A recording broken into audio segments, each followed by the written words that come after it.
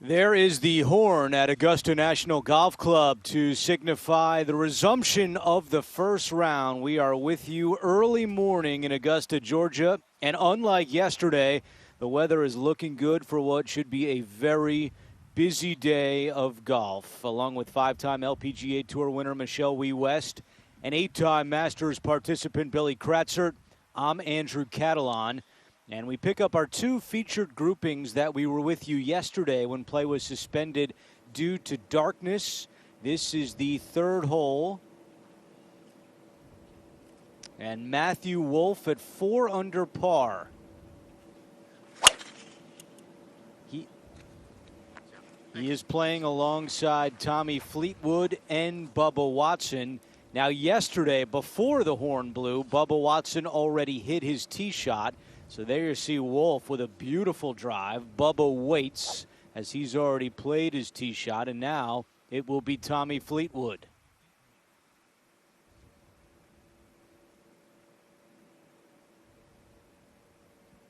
And Fleetwood has driver here on the 350-yard par 4.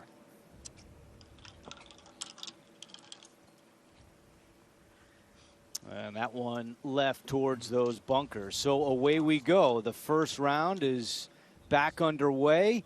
We hope to finish this around 9:30 Eastern time, so a couple hours from now, and then immediately the second round will begin. Now, the other featured group that we are also following, Cameron Smith, Francesco Molinari, and Billy Horschel. As I say good morning to Billy and Michelle, and it's going to be a big day of golf. What are you guys looking for today? And Michelle, I'll start with you. I'm excited for all this golf. You know, more than probably 27 holes today. So I'm excited to see all the golf and see how low the players can go. It seemed like yesterday, a lot of low scores.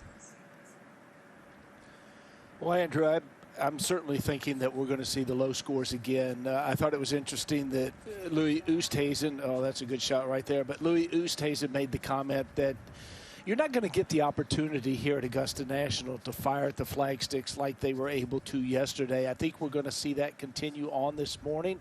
But, boy, these are conditions that you really have to take advantage of.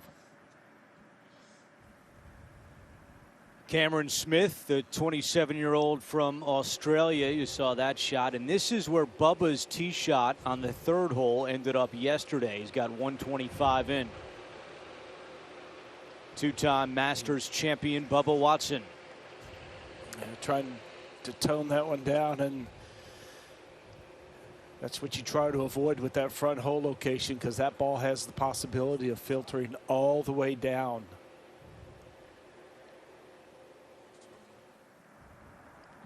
Back to 2.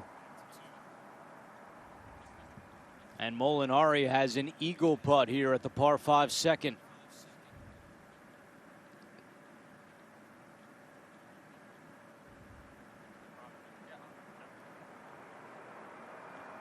Pretty good effort there, Andrew. For Francesco Molinari, who's competing in his 9th Masters, but he's been off for nearly 8 months this year. Moved his family from London to California. Combined with the pandemic, he just has not played much golf at all in 2020. As we reset the leaderboard for you, and Paul Casey with the round of yesterday. A 65 for Casey. He leads by 2.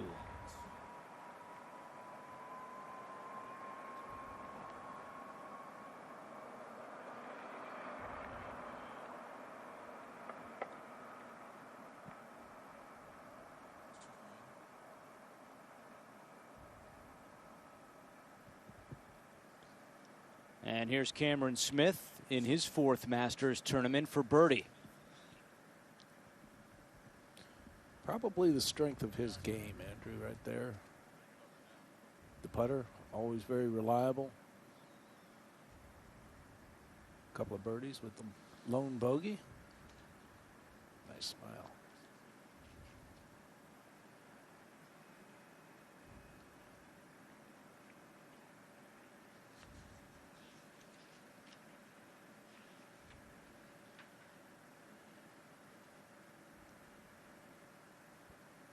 Michelle, we mentioned Molinari off for nearly 8 months. Played in Houston last week, but what are some of the things that you lose when you don't play for so long like Molinari? I think it's good that he took a break this year. He's openly acknowledged that last year's Augusta, the result of everything, really took a lot out of him. It really made him question, and from that, it can really take a mental toll on you. So I think taking a break this year, moving his family from UK to California is a good break. It takes him out of it, especially with the pandemic. You know, it's a lot. So it's good that he can distract himself with the move to California, and hopefully he'll be able to regain his form back. It takes time, though. If something like that happens to you, it does take time. Here's Fleetwood at the 3rd hole. Well, nice angle, and because he is in the 2nd rough, didn't have to worry too much about the spin, and pretty good result.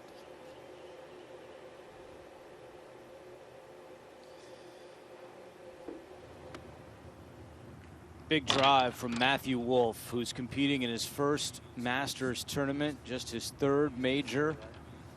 He did chat with the press a little bit after his 11 holes yesterday.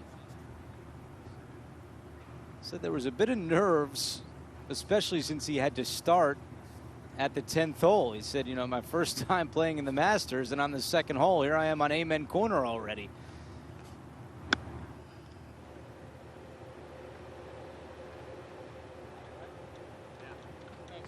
Okay. Pretty good shot there. Kept it underneath the hole. Now 10 feet straight up the hill.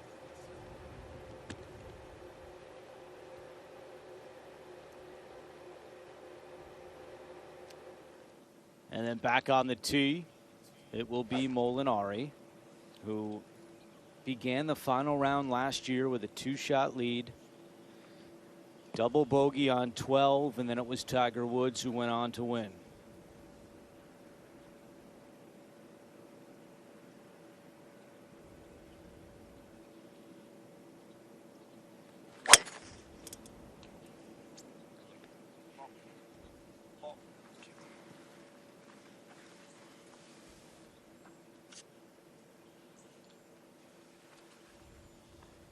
Good one there by Molinari with the driver at the par 4 3rd. Now you saw Bubba Watson's approach trickle back off the front of the green, so this is the 3rd for Watson.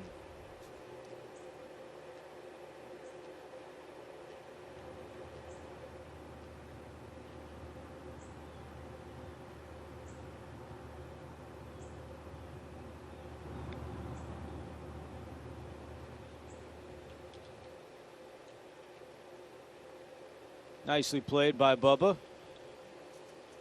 who's coming off 2 very impressive performances, both in the top 10. He finished in a tie for 7th at Shadow Creek and tied for 4th at Sherwood. And now Cam Smith.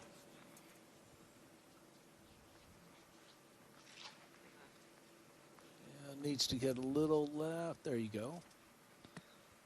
The good thing there is he's in a flatter portion of the fairway. It's a really good result.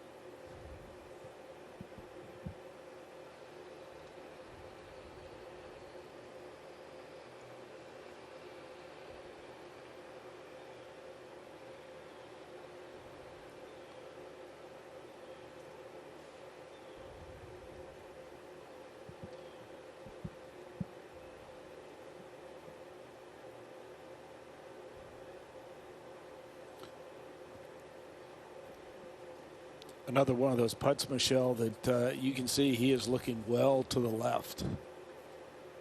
Oh, yeah. Big break left to right.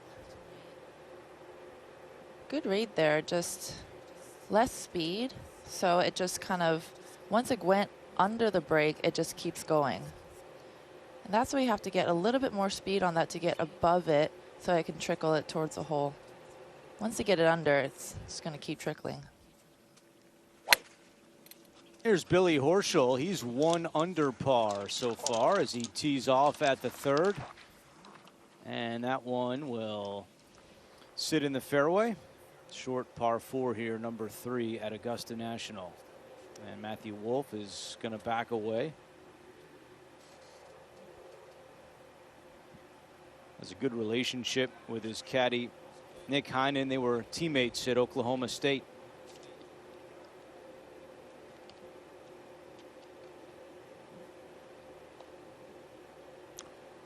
Totally different putt than what Fleetwood had. This one is going back up the hill. Should have a little right to left in it.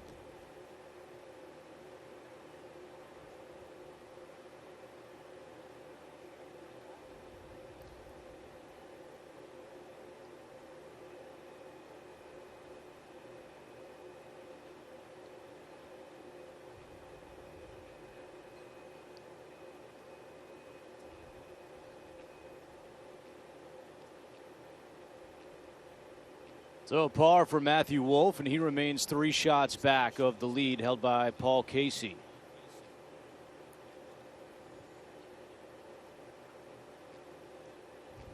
Third major. So far, so good. Tie for 4th at the PGA Championship and then 2nd at the U.S. Open at Wingfoot. Of course, he entered the final round of the U.S. Open with a 2-shot lead, but he shot a final round 75 while Bryson DeChambeau shot a 67 and won it. And Fleetwood with his par at the 3rd.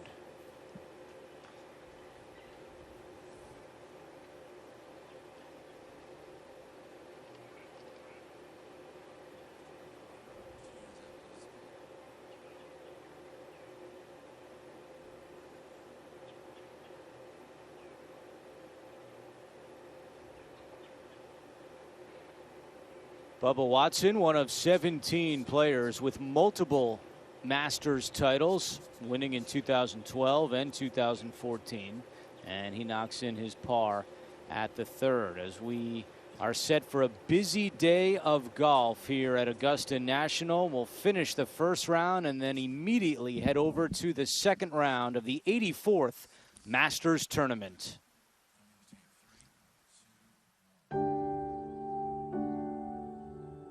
No azalea ever bloomed in November at Amen Corner.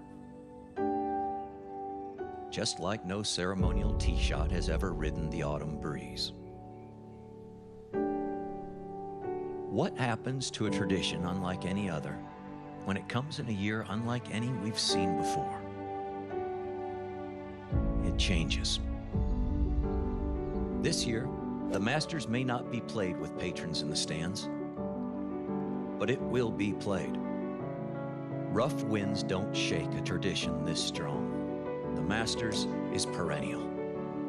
While the years that have come before remind us of who we are, they also force us to reinvent.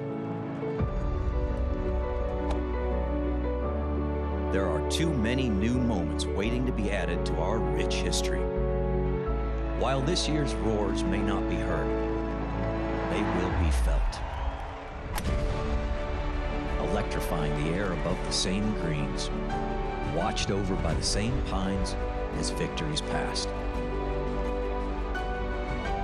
Greatness realized without thunderous applause is no less great. And come Sunday, our champion will claim their green jacket. In this year unlike any other, the Masters plays on.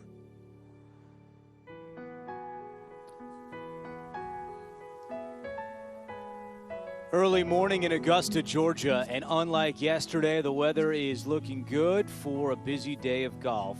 44 players still need to complete their 1st round, and as soon as they do, the 2nd round will begin.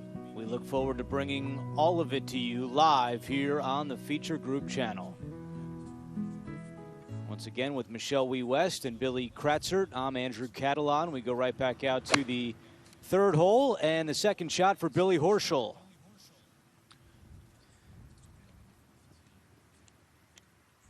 Ooh, look at that.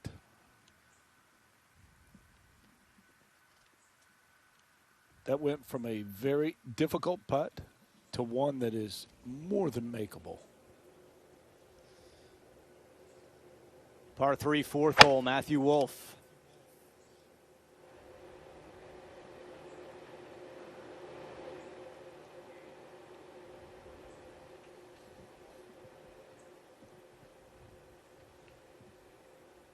Really hard to get it on that back plateau where that hole is located.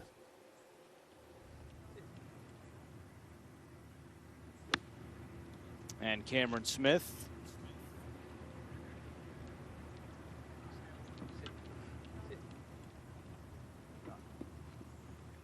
Nearly fired a second 9 scoring record 2 years ago.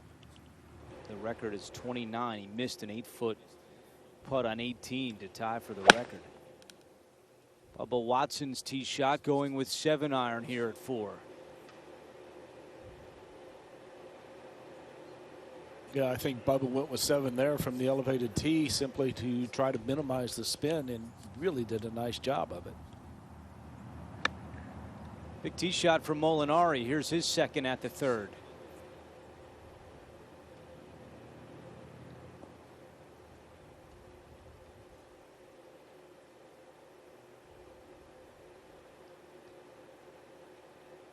As we saw with Tommy Fleetwood there, that's going to leave a very tricky, big breaking left to right putt.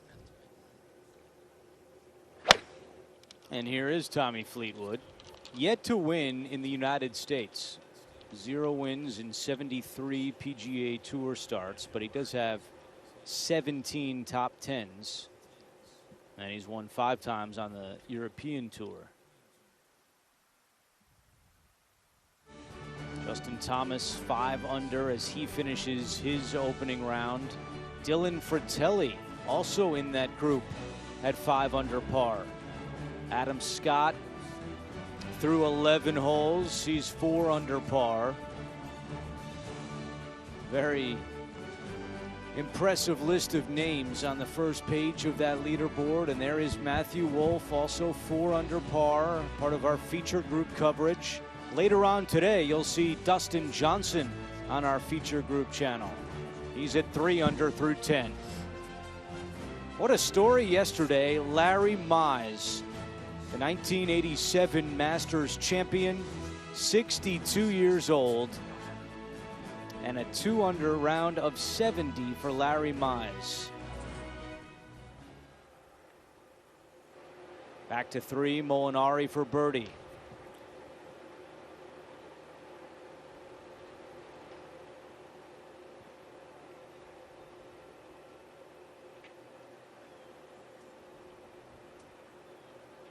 That can happen so easily from that angle. That's why it's so important on this golf course to leave yourself with those uphill putts, right, Billy?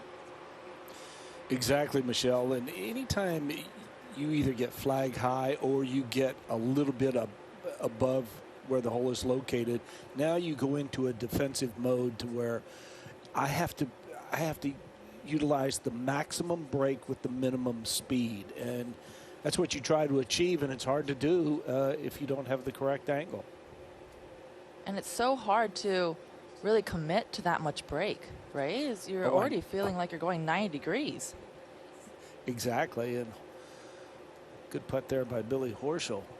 But yeah, it just seems like you're always just trying to just ease it down there and use speed that is just dead weight. Every long putt above or either flag high, you're trying to get it to be dead weight with speed.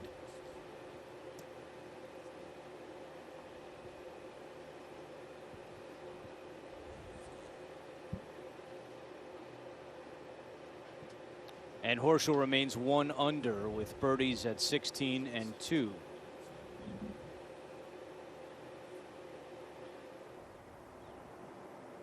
Up ahead at 4, Fleetwood off the green.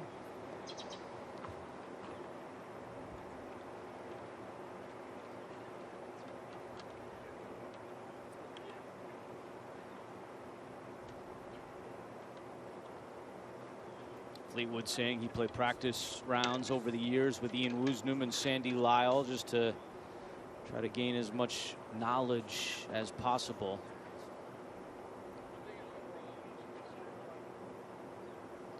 Cameron Smith to get to 2 under par.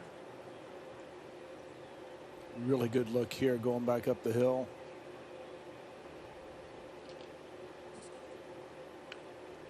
Back-to-back birdies for Smith. It's not even 8 a.m. and he's made a couple birdies. He's at 2 under now. 2 career PGA Tour victories, including 2020 in Hawaii and then 2017 in New Orleans, the team event with Jonas Blixt.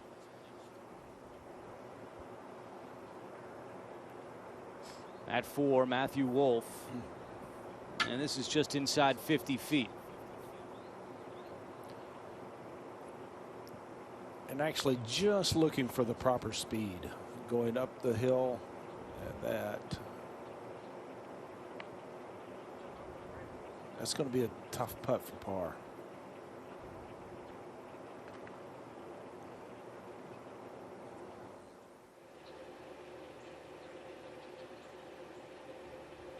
Molinari has this for par at 3.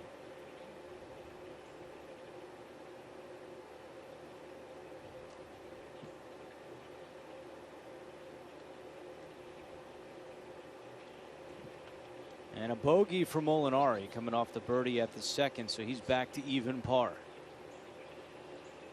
He had a run last year of 49 consecutive holes without a bogey, which was one off the tournament record set by Stuart Appleby in 2001.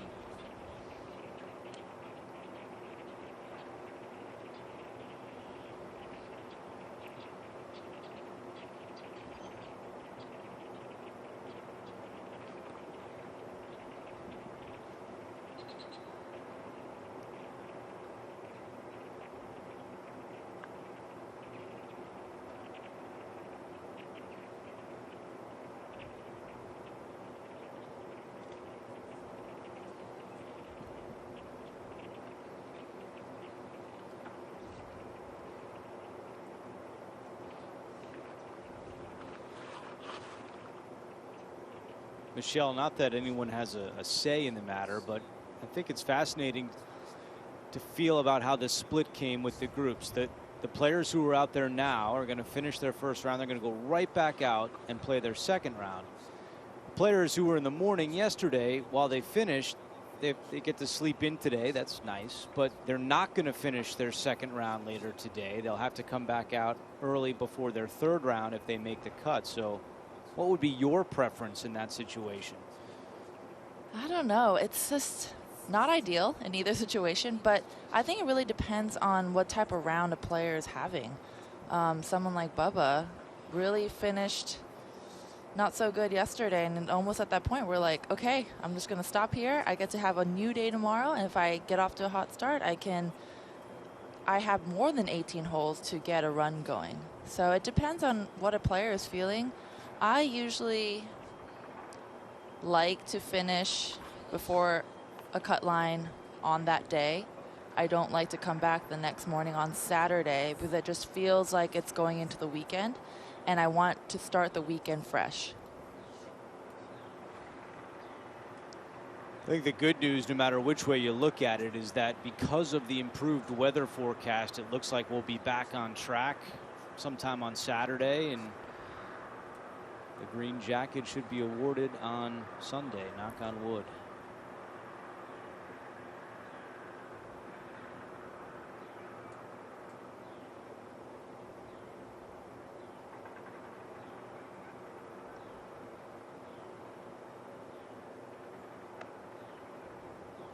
And Matthew Wolff is going to drop one here at the 4th.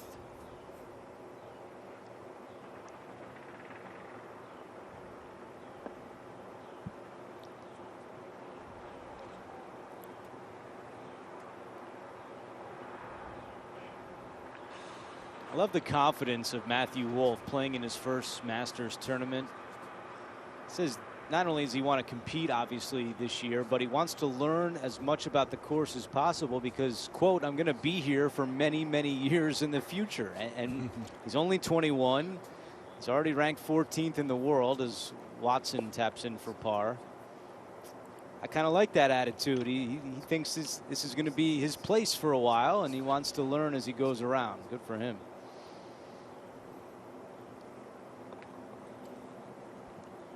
And Fleetwood drops one at the 4th as well. Even par for Tommy Fleetwood, which is currently 7 shots off the lead. For live streams, scoring, news, and more, visit masters.com.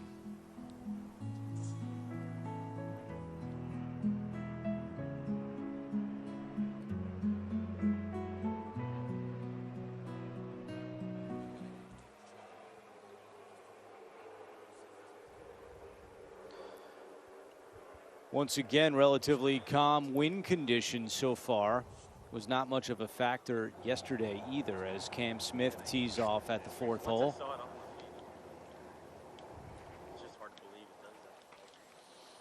Yeah, and I think that's going to be the result that a lot of players here at the 4th are going to receive. It's just so hard to make yourself get it on that back plateau where the hole is located.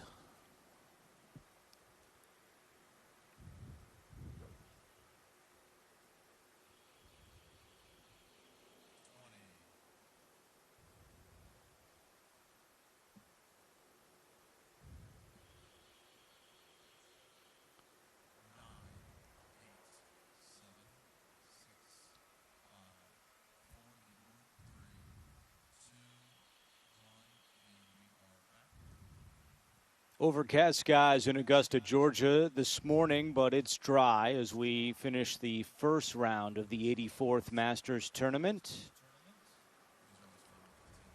And now on the tee at number 5, Bubba Watson.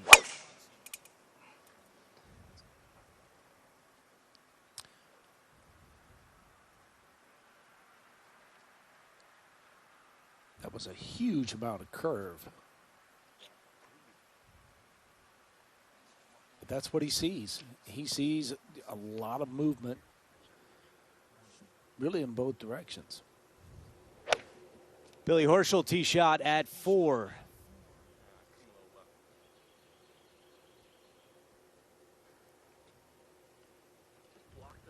Comes up short.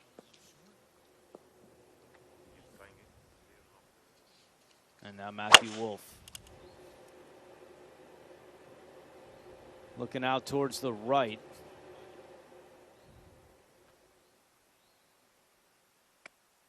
And Wolff appears to have missed the fairway. 7-iron for Molinari at 4.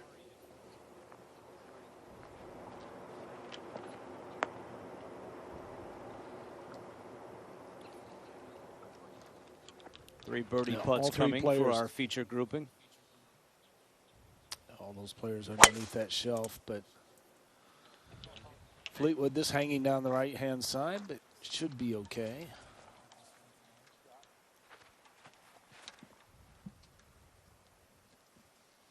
Let's take a closer look at this 5th hole, Michelle, named Magnolia.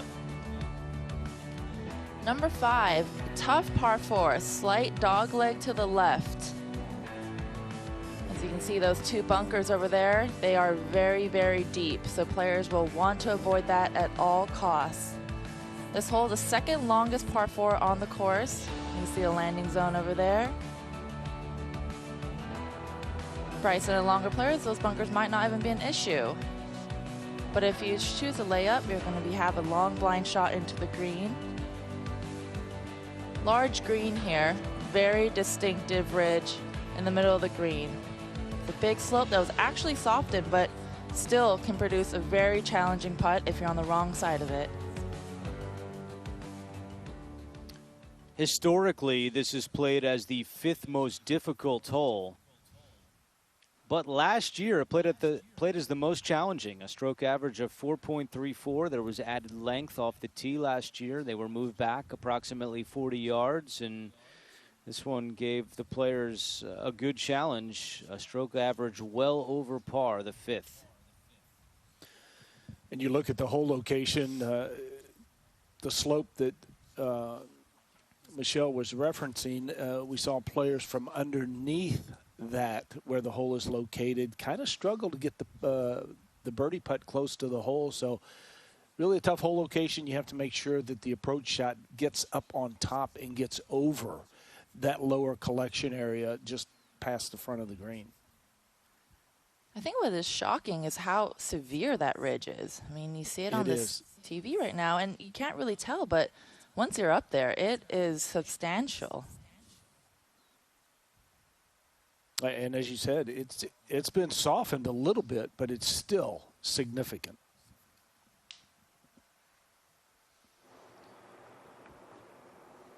Let's go back to 4. And all 3 will have birdie putts. Molinari, Horschel, and Smith. Horschel trying to break this putt down into halves, being on that lower shelf. It's all dependent on once it hits that slope coming up the hill, does it have the correct speed? Saw Matthew Wolff. He did not have the correct speed and ended up with a 5-footer.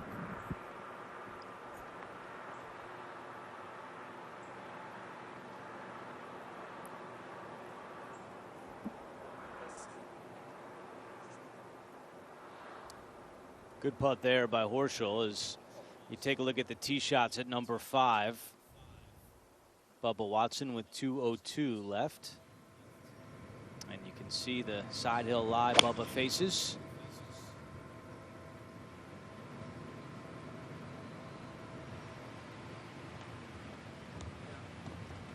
Oh, good shot by Watson just over that ridge we were just talking about, and he'll have a good look at birdie here at the 5th.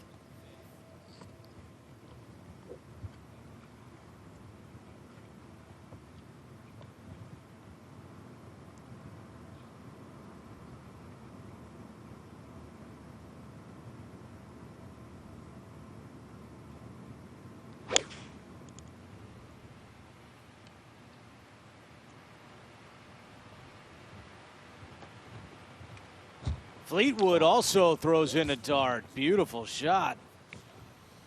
Yeah, back-to-back really high-quality shots there for Fleetwood. Cam Smith, long birdie putt is good.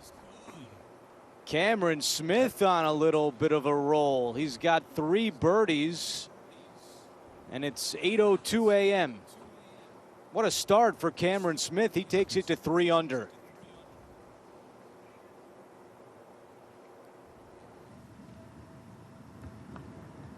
I saw the tee shot of Matthew Wolff into the second cut at 5. He still has 199 to the hole. Yeah, pretty decent lie in that second cut.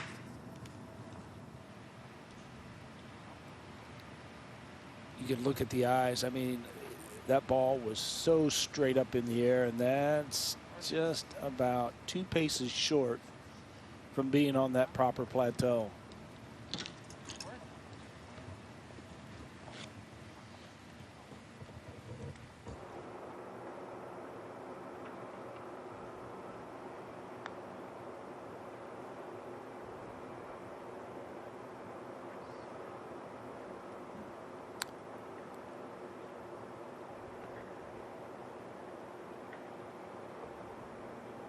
Two-putt par for Molinari at the 4th, who's now 38 years old, winner of the Open Championship at Carnoustie in 2018.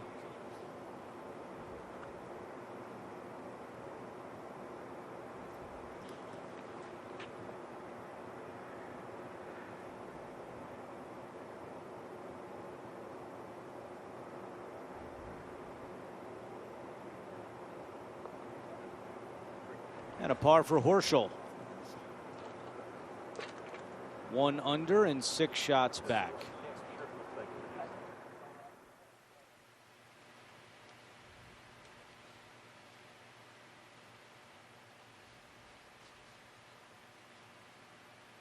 So far this year, the 5th hole is played as the 6th most difficult on the golf course. Only 5 birdies at this hole in the first round. However, we have a couple of good opportunities coming up here with our featured grouping.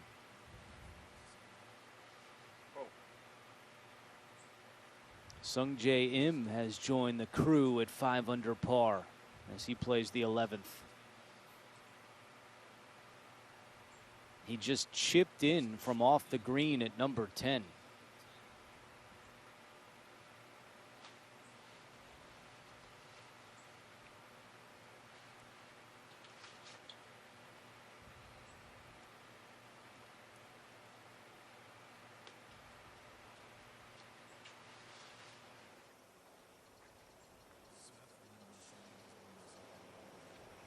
Here's one of the hottest on the golf course right now. 3 consecutive birdies for the Australian Cameron Smith, who now lives in Jacksonville, Florida. Sit.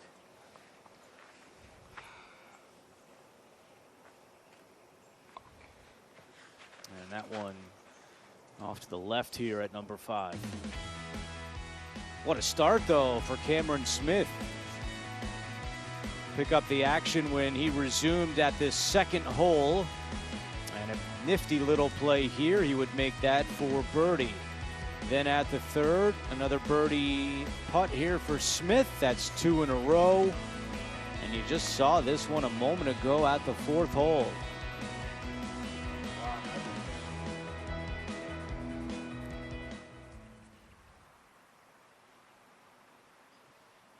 And now Horschel's tee shot.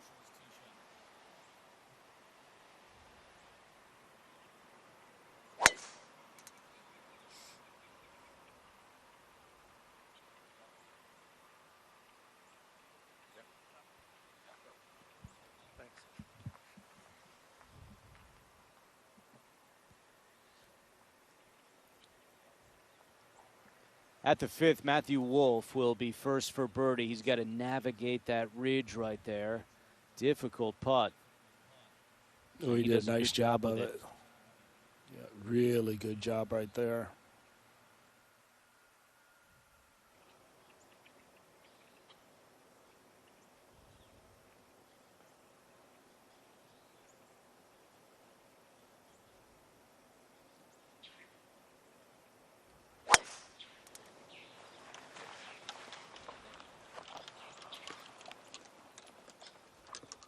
Molinari down the right side, and that'll stay in the fairway for Molinari. And now 2 great looks for birdie for both Watson and Fleetwood. Yeah, and I think you're seeing the results of still the heavy rain that Augusta National received yesterday. Softness of the fairways. So, but as you said, good look for birdie for Bubba right here.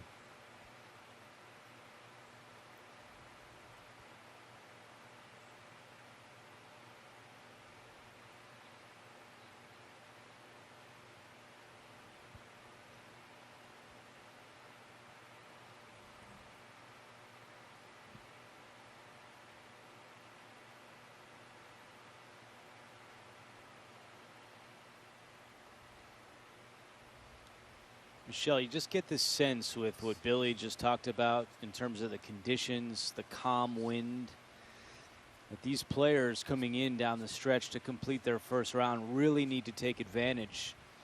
Who knows what the second round will bring in terms of hole locations, if the wind kicks up at all, but right now, I mean, it is out there right now. It is for sure a race for birdies. And for players that aren't playing so well, it can get a little bit antsy for them. They know that the cut line's going to be lower, new cut format this year. And it's a race. It's a race to make birdies, and if you're not feeling comfortable on this golf course, it's still a challenging golf course. This is what people forget, is that even though there are low scores, it is still very challenging to do so. So people are going to have to work hard to get inside the cut line. And 2 real good opportunities there for Watson and Fleetwood. Neither one could take advantage. And those are the ones that you have to take advantage of. When you give yourselves opportunities like that don't come around often on holes like that, you have to capitalize on them. Yeah, and just to back up what you're saying, Michelle and Andrew, that, you know, when you start looking at what's out there, what's been available, what the players have done, you look at a Matthew Wolff, but then you look at a Rory McIlroy, and you look at a Brooks Koepka. Right now, they're both over par in this opening round.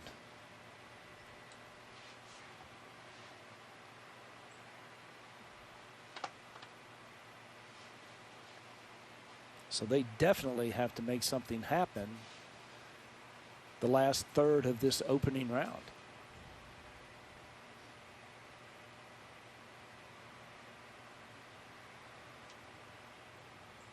Well, thankfully, they're going to have more than 18 holes to do so. So that could be an advantage to them, that yesterday's round got cut short and they have a new day, a fresh day, to make a lot of birdies.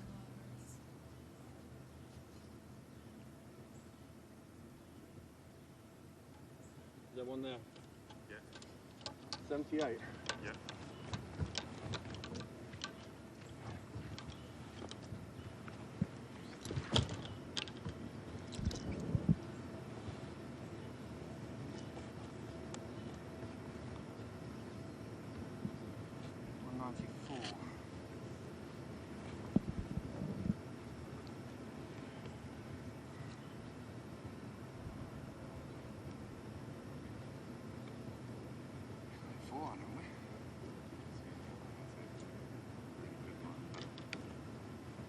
I'm not ultra scared now of it being just short here.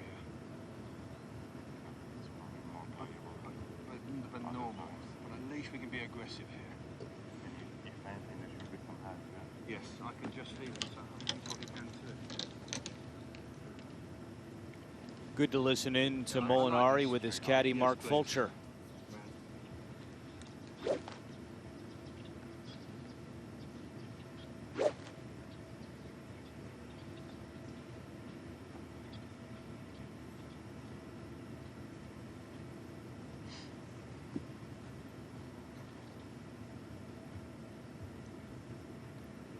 Sounded like they were talking 4-iron, Andrew. 214 to the hole.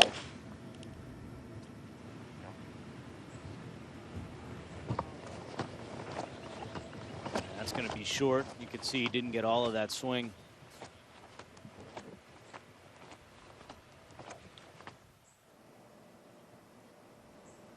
Now Bubba Watson at the par 3 sixth.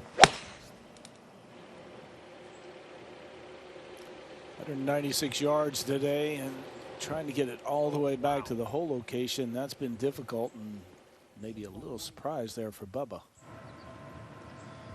Now Cam Smith from a different angle here at the 5th. Out of the second cut. That's a tough shot right there, and that's about all you can do with it. That's a pretty good shot for Cam Smith, considering what he had to contend with there.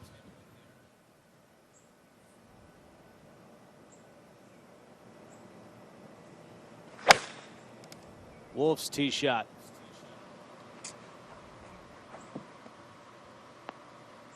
And it's going to be short.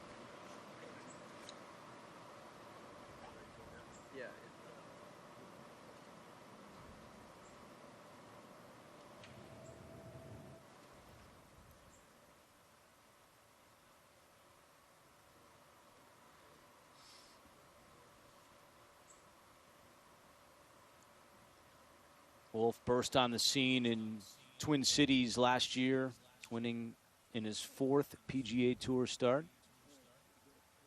And back at 5, you see a drive of nearly 300 yards for Horschel. Here's his second.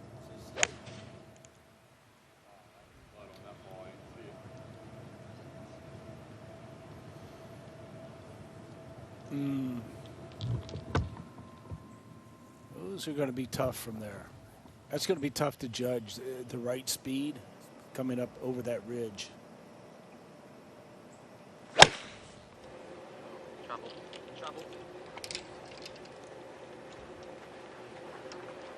Man, Fleetwood said trouble as that ball left the club, and he comes up short as well. You're watching the completion of the first round at the 84th Masters Tournament.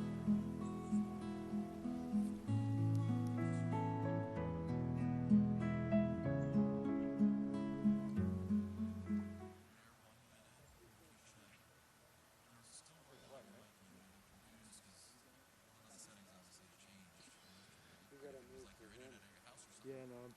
It's going to be still on you. Really? That's unusual. Well, that's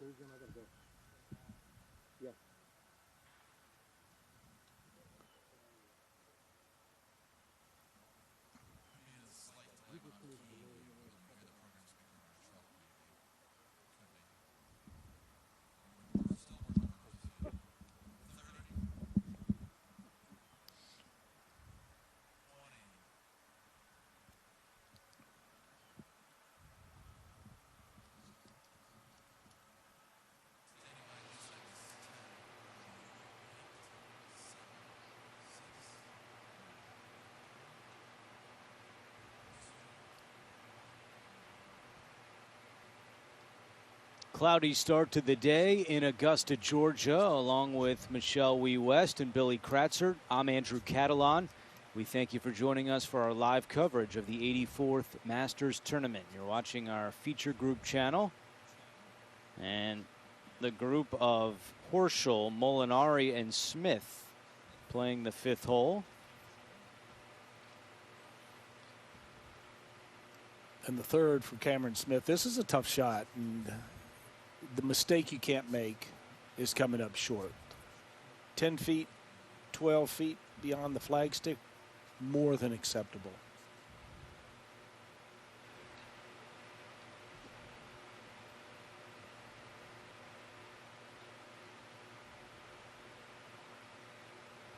That is outstanding from there. To leave yourself 5 foot from that situation, excellent. Tommy Fleetwood well short at the par 3 sixth. And he'll be tested for par. That one's rolling back.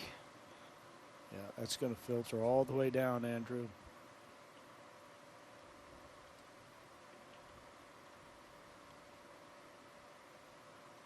He just doesn't seem comfortable over those chips. Just hasn't been able to get them to the hole.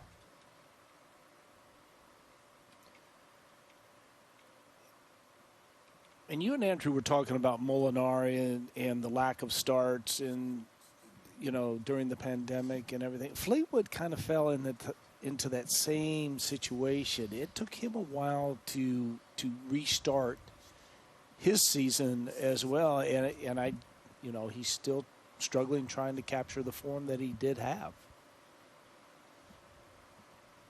And Fleetwood returned to England during the shutdown. Came back to the United States in July, had to quarantine for 2 weeks. He spent it in the Hamptons in New York and played some great golf courses out there. But a tie for 29th at the PGA Championship, and then he missed the cut at the U.S. Open. Here's Matthew Wolff, his second. That's got to stay. It will. And now back to 5, Molinari.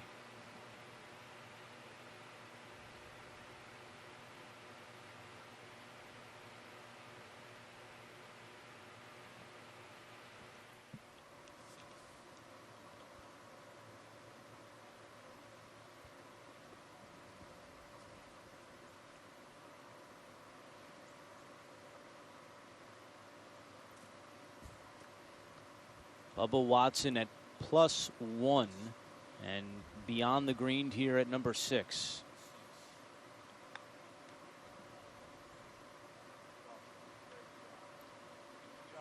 Look at this. Great shot. That's fabulous. Yeah. Played a little bump and run.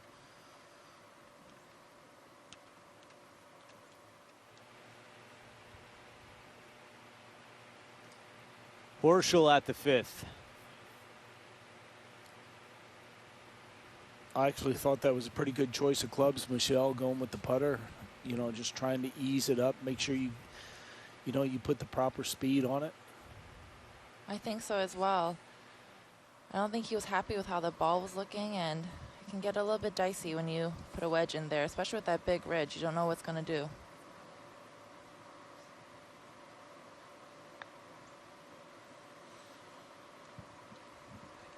So Fleetwood's going to drop at least 1 here at the 6th hole. That was for par.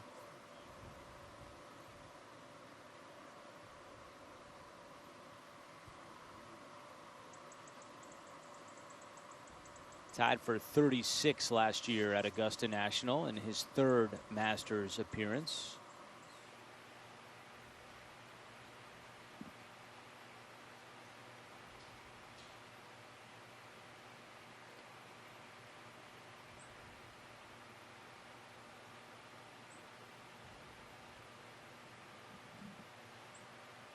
And Molinari still trying to get back in that groove that we've been talking about. He said his game basically feels like he's never happy this season, but he also hasn't played much. He's only played 6 competitive rounds in the last 8 months. He said the goal has always been to be ready for January of 2021. And still a little rust out there from Molinari.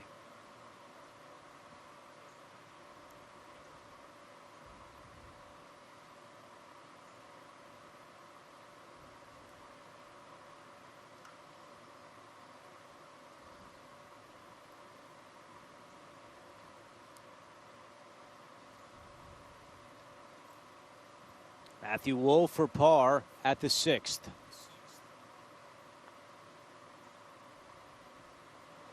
Oh, good putt there by Wolff.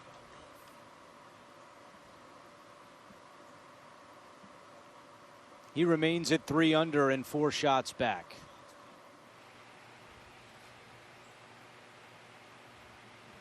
Back at 5, Horschel to save par. Nicely done.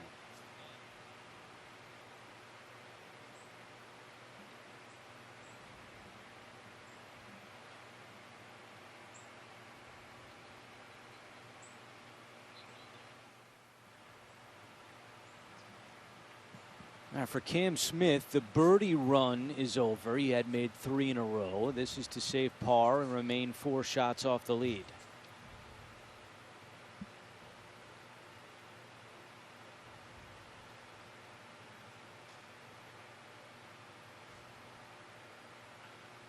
And he's got it. So Cam Smith rolls on. He is 3 under with 4 holes left to play in his opening round.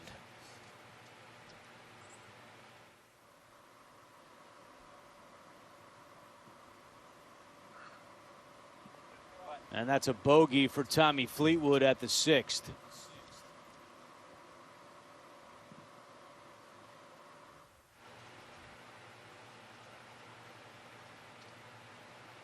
And now Molinari for bogey.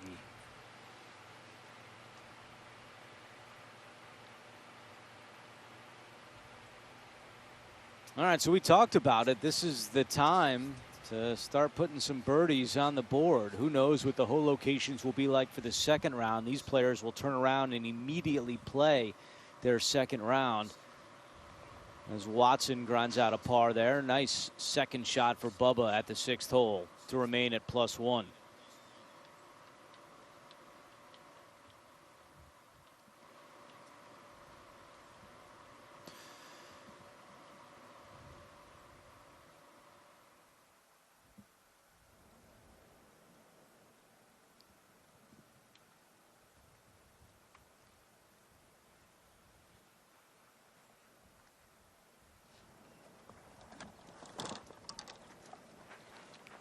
Michelle, this is your first time on the Masters tournament coverage. We're so happy you're with us. We welcome you. I'm just curious, we're a day plus in. What are some of your big takeaways so far about the course, the event, the tournament? What are you seeing that may have surprised you so far?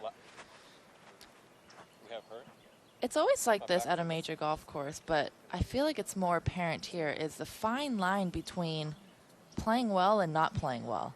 It's just, it's so touchy here. I mean, you can see on number 5, 1 yard, 1 foot can make a world of a difference between having an easy birdie putt or having a really long 2-putt to make par. So you see all these scores that I'm seeing right now. You can either be 4 under or 1 over, and really it's a fine line. It's not that much of a difference. It's a yard here, it's a foot there, and this course, it's just, I'm having so much fun watching this right now.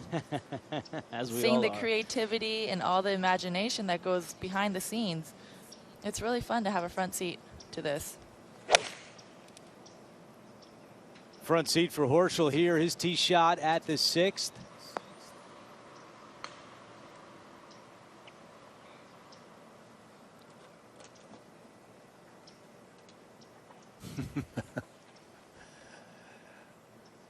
Well, the shot he envisioned was moving a little left, and it just kind of stayed right there. If given that look once or twice. Yeah, that's a good tee shot by Matthew Wolff. This is such a demanding driving hole.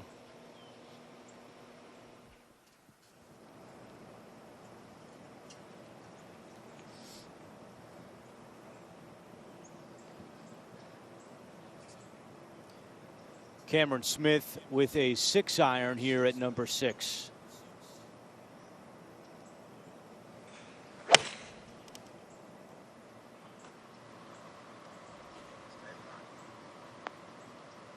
Stay there. Stay there. No, that's not going to stay.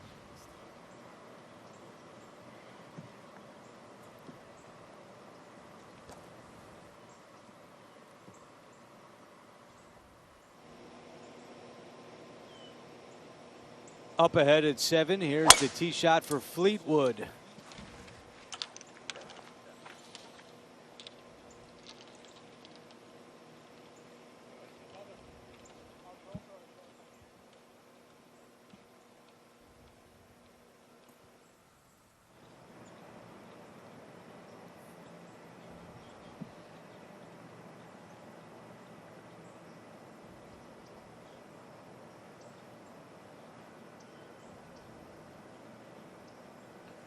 Should be a good hole location for Molinari. Likes to work the ball right to left.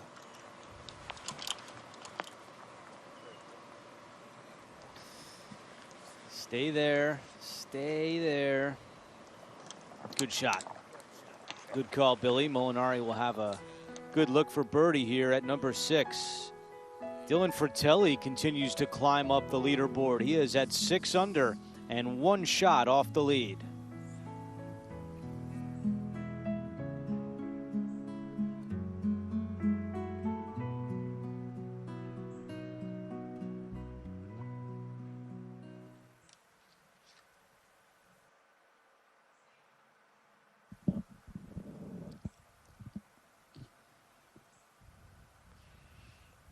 Temperature right now in the low 70s, calm wind, overcast skies, but it's dry and should be a great day of golf that began about 1 hour ago, the resumption of the first round.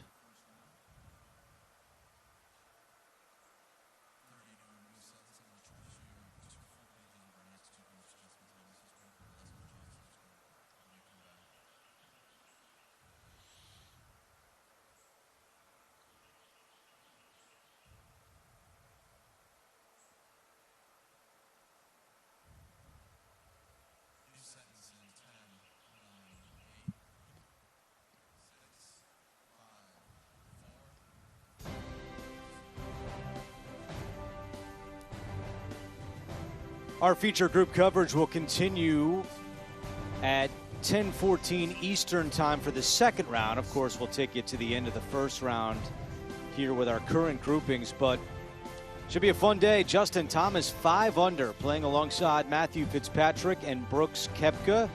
They are finishing their first round as we speak.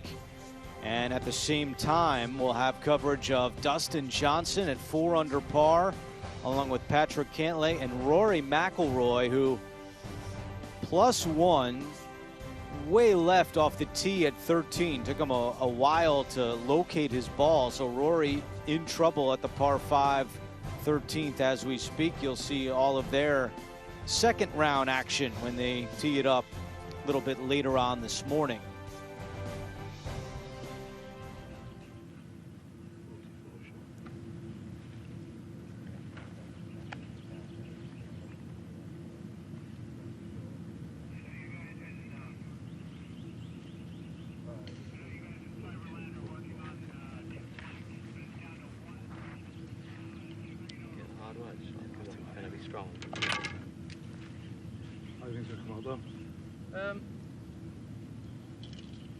Heavy. Well, 30 to 40 to carry that bunker stuff. Some good one.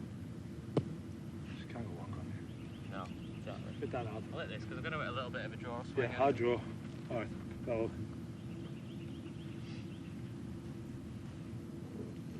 Fleetwood very close with his caddy Ian Finnis. In fact, Ian was Tommy's best man at his wedding.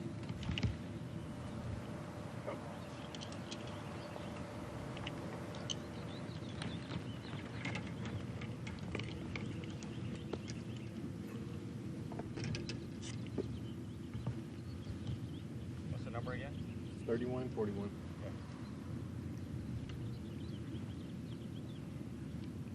All right, Bubba Watson, 141 to the hole.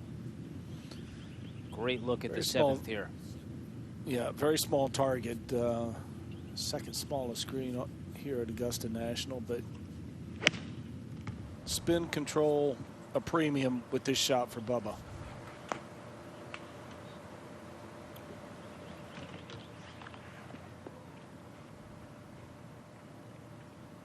That's going to work its way all the way off the green to the player's left.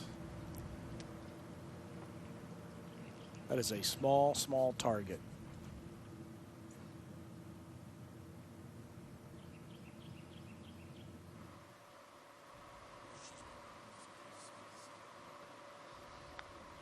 This is Cam Smith for birdie at number 6. And Billy Horschel has asked for a ruling. So that's why Smith went ahead of Horschel. And Smith will actually finish out.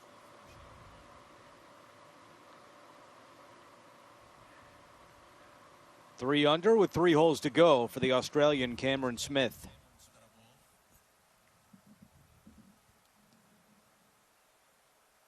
Tee shot here for Matthew Wolff at the 7th, 319 yards.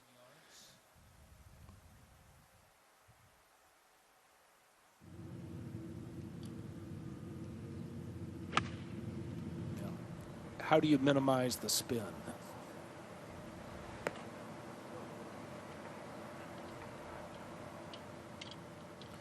And we saw that yesterday. That is quick from that direction that Matthew Wolff will have to play his third. Birdie attempt for Horschel.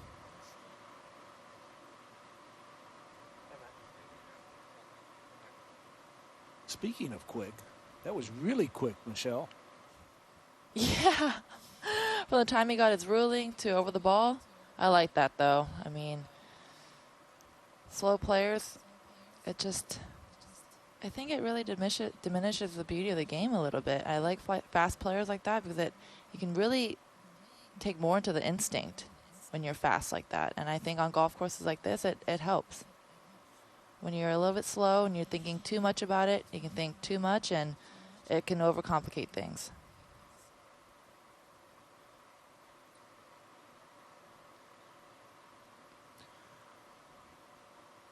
Much needed from Molinari right here.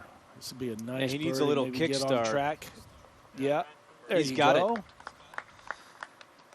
Maybe get on track with that one, Andrew, after a couple of bogeys at 3 and 5.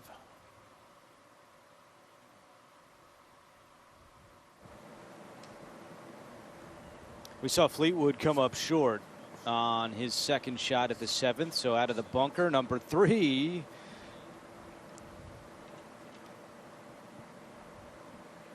And some work to do for par.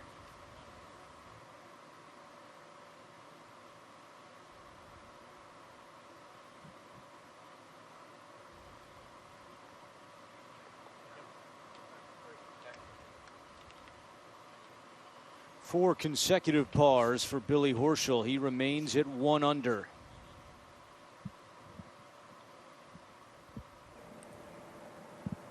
All right, Bubba's got putter just off the green for birdie at number 7.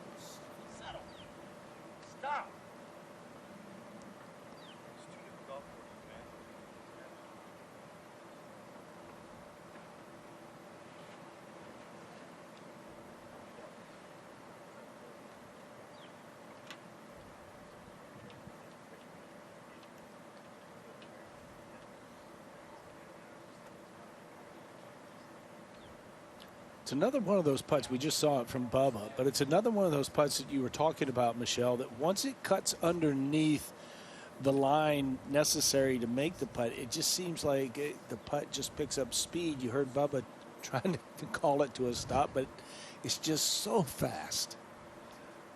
You just have to commit to more break on those longer putts because once you get under the hole, it's so hard for the ball to stop trickling away. That's really a pretty good. neat putt right there by Matthew Wolff. Playing in his first Masters, he was aiming nowhere near the hole, and really well done by Matthew Wolff. Molinari on the tee at number 7. Yep. Ball. In the fairway for Molinari, 38 years old, from Italy. Dominated the United States in the Ryder Cup 2 years ago, playing with Tommy Fleetwood.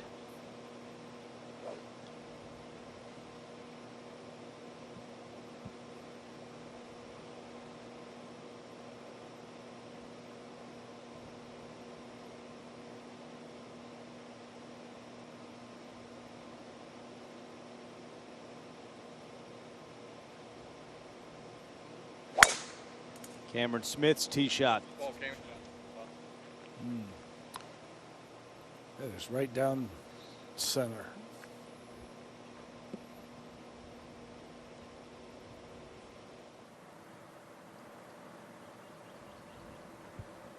All right, here's Molinari's Ryder Cup teammate, Fleetwood. And a nice save by Fleetwood.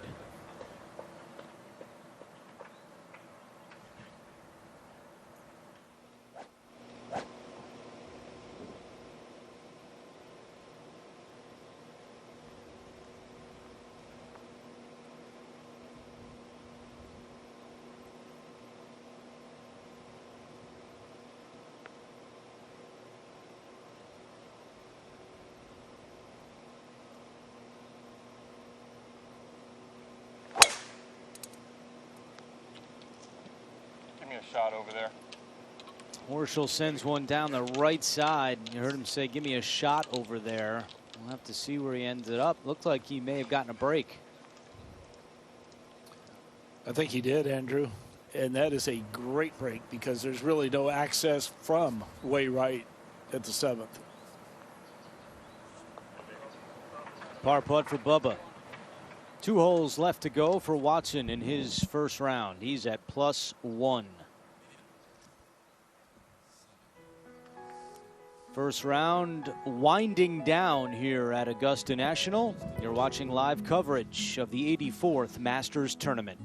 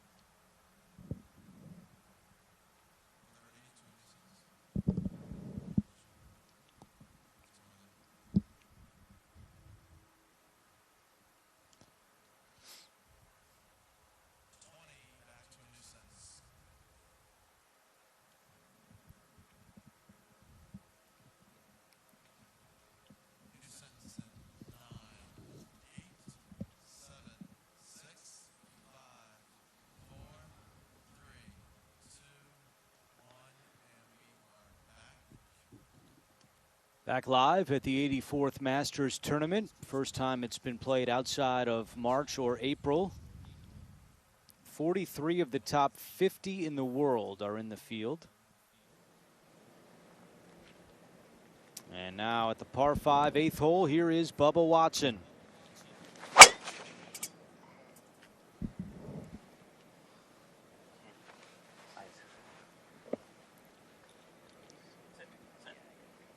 Just stays in the fairway.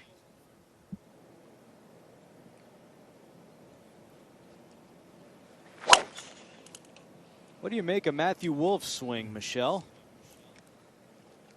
It's so impressive. It's impressive that he actually has a very consistent pathway down to the ball. Considering how much movement there is, he can produce a very consistent ball flight. So many golf instructors wanted to change his swing, and it really turned into motivation for him to prove everyone wrong. He did not want to change it. You got to swing your swing.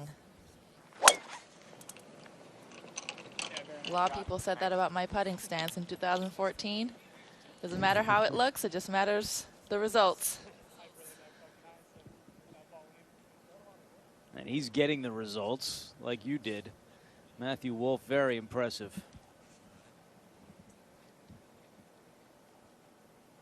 All right, so Horschel caught a break at the 7th, and this is his second shot.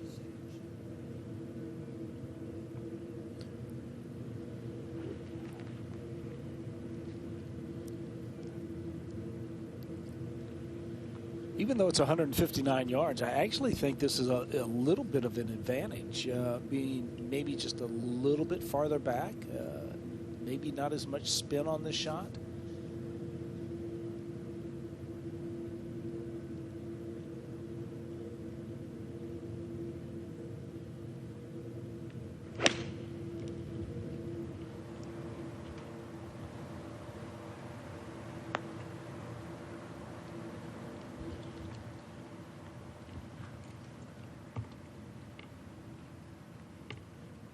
And you're right, Billy. I think with the shorter club, that ball would have rolled back a lot further than that. Yeah, I think that's a good play, and I think that's going to be probably a spot that's been very popular in this opening round with this hole location. Looks like, Billy, he's got some Florida Gators apparel around his neck. I know that stirs up some memories for you as a Georgia Bulldog. Oh. I didn't think it would take you that long.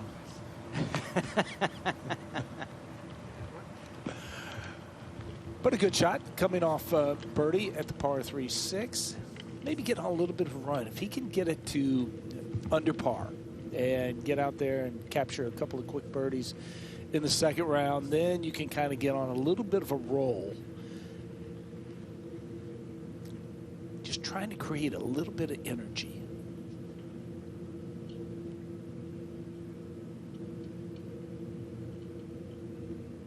Good look here for Cam Smith. You can see him trying to take a little bit off. Stay there. Excellent. He'll have a chance to get the 4 under par. Cameron Smith making some noise this morning here at Augusta National. Get your junior into the game. Go to drivechipandputt.com to learn more and follow on Facebook and Instagram.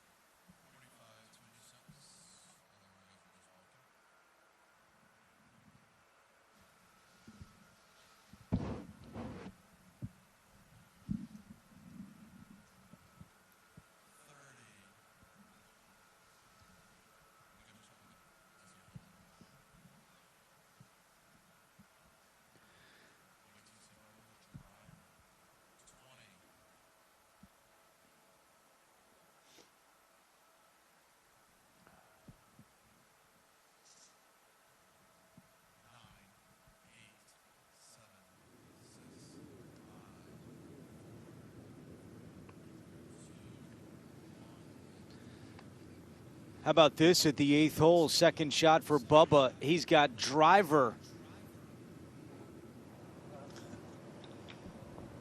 And he clips some trees, and it comes down in the second cut.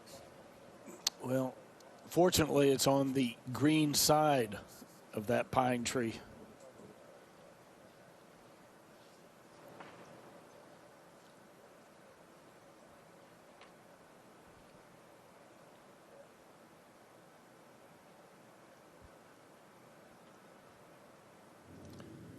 Now Fleetwood.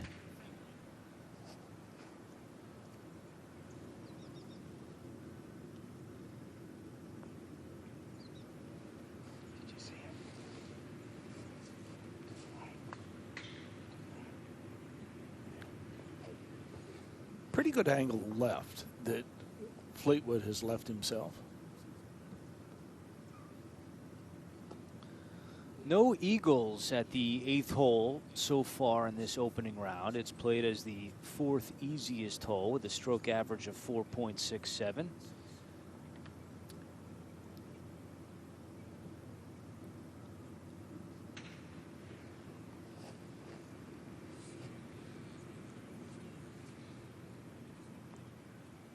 That one stays out to the right on Matthew Wolff, who made an eagle on the 72nd hole to win his first PGA Tour event last year in Minnesota. He is one of the young guns making their first Masters appearance. You see where they rank in the world. Colin Morikawa, who won the PGA Championship, ranked number 4. There's Wolff at 14.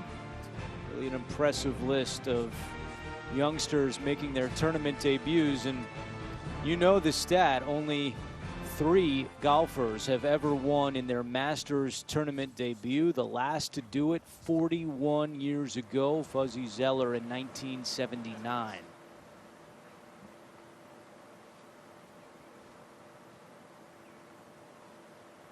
And that is a big reason why everyone preaches experience when it comes to winning the Masters tournament.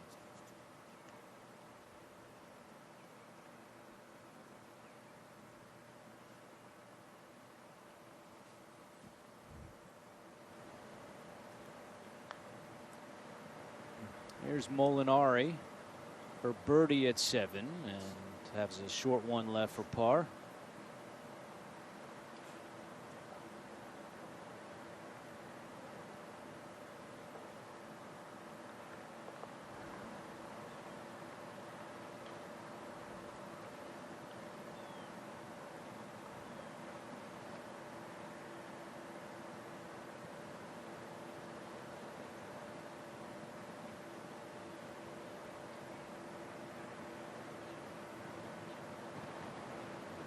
Michelle, when you went to a golf course for the first time, what are some of the things that you would particularly look for? What was your routine?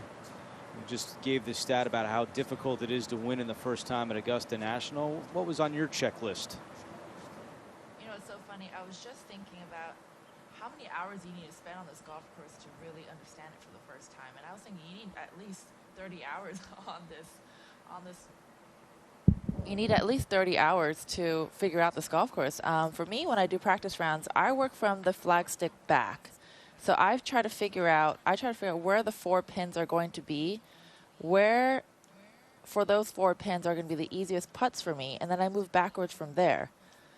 And I think that's what you really have to do that on this golf course, is figure out where your uphill putts are going to be. And like Billy and I said before, that's going to be the make or break this week, is how can you leave yourself the easiest putt to make birdie or par?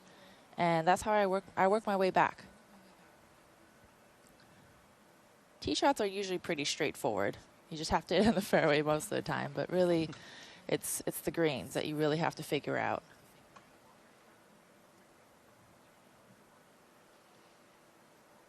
All right, at the 8th, Bubba Watson with his 3rd. This is out of the 2nd cut. You saw him clip a tree when he used driver off the fairway. Well, so and from this position, overcut. So easy to overcut it with a driver off the fairway. It looked like he was trying to cut it around the trees a little bit, but so little loft on the driver and off the fairway. It's just so easy to overcut like he did here. yeah, and I was just about to say, from this position right here, does he have the opportunity to go up in the air, or does he have to keep it kind of low? Yeah, kind of mid-height right there. Excellent shot. Really don't have a good visual of the exact hole location simply because you can only see the top part of the flag from over there.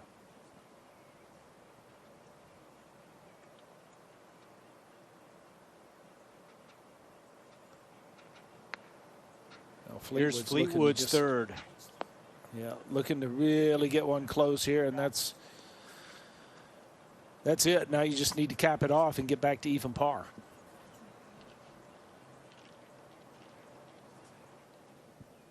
All right, back on the tee at number 8. It's Molinari. He's even par. Okay. And that's a good start for Molinari, as we're still looking for our first eagle of the round at this par 5 8th hole.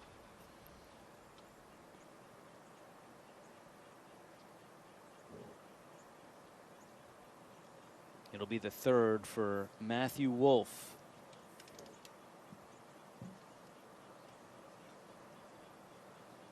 He called playing in this tournament a dream come true.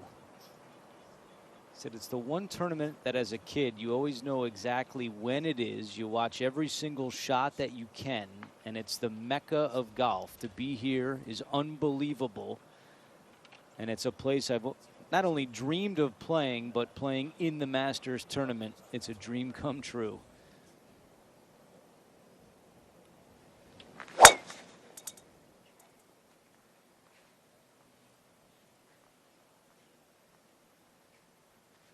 Oh, Cameron Smith just stays up.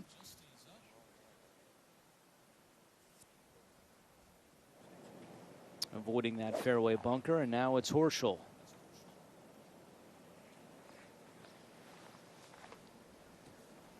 Horschel was in the mix this summer in Greensboro, ended up finishing one shot behind the winner, Jim Herman.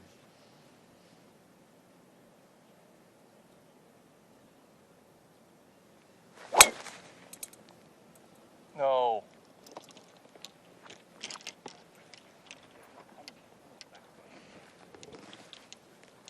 Billy. I thought I was aimed good. I just got him in front of it.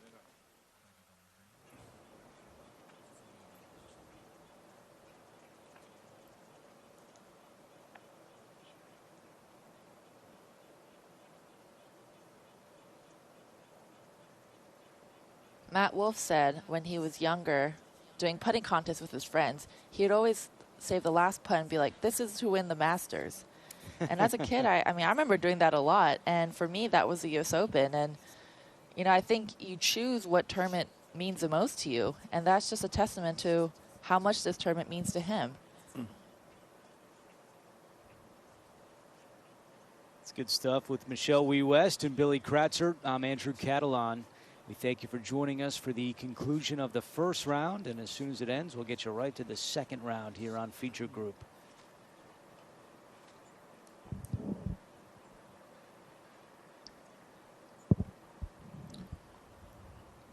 We often talk about Matthew and his golf swing and the distance that he can take it off the tee and his ability to, you know, carve out iron shots or any golf shot it might be. But one of his biggest assets, at least in my opinion, is the attitude. You know, there seems to be that ever-present smile when he does get down on himself. It's a very short period of time. And that's huge in this game. Being able to have that positivity is just so important. I mean, this game is tough. This game will give you a lot of bad breaks, and if you can smile through it, laugh through it, I think you're one step above everyone else.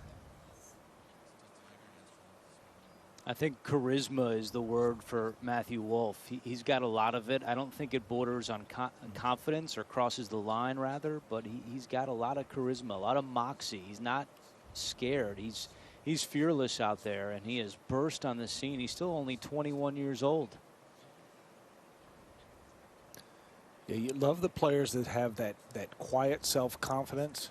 You know that they have it, and you can see it, but it's not outwardly there displayed by them. It's just kind of fun to watch these young guys come out.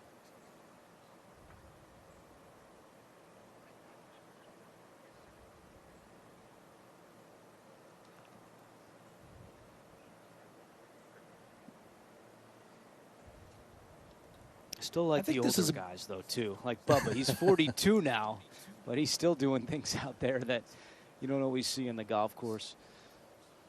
Exactly. And I think this is a big putt for Bubba going forward, finishing this round and going into the second round. It's one I think he needs.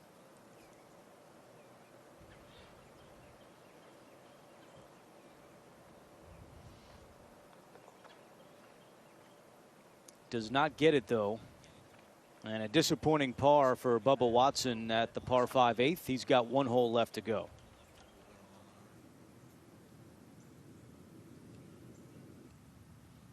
Here is Molinari's second shot at 8.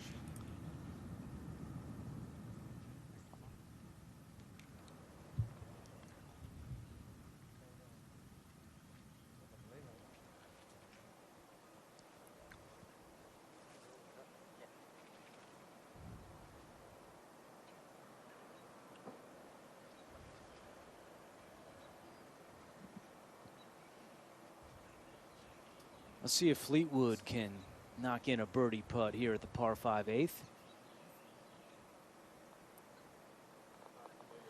Nicely done by Tommy Fleetwood, native of Southport, England, ranked number 16 in the world, and he is back to even par with one hole left. What's the game plan for these groupings as soon as they finish? They're probably going to have about 20 to 30 minutes before they start their second round. Eat something as fast as you can. All right, Horschel has to lay up and grabs his left knee after that shot.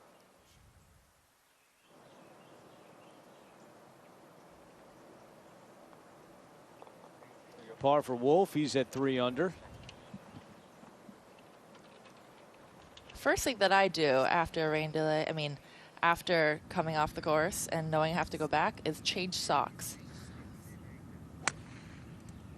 It's the little things that count like that. Makes you feel super fresh. I like that. Even if you had a good round, you're not superstitious, apparently. Change the socks no matter what. Yep, change socks no matter what. But now You've got me thinking. You've got me thinking. You're in my head now.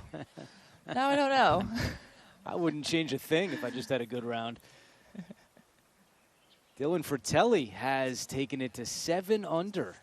And with 3 holes left, he is tied with Paul Casey. And I see Horschel in some trouble here at the 8th, now his 3rd.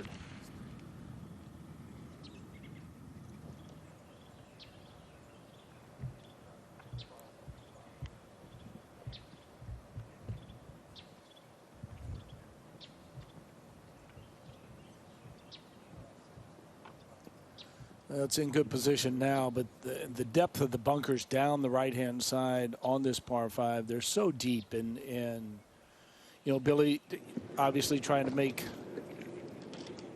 an aggressive play, trying to push it up the fairway as much as he possibly could, and he paid the price.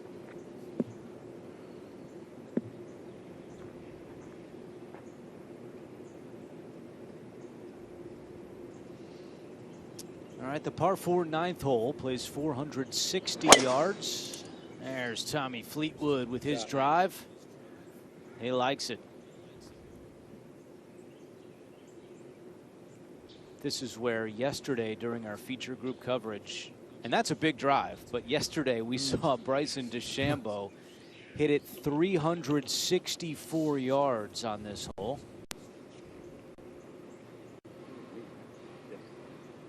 One of my favorite stats from yesterday's first round is that Larry Mize averaged 247 off the tee. Bryson DeChambeau averaged 334 off the tee, and they both shot the same score of 2 under par.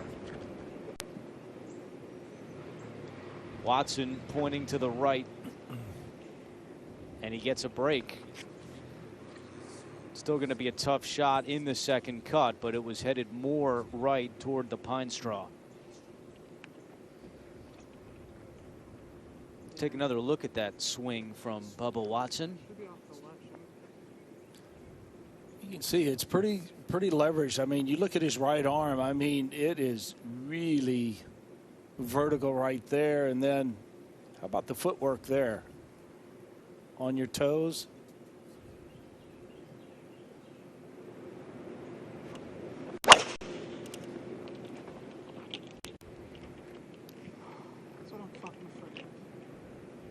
That is way down the left side. And Matthew Wolff will have to hope he gets a little bit lucky.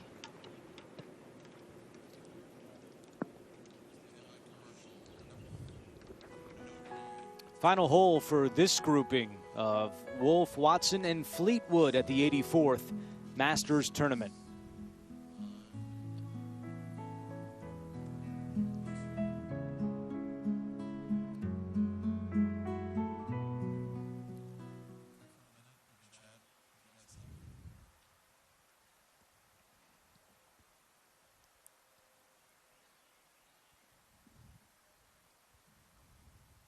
Nice peaceful morning in Augusta, Georgia, as we conclude the opening round.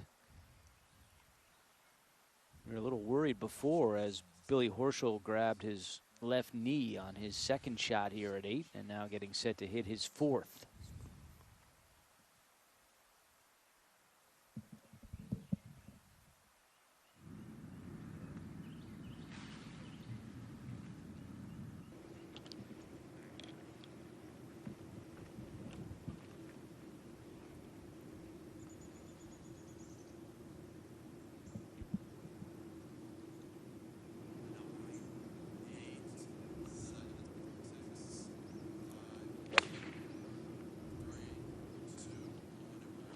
Fourth shot at the 8th hole on the way for Billy Horschel, and he spins it back beautifully. So after some trouble, Billy Horschel will still have a chance to save par. Yeah, and that's going just to be trying to keep everything going in the right direction. That'd be a huge save, Michelle. Huge. With the new cut line this year, it's not 10 strokes, it's 50 players and ties, and right now that's looking like it's going to be -1. So that would be a huge par save for him going into the second round.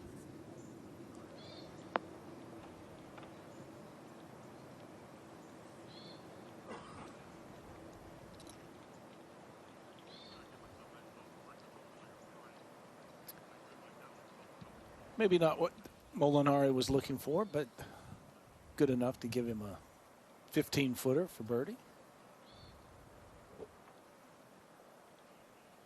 Does not have a top 10 since the Masters tournament last year.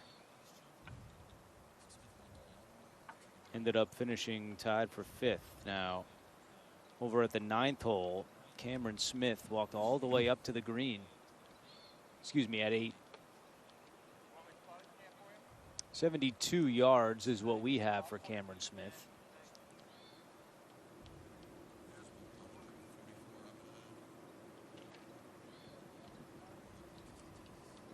Justin Thomas with a birdie at 15. So he is one shot off the lead at 6 under par.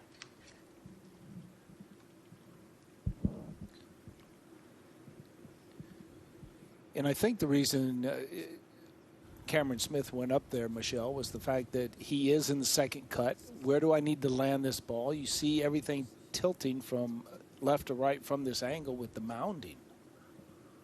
And I'm sure from his ball, you really can't see much. Like I said earlier, all you can probably see is the top of the flagstick, and it's just so hard to get a sense of distance control. And he did a great job, and walking up to the hole really paid off for him there.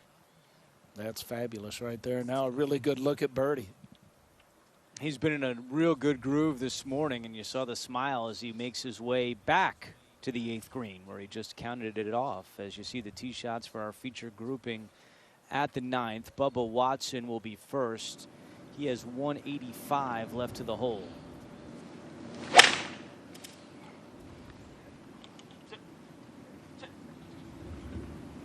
Oh my gosh, dude. It's just pure fucking mud everywhere. So Bubba's not able to find the green out of the second cut. And Fleetwood with a good drive at the 9th. He's got 140 in.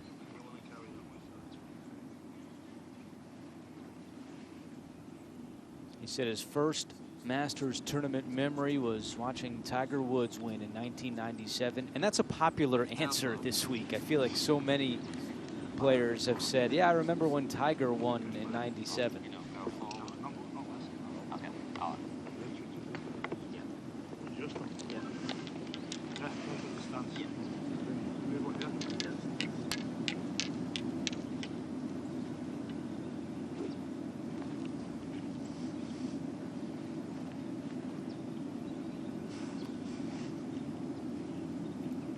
Still think Fleetwood has to look left of the hole.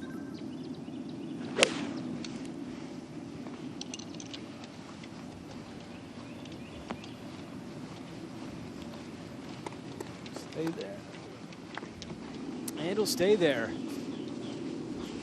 Great shot from Fleetwood as we take you back to 8. Molinari for birdie. And that left to remain at even par.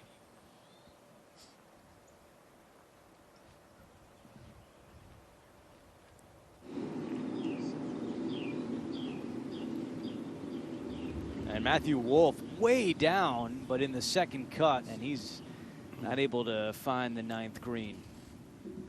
Yeah, actually got a good break there. It went through the pine trees down the left-hand side. Now your hands are full trying to get that one up and down. Yeah, it's going to be tough for both Wolff and Watson here at the 9th, their closing hole of their opening round.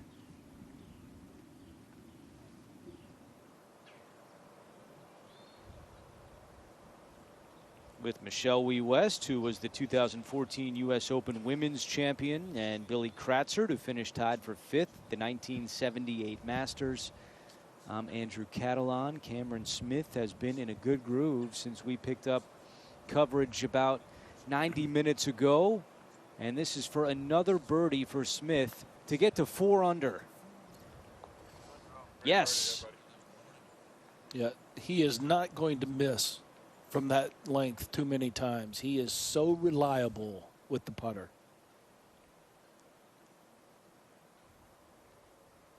Four under par for Cameron Smith and just 3 off the lead.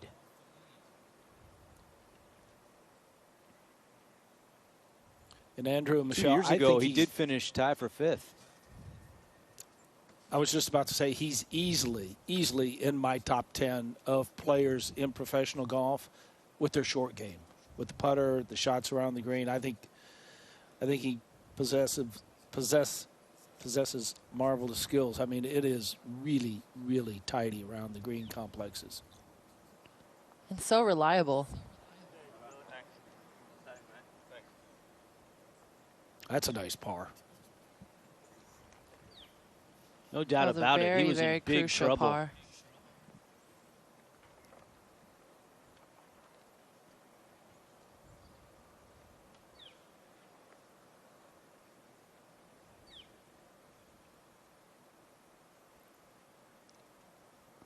I think he was explaining what happened to the left knee right there, Andrew.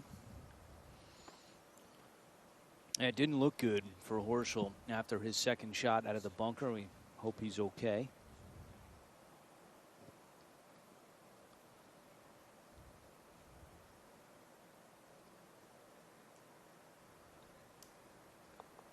And a par for Molinari at the 8th.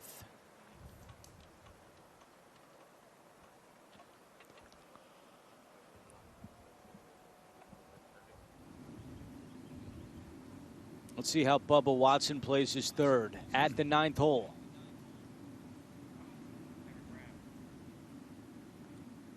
I think you heard Bubba say it didn't grab. He was hoping that would slow down a little bit, so some work for par for Bubba to close out his first round.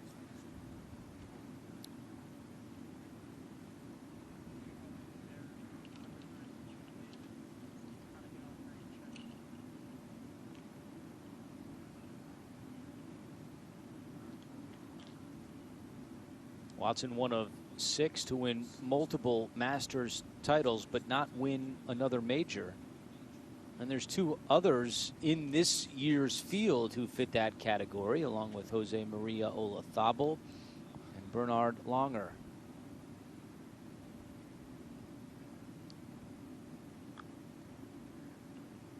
Wolf didn't accelerate through on that.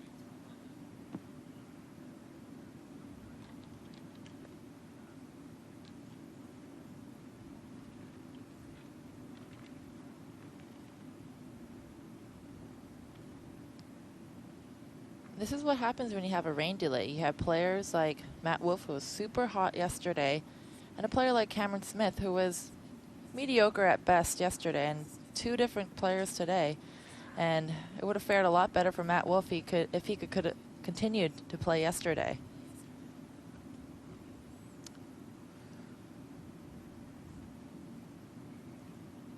Now this has to be really delicate from over the green.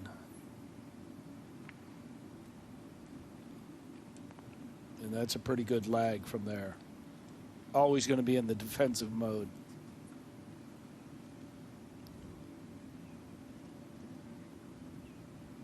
That was a pretty daunting chip shot, so it's probably why you saw him decelerate just a little bit, knowing that it was so fast once he got on the green.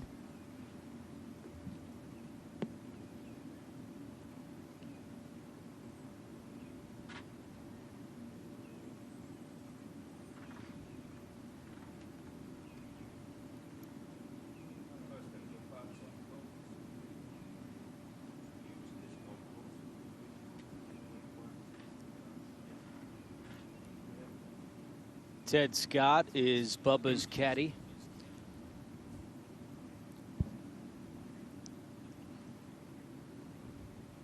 Good player as well. And Bubba relies a lot on Ted's reads. But the thing I've noticed today with Bubba is that most of the putts that he has missed have been on the low side.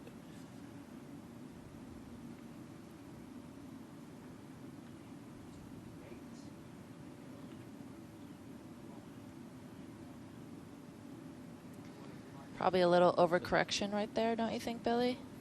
Yeah, I would say so. I would say there needs to be a little adjustment right there, and we've seen that look too many times with the shake of the head for Bubba, so kind of regroup, get ready.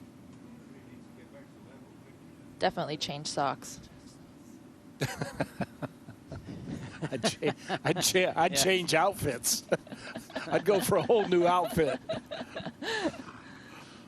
A 74 for Bubba Watson.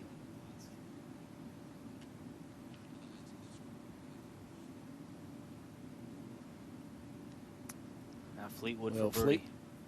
Yeah, trying to finish with a couple of them. Nice finish by Fleetwood. 1 under for Tommy Fleetwood. It was a battle, but he finishes strong, and he is 6 shots back.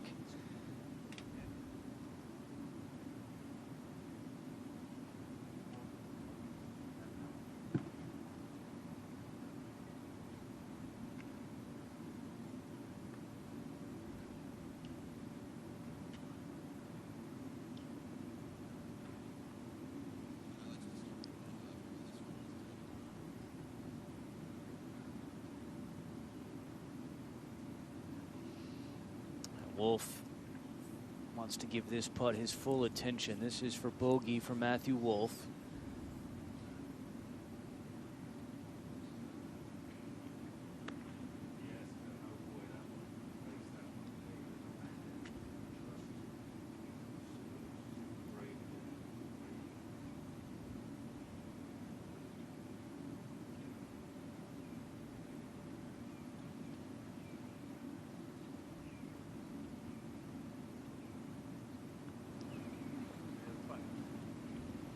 And in his first competitive round at the Masters tournament, Matthew Wolff fires a 70 and is 2 under par heading to the second round. Take a look at some of the highlights from this featured grouping from their first round. Bubba Watson at 13. It's the that was a good break right there. And his tee shot at 18. This, of course, was yesterday before play was suspended by darkness.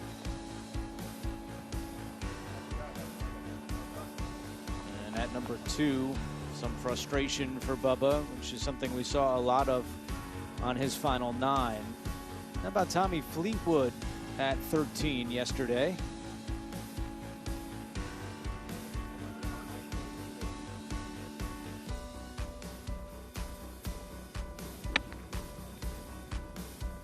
This was really a good shot at the 8th hole.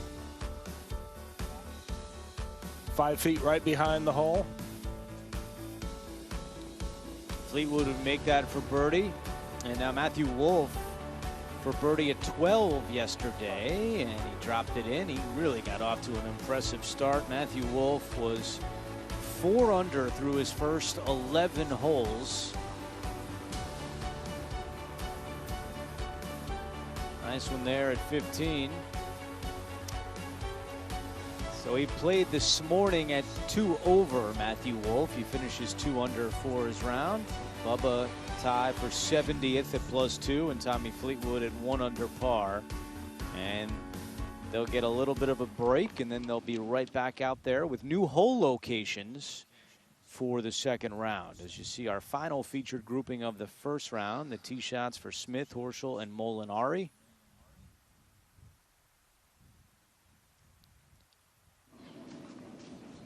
And Billy Horschel will be first.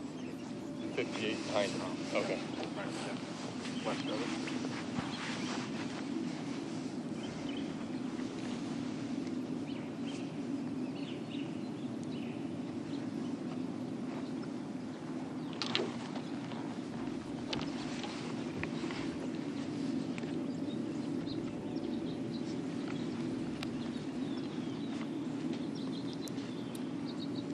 .148 yards for Horschel, and from this angle, I mean,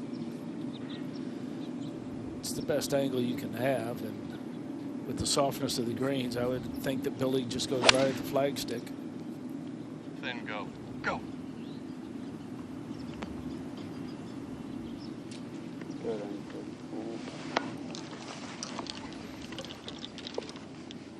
Okay, Horschel will have a putt at it.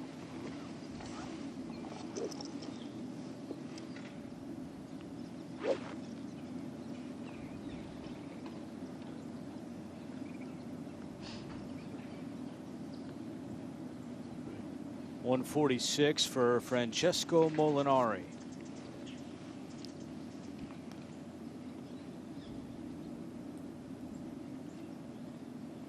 Pretty much have to carry it all the way to the flagstick. The softness of the greens.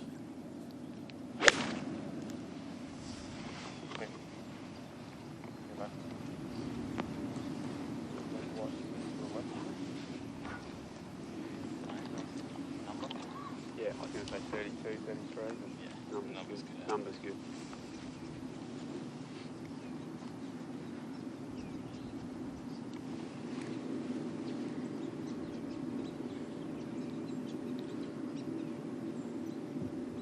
It's always good to have a good number, Michelle. Oh yeah, especially off that slight downhill left to right lie. It's so easy to lose a couple distances just with the ball squirting off that lie. That's a great shot. He's really in the zone right now. He really is. Cam Smith has come to play this morning. He's got another great look at birdie coming up on his closing hole of the opening round.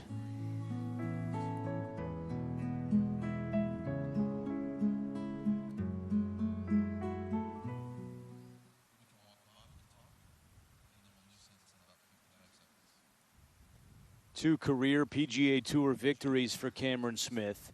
He started playing golf at the age of 3 and now 27 years old and lives in Jacksonville, Florida.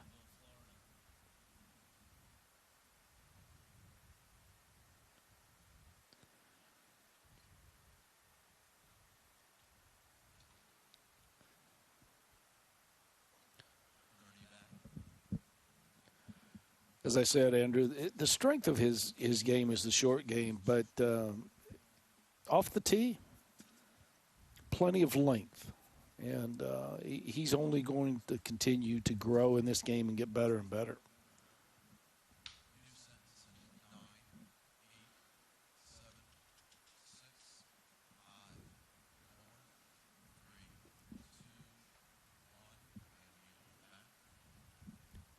Cameron Smith from Brisbane, Australia. Terrible wildfires there at the beginning of 2020, right around the time when he was playing the event in Hawaii, and he pledged at the beginning of that week $500 for every birdie that he would make that week to the relief efforts of the wildfires. Well, not only did he co-lead the field with 21 birdies, but he defeated Brendan Steele in a playoff for his second career PGA Tour victory. Here's how he's done in the majors. Tied for 4th in his debut at the 2015 U.S. Open.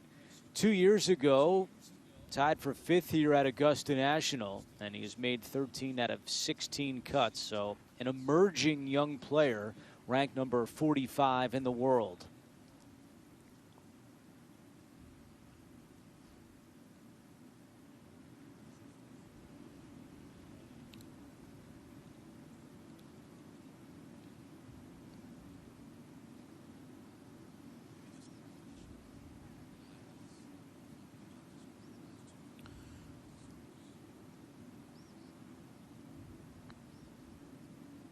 .31 feet for Horschel for birdie. This is looking good, and he puts it in.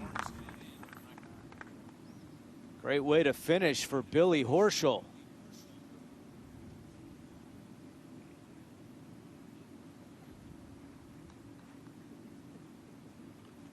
A 70 for Horschel in his opening round, his 6th Masters tournament.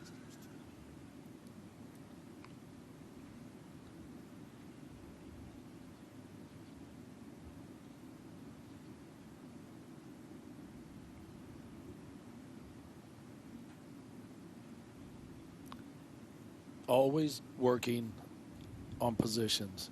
I mean, so much detail for Horschel.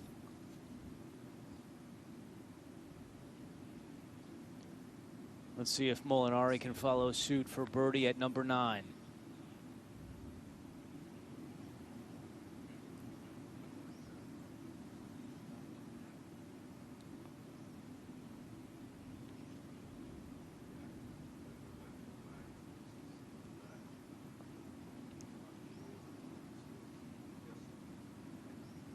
So Molinari even par, round of 72.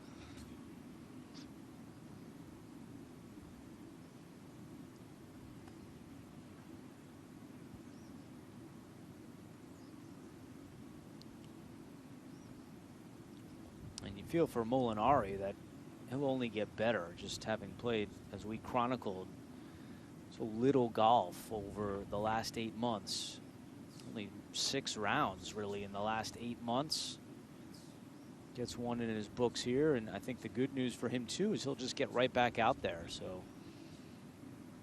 see how he can fare in his second round coming up. And how about this young man, Cameron Smith? What a performance this morning. And he closes with a 5 under 67. And Cameron Smith is only 2 shots back. Yeah, that's a big smile as Horschel rattles him up. What a morning for Cam Smith.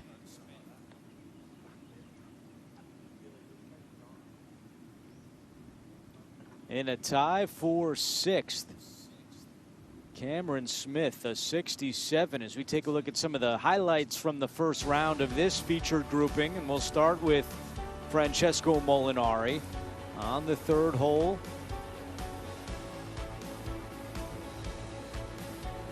Just a little bit off.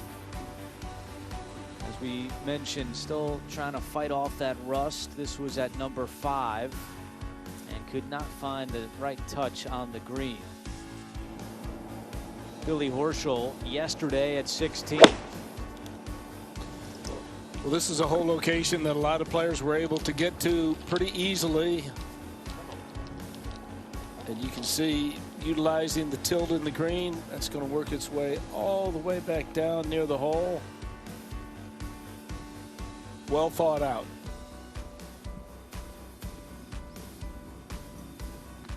And then a moment ago at the 9th, what a way to finish for Horschel. A 31-foot birdie putt drops.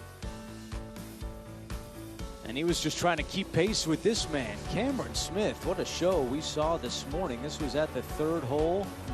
That was following a birdie at number 2.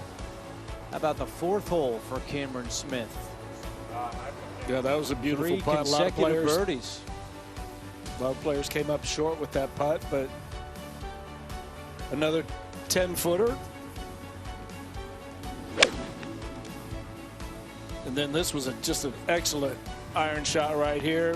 You heard him say it was the perfect number, and it was. 67 for Cameron Smith. And he is at 5 under as he starts the 2nd round. Now coming up at approximately 10:14 Eastern time, as you see the scores for our first round grouping of Molinari, Horschel, and Smith. But at 10:14 Eastern time, we will be back with you for 2nd round live action. Justin Thomas, with 2 holes left to go, is 6 under par, playing with Matthew Fitzpatrick and Brooks Koepka, who made an eagle at 15 a short time ago. And the second feature grouping we'll see alongside of Thomas, Fitzpatrick, and Koepka, Dustin Johnson, also 6 under, playing with Patrick Cantlay. He's 2 under par, and Rory McIlroy, really a big story today so far, has not been able to get it going. He is 3 over. So for Michelle Wee West and Billy Kratzert, I'm Andrew Catalan. We'll see you at 10:10 Eastern time for the start of the 2nd round on Feature Group.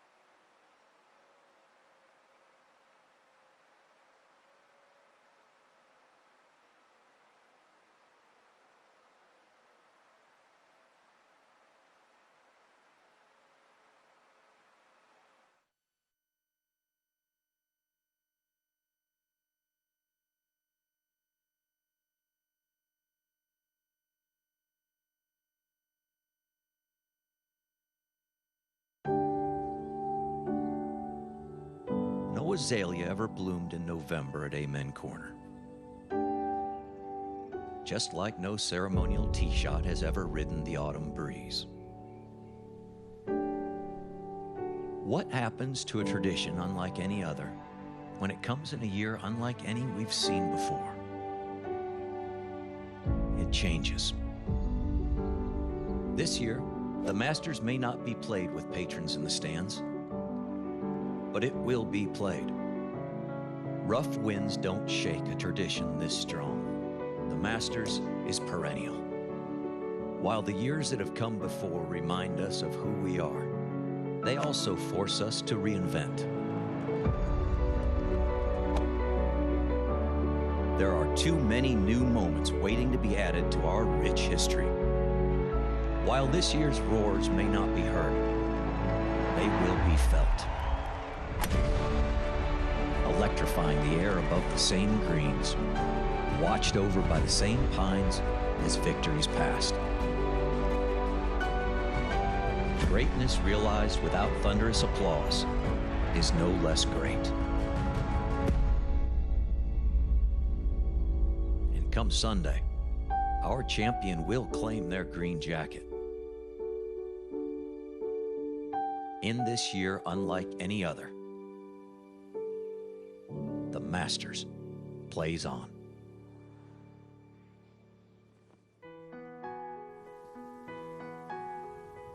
Hello again as we welcome you back to our live coverage of the 84th Masters Tournament. The first round came to a conclusion about 30 minutes ago, and the second round is just about ready to get going again. We are so pleased to be back with you alongside five-time LPGA Tour winner Michelle Wie West and eight-time Masters participant Billy Kratzert. I'm Andrew Catalan, and we should have another great day of golf on tap for you as we move closer to the weekend here at Augusta National.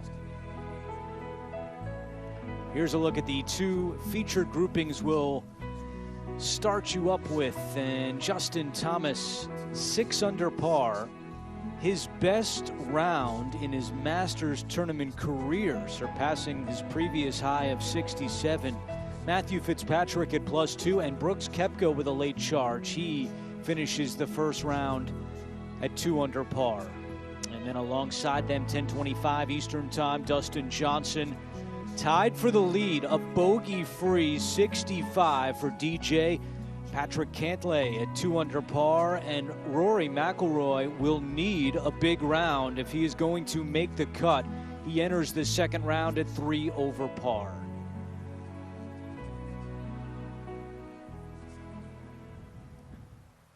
Each of these groupings will begin their second round on the 10th tee, and it'll start with Justin Thomas, Matthew Fitzpatrick, and Brooks Koepka.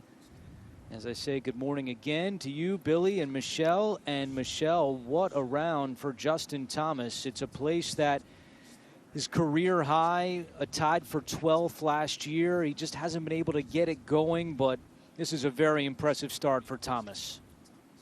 Very impressive. He spent a lot of time with Freddie Couples and Tiger Woods here, and with those two, he's learned a lot. So he's definitely using those experience. I also think it's been a great morning for Brooks Koepka.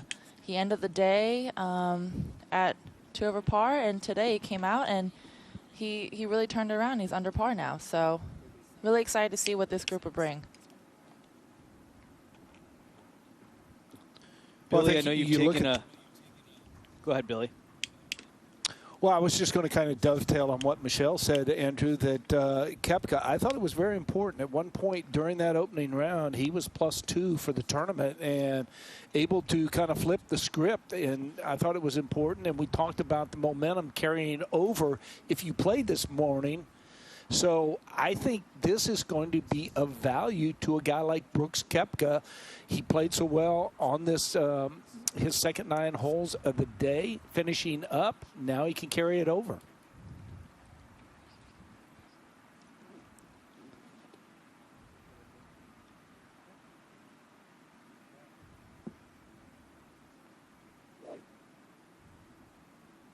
And we are moments away from the start of the second round. They are waiting for the first tee to clear, and then we'll have Koepka, Thomas, and Fitzpatrick.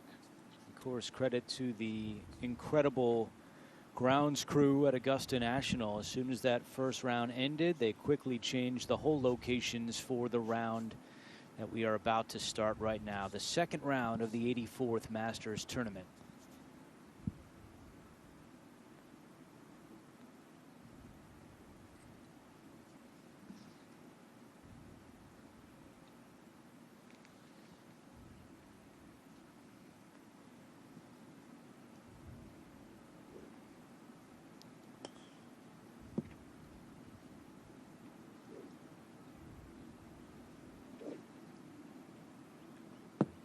Four, please. Justin Thomas now driving.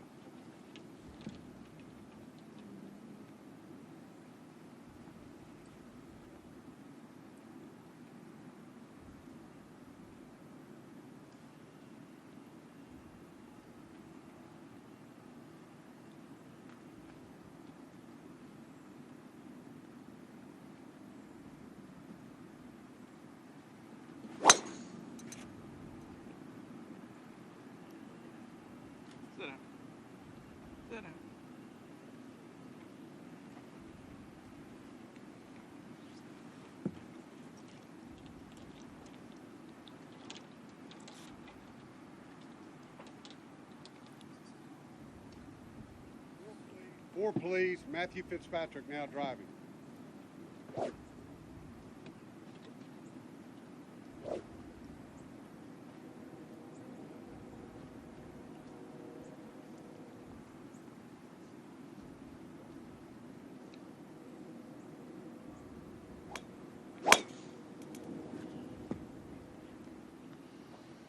And that one headed left for Fitzpatrick.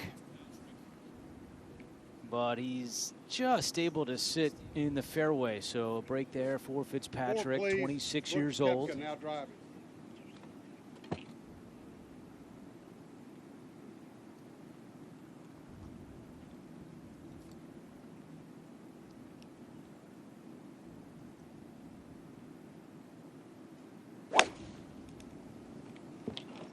Three-wood for Koepka. Well.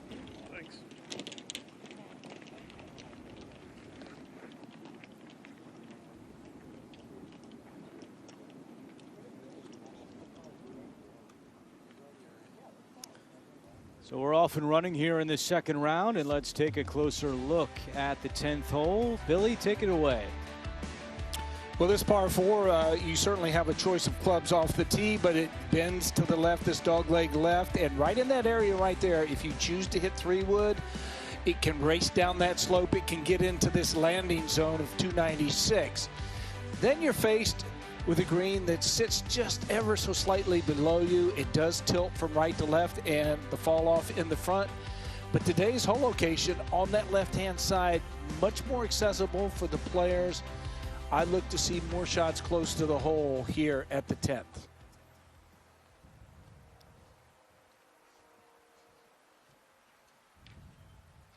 And you get a good look at the flagstick there. Andrew and Michelle, it was over by that bunker on the right-hand side. You couldn't afford to miss right yesterday. But today, different situation, and I think it's a whole location that's favorable for the players. Especially because most players will have a right to left lie on the fairway. So having a left pin, so much easier than having that front right pin. Well, the conditions were ideal for scoring in that opening round. Most rounds in the 60s in a single Masters round. And I think we're all kind of curious to see what the whole locations in the second round, if that will continue or if it will be a bit more challenging out there. Certainly with the sun shining, it'll continue to dry out in the sub-air system at Augusta National as well. So fascinated to see how it plays for the rest of the second round. Is there another one in the rough? Okay.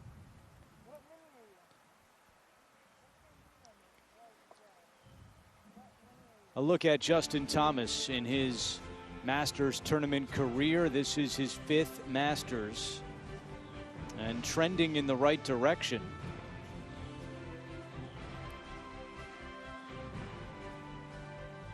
Last year, he led the field in strokes gained tee to green and off to a real nice start with that 6 under in his opening round.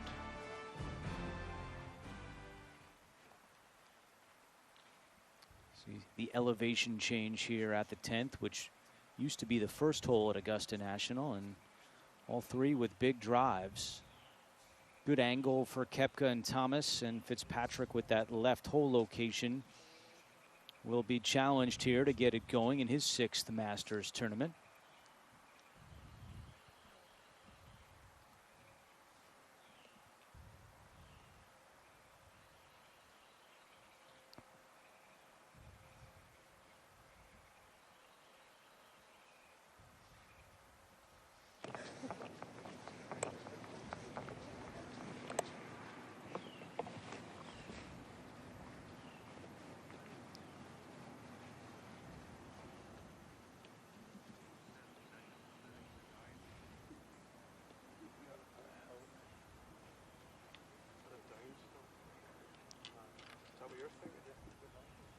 Middle of the green, yeah.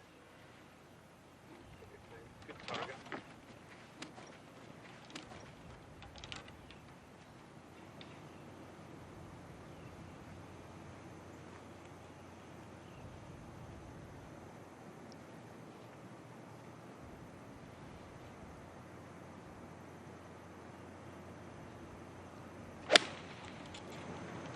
Here's Koepka's approach at the 10th. It stays on the front of that green, or is it going to roll back?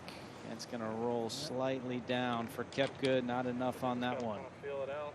Yeah, that's enough of a false front there that you know, any player that doesn't put it onto the putting surface at least 4 paces, that's going to be the result.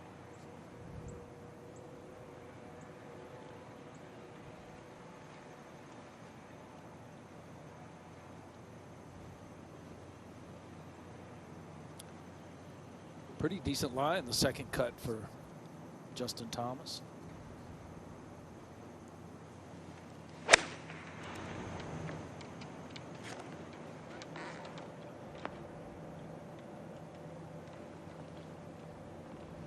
Carbon copy.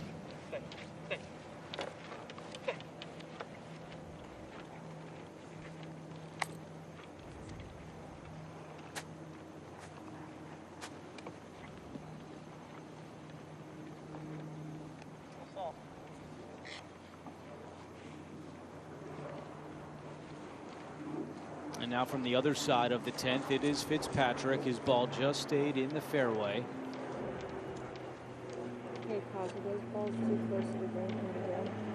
His best result at the Masters tournament was in 2016 when he finished tied for 7th.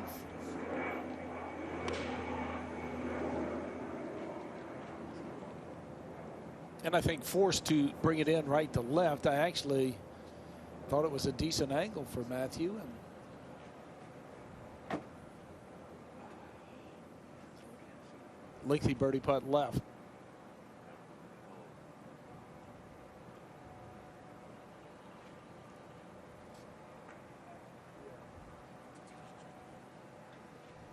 Matthew Fitzpatrick from England did play 1 semester of collegiate golf at Northwestern. Here's his best career finishes in the majors. We mentioned the tied for 7th 4 years ago at the Masters tournament. Tied for 21 a year ago at Augusta National.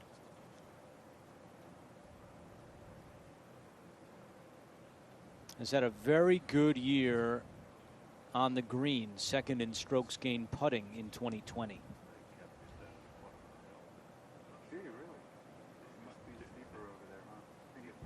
Meanwhile, back on the tee, our second featured grouping is getting set to start their second round, led by one of the leaders, Dustin Johnson, at 7 under par, playing along with Patrick Cantlay and Rory McIlroy. Johnson, one of 3 tied at the top, along with Paul Casey and Dylan Fratelli. All three at 7 under.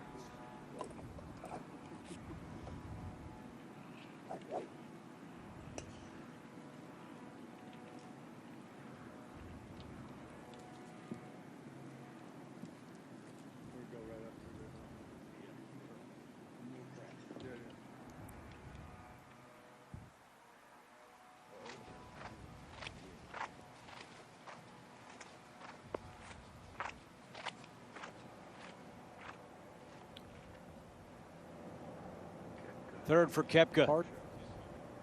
Hard little pitch shot right there, because you probably as a player can't get that out of your mind that if you come up just fractionally short, it has a chance of coming right back to you.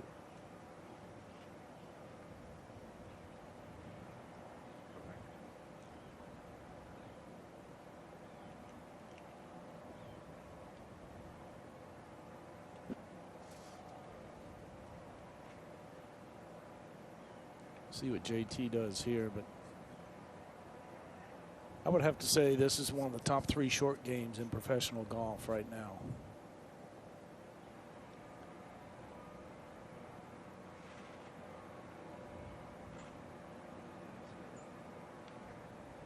And he leaves himself a chance to save par here at the 10th, which historically has been the most difficult hole in Masters tournament play.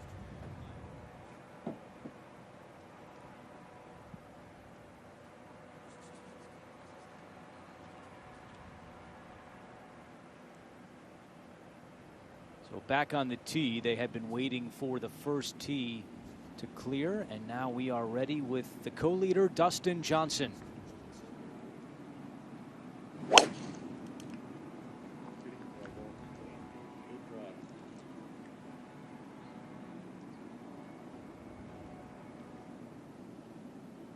Middle of the fairway for Johnson.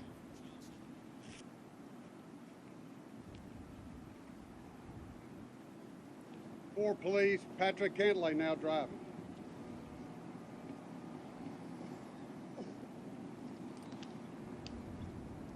Cantlay won his last start 2 weeks ago at Sherwood, his 3rd career PGA Tour victory. Opening round 70 for the Long Beach, California native.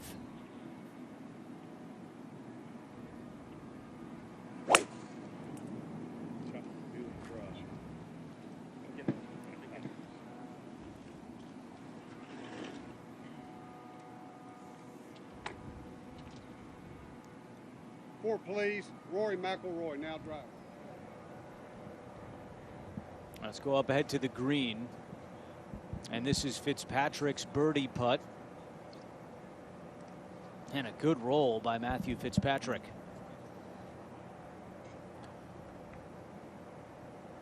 Really quick from that direction. Michelle referenced yesterday that, you know, the tilt in this green goes away from the bunker, and back right corner to the front left corner is pretty much the tilt.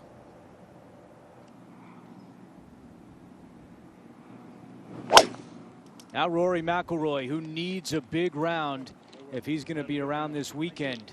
3 over in his opening round, and a good start to his second round as he's right down the middle of the fairway at number 10. Now Koepka to save par.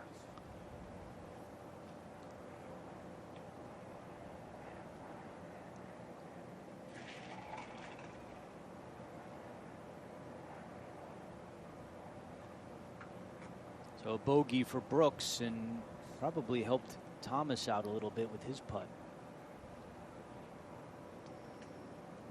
It's always good to see a putt before you, especially when it breaks that much, and you can kind of judge the speed by watching how slow the ball is trickling. But it's so hard to be not to be defensive on those putts when you're with so fast, so much break. He really did have a good effort there. Hopefully Justin can learn from Brooks and make a save here.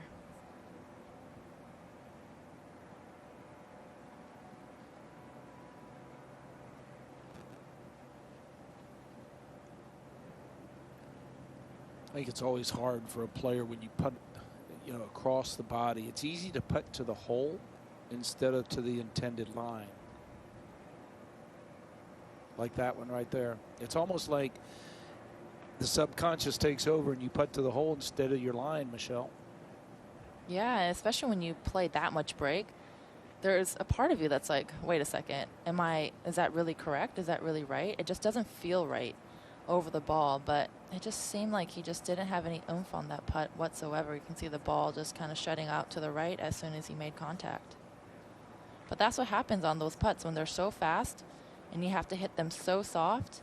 It's a fine line between still accelerating with the short stroke, and trying not to decelerate, which he did right there.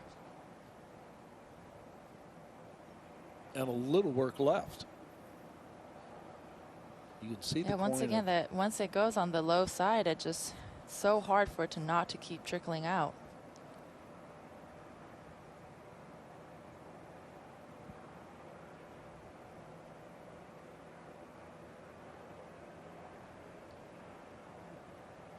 So a bogey start for both Thomas and Koepka, and Thomas falls back to 5 under par.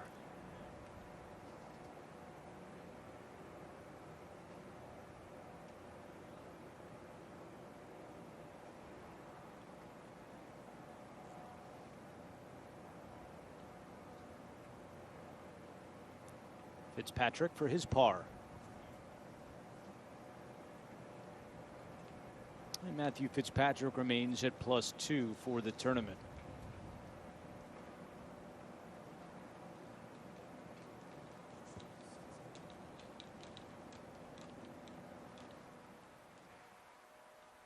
Now with the previous featured grouping, you saw their tee shots at number 10, 317 yards for Dustin Johnson.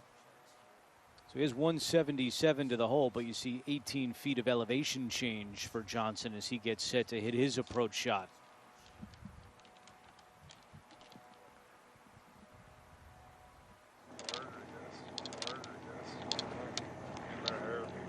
Like at the pine tree there? Yeah, and then you just gotta go middle of the green, huh? Yeah, pine tree. Yep. Hopefully it comes off.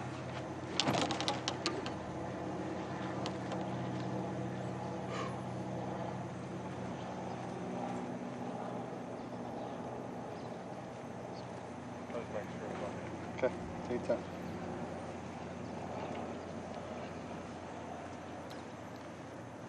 And the pine tree that they're talking about is probably 20 feet to the right of the hole location. Came out pretty good. Yeah.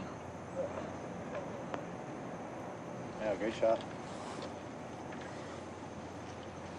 Good dialogue there between Dustin Johnson and his brother Austin, and Johnson will have a birdie putt to take the outright lead at 8 under.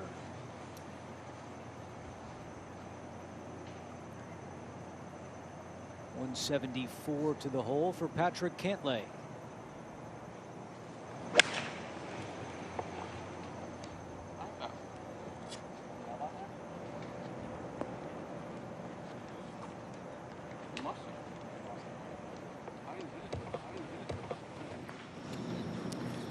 Miss there as we show you the tee shot at 11 for Fitzpatrick, the start of Amen Corner, this always challenging par 4.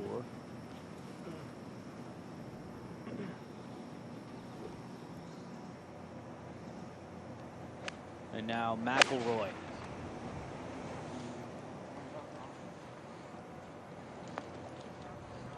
And a good start for Rory. Boy, does he need that.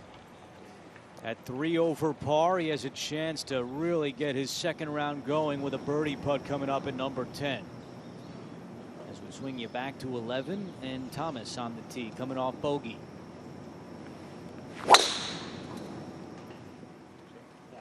Well, it's a pretty tee shot there.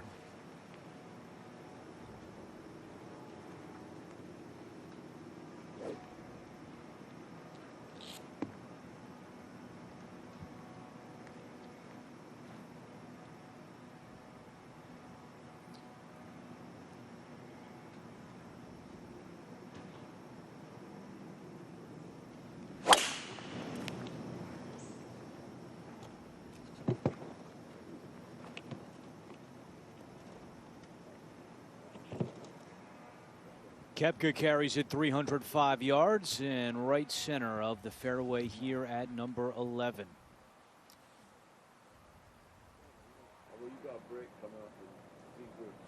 As McIlroy, Cantlay, and Johnson make their way up toward the 10th green. And I think a lot of people, Michelle, thought Rory was going to be primed for a big week. And of course, it's only one round, but the pressure is on. He knows he needs to throw out a low number right now. Otherwise, he's not even going to be around on the weekend. Yeah, you're absolutely right. Today, he has to post a low score to give himself a chance. But I think goal number 1 today is to make the cut. He needs to shoot 3 or 4 under to even do so, to give him a chance on the weekend. So that's going to be his number 1 priority. Make the cut, have a good weekend.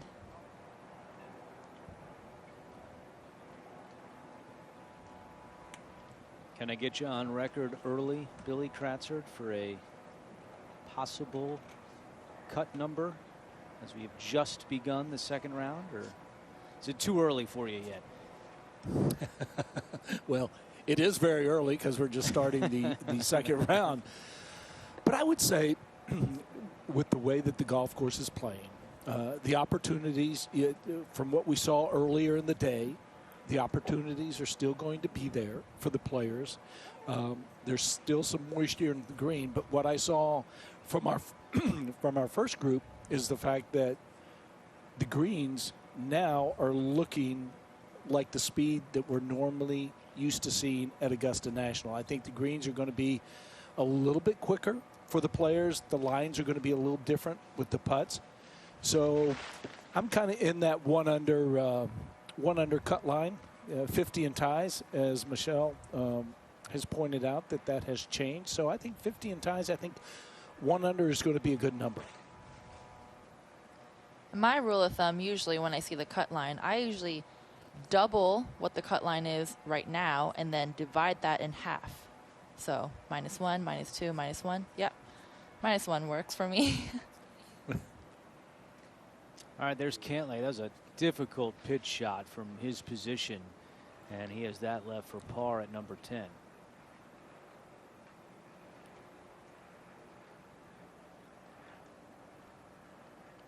There were 24 rounds in the 60s for the first round. That is a Masters tournament record, surpassing the previous high of 20.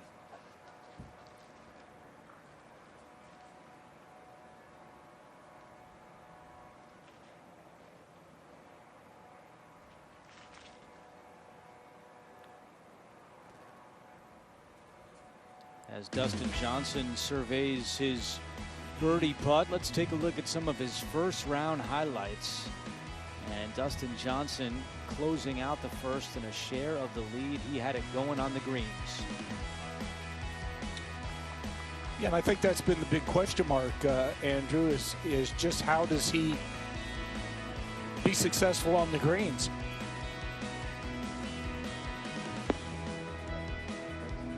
Tee shot at 12. Beautiful. On target there at the par 3. And how about here at 15? Well, this one down the hill, moving slightly to the right. And in the first round, he has solved it.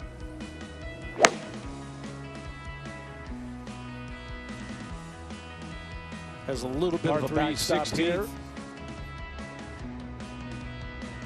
And utilizing that backstop. Saw a lot of really quality iron shots at the par 3. And now live his birdie putt at 10 and just slides it past on the right side.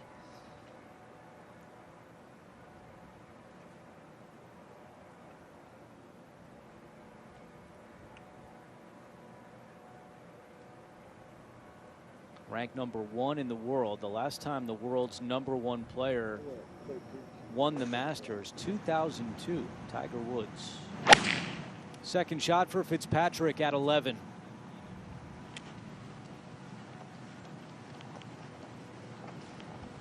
And that one trickles on to the front of the green, so Fitzpatrick will have a birdie putt coming up. Back to 10. Cantlay just off the green for par.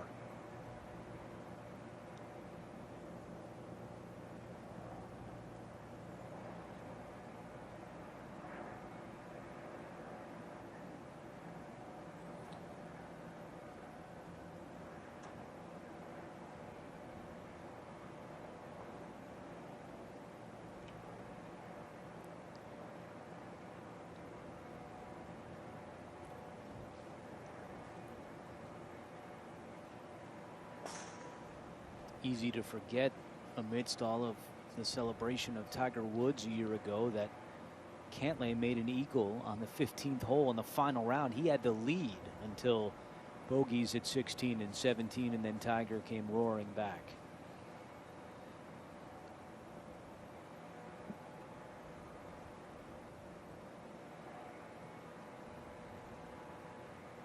Such an important putt for Rory McIlroy.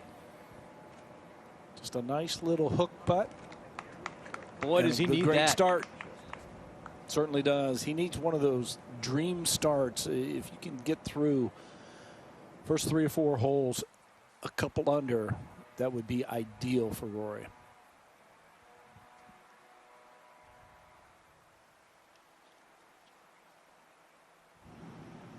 Justin Thomas, 314-yard drive. Here's his approach.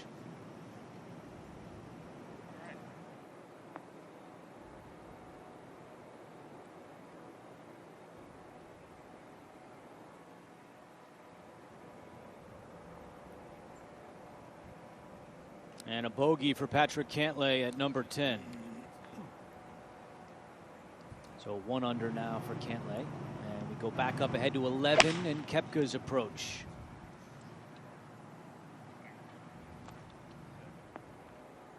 Already Thomas and Fitzpatrick with birdie putts, and Koepka will have one as well. So 3 tremendous shots here into the 11th green for our featured grouping. Johnson taps in for par. He remains tied for the lead with Paul Casey as Dylan Fratelli just made a bogey at his first hole. He falls back to 6 under. You can stay connected to the 84th Masters Tournament anywhere, anytime. Visit Masters.com, download the official Masters apps, and sign up for the official Masters newsletter.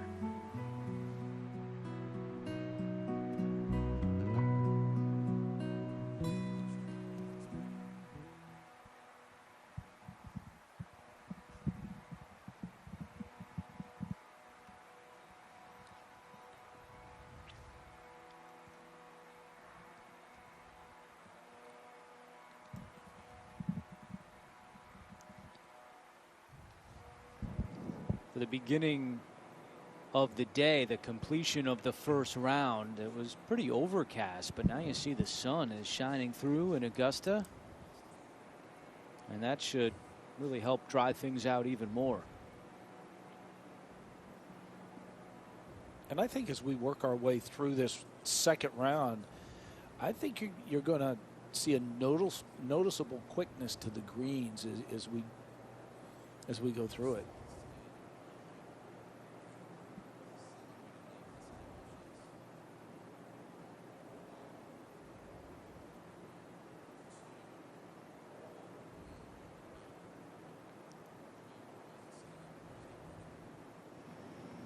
On the tee at number 11, Rory McIlroy coming off a birdie at the 10th.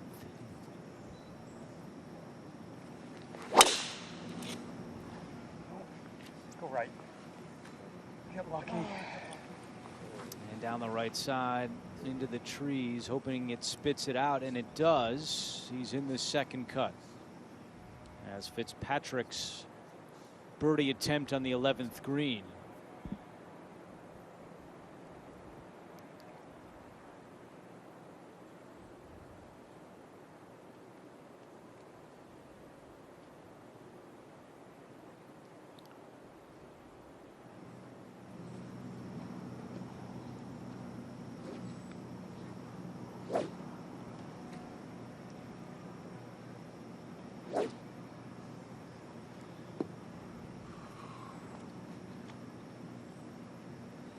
All the way over on the right-hand side, so just trying to hit some type of left-right tee shot.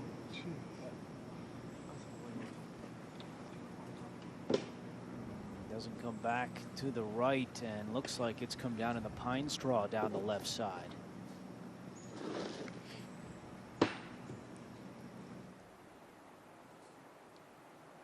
Now Koepka for birdie.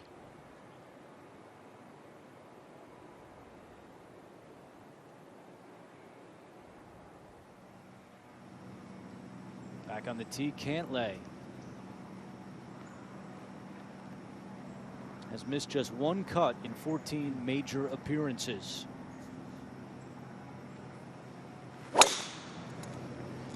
I was just about to say, Andrew, there are really no weaknesses in Cantlay's game. He drives the ball well, the iron play usually solid. It's just kind of in and out in form with the putter from time to time. Now Justin Thomas for birdie. And he cannot erase that bogey he just made at the 10th. So all three had good looks at birdie here at the 11th hole, but none of them able to convert at White Dogwood.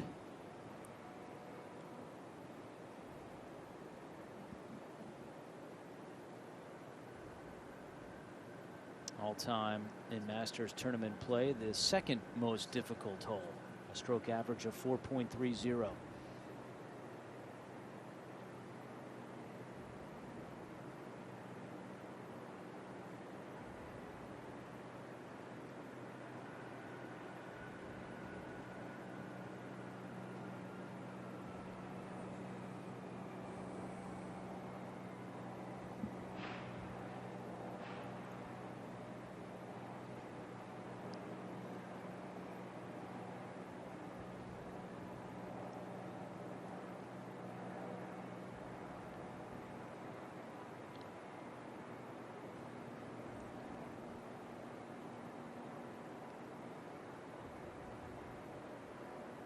Par for Fitzpatrick. So far this week, the 11th hole is playing as the 5th most difficult. We've only seen 7 birdies so far this week at the 11th.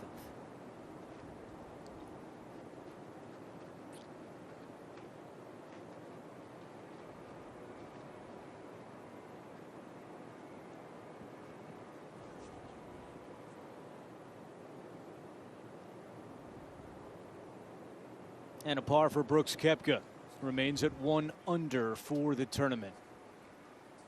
With the sun shining in Augusta, Georgia, the second round in full swing. You're watching live coverage of the 84th Masters Tournament.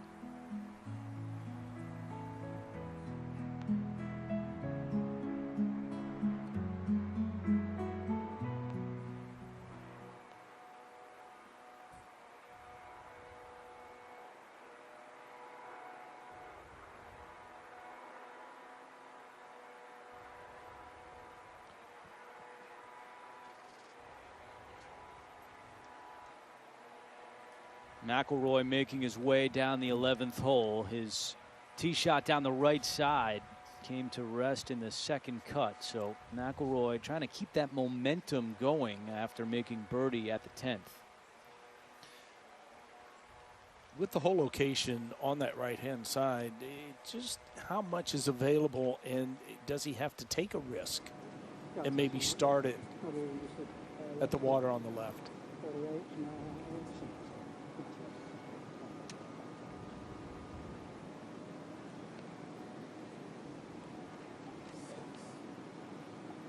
Shot. Yeah.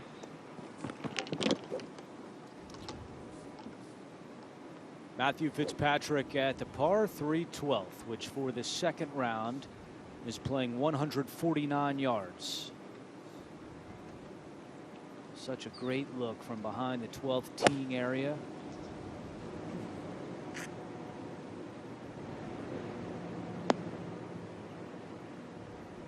Beauty from Fitzpatrick. He'll have a birdie putt coming up. Yeah, I mean, I would think if you were to poll the players, that they will tell you that this is the easiest hole location on the par 3 12th. There's just so much room on the left here, more throw on the right. The depth, you get an extra 7 or 8 yards at least. Especially with no wind today, it has to be playing a lot easier. Yeah, and when you're talking about the depth of the green, I mean, it's critical with this hole location from front to back. So you're looking at 149 yards. You're looking at wedges. You're looking at maybe the easy 9-iron. But it's certainly a scoreable hole with this hole location.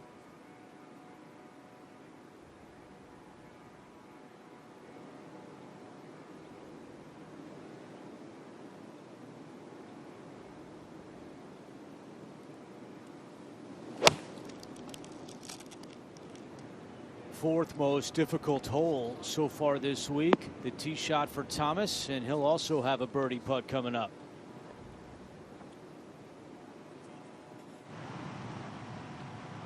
Now back at 11, Dustin Johnson out of the pine straw with his second shot. And right at it. What a shot from Johnson. You could hear him say, "Be right."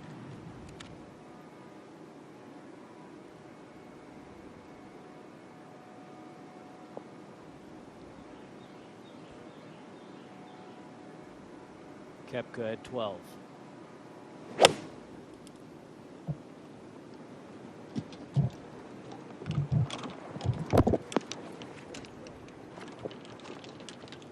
And all three hit the green here at the 12th.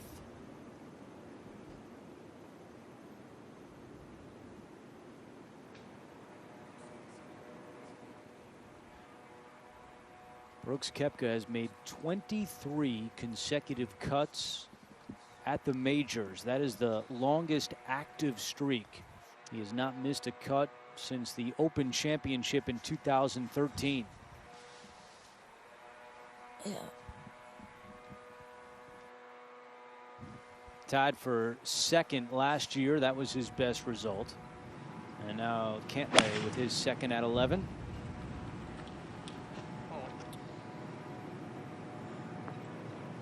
Certainly had a great angle, and he played a really good shot to about 12 feet right of the hole.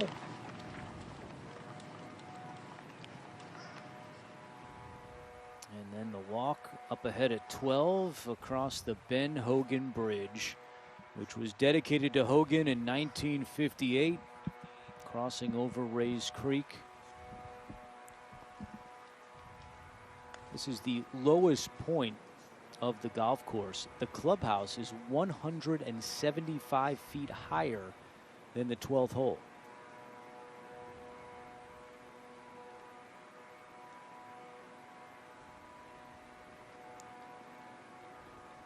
With it being so low, it almost creates a different climate down here. And that's why it gets so tricky with the wind, temperature even.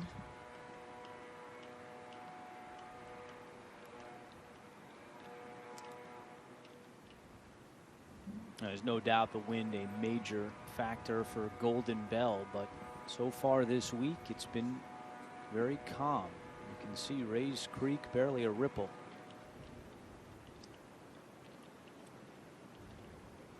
Yeah, all the competitors this week, they've had the luxury of really a soft golf course and no wind, so they could go in attack mode.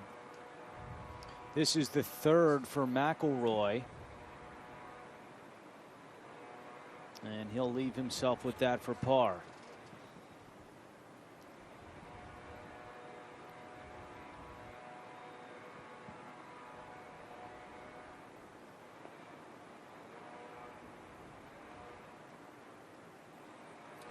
I think when the tee shot took off, Andrew, 4 was in the number in his mind, and to get away with that, I think he's satisfied.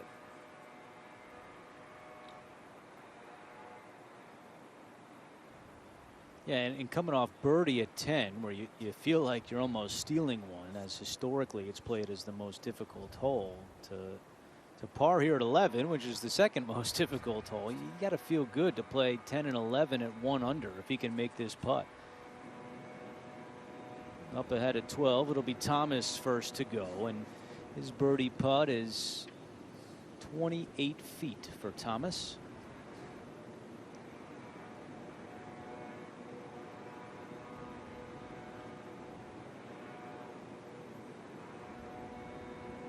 I would say the 12th green is probably the green that has the least amount of movement in it. And that was pretty well figured out by Justin Thomas. But if you look at all 18 greens, all the complexes, I would say that the 12th is the flattest.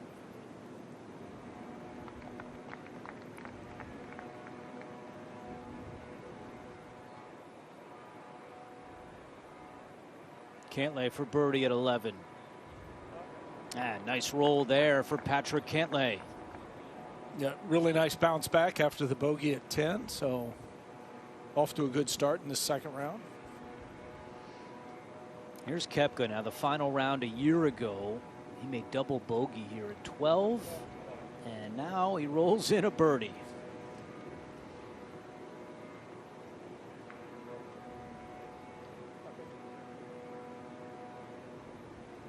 So right back to 2 under where Koepka began the second round.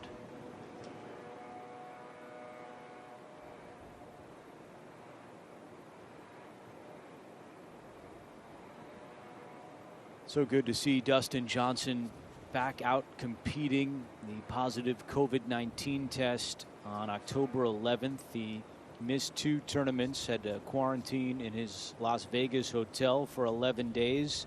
His first event back was last week in Houston, and he finished tied for second. He shot 66, 66, 65 to close out his time in Houston. That was his first event since the U.S. Open. Says he's feeling good.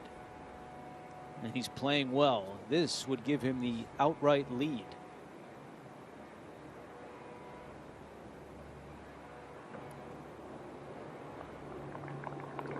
Yes, sir, for Dustin Johnson, 8 under par. When his putting is as good as it is, he is unstoppable.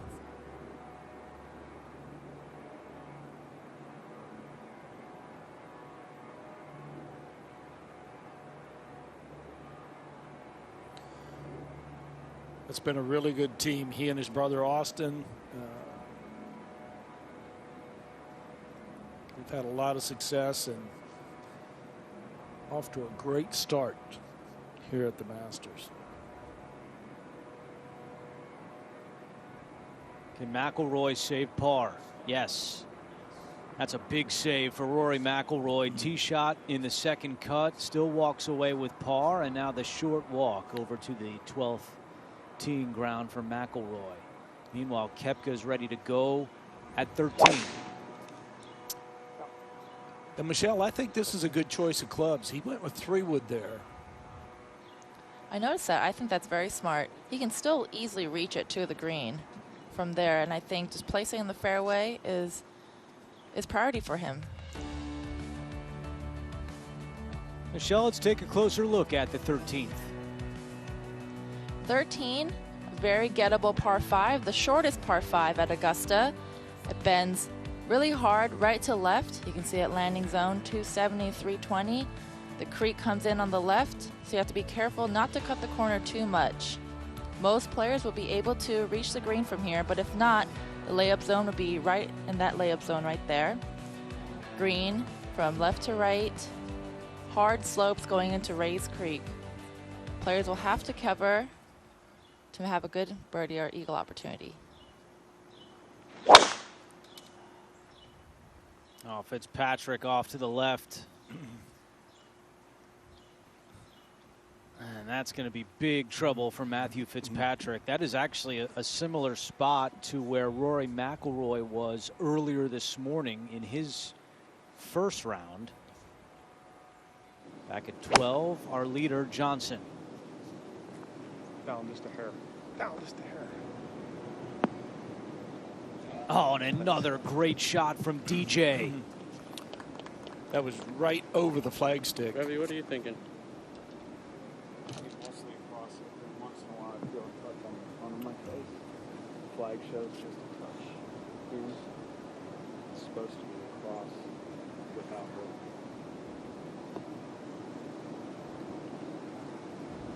Right now it's numbered. Okay.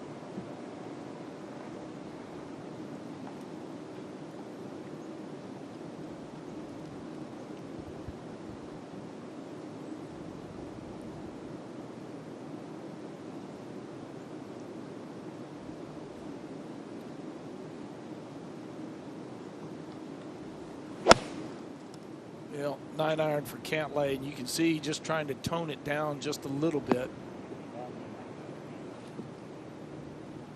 A little long, huh? Nice result.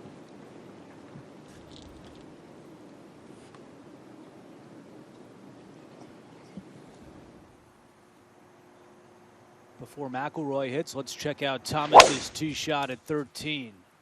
And he is headed left as well.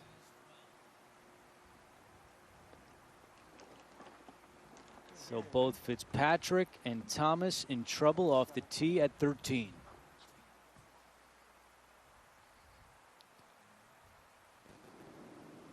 Okay, back to 12. Here's McIlroy. Is that on there, you think?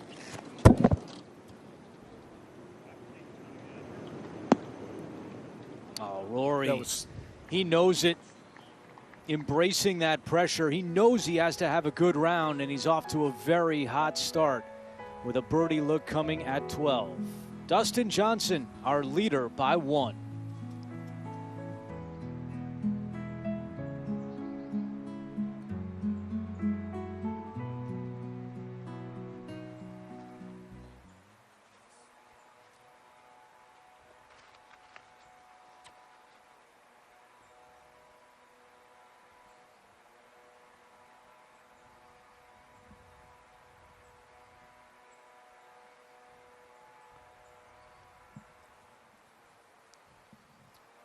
That's a very comfortable looking Dustin Johnson.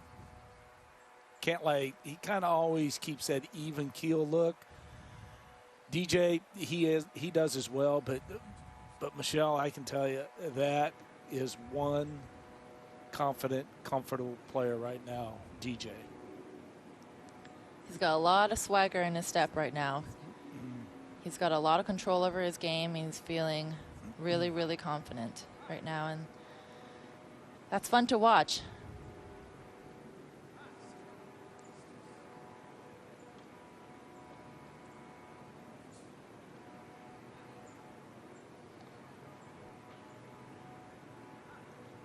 With the sun shining here in Augusta, Georgia for round 2 of the 84th Masters Tournament, we welcome you back to our live coverage with Michelle Wee West and Billy Kratzert. I'm Andrew Catalan. We thank you so much for joining us for a November Masters. First time the tournament has ever been played in the month of November. But it doesn't feel like November. We have temperatures in the mid-70s.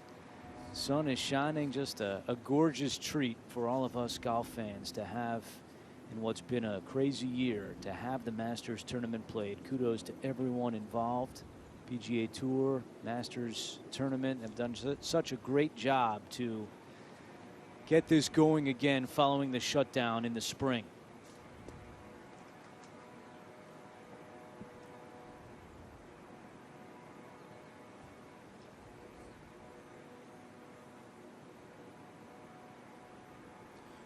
Well, Andrew, you mentioned how tough the 12th played in round 1. That will definitely not be the case today. This is a whole location that the players, when they get here, they put 9-iron wedge in their hand. Conditions a little bit softer. This is one that they think they can get.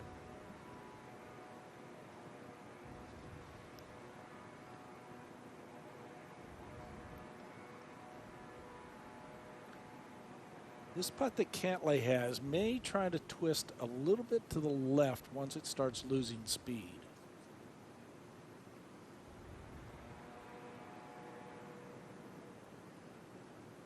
In fact, he's looking a little bit more outside the right than what I thought he would be.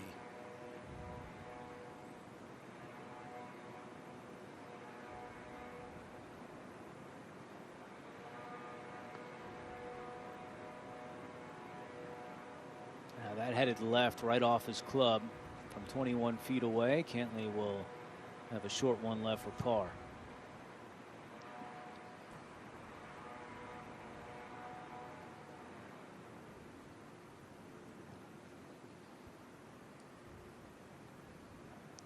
And the UCLA when the read product just doesn't feel right over the ball. Sometimes that happens. Sometimes subconsciously you just try to get it going in the right direction, but it doesn't feel right. Meanwhile, up ahead at 13, Fitzpatrick and Thomas Both in the same both place, man. off to the left. scoreboard, it's kind of just left of the... Yeah, it might be just a little left of that. Yeah.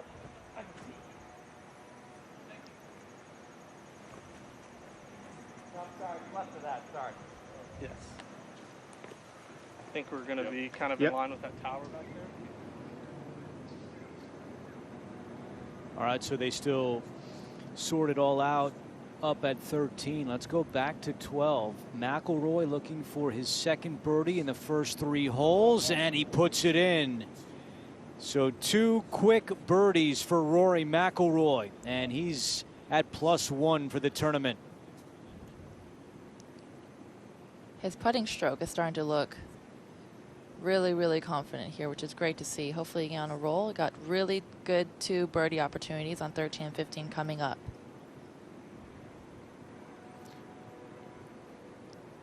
I think there are times when players coming in to a major championship, coming into a tournament, maybe they try to be a little too perfect from time to time, Michelle, and now that his back is against the wall after shooting 3 over in the opening round, it's like there's going to be a little more freedom because he's going to be able to go for everything. He's got nothing to lose at this point. Mm-hmm.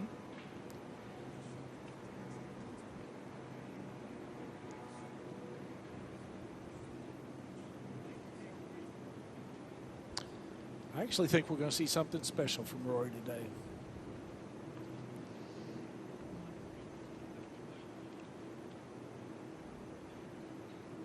Well, he already looks completely different than the McIlroy that walked off the course a couple of hours ago at the end of his first round. Now here's Johnson to increase his lead. And Dustin Johnson is hot as well. He is just Back-to-back absolutely birdies. flawless right now.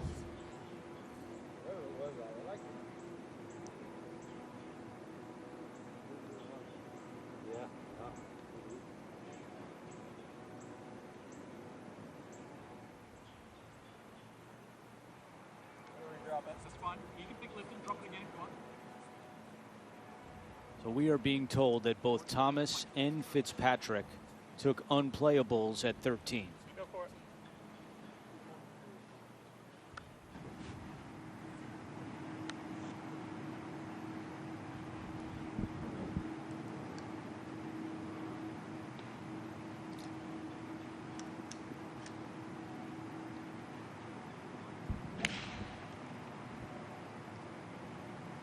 Here's Koepka's second at 13. Oh, and Brooks will have an eagle putt coming up. I mean, you can't physically overdraw it from down here, can you? No. 248.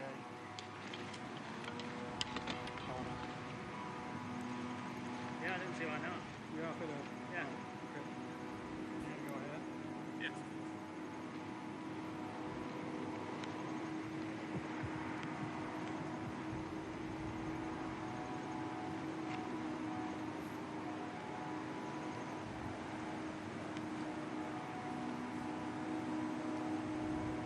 So this is the third for Thomas.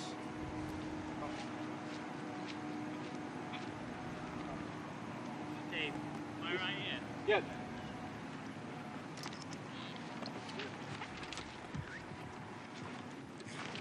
Thanks, man. Thanks, bud. Yeah, thank you, Dustin.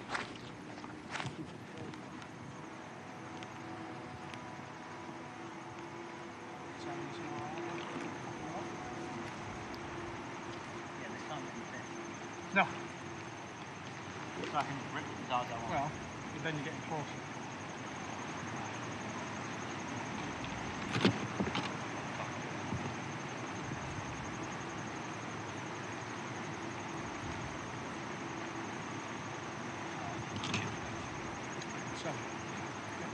Fitzpatrick has 266 left after his drop, and this is his third shot.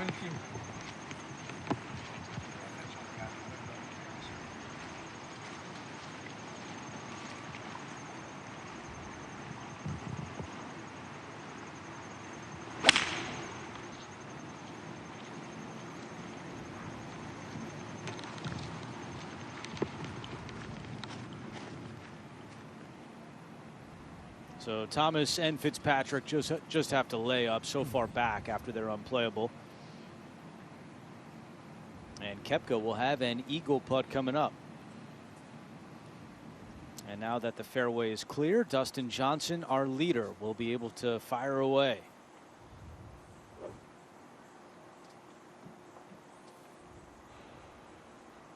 And like Koepka, going with 3-wood.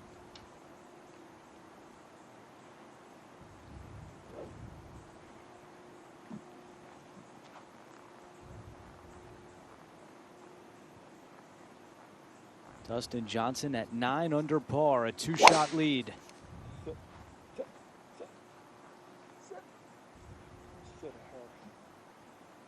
I wanted that one to get down. It doesn't reach the pine straw, but he's in the second cut at 13.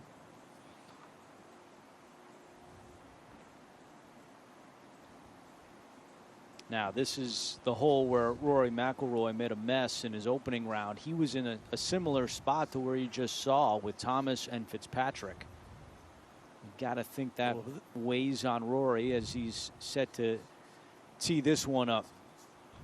Well, it's a tee shot that certainly fits his shot shape, but that may be a product of what happened in the first round. Yep. This one off to the right in the pine straw.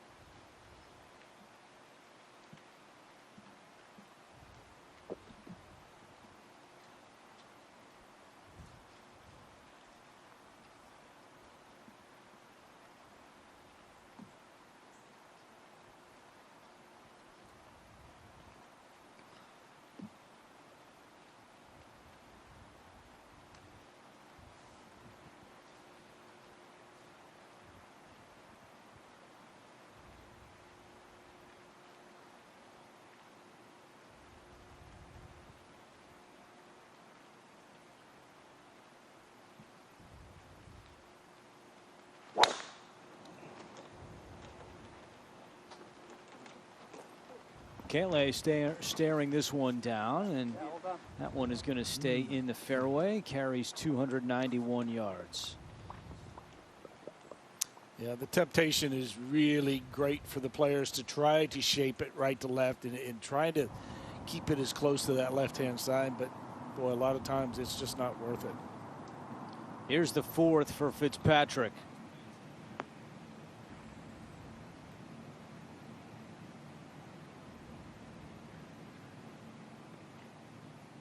Just rolls off the green, but he'll still have a makeable putt to save par. And what a par that would be. Thomas trying to follow suit. A little more of an angle that's going right into the slope a little bit more, and watch out. Careful. Oh, wow.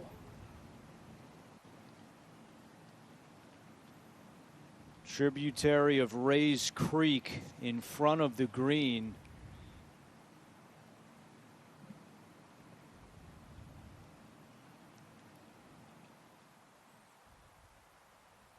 So we'll have to see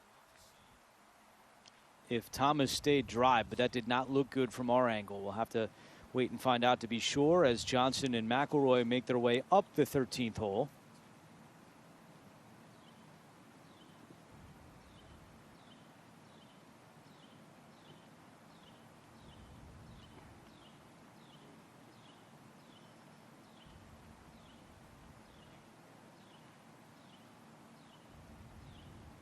Yeah, so Thomas did stay up. That is a big break for Justin Thomas.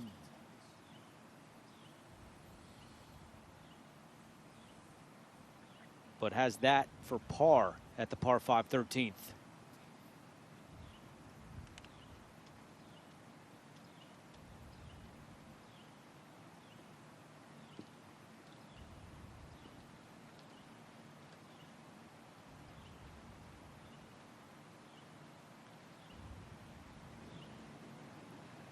Michelle, what do you see here for Thomas? With such a steep uphill and the ball just sitting up, you're going to be very careful to place your club around that golf ball just so it doesn't roll backwards. And all he's going to want to do is take a wedge. You can see he's not really adding any loft. He's putting in the back foot just to pop it up over the green and run it to the hole. And he did a really good job there. Did exactly what he wanted to do. I know you wanted to make that, but still. He'll move on with the 6.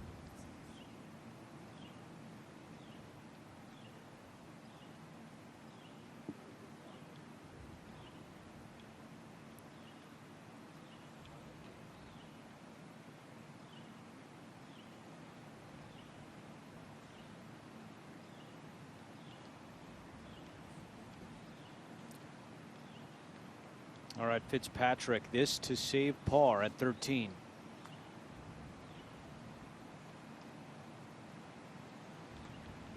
And the poor tee shots by Fitzpatrick and Thomas will cost them each a stroke. You just feel like it's more, though, at 13.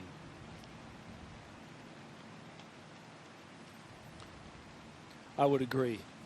I mean, when you step on the tee, you've got 2 numbers in mind. You've got 3 and you have 4. And a bogey 6, always hard to accept.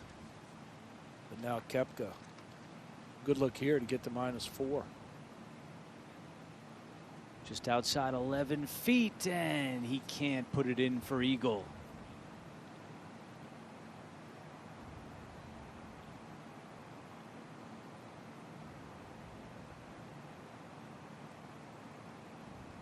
Koepka does have 1 career eagle at 13.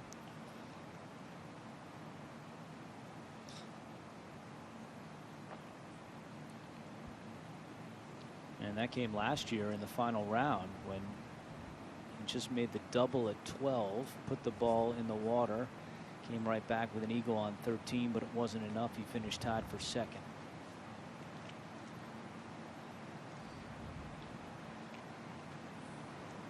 But a birdie for Brooks. And Andrew, I think with the start that he had today, a little unfortunate coming up short on his first hole on the second 9, the 10th hole, makes bogey, but he's bounced back with a couple of birdies, now 3 under par. I think he's now in that momentum that he had this morning from when he finished off the round.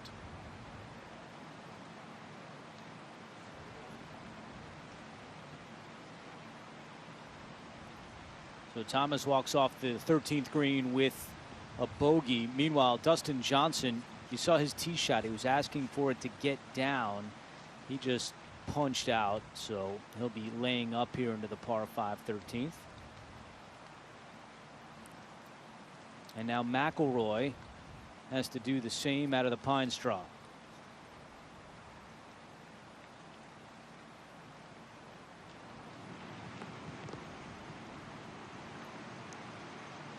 With the leaves falling on the hole named Azalea. What a beautiful sight, this autumn Masters.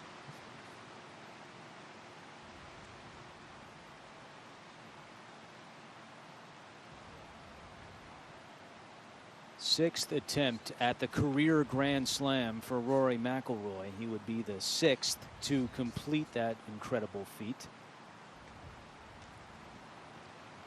He would join Tiger, Jack, Gary Player, Ben Hogan, and Gene Sarazen.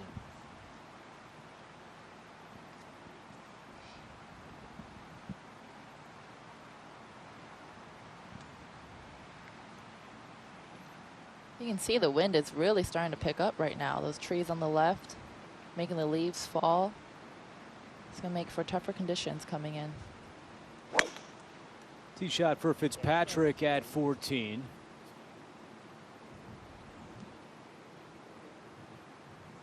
And after his last tee shot went way left, he's in the fairway here at 14.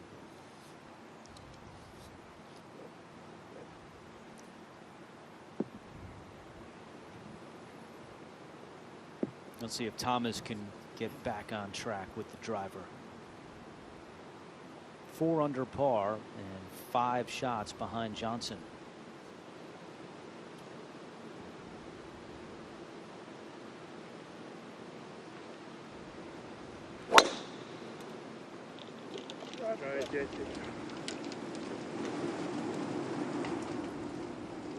Big one from Thomas.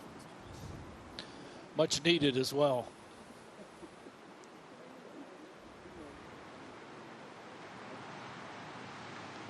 All right, back at 13. Patrick Cantlay. UCLA product, even though both of his parents went to USC. Well, you can see the ball well above his feet right there. You know, that hanging lie. You know, a lot of times players will overcompensate, but really nice job there.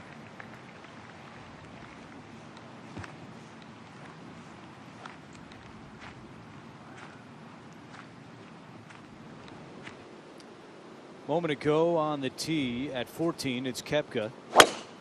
3 under par after the birdie at 13. Starts this one down the left side. And a nice little extra run out right to the center of the fairway for Koepka. That's a big drive for Brooks. Yeah, that's a big drive, and that's the driver that he went back to. That's the one that he's won a couple of major championships with, and it's a driver that he feels quite comfortable with.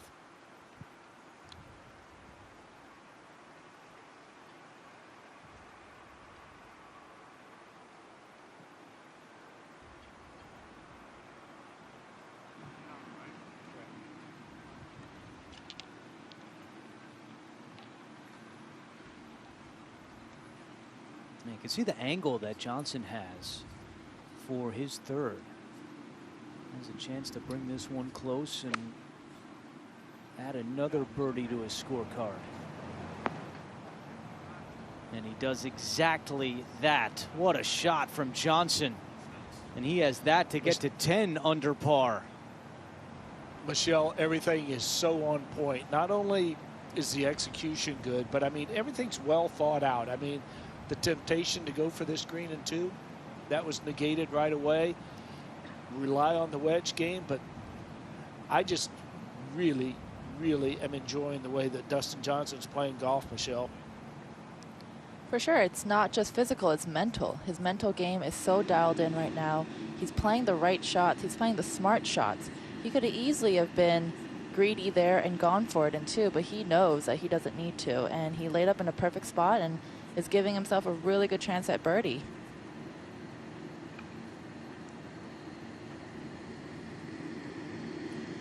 Rory trying to keep the momentum going.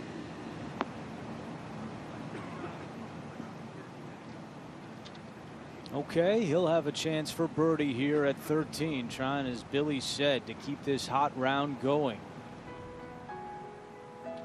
Dustin Johnson, the leader by 2 over Paul Casey, and Cameron Smith, the Australian, is at 7 under par.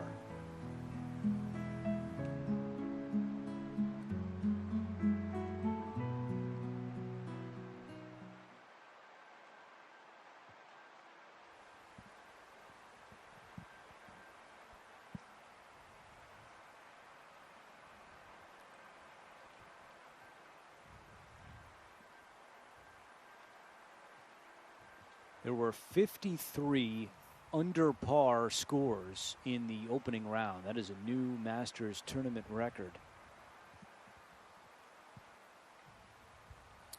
And that was pretty much the conversation amongst the players, Andrew, prior to the start of the tournament, that the softer conditions with the weather, that there was the possibility for the low scoring, and they've been proven correct.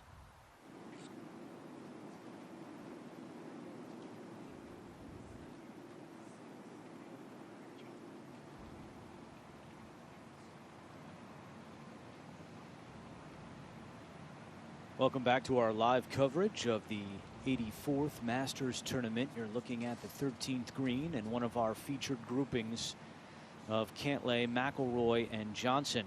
Alongside Michelle Wee West and Billy Kratzert, I'm Andrew Catalan. We finished the first round earlier this morning, and round 2 began just about 2 hours ago. And while they look at their putts coming up at 13, let's swing up ahead to 14. Justin Thomas after a big drive, his second shot.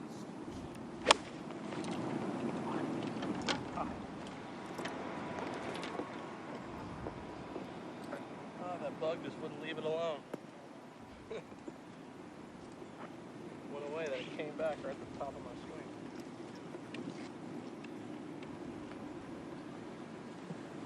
This was a moment ago. Fitzpatrick, you saw his ball up on the green.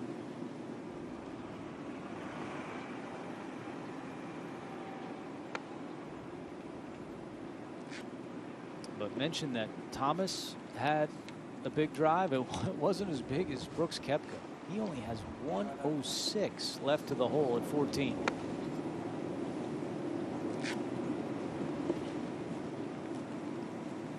And Koepka really good, able to take advantage of that big drive. Yeah, not only is it a good shot, but he's underneath the hole, so he can be aggressive with that putt. 13, Cantlay, 50 feet for eagle. Pretty big swing to this as well, Michelle. Oh yeah, everything goes hard to that creek right now. You can see right when it curved left, it picked up a lot of speed, and that's just testament to how slopey it is to the creek in front of the green. But that was a pretty good judge.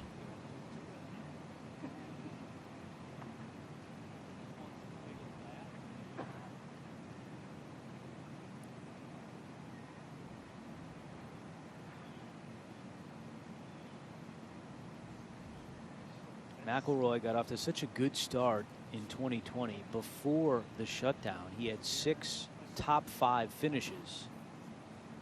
But after the shutdown, he has 0 top 5 finishes. He finished tied for 33 at the PGA Championship and tied for 8th at the U.S. Open. He's left with 11 feet here.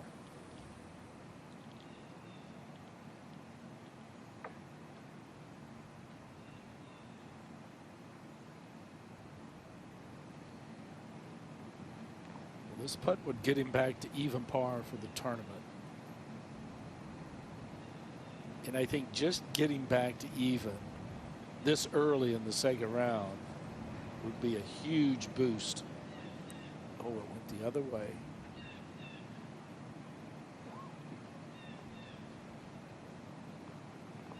Would have been his 3rd birdie so far this morning. Instead, he remains at +1.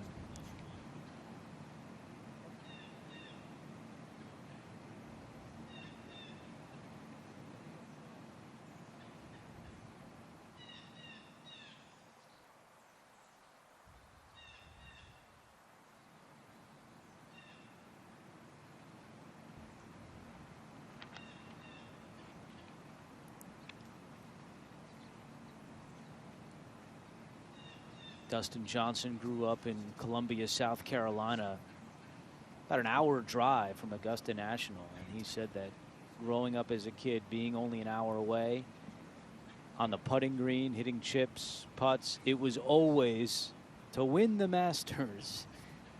Just a tournament that he dreamed about winning, as so many do, but being so close to Augusta National has even added a little bit more for Dustin Johnson, and he has come close. We know in the majors he has 5 runner-up performances, including 3 in the last 6.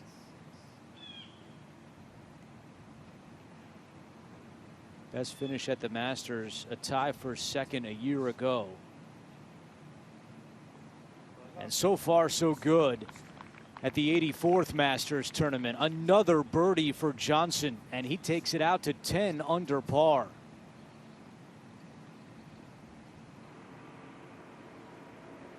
Now, moments ago, up ahead at 14, this was Thomas for birdie.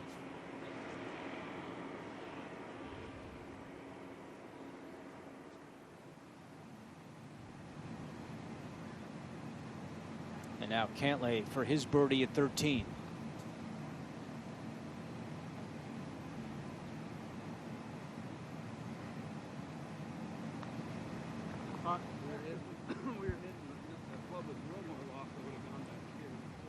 So 2 birdies in the last 3 holes for Patrick Cantlay, and he is at 3 under. Yeah.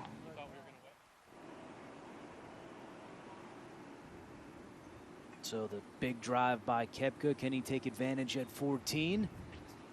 Just short on his birdie putt.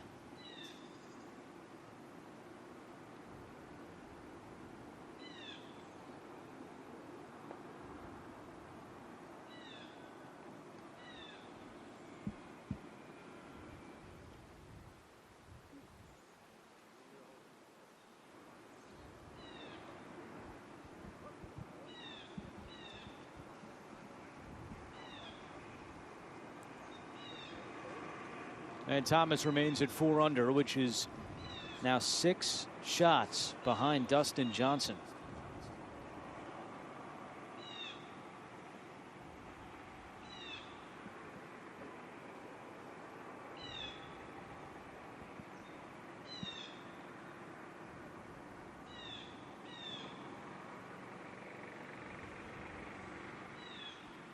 Thomas won his major 3 years ago at the PGA Championship at Quail Hollow.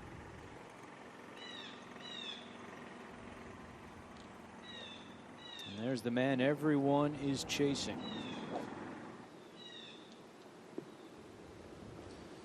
We'll go with driver here. This his start line has to be right on the second cut.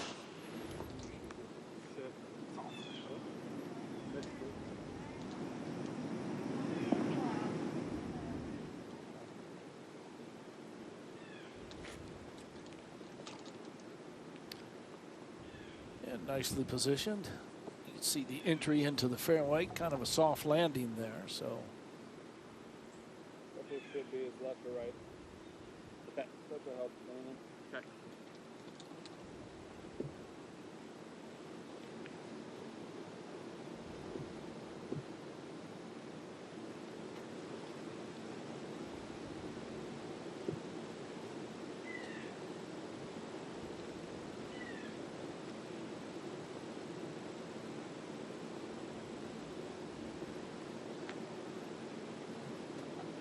And Cantlay will reset here on the tee at 14.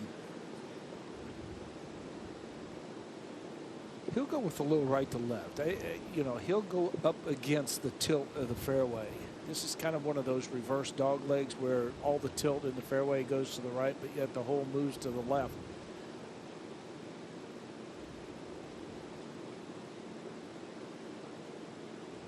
Plus, as Michelle said, the wind's coming out of the left.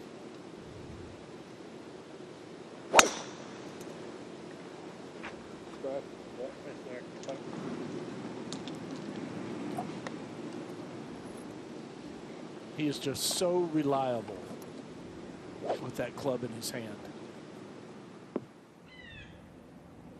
Up ahead, the par 5 15th. Koepka made eagle here in his first round. That really got him going. He was kind of plodding along, made the eagle, got him going. However, his tee shot here is right and into the second cut.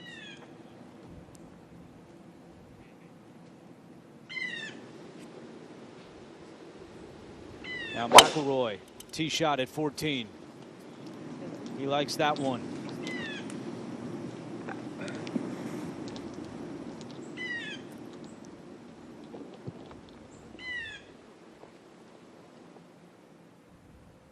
Back to 15 and Fitzpatrick. And that one is headed left, and today's hole location is only 5 paces from the left.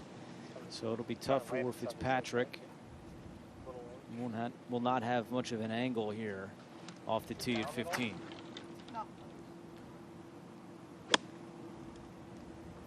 Certainly an important tee shot here for Thomas. Needs to hang on a little bit.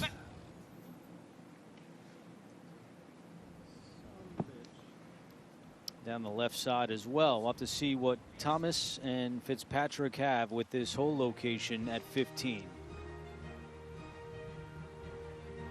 Get your junior into the game. Go to drivechipandputt.com to learn more and follow on Facebook and Instagram.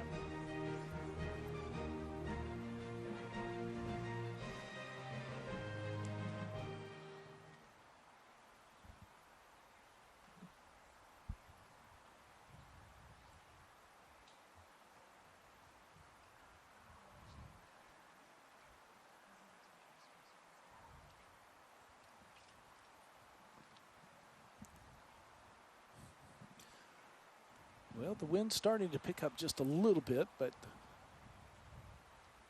looks like the players are still able to go ahead and stay in very aggressive mode. You look at a great start by Dustin Johnson. Brooks Koepka, he's got a little work to do here, Michelle, on the 15th, but after the opening bogey, he's made a couple of birdies, so pretty much moving in the right direction.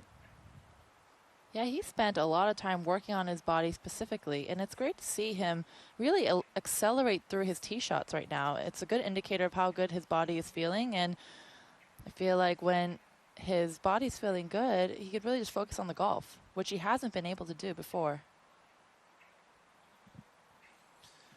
And Brooks Koepka walking down the 15th fairway up to his tee shot. Tee shot found the rough on the right.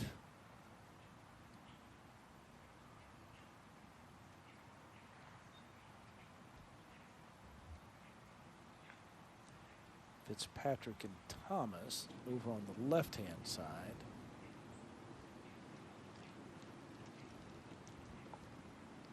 If he has a clear view into the green, he has a much better angle than Thomas and Fitzpatrick, even though he's in the second cut right now, which he's a little bit too far right to have a clear view, so he might need a layup. Yeah, you see the canopy of the pine tree just kind of hanging out over the fairway.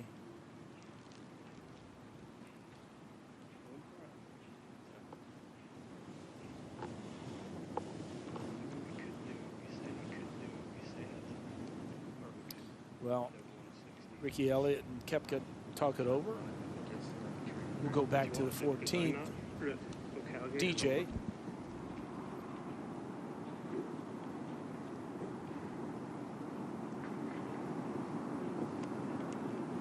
DJ with a right at 135 yards.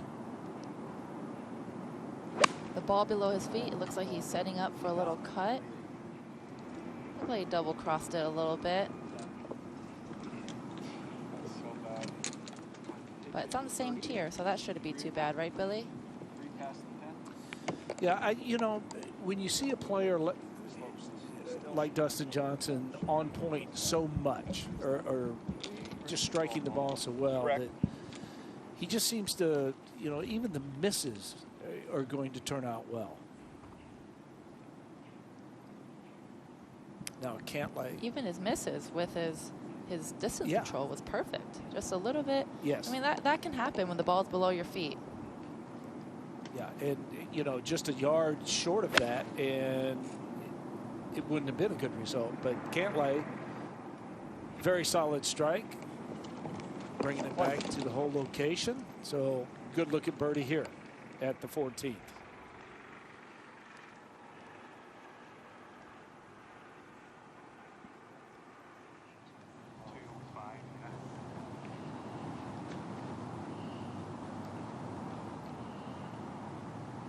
Now Koepka. He's got 255, Billy.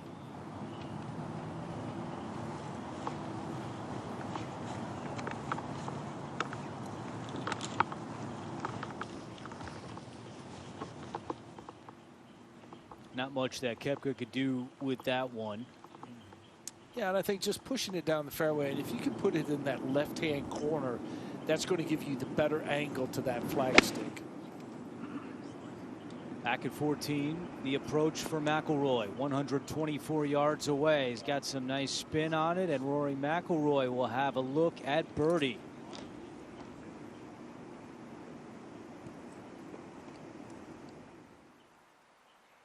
Michelle, you were joking earlier in our coverage this morning that in between rounds you would change your socks. Some people should have to change their clothes.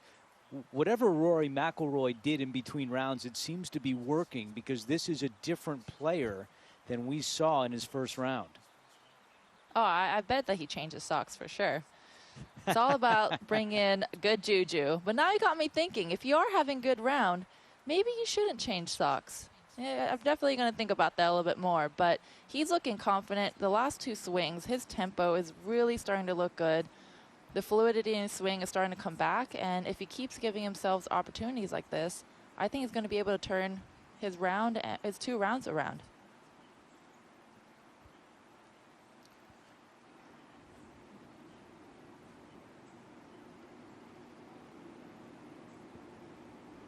The way that Rory's swinging the golf club right now, the distance control, a little bit of a bad break on the 13th where he just had to just kind of toss it down the fairway and make it a 3-shot par 5. But I think all in all, when you look at the rhythm, the golf swing, the power, Rory's pretty much on point right now. And as you said earlier, Michelle, the key is to take that first step, and that first step is to get to tomorrow, get to the weekend, and you can make something happen. If he can get to under par after this 9, I think he's going to be in good shape.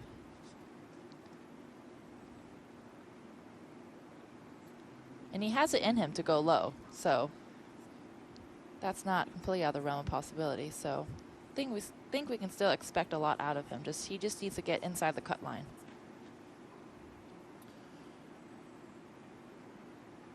And as you look at the grouping, the group of 3, and you look at a Rory and you look at DJ,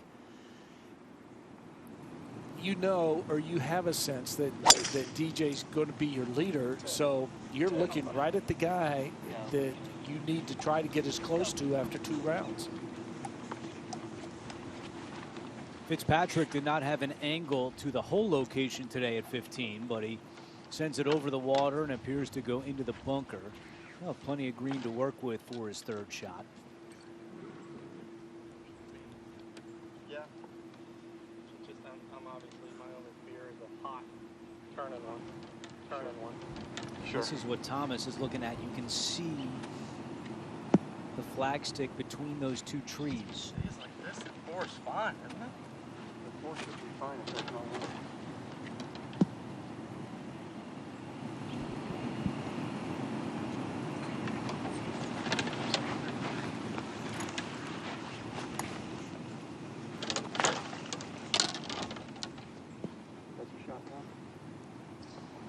Your shot, huh?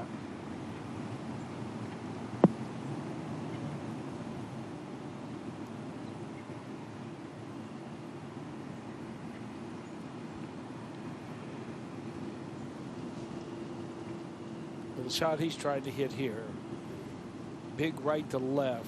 Now you run the risk of hitting it well over the green here at 15.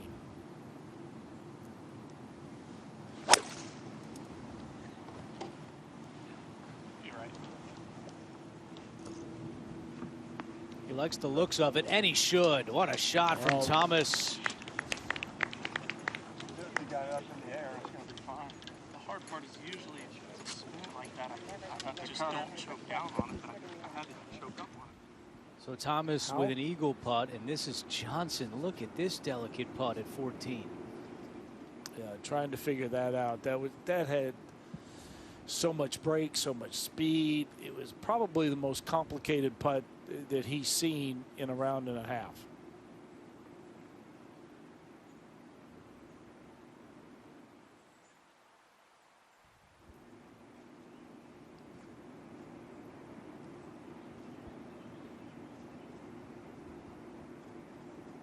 McIlroy has left himself with a 15-foot putt for birdie. New perspective for Rory, as he admitted with his daughter Poppy born on August 31st, and Poppy and his wife Erica are both in Augusta to support McIlroy at this his 12th Masters tournament.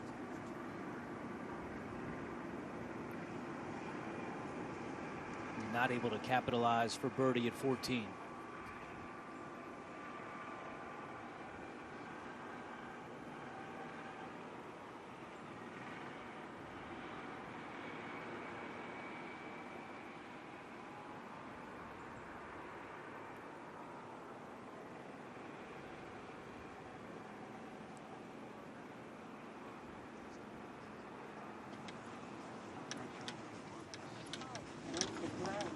Now Koepka, his third shot at 15. And being in that really nicely played. Down in that left corner, that's the flattest portion of this fairway at 15. You don't have to worry about the downslope. And now you're, even though everything is close to the hole, cut to the left over there, you are going back into the tilt of the green. So well thought out and well executed by Koepka.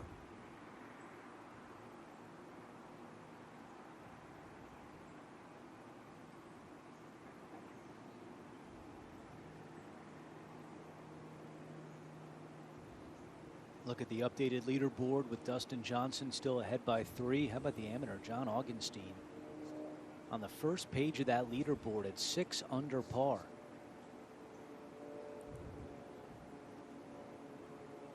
He is the 2019 really U.S. Amateur runner-up. That is some score. That is so solid.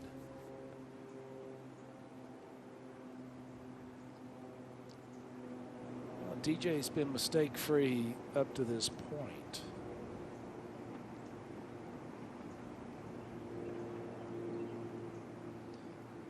And that is his first bogey of the week.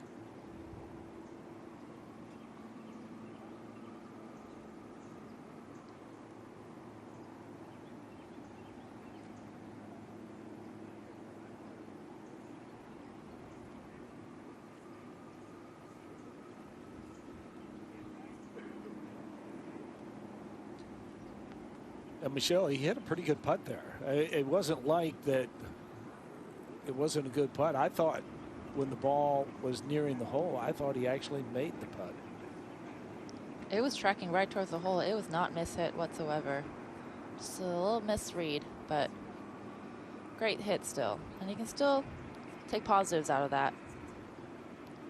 You're bound to make mistakes on this golf course, and a 3-putt is not the type of mistake that you want to make, but still he hit 2 solid shots. I mean, all the shots that he hit were solid, so still can take positives out of that. Third shot for Fitzpatrick out of the bunker at 15. As we mentioned, a lot of green to work with. He is using a lot of that green, and he leaves himself with that for birdie. Nicely played by Fitzpatrick. That gives you an indication. It is just so fast. I was going to say, the severity of the green, Michelle, is unbelievable when you're out there, and you saw it with the speed of the bunker shot. That's probably why he, even though he knew that it was going to be such a long bunker shot, that's why he still chose to get it there, because it actually, with how fast it is and the severity of slope, it doesn't equal a long bunker shot. You can just get it halfway there, and the slopes will do the rest for you. All right, back at the 15th green, this is Justin Thomas for Eagle.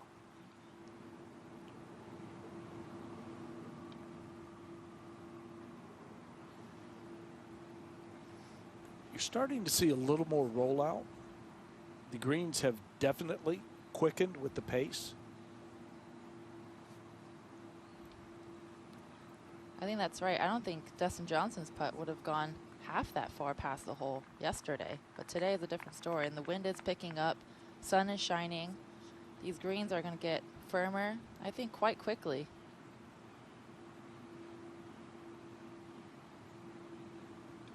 Let's see if Fitzpatrick can get up and down from the bunker. He can for birdie. Nicely played by Matthew Fitzpatrick. +2 now for Fitzpatrick. Just to follow your point, which both of you, I think, are spot on. Louis Oosthuizen said that yesterday it was a little bit tricky on the greens because you know what they used to do, and they weren't as fast because of all the rain. But now I think you're seeing it come back to what we are used to seeing, as Koepka nicely played for his birdie to get to 4 under. Birdies on 3 of the last 4 holes for Brooks Koepka. Back on the tee, Patrick Cantlay.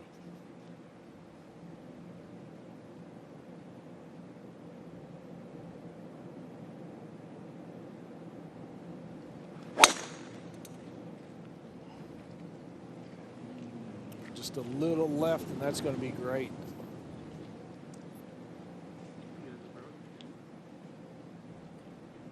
Far right-hand side of the fairway, where the hole is located.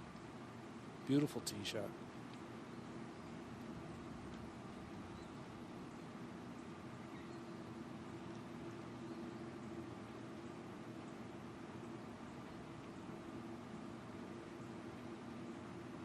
Thomas left a little bit for this birdie putt. I think this is a big putt. That's kind of an attitude adjuster right there. It could have gone either way, but nice birdie by JT. A little sigh of relief. And back to 5 under.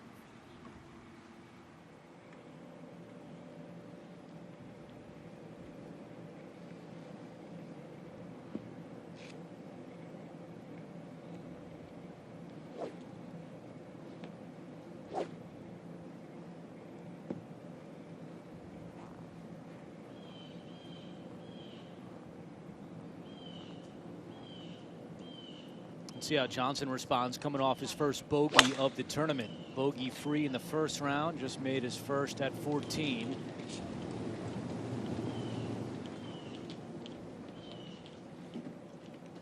You look at the ball. That's going to be a similar spot to Thomas. Yeah.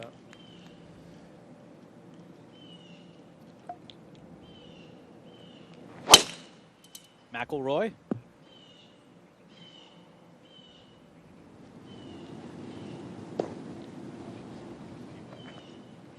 That one sinks down in the second cut. He's going to be in the same situation that we saw Koepka.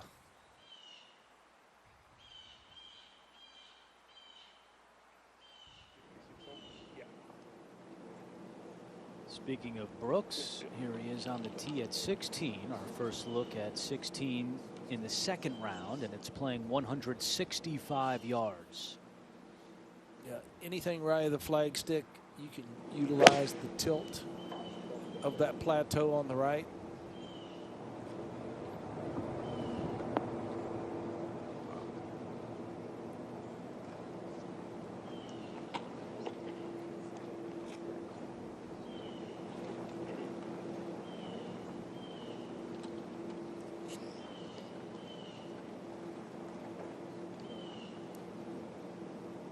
Not normal, but Yeah, just bog standard, nice 7, just right on TV top.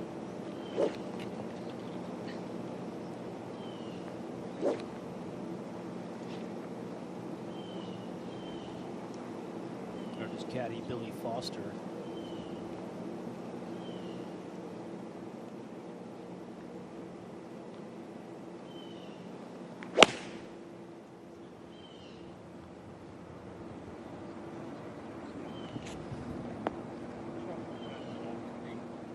That's well played by Fitzpatrick. He'll have a great chance for birdie at 16.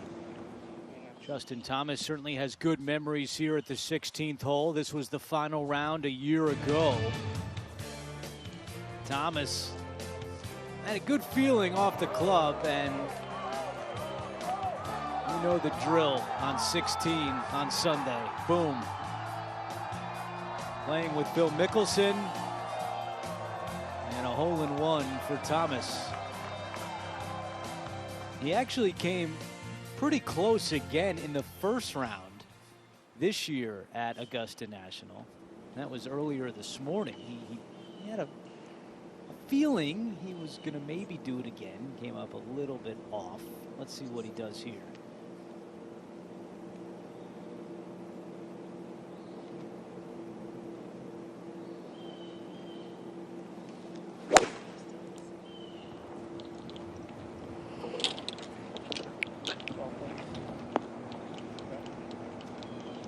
Come back. It's going to be really good. It's going to work. oh, That's going to work. Justin Thomas is loving life at 16.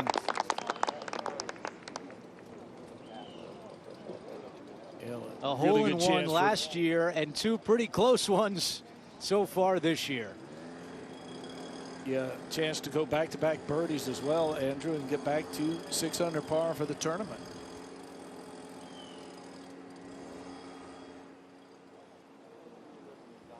All right, Michelle, make us all feel bad. How many hole-in-ones do you have in your life? 13. 2 in tournaments. Oh, is that all? How many in tournaments? 2 in tournaments, 2. you said? Okay. Mm-hmm. And what age did you have your first one? Ooh, this one's going to make you feel bad. 7. 7. That is Michelle Wee West and Billy Kratzert. I'm Andrew Catalan. Have you saved any of the balls, Michelle? I'm the worst at keeping memorabilia, so even all the stuff that I won, like the tournaments that I won from, I don't know where they all are at. The ones that are at museums, I know they're safe, but I'm just so bad at keeping track of things. I'd probably given the balls to kids or something. I don't know. I do know I have really bad hole-in-one dances afterwards. Really bad reactions. Quite embarrassing. I'm sure we'll all be looking that up next commercial break. All right, here's Cantlay at 15. Patrick Cantlay, ranked number 10 in the world. Oh, and a great shot from Cantlay. Thank you. Right at the flagstick. Beauty. He was eyeing that down since the ball left his club. He just loved it, and he left himself a perfect place. McIlroy not in a perfect place. Must be a better lie than what it looks like.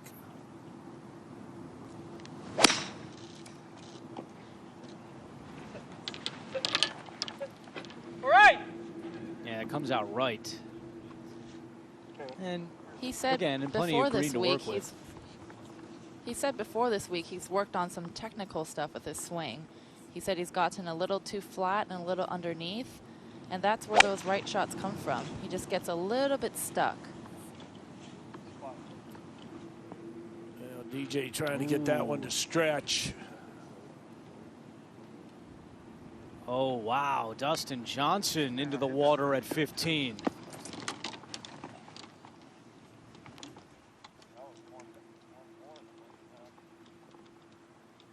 Coming off the 3-putt at 14. Now the mistake at 15.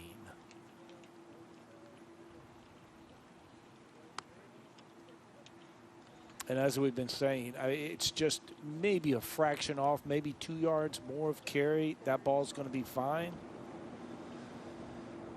But now you're hustling to try to make par. Koepka for birdie at 16, and he'll remain at 4 under.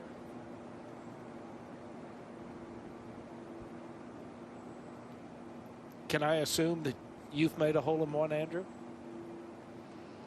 I've actually made 2, Billy, which are the only Very 2 nice. good golf shots I've ever hit in my life. And for you? Excellent. 14. Oh, of course. 1 more than Michelle. I love it. I don't know if it's accurate or not, but I love it. I'm going to catch up to you, Billy. It won't take you long. I don't know. It's actually taken me quite a while. The last 13, when I made my 13th hole-in-one, that was about 2.5 years ago now.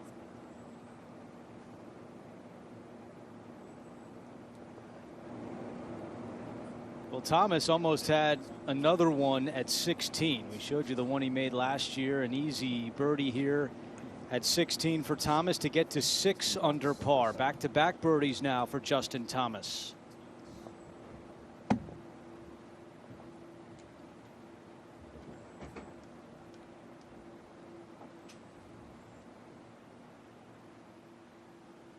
And that leaderboard with Sungjae Im now at 8 under par, and depending how Johnson finishes out 15, you could have Im in the lead. Thomas is 3 behind.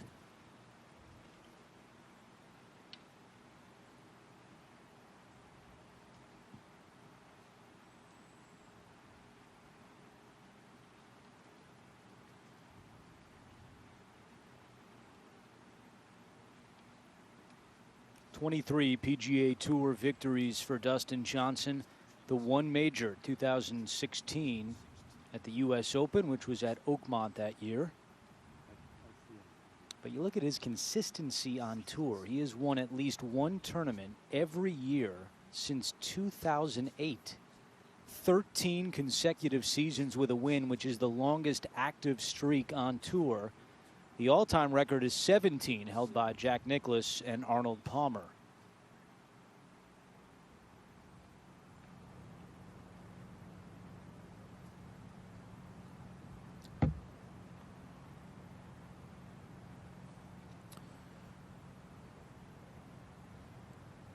I think this is, you know, a shot that he can feel comfortable with from the drop zone. It's a yardage that he knows that he's going to be able to do exactly what he did right there. Now he has a chance to maintain par. Stay at -9. Yeah, big putt coming up for Johnson. Trying to avoid back-to-back bogeys. Let's go up ahead to 17. Here is Fitzpatrick at +1.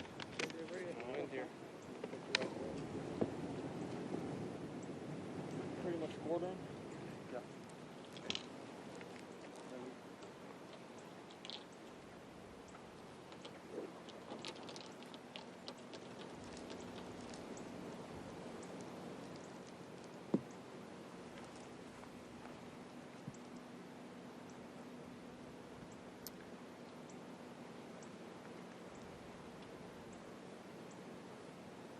Little momentum for Justin Thomas. Let's see if he carries it over here to his tee shot at 17.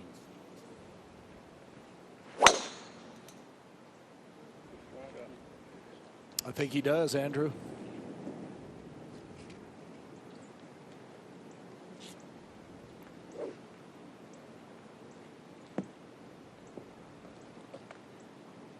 All right, back at 15.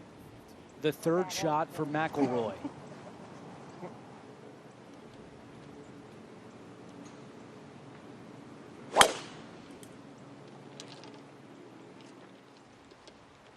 And McIlroy will have a chance for birdie. And you can see the flagstick picking up a little bit with the wind. Something to keep an eye on here as we have just crossed the noon hour in Augusta.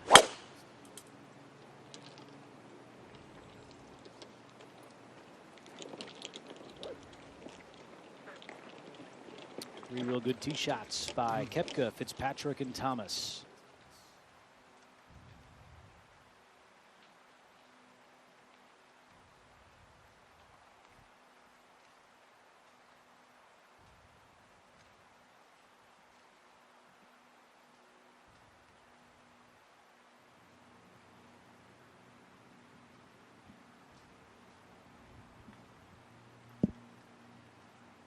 All right, big putt here for Cantlay. This is for eagle to get to 5 under.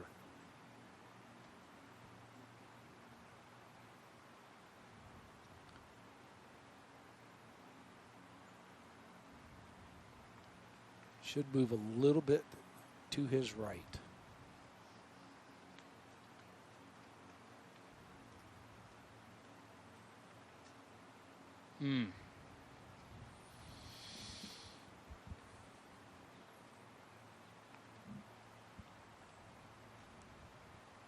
Birdie for Cantlay. Remember, he made eagle here at 15 in the final round last year. That briefly gave him the lead before bogeys at 16 and 17, and Tiger Woods going on to win.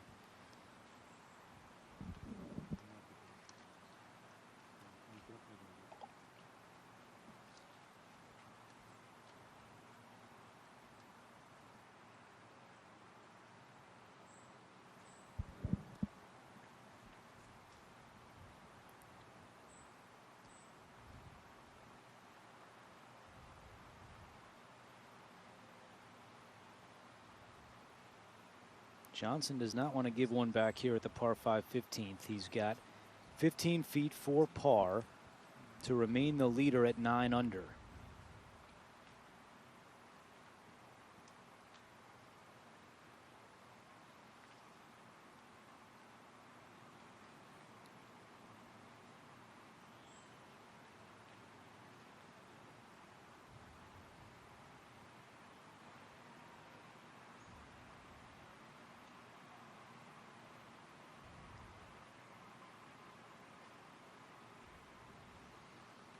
And the shot in the water ends up costing Dustin Johnson. Cannot make that par putt. And he's going to fall back into a share of the lead at 8 under.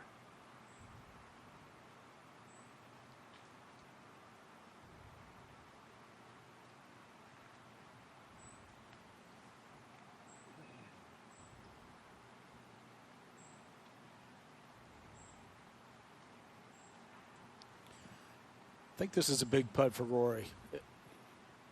Was not able to birdie the par 5 13th hole. You just can't continue to let these par 5s slide by without birdies. Par 4s are so challenging on this golf course, so you have to take advantage of these short par 5s. And Rory does. That's an important putt. Cut line still at -1, and again, it's early, but McIlroy gets it back to even par. That's his 3rd birdie of the 2nd round.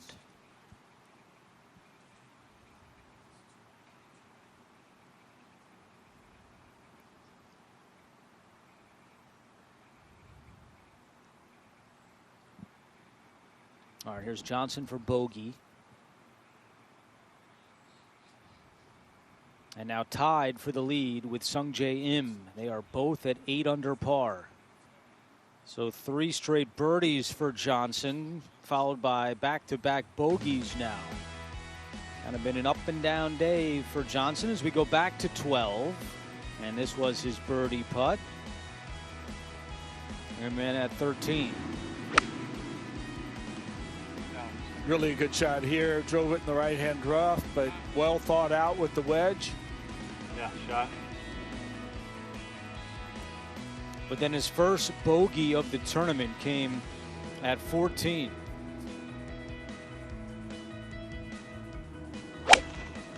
And then this shot at 15 proved costly as well. It looked like he did everything he wanted to with that shot. It just, like we said, it was just 2 steps short of being okay.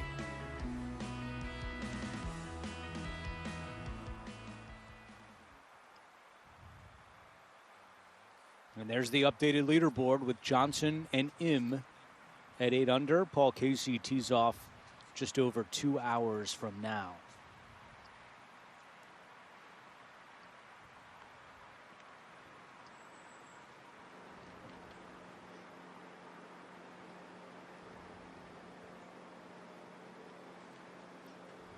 Cantlay will be first.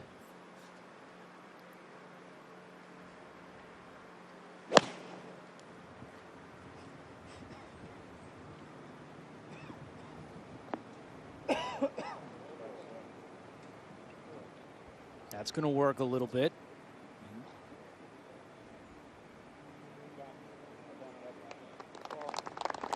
Well played by Patrick Cantlay.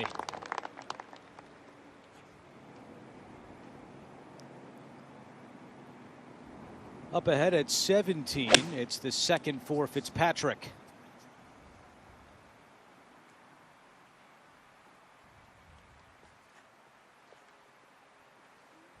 Center of the green, safely on for Fitzpatrick, and now we go back to McIlroy.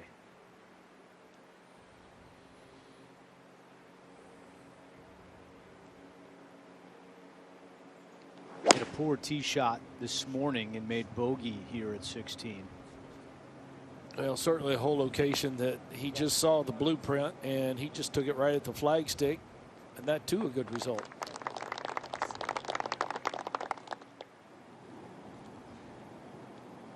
'17 fairway, Justin Thomas.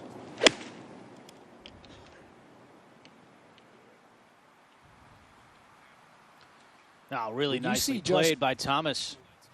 Yeah, when you see the transition that you just saw there with Justin Thomas from the backswing to the downswing, that's when you know he's on point.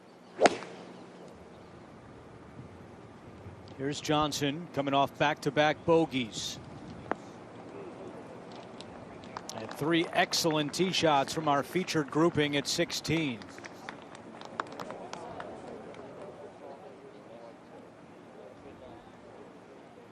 Another look at the tee shot from Johnson.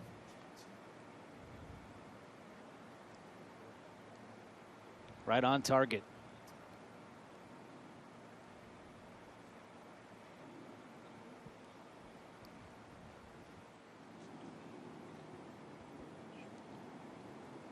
Back at 17, the approach for Koepka.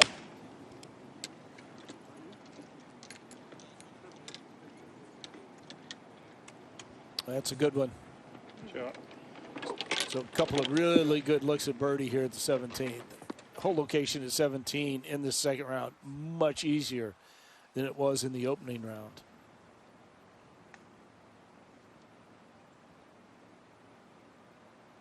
A great walk up 16.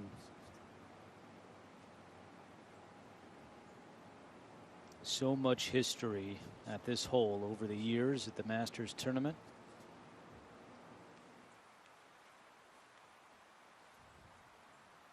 And at the 17th green, Fitzpatrick will be first for birdie.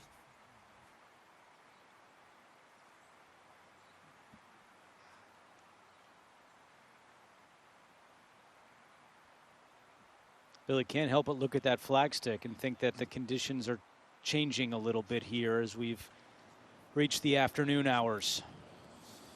Yeah, when you start looking as to what it might be in the afternoon, you're looking at a wind direction that left to right on 17. Now the tee shot on 18 is going to play more into the wind. So there's going to be a lot of crosswinds out there that the players are going to have to deal with.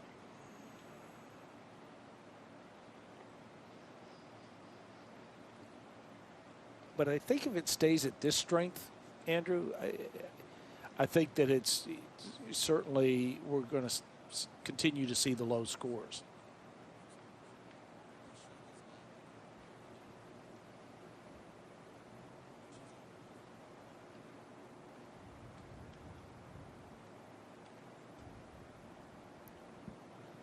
Been some turnaround for Brooks Koepka. And now he has a chance to pull within 3 of the lead. And another near miss for Koepka.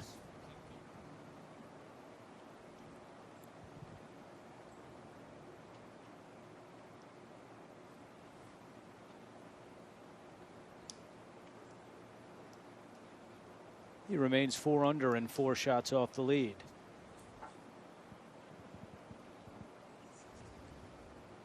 All right, back at 16, 3 birdie putts coming your way on feature group channel. McIlroy is first to get to 1 under par.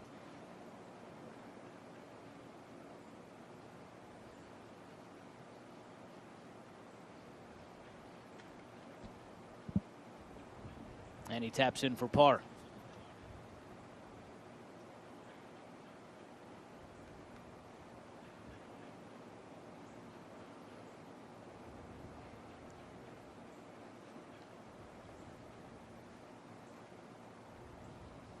Michelle, you gave us your cut math before, but when you were out there playing and fighting to make a cut, what were you looking at leaderboards? Were you just trying to focus on yourself? How did you approach a day like McIlroy has going where you're fighting to make that cut? Fighting to make the cut, I think it's way more stressful than playing for the lead or being in the lead. I feel way more nervous when I know a cut line is there or I'm above the cut line. So I've learned to do the quick math, trying to figure it out. Sometimes I need to know. I'm the type of player that I like looking at the scoreboard. I like knowing where I stand and knowing how many birdies I need to make coming in, how aggressive I need to be. And if I know I'm above the cut line, I've got nothing to lose at this point. And I think Rory had a little bit of that mentality this morning, just coming out here knowing if I don't make a lot of birdies. I have 0 chance. So it's really impressive to see his scorecard so far, and just having that I have nothing to lose mentality.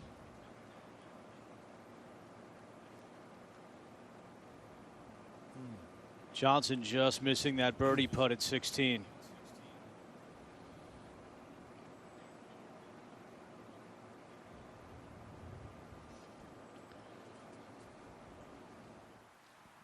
And while we wait for Johnson, let's go over to Justin Thomas to get to 7 under. He's got it. And Thomas is just 1 shot off the lead. And that has to energize him. For me, knowing, I mean, if I started the round knowing I was 6 shots back, you see a player that's pulling away, it can be disheartening at times, but that has to be a burst of energy, knowing that you made a birdie and now you're within 1. He's completely flipped the script, and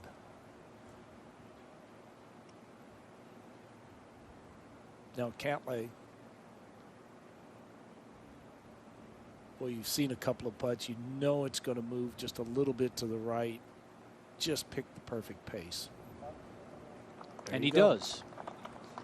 And Patrick Cantlay is now 3 under today and 5 under for the tournament.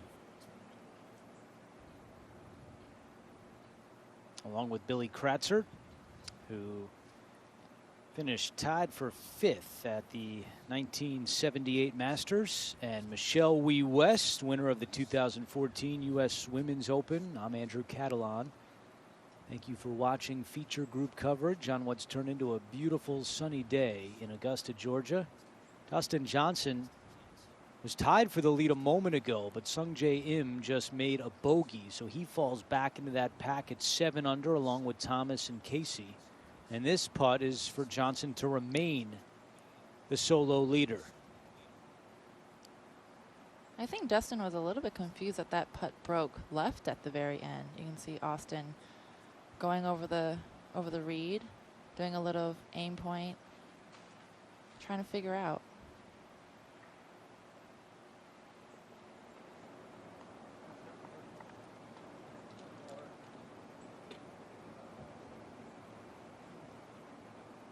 So Johnson at 8 under and the leader by 1.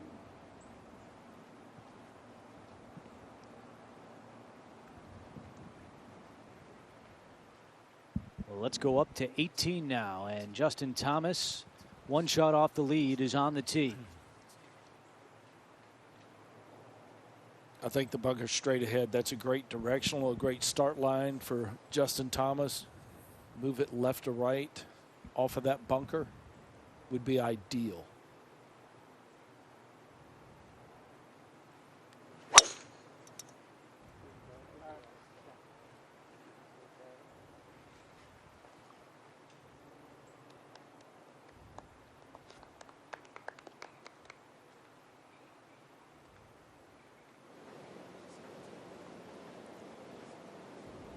Back at 17, Cantlay feeling good. He's at 5 under.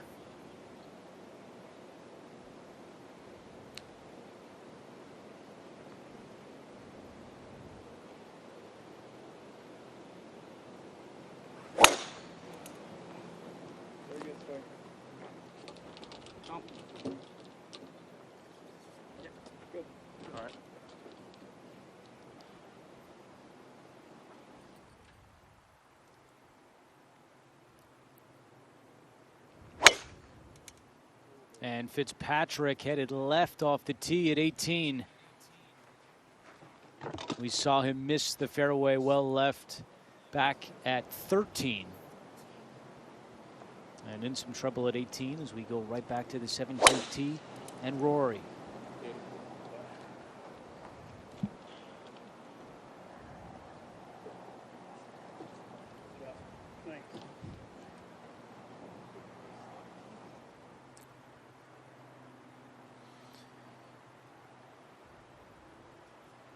Same situation for Koepka as JT. I mean, it's his natural shot.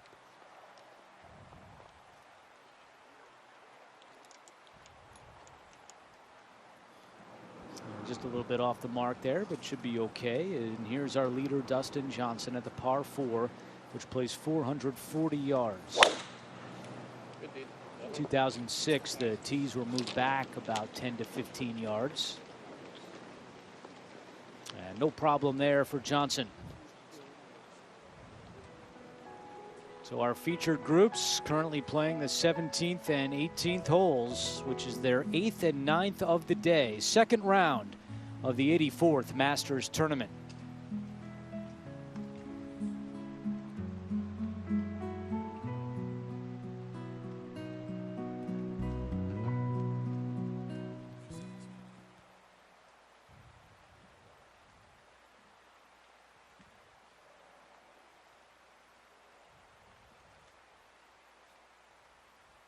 (12:21) local time, so still about 5 hours of daylight.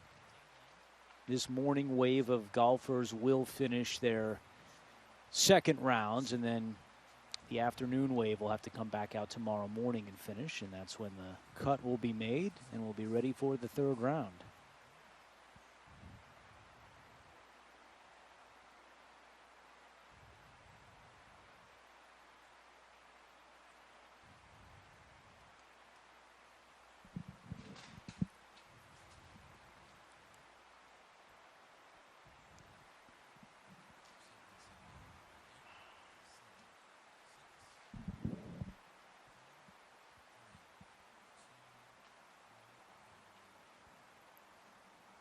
Dustin Johnson, no stranger to performing well at the majors. 19 career top 10s, 5 runner-up finishes. He has a runner-up at all 4 majors, one of only 8 all-time, but looking to break through for that second major victory, the lone one coming in 2016 at the U.S. Open.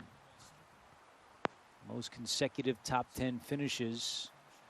Johnson with 4 in a row, and he was asked about adding to his major total earlier this week, and he said, of course, I would love to win a lot more majors, but I need to get my second one first and then try to add on to that. But as he said, I just need to keep putting myself into situations where I'm playing good enough golf and I can put myself in position on Sunday, and I like my chances if I get to that point. So Johnson now at the age of 36, ranked number 1 in the world. And he is your leader early here in the second round at Augusta National.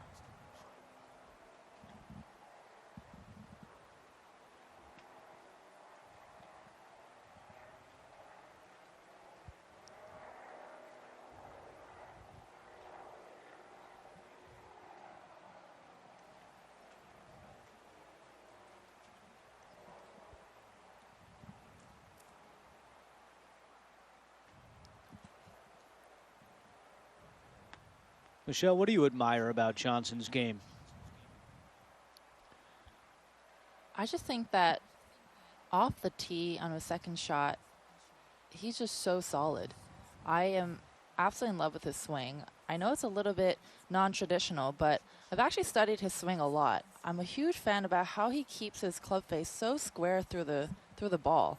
I mean, he's so strong. I think people don't talk enough about how strong he is and how flexible he is. And he has, a really good body for golf. And through the ball, I'm just so impressed with how square he keeps it. And I love that little baby fade he hits. And I think it really does come down to his putting. If he can get his putter hot, he really, I think, is unstoppable. Because he's so strong off the tee and with his iron play.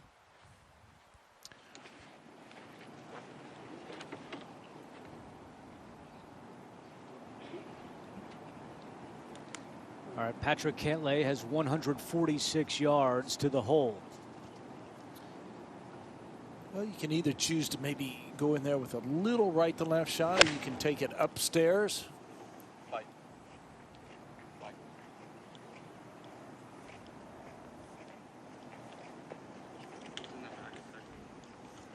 Good shot.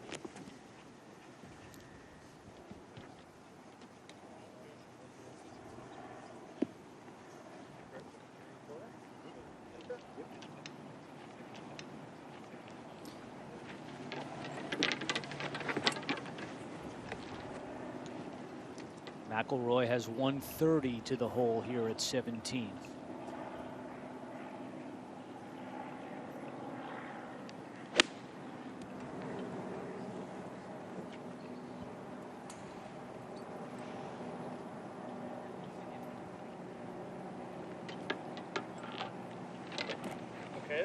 And a good leave there by Rory.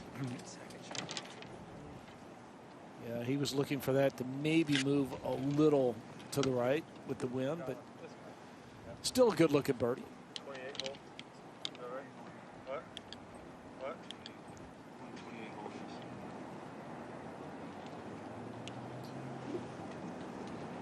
And Andrew, I will say, there was a 5-week period last season, where in 4 weeks, it was probably the best golf I saw for the year, for the season, by this man right here.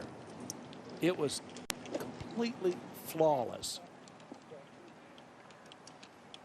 There's another good iron shot there. Closest of the 3 at 17 for our featured grouping. Now up ahead to 18, Fitzpatrick. You saw him miss the fairway left out of the pine straw.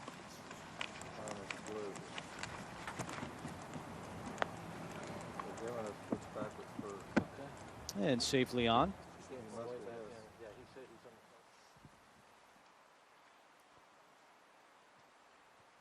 Justin Thomas and Brooks Koepka very close to each other. Both have 180 to the hole. And Thomas will be first to go.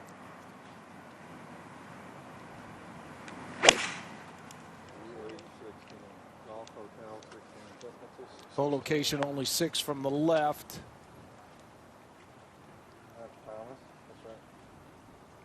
Justin really Thomas shot. is on a roll right now. Koepka quickly up ahead at 18. And that one's going to funnel back. But if Justin Thomas can make that putt, he would move into a share of the lead with Dustin Johnson.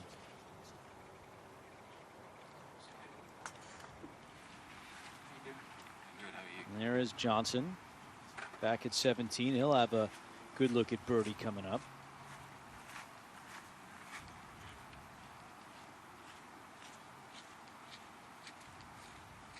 Just a picture perfect day, as we are so accustomed to every year at the Masters tournament. Okay, that's great. Thanks, Thomas.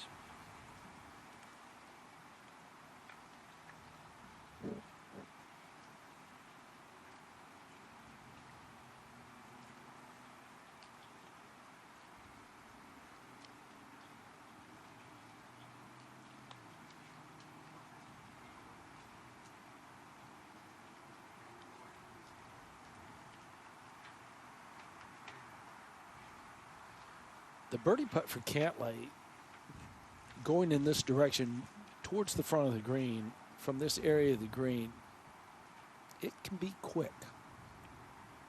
And I think we're seeing, and with you have the wind direction, the quickness of the greens, now all of a sudden this putt right that Cantlay has probably is more of like a 20 to 24 inch rollout with everything involved. So I really think he has to be careful with the speed of this putt. And you can see with the color change right there, about halfway, like you said, it really will roll out. It gets really light in speed, and when it changes color like that, you know it's going to be fast.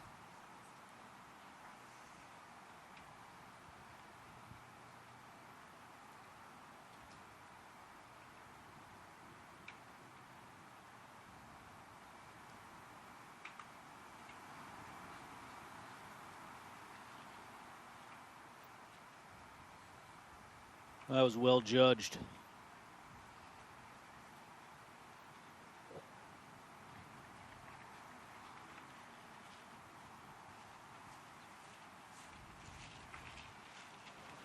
All right, up ahead at 18, it'll be Fitzpatrick first, and he's got 55 feet for birdie. Up the hill. And speaking of well judged, That putt was well judged, Andrew.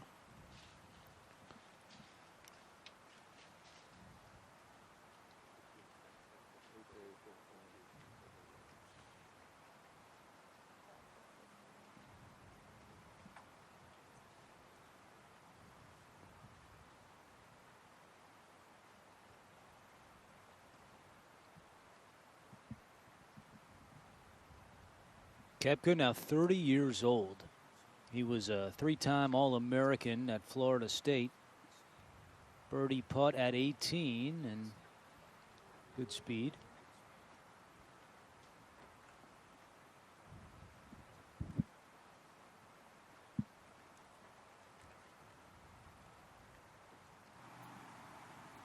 And while Thomas lines up his putt, let's go back to 17. McIlroy again a chance to get to 1 under par.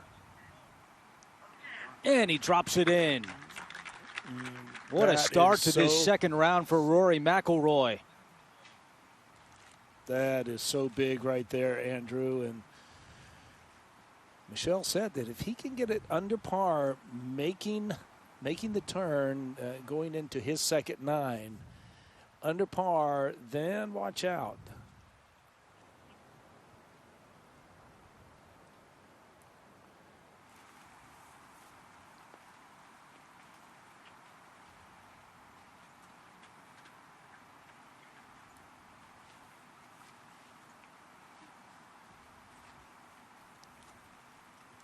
I don't think the second major win is as pressured as the first. The first one, after you win the first one, you really do feel like you have a monkey off your back. And I feel like for this, being his hunt for his second major win, it's not going to be as pressured, but still will mean a lot to get that green jacket.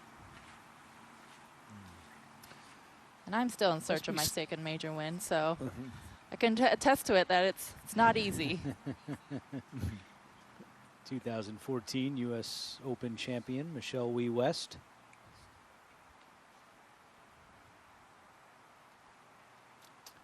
Must be something in that putt, Michelle, because other than JT, we've seen players miss it on the high side. There's just so many optical illusions on this green. Your eyes does funny things to you. There's so many slopes in the background that go in different directions. It makes it really hard to read the greens. Thomas for a share of the lead. He's got it. Justin Thomas has made 4 consecutive birdies. What a run for Thomas, who moves into a share of the lead with Dustin Johnson. That was the start of 4 in a row, back at the 15th hole. Good tee shot here at 16.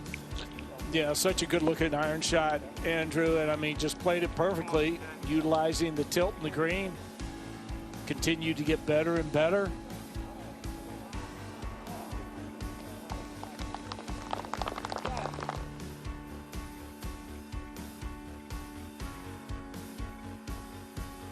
Birdie at 17 for Thomas, and then just a moment ago you saw Justin move into a share of the lead at 8 under par with 9 holes left to go in his second round. We update the leaderboard. There it is. Dustin Johnson, Justin Thomas tied at the top.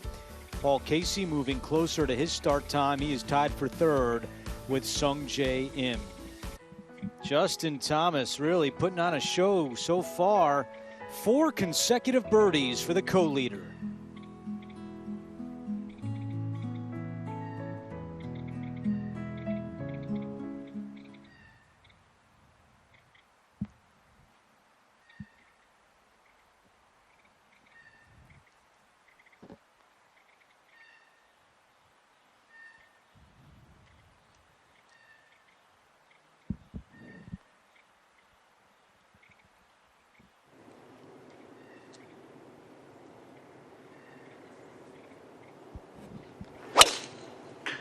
Stay there. Please stay there. Shot. That was messed up. Yeah, McIlroy was laughing at it, but he's in the fairway.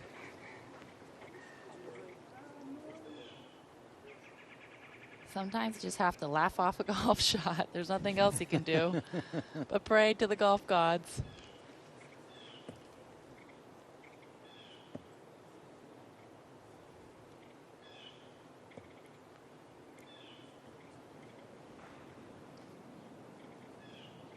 There's our new co-leader, Justin Thomas, on the tee at the first hole, which is his 10th of the day. Thomas has made 4 consecutive birdies. And a bit of a wait before he will begin his second 9 today. And while we wait, let's go back to 18 and the tee shot for Patrick Cantlay. Played a beautiful little fade off that bunker there. Leave him in a perfect place in the fairway. Yeah, Cantlay's at 5 under, Michelle, so he's only 3 shots back. And Sungjae Im just made another birdie, so it's now 3 tied at 8 under par. Thomas, Johnson, and Im. Dustin Johnson definitely opened the door a little bit with those 2 bogeys, and they are capitalizing on this opportunity. These young kids, they're fearless, and you give them a little bit of hope, and they will take it.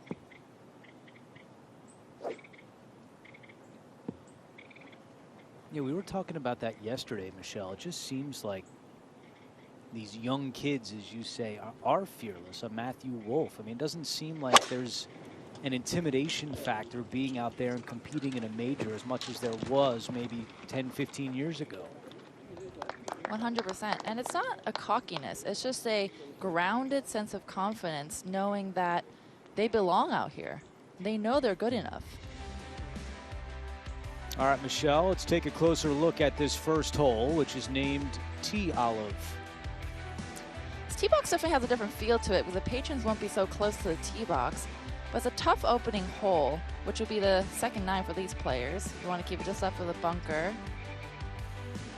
This green up here is a tricky, tricky green. A lot of slopes. I can see the arrows. A big false front and a false left, as you call it, where the slope goes away from it. A par will be good on this hole. And Justin Thomas is ready to go. And you can see he's going to walk right past that big leaderboard and see his name up there at the top. He doesn't love this tee shot, though, and you can see why in the second cut between 2 trees.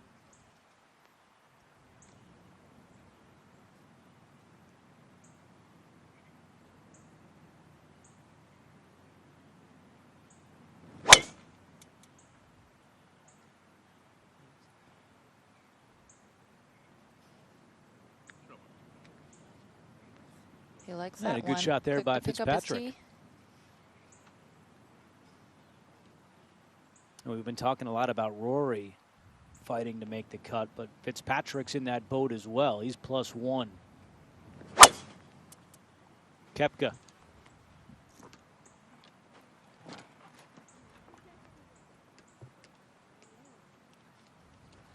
And he's in the second cut as well. The thing I am liking about Koepka's swing is that it seems like he's really accelerating through the ball. I'm really liking how aggressive he's become. And that's a good indicator of how good his knee is feeling. Yeah, he missed almost 2 months from mid-August to mid-October. Left knee and left hip injury as well. But at his press conference earlier this week at Augusta National, he said that everything's fine. He feels normal. Rehab for 2 months in San Diego to get everything straightened away, and says he feels good again, and he needed that time off. He could tell earlier this year how much, especially the knee, had been bothering him. And I think when he partially tore his labrum in his hip, that was a big warning sign for him. When injuries start to creep up the leg or down the leg and start to spread, that's when you know you're making some errors in the rehab, and you need to pay closer attention to it. He says health-wise, this is the best he's felt since the middle of 2019. So it's been a while that he's been fighting off injuries, but finally feeling good. And it's impossible to focus on your game when you aren't feeling that good. And I know that better than anyone. You know, it's hard when your injury, your pain level is in the front of your mind. And with these level of play out here, you have to be just so sharp mentally. And when pain is in the forefront, it's hard to be sharp. And his point, kind of following up what you just said, Michelle, is that he felt he got lazy during his rehab. He was slacking, didn't put the effort in that he needed to rehab. It can become tedious to have to rehab day after day after day, that you lose sight of trying to get better. And admittedly, from Koepka earlier this week, he said that. He said, quote, "I became lazy." I can see that. I mean, when you're trying to play and practice at the same time, you don't see that much, you know, improvement in your rehab, and that can get frustrating, which can get you to slack off. Second shot for Johnson at 18. You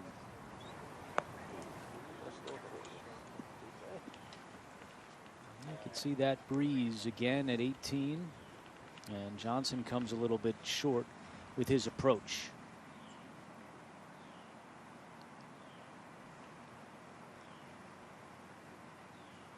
McIlroy has 157 to the hole. Why was he laughing at his tee shot, Michelle? It worked out all right for him. I don't know. It looked like it was going right in the middle of the fairway. It must have maybe heeled it a little bit or didn't hit it right in the middle of club face, but seemed okay to me. I didn't love that one, though, as that one funnels back towards the front of the green at 18. Standing here, I think they're playing for a touch of help also. Just on top, 70 on top. If I get help, it's this putt. Yeah, I agree. If it gets hurt, it's obviously right a lot short.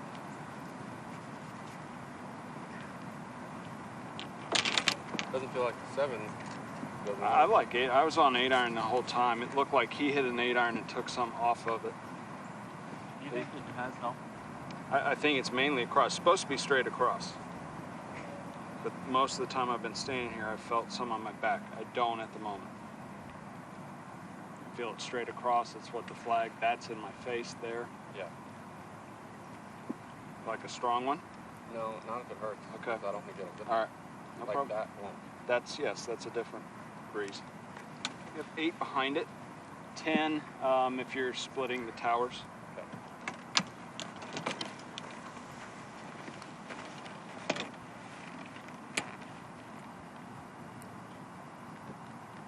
Great stuff there between Cantlay and his caddy, Matt Minister.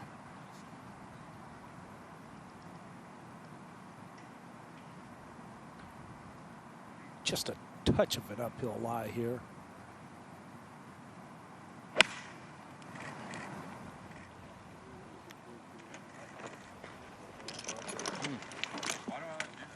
Seemed like he tried to flight that ball a little bit from that uphill lie just so he can control the spin a little bit, but it squirted a little bit to the right.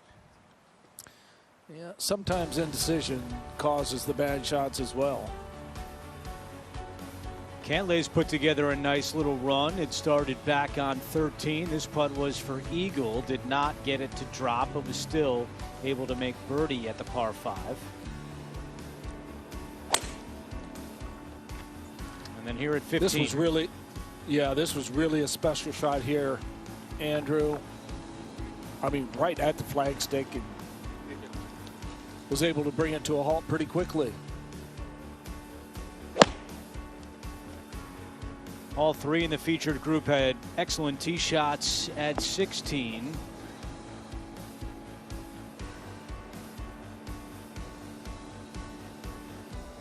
Cantlay knows the deal, playing in his 4th Masters tournament, using that slope to perfection. He would make that putt for birdie.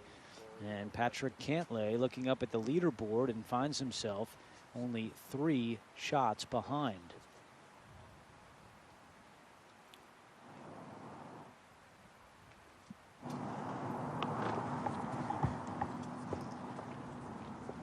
Here's Matthew Fitzpatrick's approach at the first hole. You see the hole location today in the back right. And this is what Justin Thomas is contending with. He's on the left side of the first hole. You can kind of see the flagstick between the trees up ahead, and Thomas is aiming well right. Just to get back in play, and he hits the tree.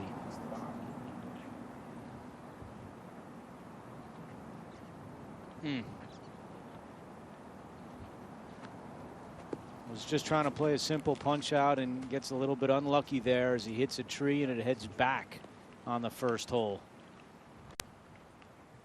There was not much of an opening there, Michelle. I mean, this was a pretty aggressive play, I thought. Very aggressive. It seemed like he was trying to hook it around the tree and miss that one, but that's a tough angle. That tree was in a not opportune place. Koepka throws out a beauty with his approach. So Brooks will have a birdie putt, but the attention shifts to Justin Thomas here at the first hole. Tied for the lead, but just hit a tree, and now will have to hit his third. Before we get there, we go back to 18. Patrick Cantlay out of the green side bunker. Yeah, just a touch of a downhill lie in the bunker, so had to be a little careful with that.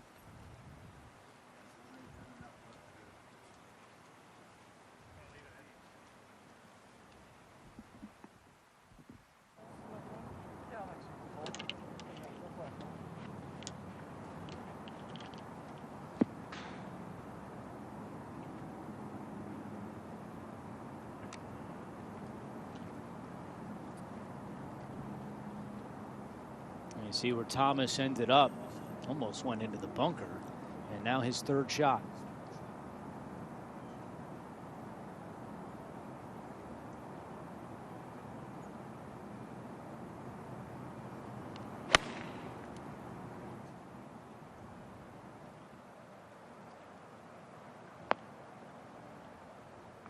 Oh, and that one trickles off the back. So Justin Thomas, as soon as he moves into the lead, is now going to really have to scramble to make bogey.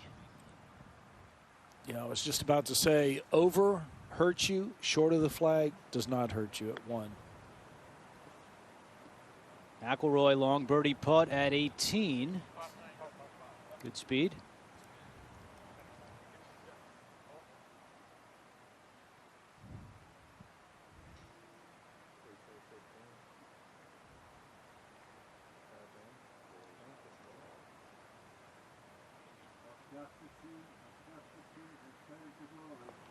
But a really solid first 9 holes of the second round for Rory McIlroy. 4 birdies for McIlroy, no bogeys, and a smile as he makes his way toward the first hole.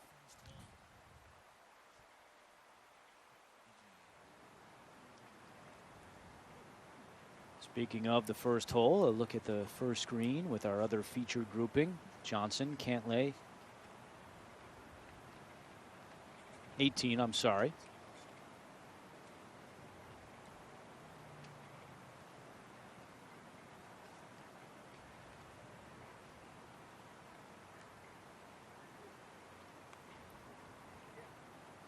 Johnson has 34 feet for birdie. Currently tied at the top with Thomas, who's in trouble at 1, and Sung Jae Im, who's at 8 under as well.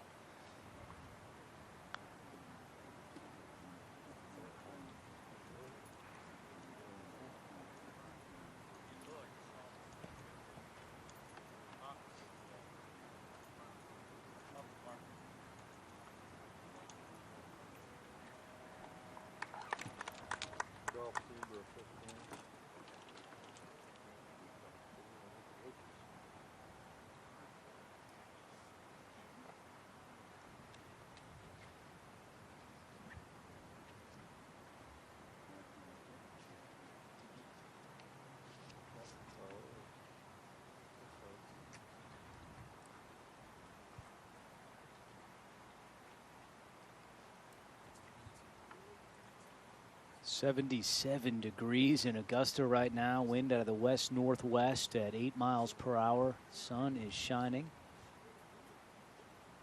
We are midway through the second round for our feature groups, and here is Cantlay for par.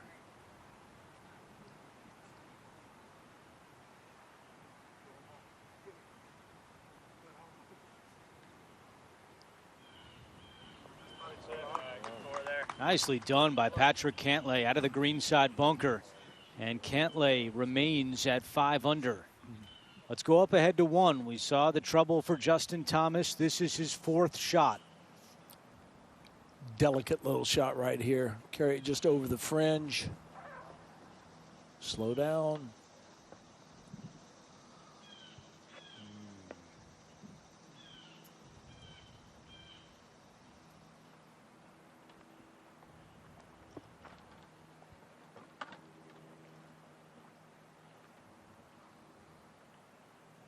I could see he said, wow. I think things are firming up, but also that was not exactly what Thomas intended. Yeah. Just that one little miscalculation, Andrew, and now you're hard at work to make bogey.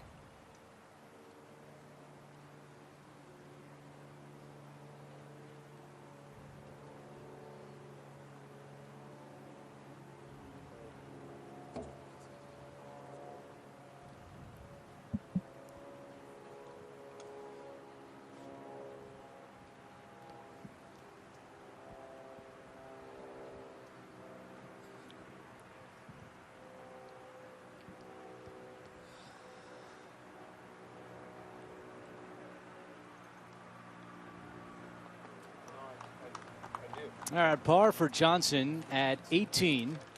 So 1 under on his first 9 holes, and he remains tied at the top with Sung Jae Im, and Justin Thomas on the leaderboard still at 8 under, but we know he's dropping at least 1. He's hoping it's 1. He needs to make this putt.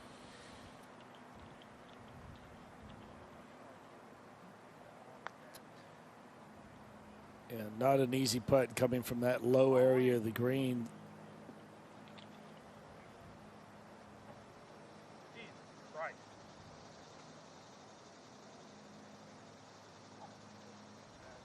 How quickly it can change.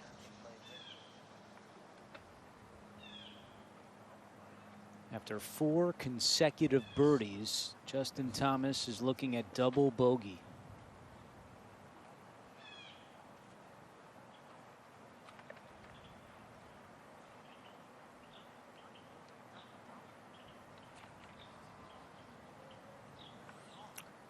Looks like he's still trying to figure out what went wrong with the little pitch shot from over the green, Andrew. Fitzpatrick for birdie to get to even par. And he remains at +1. All right, start of the first 9 holes, but the second 9 for Rory McIlroy. Fitzpatrick tapped in for his par up on the first green. Here's the tee shot for Rory at 1. Oh, beautiful shot by McIlroy. That is a deep drive. 309 to cover that bunker off the tee.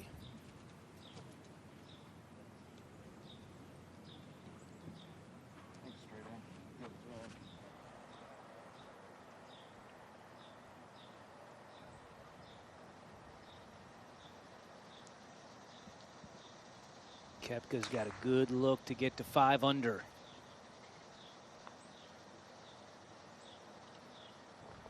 Yes. Brooks Koepka to 5 under par, in within 3 of the lead.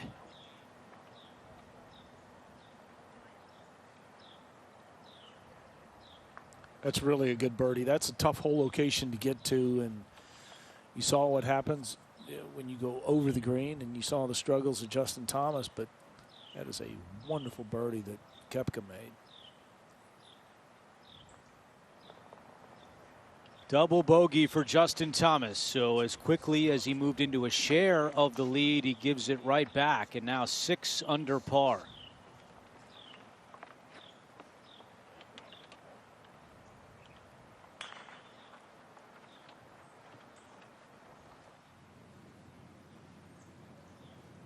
Cantlay on the tee at the first.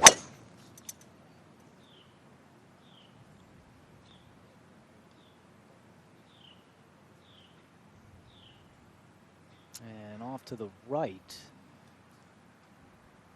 There could be some tree trouble over there for Cantlay. We'll have to see what he faces.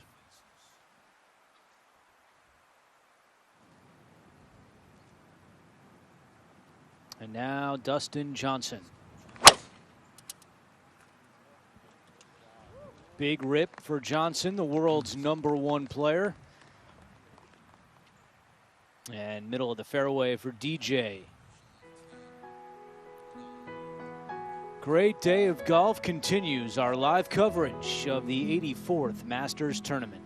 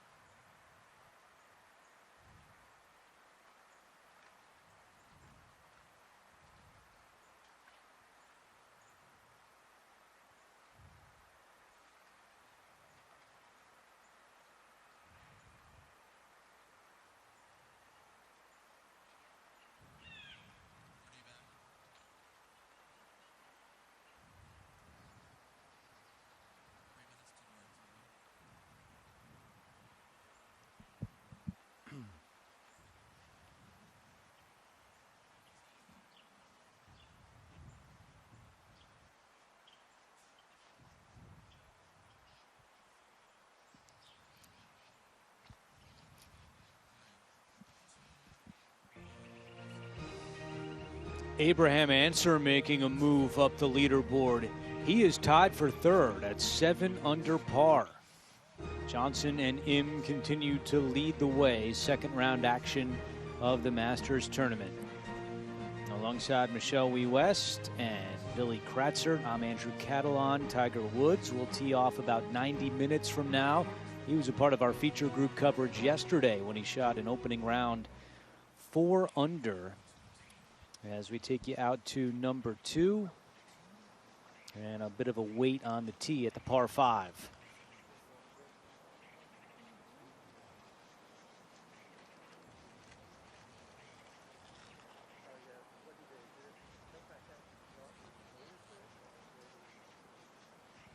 And back at 1. Looks like McIlroy's having a little lunch. So is Dustin Johnson. It is lunchtime. It's about 1 o'clock in Augusta.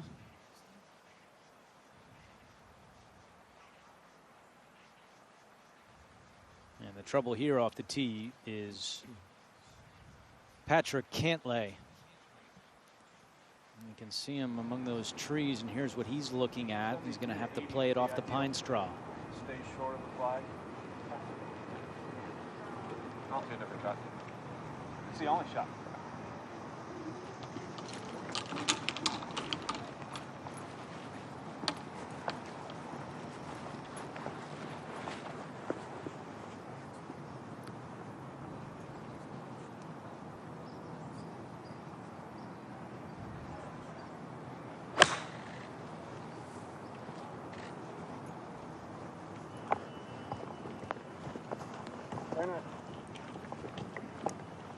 Pretty good effort from back there just to find the green. Obviously a long way away with the hole location. But Cantlay got a lot on that out of the pine straw. Now they're ready to hit at the par 5 second.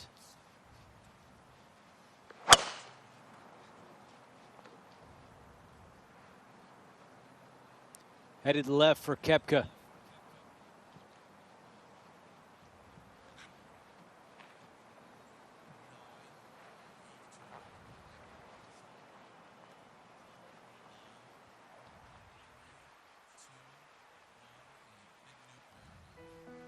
It is a beautiful afternoon in Augusta, Georgia, as we welcome you back to our live coverage of the 84th Masters Tournament. Alongside Billy Kratzer and Michelle Wee West, I'm Andrew Catalan. We thank you for joining us for what's been a very busy day of golf. They finished the first round earlier this morning, and we're about midway through the second round for our featured groupings. Here's a look at the leaderboard with Dustin Johnson, a part of our featured group coverage, tied at the top with Sung Jae Im. They are both 8 under par. Justin Thomas just made a double bogey at 1. He is at 6 under. We take you out to the first hole, and here is Dustin Johnson with his approach shot, and Johnson will have another birdie putt coming up. Up ahead to the second hole, and the tee shot for Matthew Fitzpatrick. He is fighting to make the cut at +1. And Fitzpatrick clips a couple of trees. That's pretty much been the miss today. All the tee shots that's gotten him in trouble, they've been left. Now McIlroy, his second shot. He has really put together a really nice start to his second round. That one funnels back a little bit, but he'll have a long birdie putt coming up. McIlroy began the second round at +3, but he's made 4 birdies and no bogeys so far. Let's see how Thomas bounces back after the double bogey. Well, trying to avoid the bunker down the right.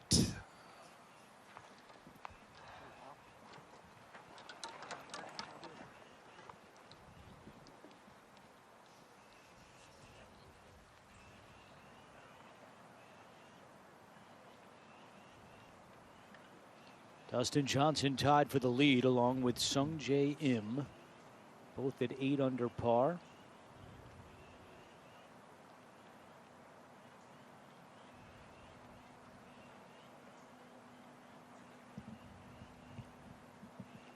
'11th Masters tournament for Dustin Johnson.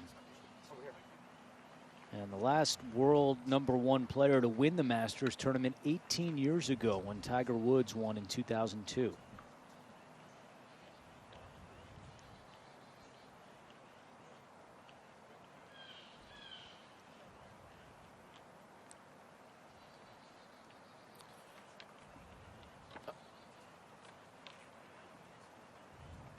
I would say that through 27 holes of the tournament, Dustin Johnson is picked up right where he left off at the end of the season last year, and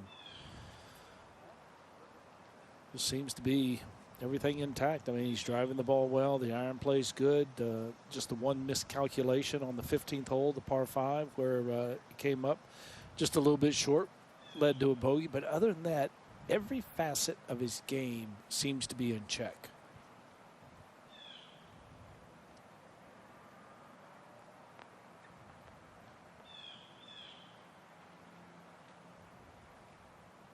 Michelle, what have you noticed about the way the conditions have changed, if at all, over the last 24 hours? Obviously, we don't have the rain that we had yesterday morning. How are you seeing the course play as we see Cantlay get set for his third? The biggest difference I'm seeing is around the greens. You can tell that balls are rolling out a little bit more when you have those downhill breaking putts. But I'm also seeing the wind affecting shots a little bit as well. It's making players think. I think Augusta is such a mind game to these players, especially when the wind starts to pick up a little bit. And when it's variable like this, when it's not super strong, it's coming from all different directions and it's bouncing off the trees. And you can see players are starting to get a little bit more indecisive. So they're going to have to stick with their game plan and keep being decisive like yesterday.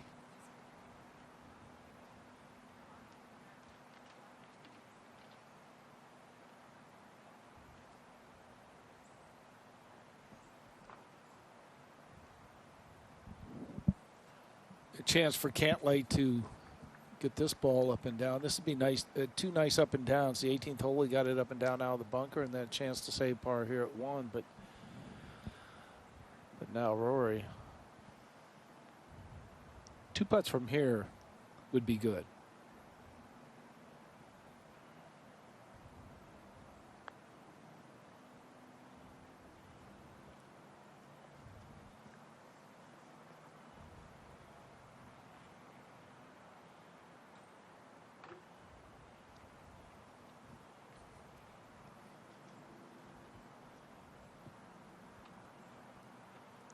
that's where his second shot probably would have been if the ball flew just 5 or 6 feet further.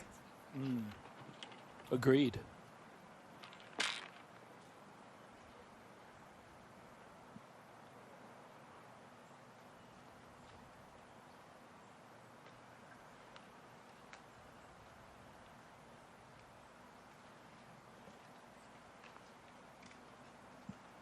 Last 6 starts for Dustin Johnson. He has 2 wins, 3 runner-up finishes, and a tie for 6th at the U.S. Open. We mentioned earlier today about his positive COVID test on October 11th. He missed 2 tournaments, quarantined in a hotel for 11 days, but returned to the tour last week and finished tied for 2nd in Houston. So he picked up right where he left off and off to a very nice start here at Augusta.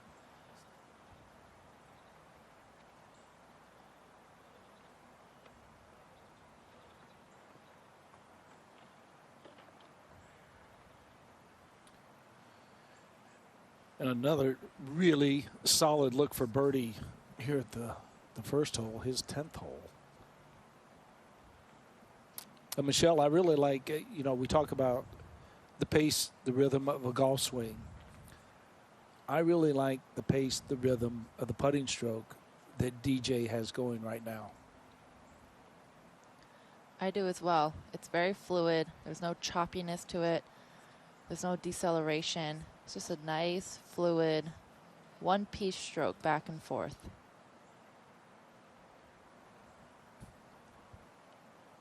He's got 15 feet for birdie at the first.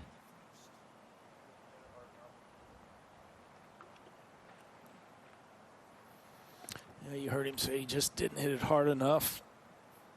Had the correct line, but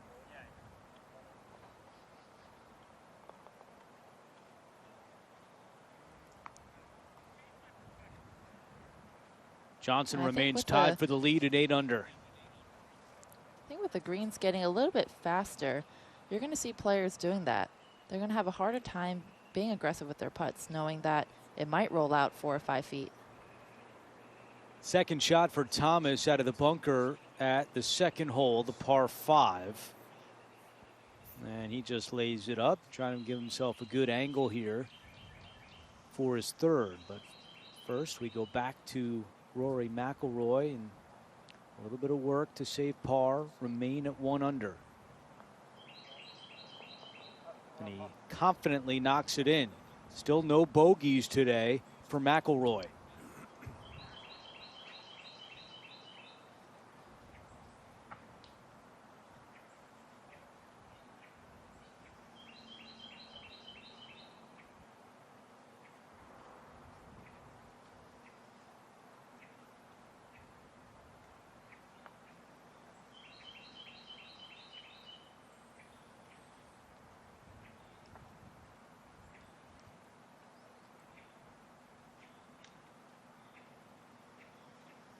this will be a nice save here if Cantlay can get this one in.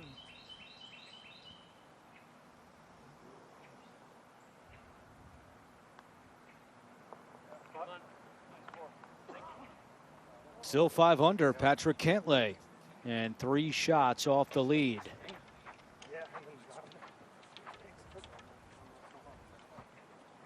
All right, up ahead at 2. You saw Justin Thomas hit out of the bunker.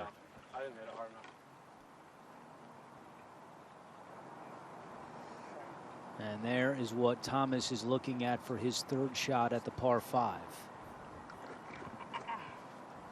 He's got 89 yards left.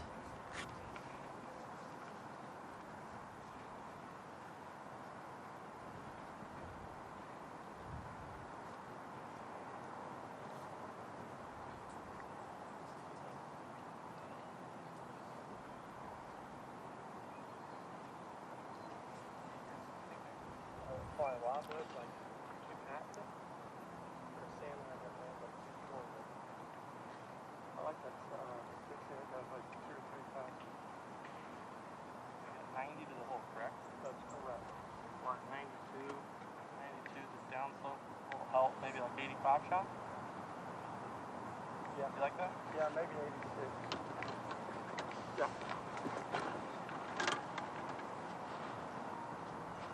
Okay, good discussion between Jimmy Johnson and Justin Thomas. I think maybe a little bit long is what they're thinking about. Maybe just a little bit left of the flag stick.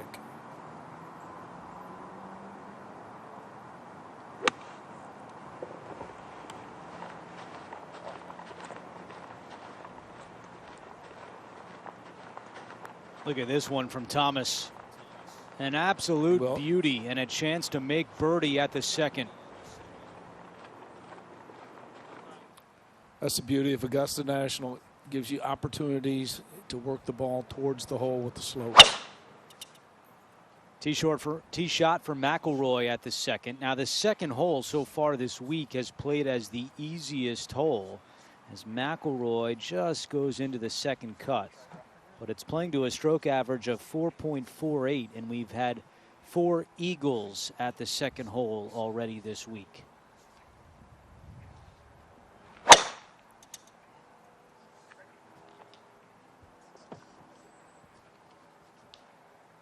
Cantlay clips a tree, but it sends it right back to the middle of the fairway.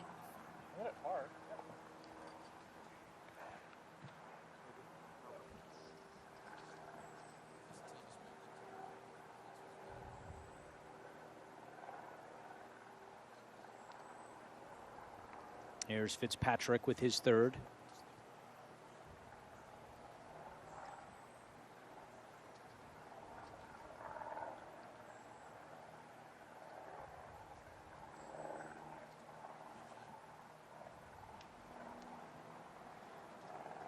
And now the co-leader Dustin Johnson with his tee shot at the par 5 second hole. And that is a good line. Yeah, that's actually the first one that I've noticed that he really has gone after. And I mean, that is large. That is way down the fairway at 2.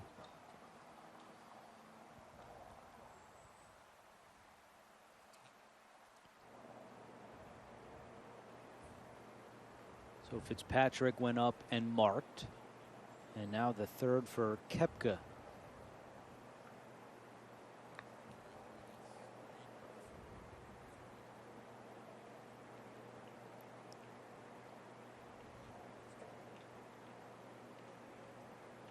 That one's still moving on Brooks. So he'll have the longest birdie putt of the 3. You can stay connected to the 84th Masters Tournament anywhere, anytime. Visit Masters.com, download the official Masters apps, and sign up for the official Masters newsletter.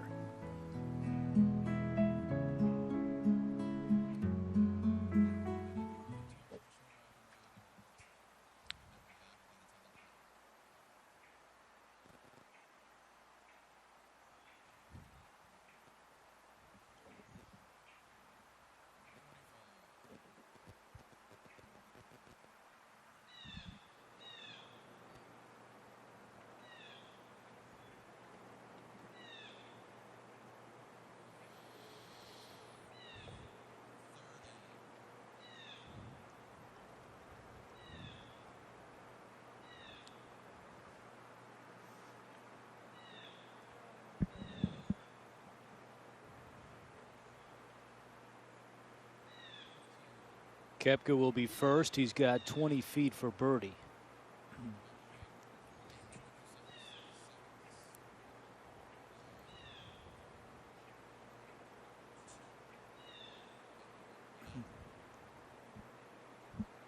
Koepka a chance to get to 6 under par and within 2 of the lead.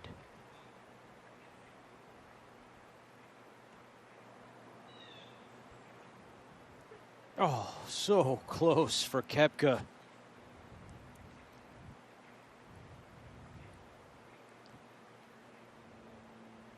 He was all over it, but could not get it to drop. And as we pointed out, the easiest hole so far this week, the second hole, you feel like there's a sense of disappointment walking away with par.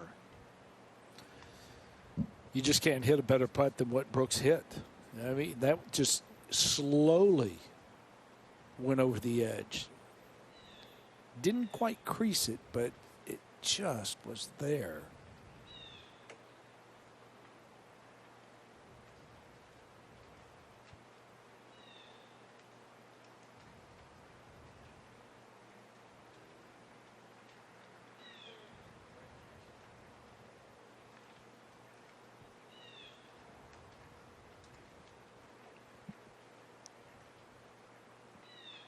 All right, here's Fitzpatrick at +1. There's a big putt for him, 13 feet away for birdie.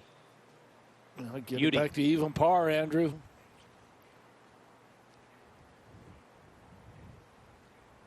Just the one bogey today for Matthew Fitzpatrick in his second round.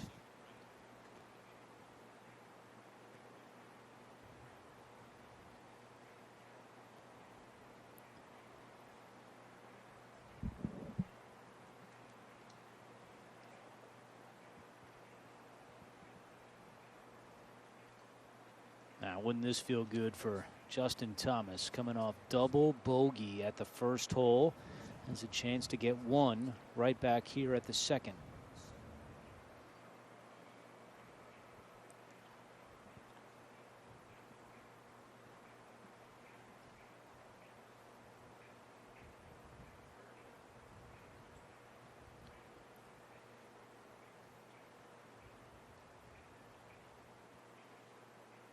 Maybe not the exact line, but I think he gained enough information from the putt he just saw from Fitzpatrick that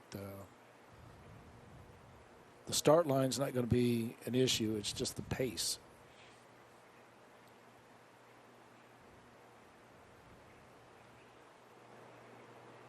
And Michelle, what does that do for you, going double bogey birdie? Bounce back is always super important. And I think knowing that Justin is behind him, knowing that he's probably going to make a birdie as well, too, that was a must make for Justin.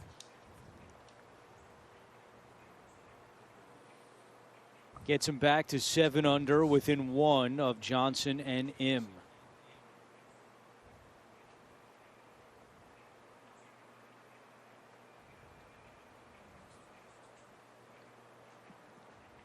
McIlroy will be first from just off the fairway at number 2. And he's got 231 yards to the hole.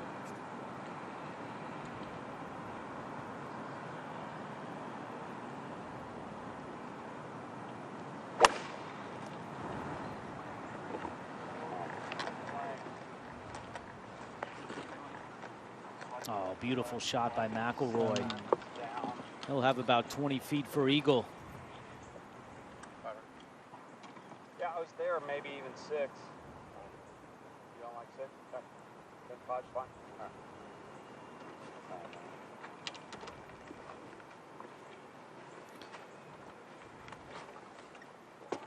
He may feel as though that ball released a little bit more than what he wanted, but it's actually in really good shape. 5-iron for Patrick Cantlay. 222 to the hole.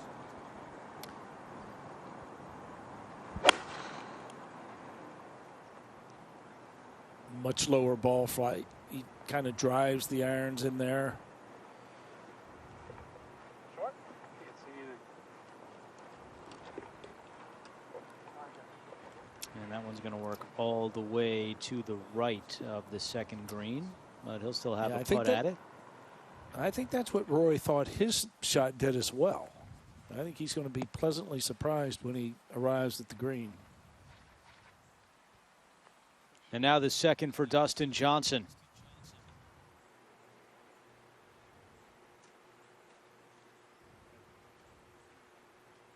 And it looks like he may have come up short. Now, prior to that shot, Johnson was leading the field in this round in proximity to the hole, 20 feet.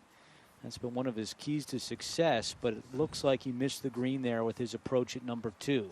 Let's go over to the third hole, the par 4, 350 yards.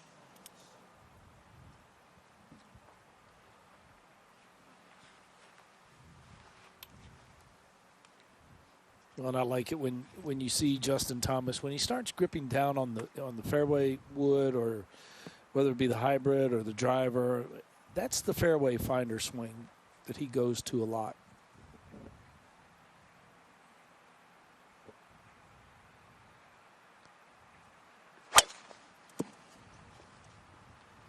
Here we go. Koepka with the driver. Koepka.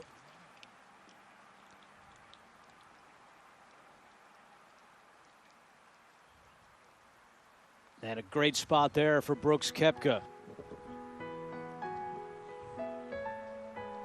Live coverage of the 84th Masters Tournament rolls on from Augusta, Georgia.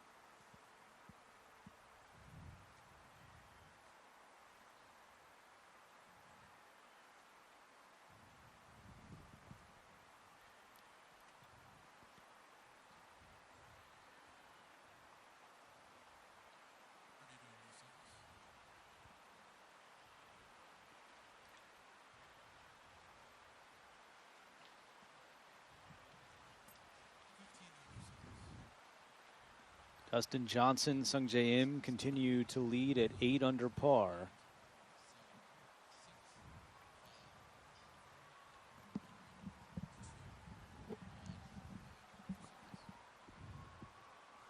One of our featured groupings making their way up the third hole. That's Justin Thomas, Matthew Fitzpatrick, and Brooks Koepka.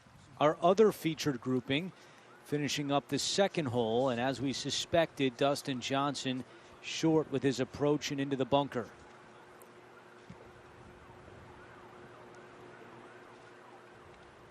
This should come back. Oh, it just hangs. I mean, maybe a foot short of that, and it would filter back down to the proper level.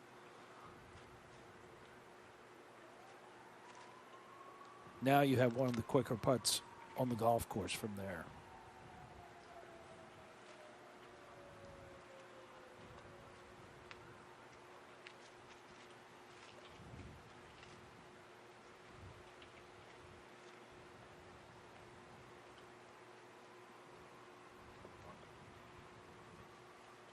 Just a spectacular day in Augusta. Friday the 13th, but nothing unlucky about anyone watching this tournament right now. This is just awesome to have the Masters tournament in such a crazy year. We give everyone kudos for putting this together.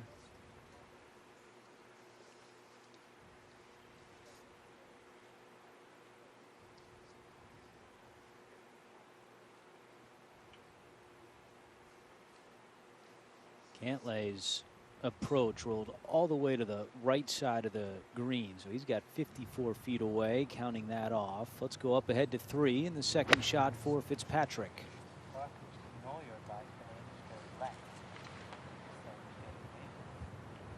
See the whole location today up front, and that'll be for birdie for Matthew Fitzpatrick.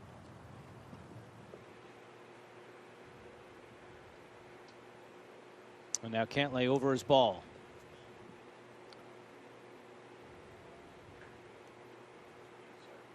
You see right there with Cantlay taking a practice stroke. This is one of the slower putts. This is so much up the hill.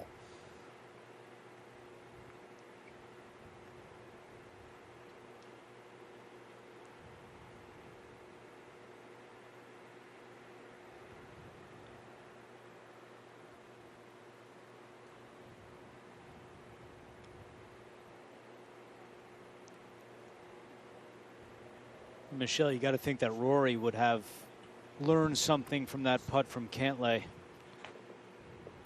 Yeah, it was nice that he could see that. I mean, you can see the ball at the end almost curving backwards. Like Billy said, it's one of the slower putts on the course. Second shot for Justin Thomas at the third. That was nice. Oh, look at this there. one. Yeah, you could see, again, I talk about the transition. Even though there was a lot of spin on that shot, it's almost unavoidable. That was beautiful. Now you have an uphill putt for birdie at 3.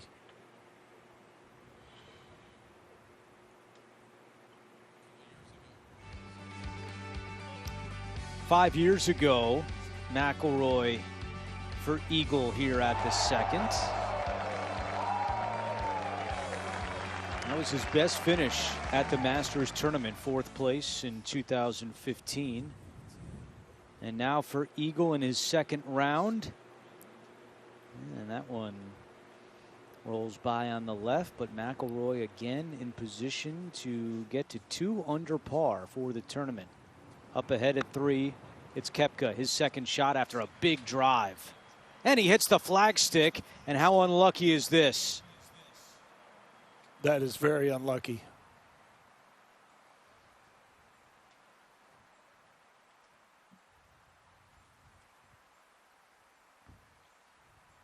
Another look at this one, and the top of the flagstick, and then it rolls right off the green.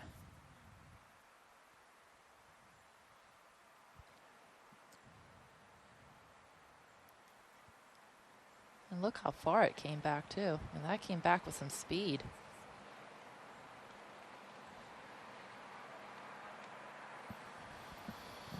Sungjae Im just made a bogey, so he is out of the lead. He's at 7 under, 1 behind Johnson, as Koepka quickly is ready for his third. There has to be nothing more frustrating in golf when you know you've had a good shot and you hit the flagstick and you are ended up with a 40-yard pitch shot, and you can tell he's clearly frustrated. I would be too. But there's nothing you can do but to move on. Here's Dustin Johnson to increase his lead. And Johnson will remain at 8 under and 1 in front.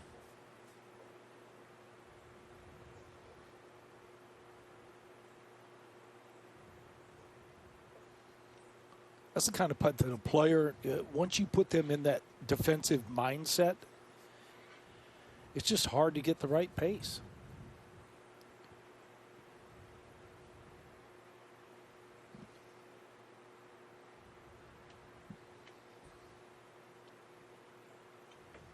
Cantlay for birdie.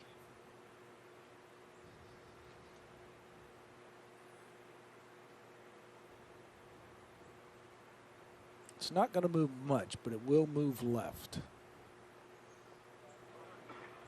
And Patrick Cantlay continues his climb up the leaderboard. He is only 2 behind Johnson.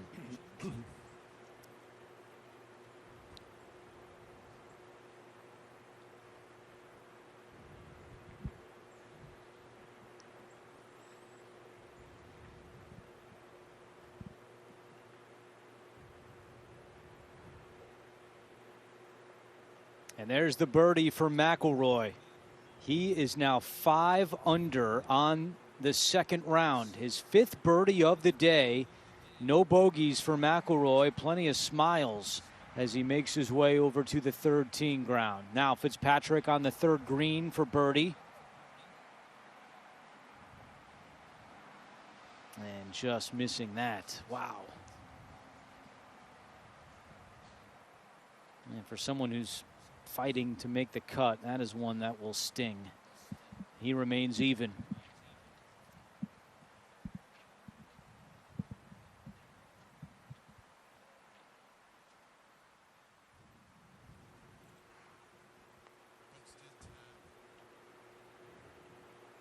There is Johnson for par.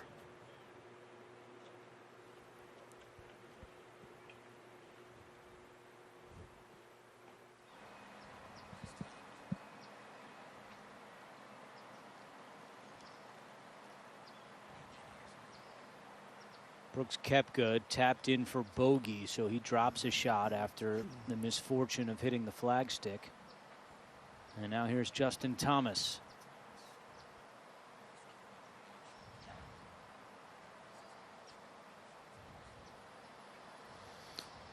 Thomas for a share of the lead. Man, that one was right the entire way.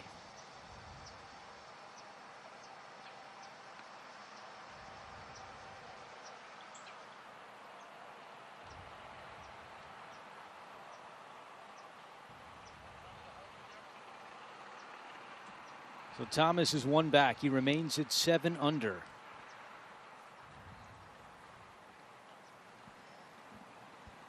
Now McIlroy, he's got driver out here at the 3rd, and this one's headed right.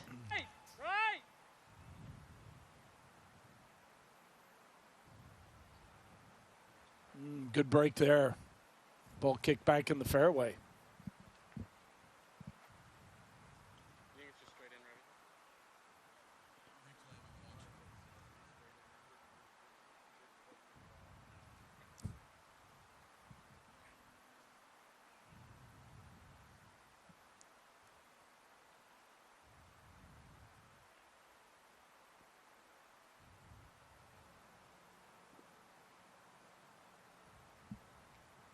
You said good break, Billy, and that might have been an amazing break where that ball ended up. As good as that break was, Koepka's was bad.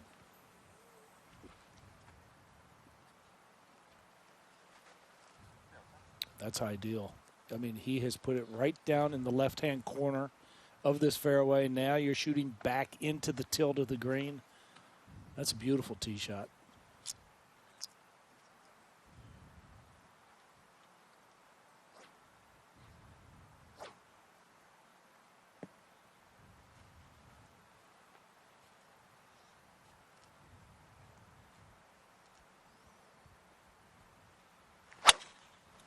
Tee shot for Dustin Johnson. He's got driver out here at the 3rd hole.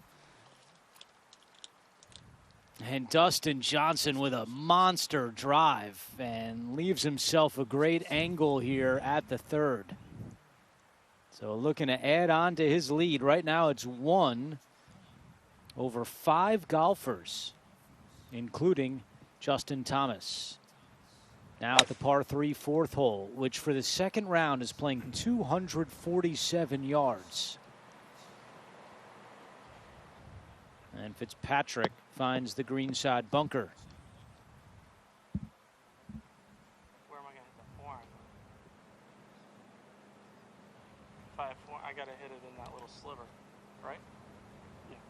I don't think you carry it on the right. I mean, that's a pretty tiny target. We had 231 on that other hole. 15. We got 9 yards longer now, and I'm feeling that hurt.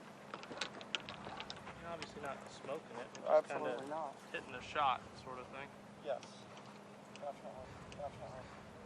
I've never seen it in on the ground. Line-wise, pretty just right at it though, right?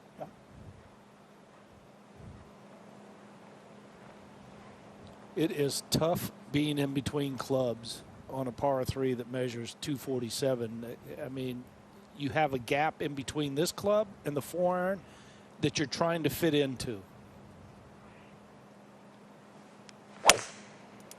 The longer the club, the bigger gap you usually have in between clubs. So it's a lot of distance that you're trying to cover. But oh, what a golf shot. That is fabulous. Outstanding. that's a good caddy right there. Fun fact, Jimmy Johnson actually used to caddy for me for a couple of tournaments. And his knowledge of the game, I think has really helped Justin, especially in these position. I totally agree.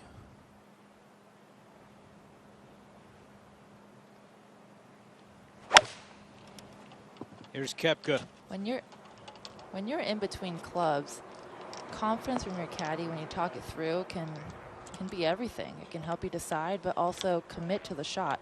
The last thing you want to do is when you're between clubs is to not feel confident about the club choices they have, and then you won't make a proper swing.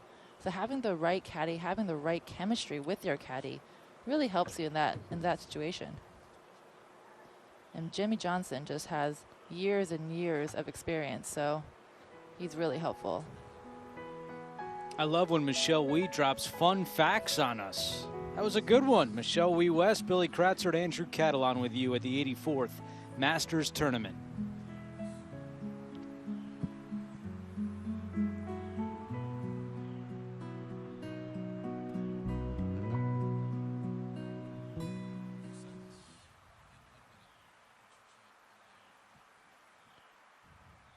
look from up above at Augusta National Golf Club, and Rory McIlroy making a second round surge today and got a huge break off the tee here at the third hole.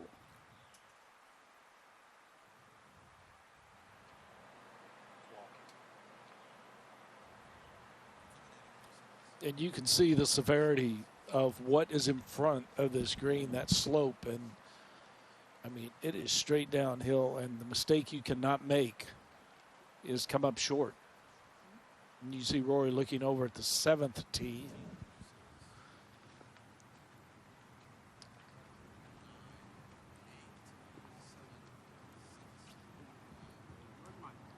You can go.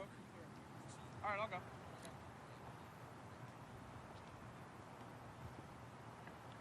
Rory McIlroy with a huge break off the tee at number 3. He's only got 44 yards to the hole. And Patrick Cantlay also with 44 yards, and he will go first. Cantlay with a much better angle.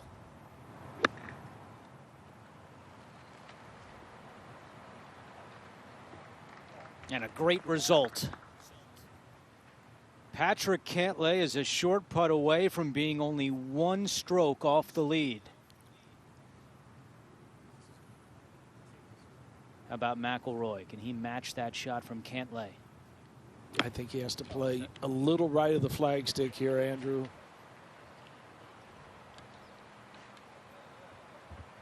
Wants that one to work back, and it's going to stay up there.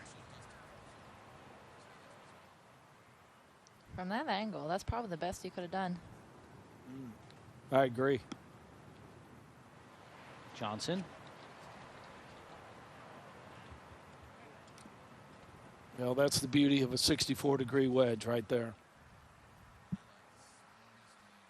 How about the day so far for Rory McIlroy? And when I say the day, I mean the second round, because when he finished the first round, things did not look good.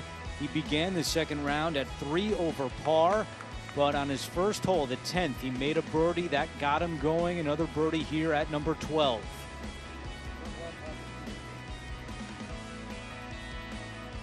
Then at 15, his third shot. This was really a good shot here. This was tough to judge because it's so quick going down that tier right there, and pretty good leave. Another birdie putt, this time at 17. McIlroy without a bogey in his second round. And then how about this shot, Michelle, at the second? He thought it was a lot worse than it actually was, but left himself a really good eagle opportunity there. Just missed, but he'll convert to a 2-putt birdie. Yeah, he made us look bad. We were all saying how much we liked that shot. He seemed upset by it, and then when he got up there, he ended up with birdie. And there's a look at his scorecard. It is Rory so McIlroy, far. so 10 of maybe 11 greens in shot. regulation. And has another chance coming up. But first we go up ahead to the 4th hole, and Matthew Fitzpatrick's tee shot ended up in the bunker. Here's his second. And got some work to do.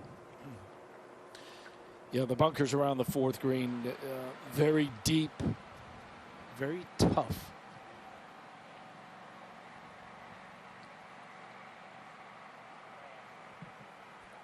Now McIlroy for another birdie.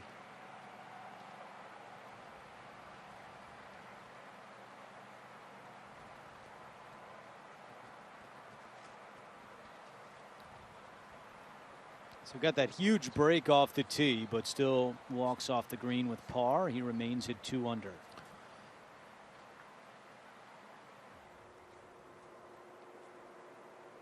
Now here's Koepka, just off the green at 4.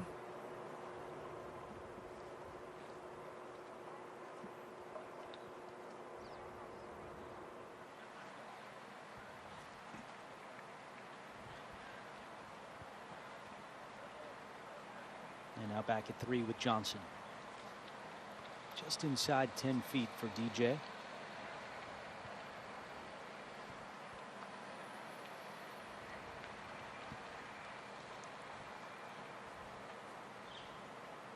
while he continues to look at his birdie putt. Let's go up ahead to 4, and Fitzpatrick trying to save par and remain at even, and that one never moved on him.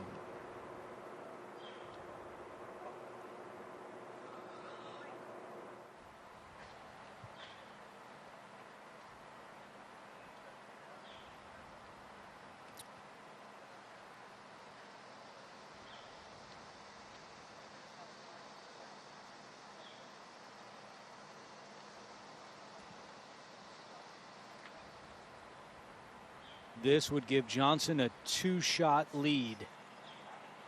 And that is cruel for Johnson. That appeared to be more than 360.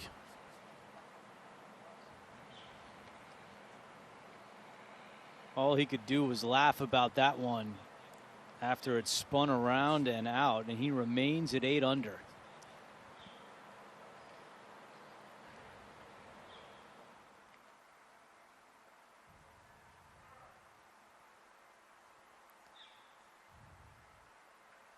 That has to be one of the worst the lip outs I've seen in a while. Think about what we've seen on this hole in the last couple minutes. You had Koepka hitting the flagstick and then a 360 for Johnson. All right, now Cantlay to pull within 1 of Johnson after his beautiful pitch shot, and Patrick Cantlay is 7 under par. Well, that's the blueprint for this hole. You've got to drive it down in that left-hand corner, create that angle. You're pitching more back into the tilt of the green. Well played. Justin Thomas for birdie at 4. No way. That would have moved him back into a share of the lead.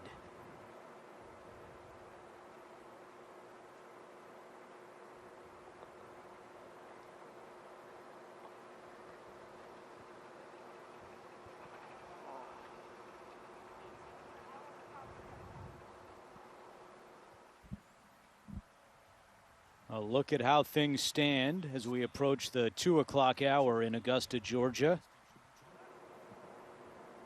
And now here is Koepka for his par. And Koepka remains 4 off the lead held by Johnson.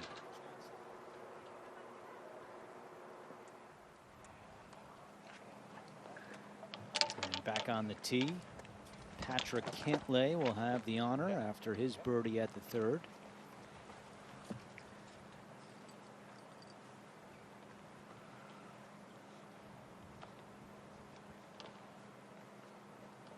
Only 1 hole-in-1 in Masters tournament play at the par 3 4th hole.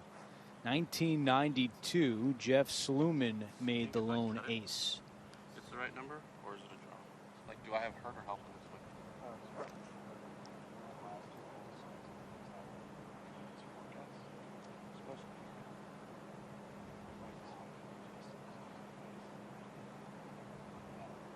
Does that make sense? Finishing right on it.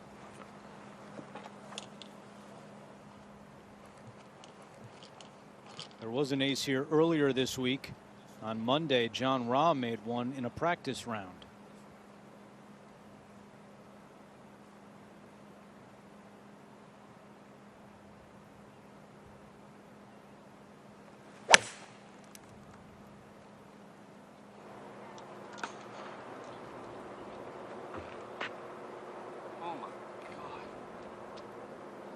Not enough for Cantlay.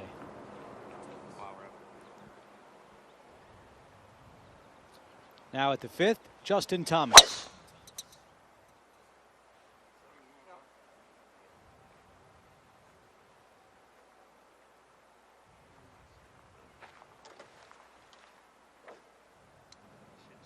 Should still be there, though, right? But so if you're right there, it's perfect.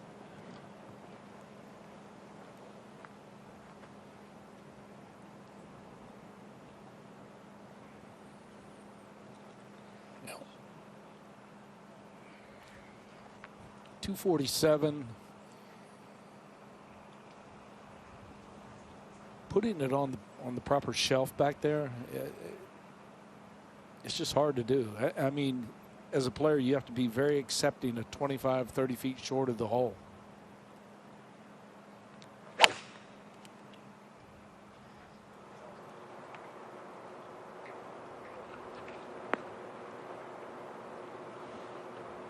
Oh, nice hop there for Rory, and he'll have a chance for birdie. He's had 2 great bounces, one on the last and this hole.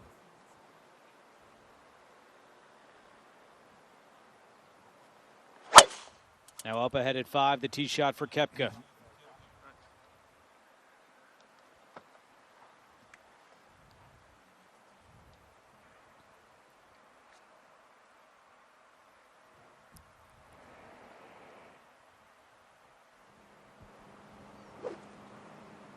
Abraham Answer has just made another birdie, and he now matches Johnson at the top of the leaderboard at 8 under par.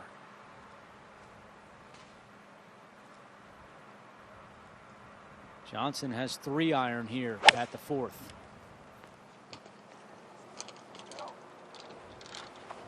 Well, asking for it to stretch.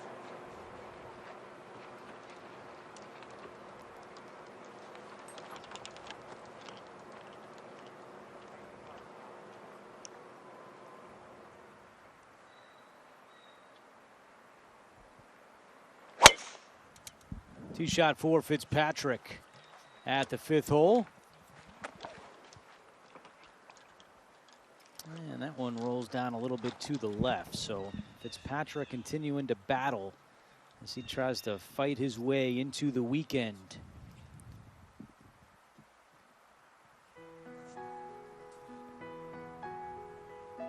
Dustin Johnson tied for the lead at 8 under par.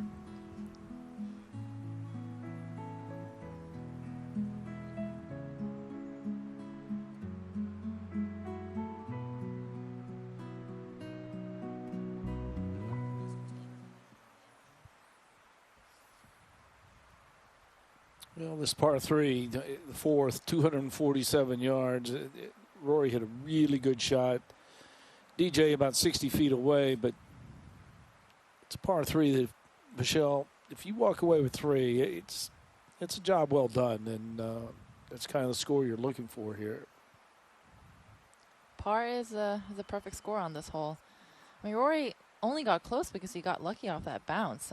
DJ looked like he cut it a little bit more than he wanted to, and that's why maybe he didn't get as much distance as he wanted. But that upper tee, I mean, you're substantially higher than the left tee, and it seems like the wind is starting to bother them a little bit. I mean, right now you can't see the flagstick move, but there's definitely movement when they're on the tee, and it gets a little bit confusing. There's the green at 4, so we'll jump up to the 5th. Second shot for Fitzpatrick after the bogey at number 4, the par 3.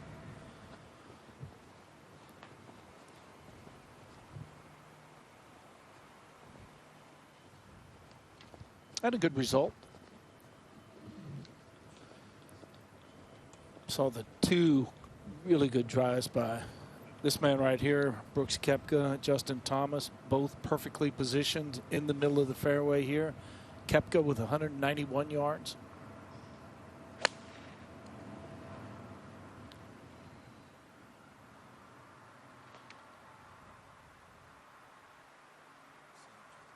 Ooh, is it going to stay? It looked like it was going to start working its way back. Justin Thomas with a 321-yard drive, so he's left with 190 to the hole. Only 3 birdies here at the 5th. I think I did an 8-iron right edge of the green and Bud take it over there. It's just a full one. I mean, it's just a guess with that on there, you know.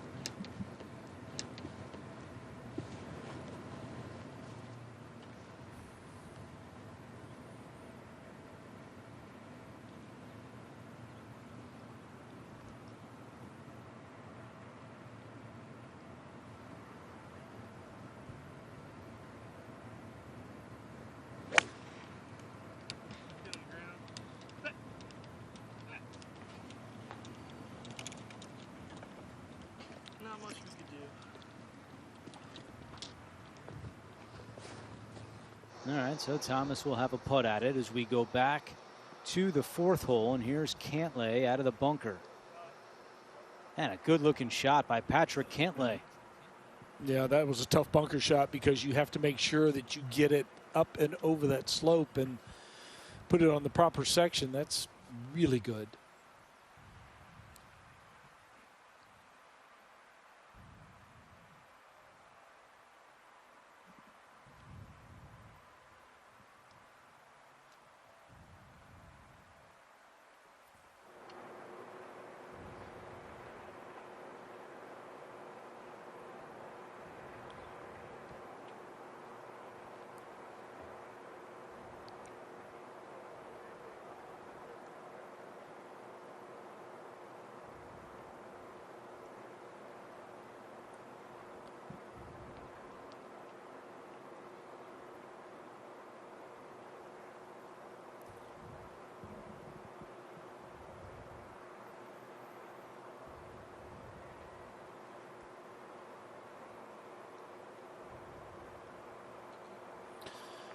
DJ taking a look at this, and you can see right now what he's looking at is just how much slope is going back towards the golf ball, just how much of an incline the first half of the putt has to go up. And you can see right where Austin is right there. That's kind of the defined spot for the line.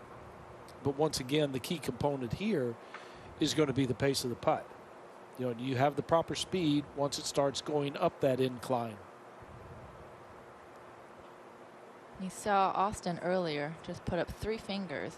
Doing aim point, that means there was 3% slope, and they put 3 fingers up to see how far out they're going to play it.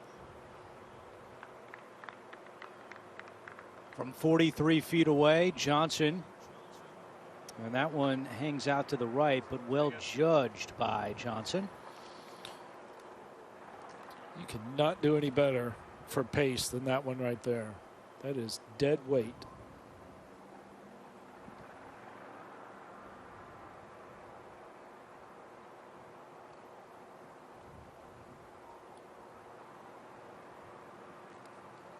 These 3 holes here, 4, 5, and 6, really tough to attack at Augusta National.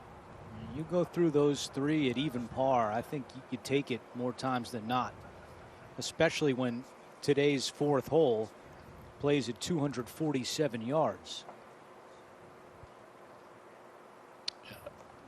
Very good point, Andrew, because it's kind of forgotten. 4, 5, and 6, you have the 2 par 3s and the 5th, this tough par 4. Good putt by Koepka right there. But I think you can make the argument. I mean, we often talk about 10, 11, but you can make the argument for 4, 5, and 6 as well. Birdie putt for McIlroy. Oh, that one looked good for a while.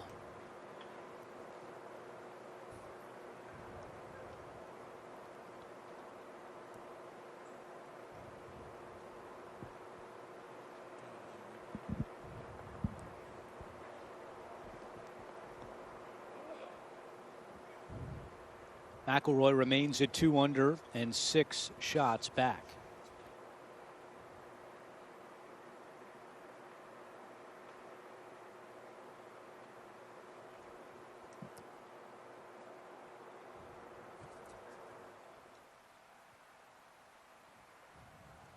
Up ahead at 5, Justin Thomas for birdie. Once again, a chance to move into a share of the lead.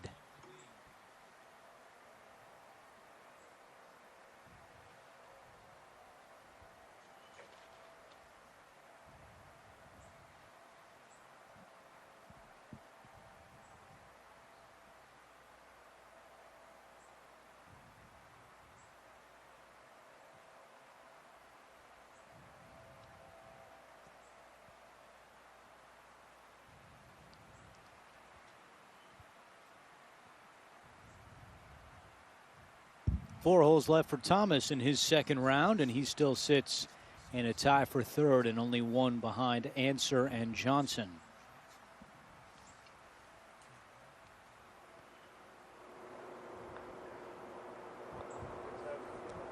Another save for Patrick Cantlay.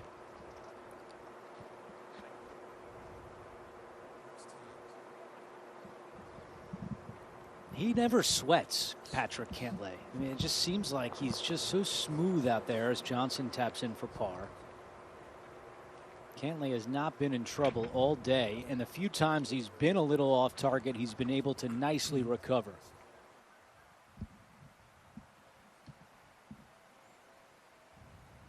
Here's Fitzpatrick at the 5th.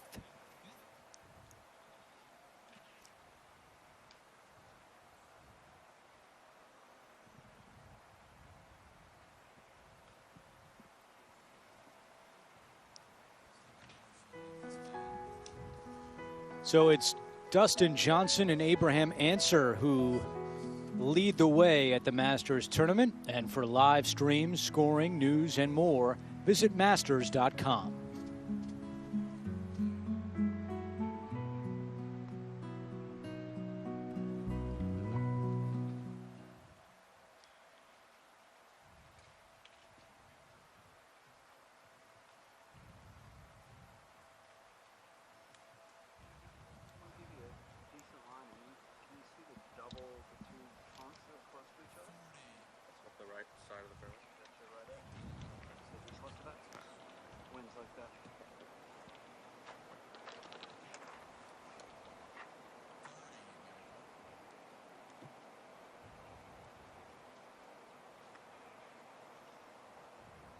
Patrick Cantlay on the tee at the 5th hole.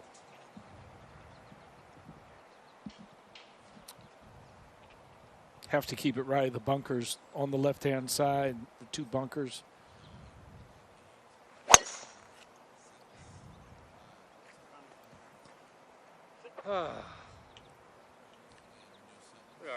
Tee shot for Patrick Cantlay at the 5th is down the right side at this challenging par 4. Cantlay at 7 under par.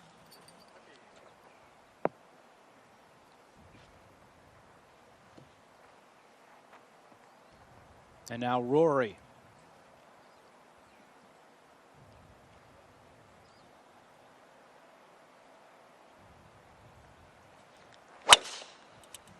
No, go.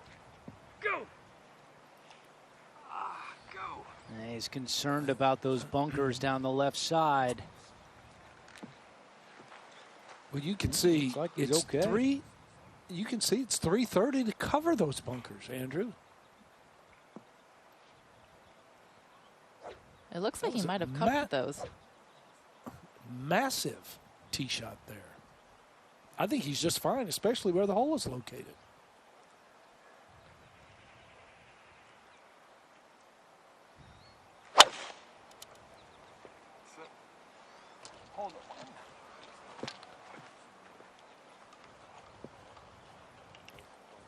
And Johnson in the fairway off the tee at number 5.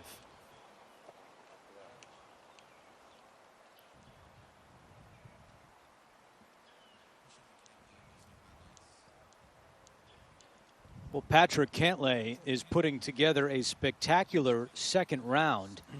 He is 5 under in this round. He began it at -2, now up to -7.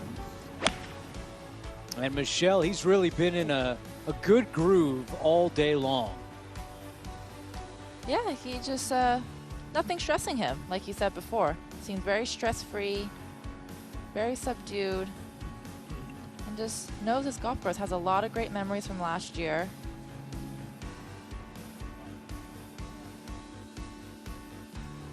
And it's just confident. And this shot, so impressive. I mean, the club twirl, he knows it's good. And wow, that is impressive. Tee shot here at the 16th for Patrick Cantlay. I like the way Pardon he the played this baseball analogy, but he's got a little Mike Mussina in him. He looks like him a little bit.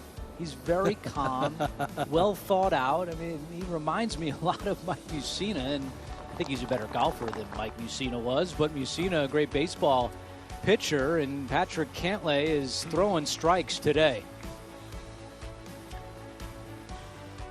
That was for eagle. He would make that putt for birdie at 2. And then this was a really impressive pitch at 3. Yeah, it really was. And seems to be playing all the correct shots.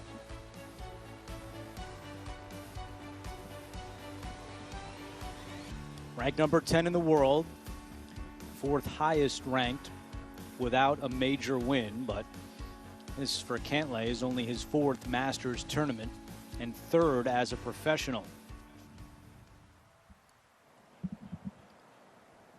Our first look at the hole location today at number 6 for the second round, which is playing 181 yards, and Justin Thomas has a 7-iron.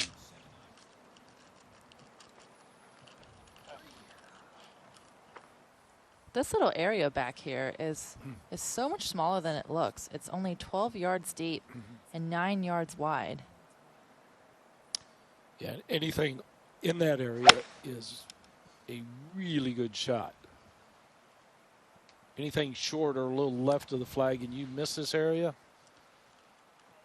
it's a tough 2-putt.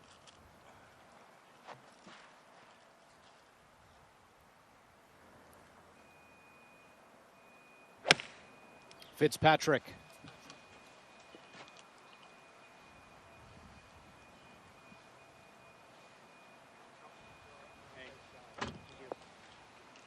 Really nicely done by Matthew Fitzpatrick, who needs a couple birdies coming in.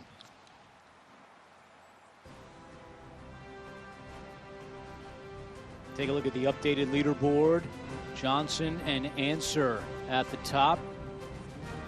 Danny Willett, a Masters champion, making a nice second day surge. He's at 6 under par with 2 holes left to play in his second round. Tommy Fleetwood, Cameron Smith, we saw them early this morning as part of our feature group coverage. They're each at 6 under. Phil Mickelson, 5 under par, and Tiger Woods is less than 30 minutes away from his second round start time.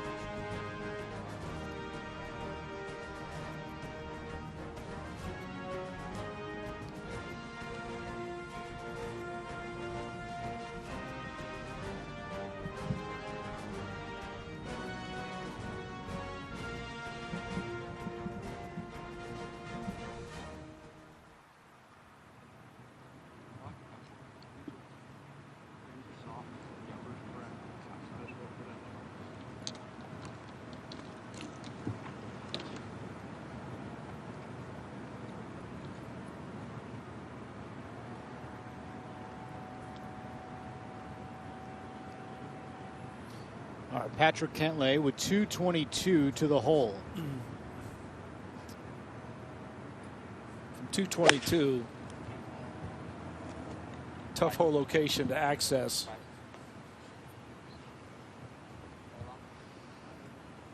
And into the green side bunker for Cantlay.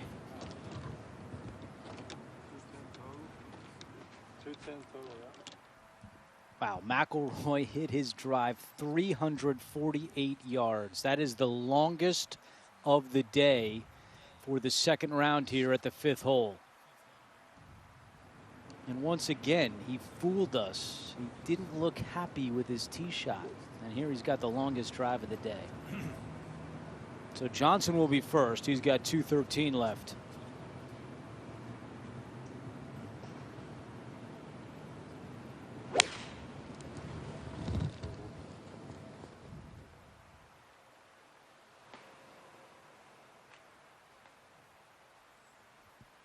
Somehow that stayed right there.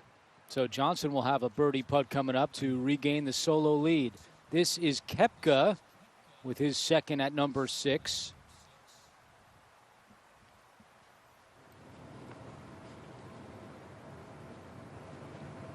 And now Rory 157, but you see the angle he has, not much there. Oh, look at how much right to left he's going to try to put on this golf ball.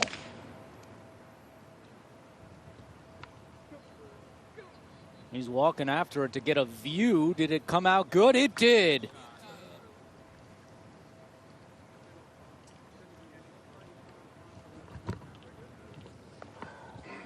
It looked like he was at crazy least angle like for 30 yards McIlroy, right and he'll of still have a birdie putt. He looked like he was aimed at least 30 yards right of the green there.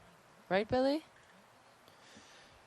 It was a pretty good bit, and I would go maybe even a little bit more than that, Michelle. I mean, the curvature on that shot was so much. You could tell by the side spin. I mean, once the ball hit on the putting surface, it just went to the left very quickly.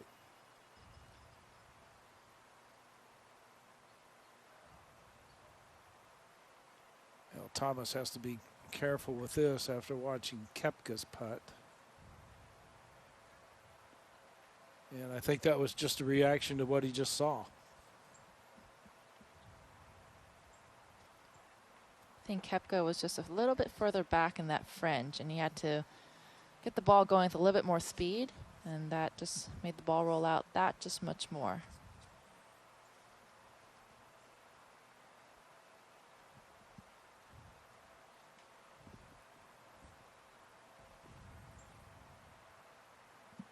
You know, to hit it flag high here at the 6, that's really good work.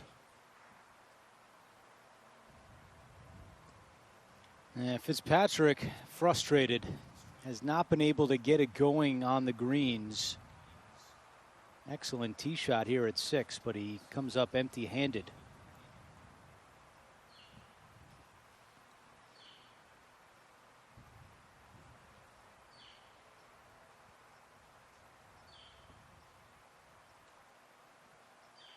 And there's a look at the projected cut of 1 under par, currently 53 at 1 under or better.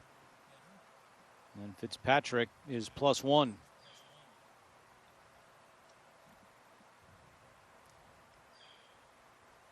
Wow, disappointment there for Koepka.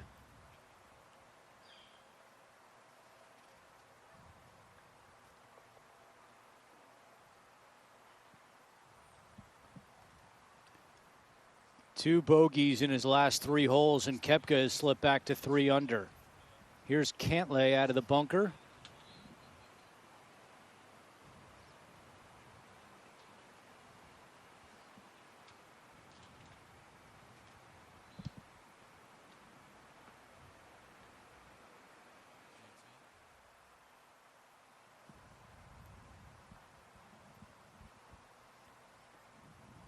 Justin Thomas to remain at -7.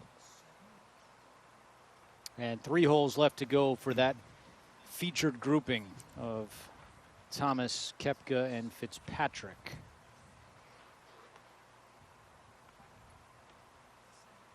Fitzpatrick just has to finish out, which he does. And Fitzpatrick, with 3 holes to go, you would think needs a couple of birdies.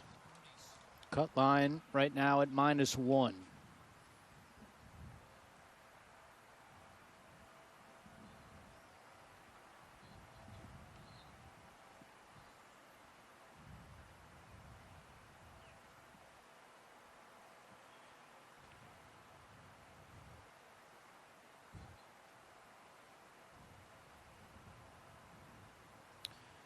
Well, the putt that Rory has, he's coming from a low area, kind of a saddle in this green. So the first part of the putt going back up the hill, then once it gets to the shadow, maybe starts leveling out right there. And Michelle, he's hit several putts like that. He's hit a lot of good-looking putts that have just absolutely touched the edge. You're right. I mean, he's been hitting perfectly hit putts and seemingly perfectly read putts, and he's just been really shocked on all of these that they aren't dropping. But he's giving himself opportunities. He's made a lot of birdies today. I think he's really trending in the right direction for this weekend. Tapped in for par, and McIlroy remains at 2 under.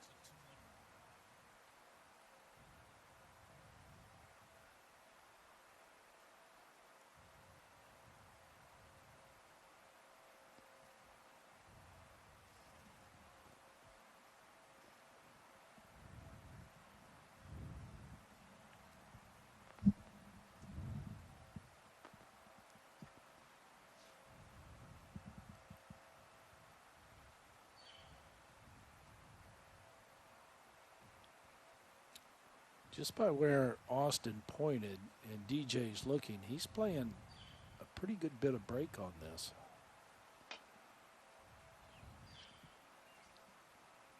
That was a really good read for DJ and Austin.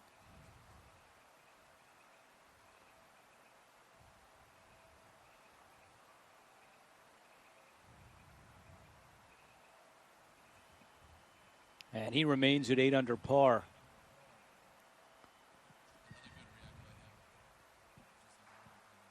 Very similar reaction to Rory McIlroy a moment ago when he thought he had made his birdie putt. Johnson thought this one was headed toward the bottom of the cup.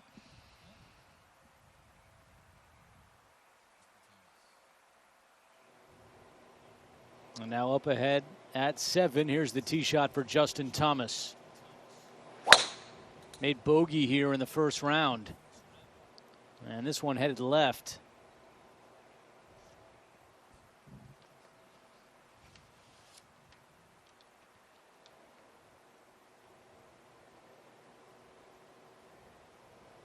Critical 3 holes now for Fitzpatrick.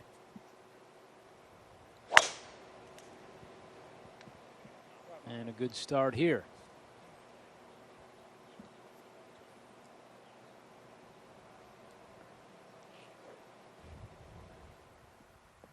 Now, Cantlay, he has had the answers today when tested.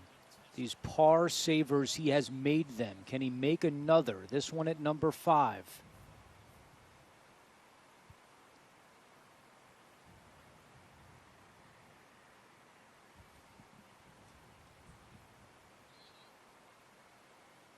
Wow, he has been automatic in these spots today. Another clutch putt from Patrick Cantlay.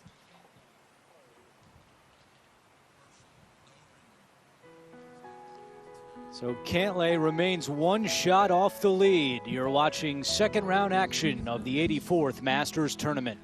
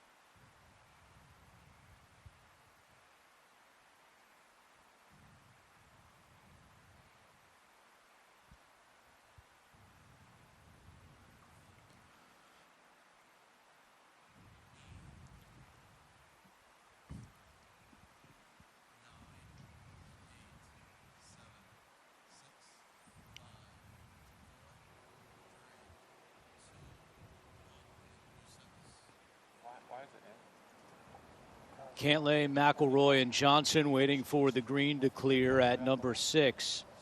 How about this interesting stat to this point? In the round 1, on the first 9, the players were 48 under, and on the second 9, just 6 under. Yeah, I know, But so far in round 2, first 9, only 2 under, and 16 under on the second 9. So we're seeing a big difference between first 9 and second 9 scoring over the first 2 rounds. I'm thinking it's a perfect left to right one on top of it. Mm-hmm. Like that? Yeah. Flying to the pin. Right? Good. I'm judging for 5 yards of her. Yes.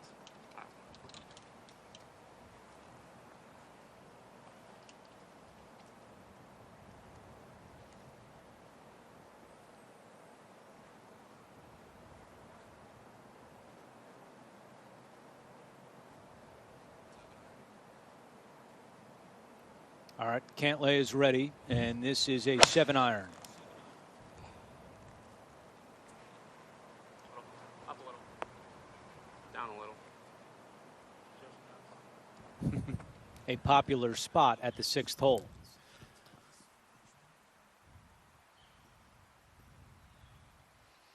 Now we saw Justin Thomas off the tee at number 7 to the left, and he has 191 to the hole. The distance won't be the question. It'll be what type of look does he have.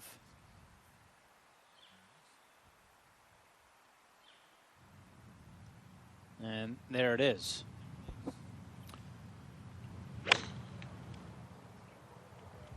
Trying to chase one up into the bunker. And actually, for a while, it looked like he was going to use that little narrow piece of land between the two bunkers. We'll have to see where that one ended up, but pretty good. That was really good work right there to be able to turn the ball that much out of the second cut. See if Rory plays a little bit of a left to right shot to this whole location.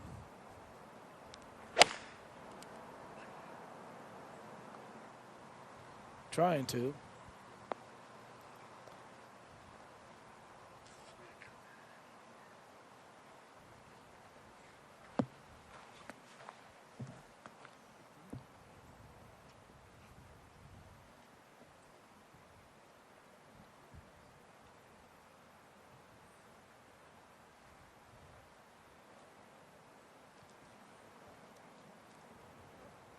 Seven iron for Dustin Johnson.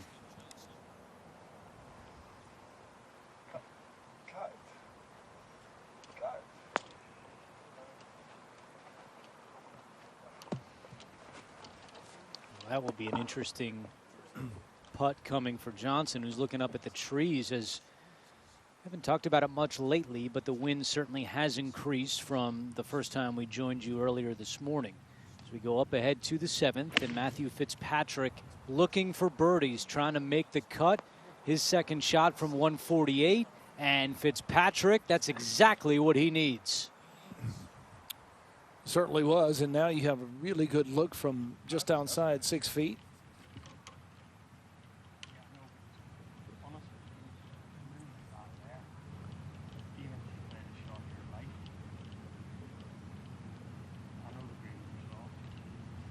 Well, if I want to play it, I'll play with a 9. That's what I'm trying to do. Yeah. No, I like it because I was getting the wedge on that 9. 130? 130, yeah.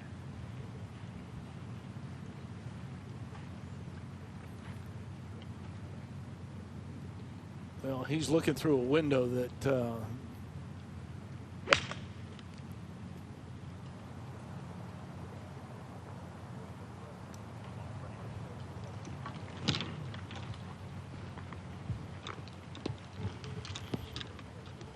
he was looking through a window that he had to go low, then up.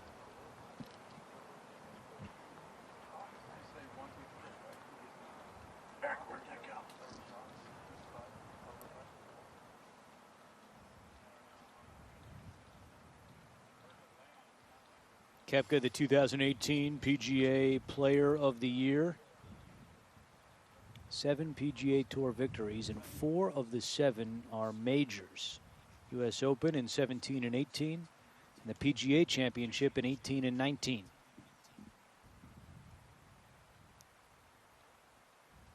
Speaking of baseball players, I remember he said he'd rather be a pro baseball player than a pro golfer, but he actually wasn't a great hitter. But I feel like he chose the right profession, don't you think? I think it's working out for him. His great uncle, Dick Groat, 2-time World Series winning shortstop for Pittsburgh. So baseball is in his blood, but his golf decision, I think, has turned out well for Koepka, still only 30 years old.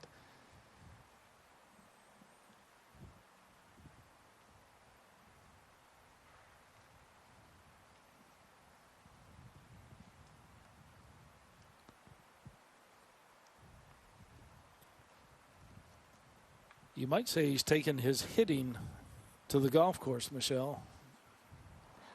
For sure. I mean, I was actually surprised when I found out that he said he wasn't a great hitter. I mean, how he attacks a golf ball, I would assume that he would have been a great batter. Yeah, this is a tough bunker shot here.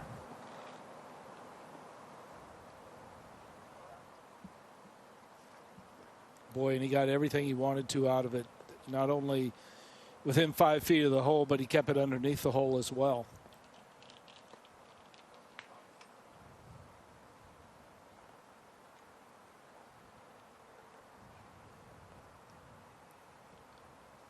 And Thomas did get in the bunker. It looked like it was headed that way for a while. He was hoping to have it stay right in between, but he'll take that shot from where he was off the tee. And now the third for Thomas.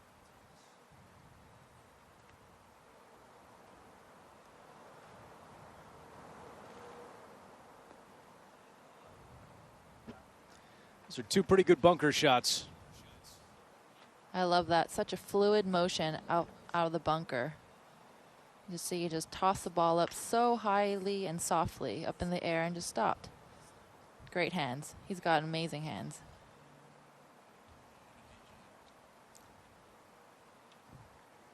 All right, back at the 6th hole, Dustin Johnson with putter just off the green and has to be very careful here. Yeah, and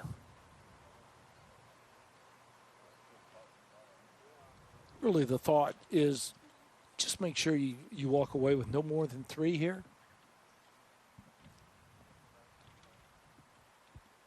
Got off to such a great start, and now things have kind of slowed down, but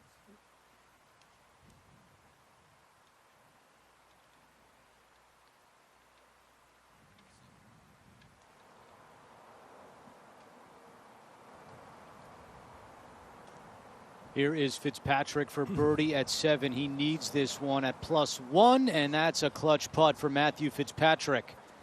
So with 2 holes to go, he is currently 1 shot outside the cut line. Back to 6. Can't lay.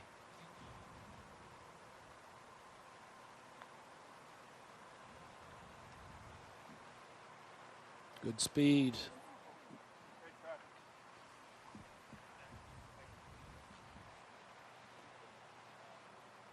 Here's Koepka, and he gets up and down from the bunker. A par for Brooks. That was a big up and down, Andrew. Not the fact that, you know, he's thinking about it, but all of a sudden, 4 holes ago, you were at 5 under par, and now all of a sudden, you know, 2 have evaporated, and you've got to make that to maintain being 3 under par. So good for him with the par 5 coming up.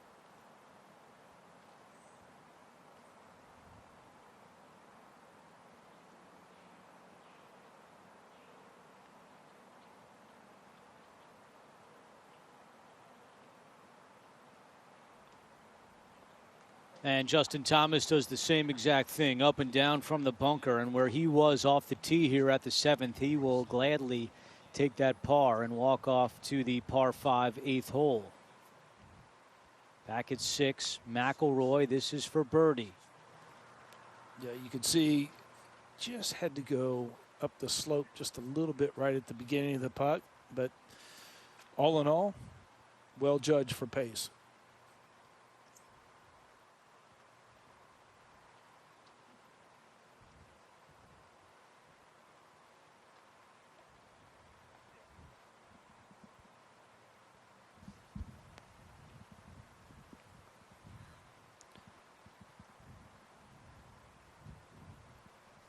Michelle, at what point do you start feeling the amount of golf that these players have played today? Of course, they had to go back out and finish their first round, and a few holes left to go in their second round.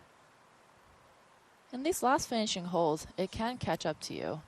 It's extremely early morning. There's a lot of golf today. And a golf course like this, it requires a lot of attention, a lot of concentration. It's not just a normal tournament where you can kind of go into auto mode.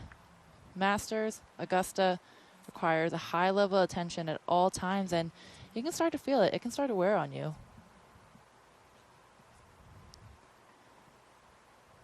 I think especially mentally you'll get tired out before physically. I mean, it's not an easy walk. There's a lot of undulation. But what do you think, Billy? I think mentally you get tired out first here. Well, I think when you look at the, you know, topography here at Augusta National Golf Club, and you look at the movement as we watch Cantlay tap in for par, when you factor all of that in, the up and down and the side hill lies and what you have to factor in, it's a great combination of being physical and mental. I would have to say that it's equally as physical because, you know, you're put in positions to where you really have to keep the spine angle, your levels proper in order to execute the shot. So I'm going to go probably a little more physical, only because I just think that it is one of the more demanding walks in this game. Tee shot for Justin Thomas at the par 5 8th hole. An opportunity for our featured grouping to score here. And Thomas with his tee shot in the fairway. And more to your point, players will rarely get a flat lie anywhere on this golf course. So you definitely are using your core more when you're playing side hill lie, uphill lie. And without even knowing it, I think physically it drains you.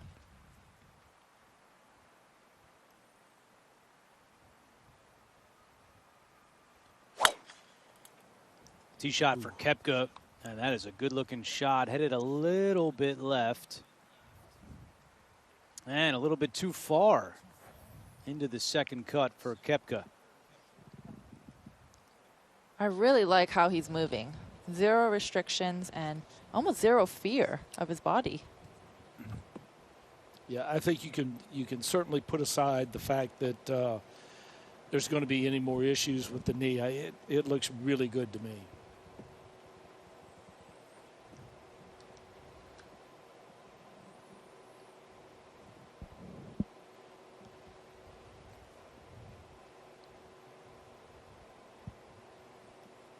No, Cantlay. He flights the ball a little bit lower, kind of mid-height.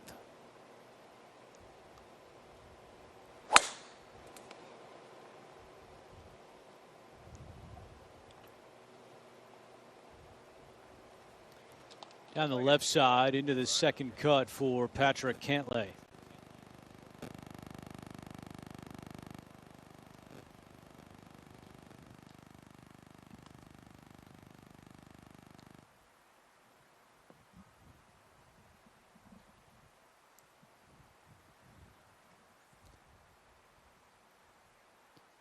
McIlroy is 5 under on the day.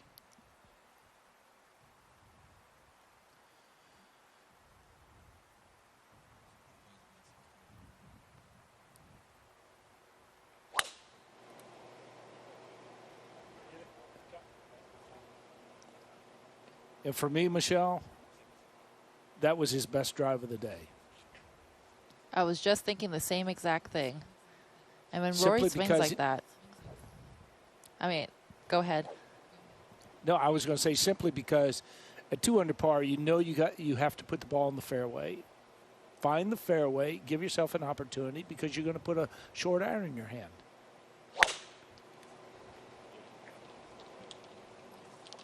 Not a bad one from Dustin Johnson either. I think when Rory and DJ swing like that, they're my 2 favorite swings on tour. Hard to argue with the results right there off the tee at number 7. Dustin Johnson, though, now finds himself 1 shot behind the leader. Abraham Answer leading the way at 9 under.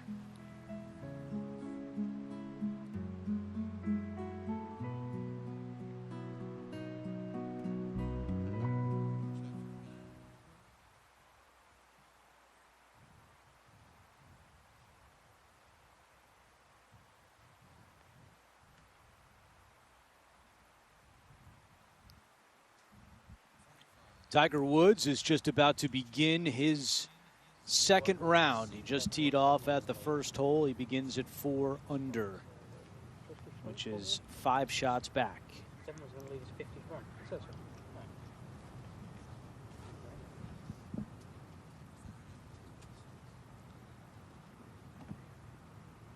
Yeah, you don't have to 20. Yeah, yeah. Is that right?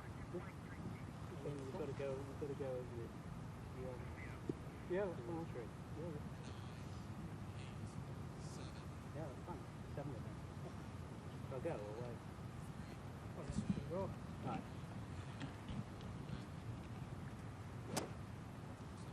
Alongside Billy Kratzert and Michelle Wee West, I'm Andrew Catalan. You are looking at Matthew Fitzpatrick, who is playing the par 5 8th hole. And the second shot for Fitzpatrick. Yeah, that was a really good lie in the second cut.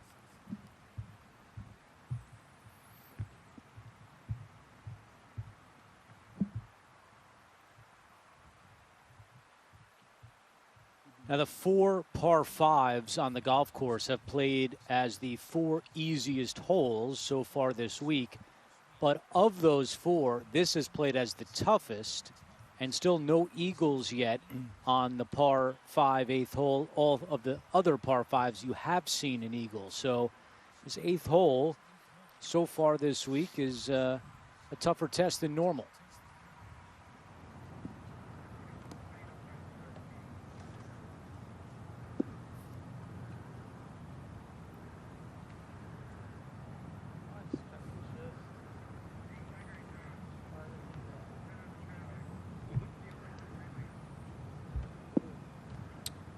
Well, the trees on the left, if you look at the drip line of those trees, if you take it right on that line right there, that can put you on the right center of the green, or in line with the right center of the green.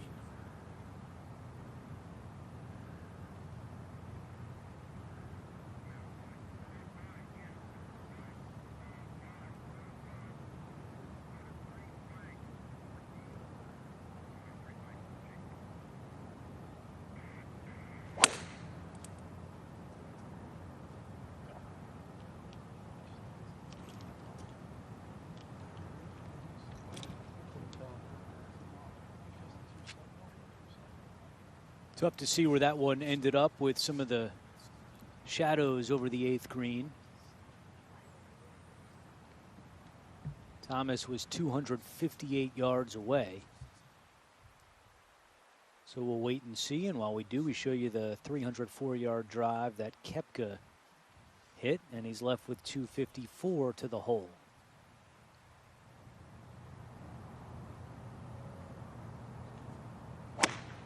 Out of the second cut.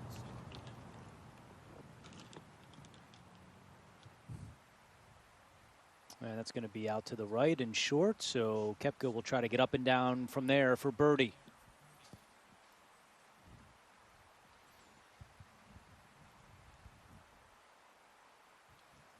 Actually, not a bad Last lead 3 over years. there, Andrew. I was about to say that actually not a bad lead from over there, and you know, I think it's excellent opportunity for Koepka with birdie.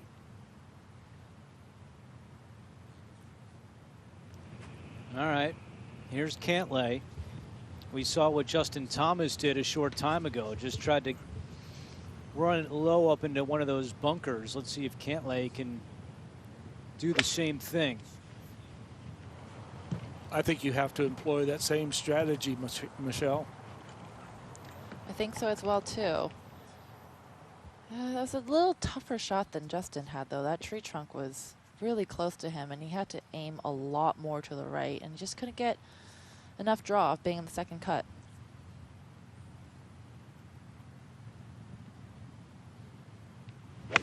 Now McIlroy. It appears as though 119 he's to the trying hole. Yeah, I was saying he was going to try to take it beyond the flagstick, try to bring it back, but that one just kind of hangs on the fringe. It's okay now.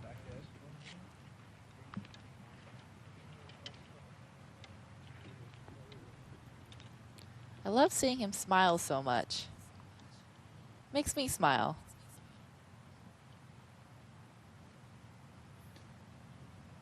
We certainly saw. Well, no doubt he's a fan favorite. Yeah.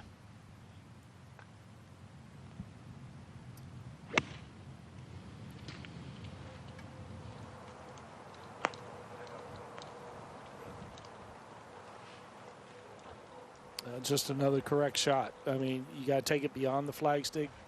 take the 2 bunkers in front out of play.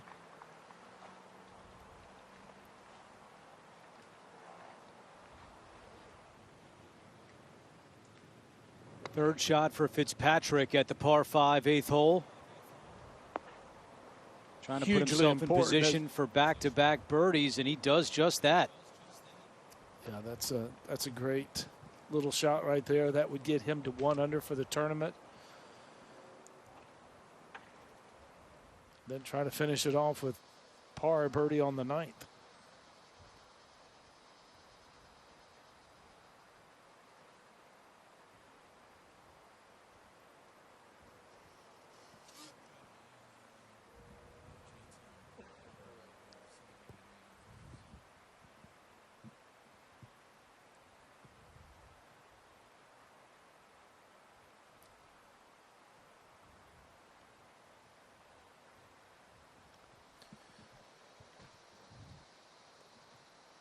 Well, I think the shot that Koepka has here, it's just pretty straightforward. He may be on a little bit of a downward pitch in the fairway there, but I think he just has to just go ahead and fire this one in there, and it should grab pretty quickly.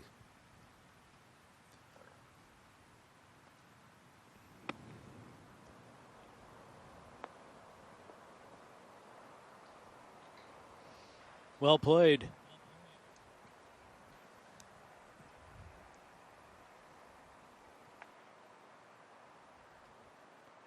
Last 3 years at the Masters tournament, Koepka most strokes gained tee to green of any player. And he's put himself in a spot to make a birdie here at the 8th.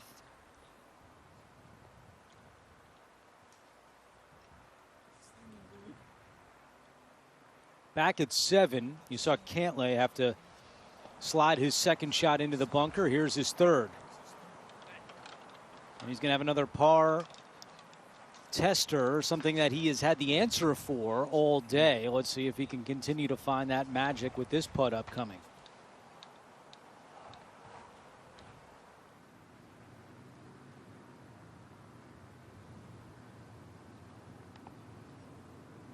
Look at Justin Thomas now.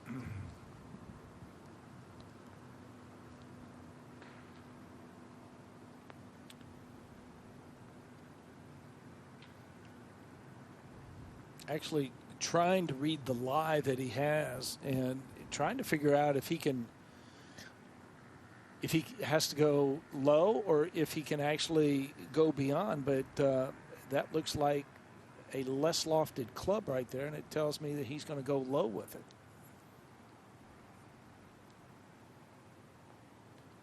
It's a very hard shot to judge.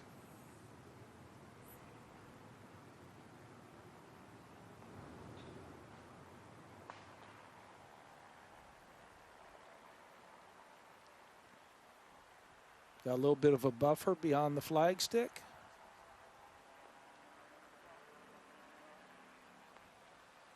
And that's a pretty remarkable shot. Really well judged there. That was not easy. You can even see Jimmy Johnson back there smiling. McIlroy for birdie at 7. And that has been his day. So close. I mean, he's having a good round, but there's a handful of putts that he has left right around the cup for birdie. And add another one to the list.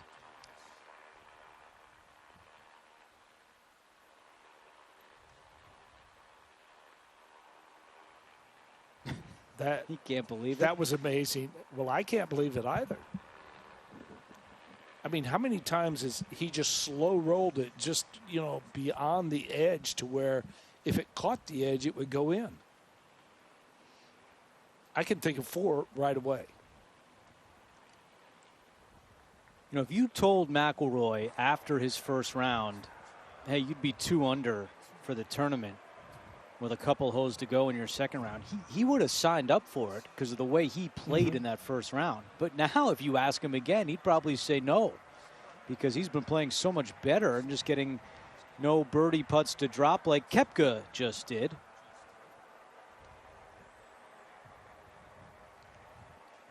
and Koepka to 4 under.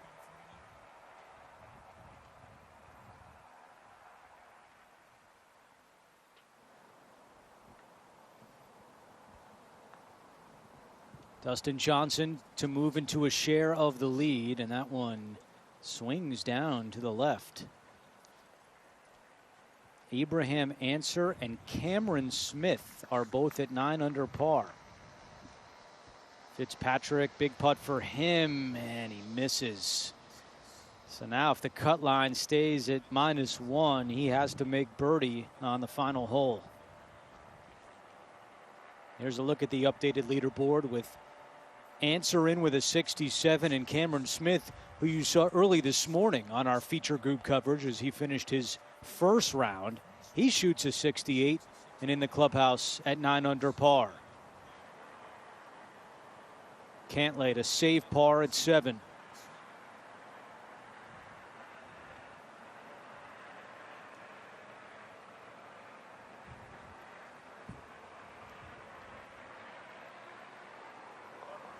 Another one. Unbelievable for Cantlay today. I think that's 5 putts from that length to save par today for Cantlay. And Thomas from the Pine Straw with a nifty shot takes advantage, and Justin Thomas moves into a share of the lead.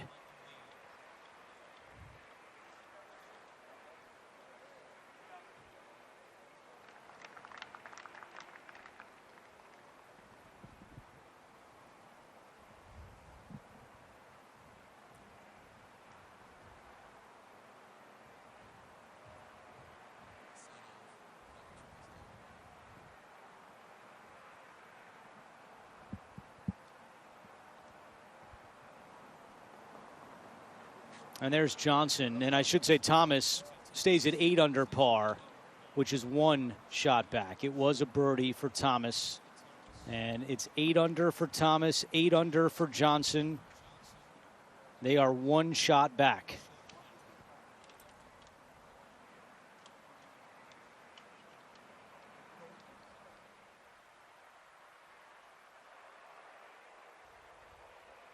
And there is the updated leaderboard. Answer and Smith at 9 under. Johnson and Thomas at 8 under.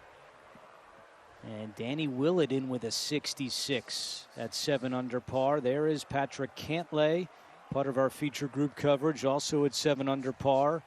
Paul Casey has just begun his second round.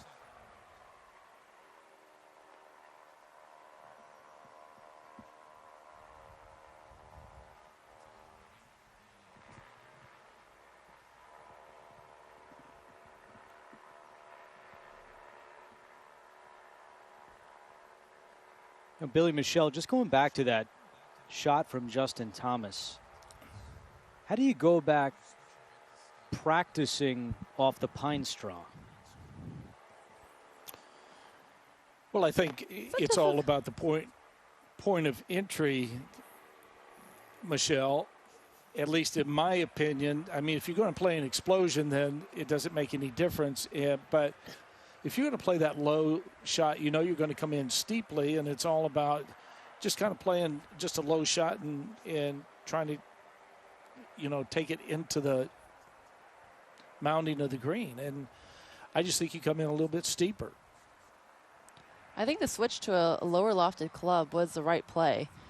I mean, unless you're doing explosion, it's so hard to be right on when you have a higher lofted club and trying to pick it off, because you don't know how many pine needles are under and how soft it is under. So a little bit steeper onto the ball, I think, gives you a more consistent strike at it. And I think hitting ball first is most important in the pine needles.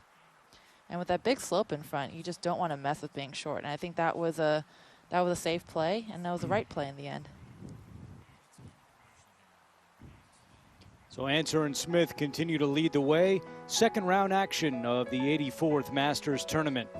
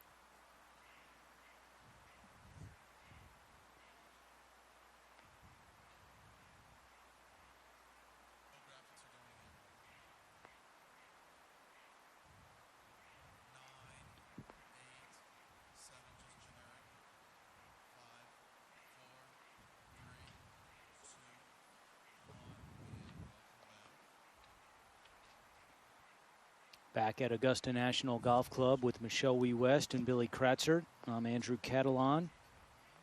Sun is shining on a gorgeous afternoon in Augusta, Georgia.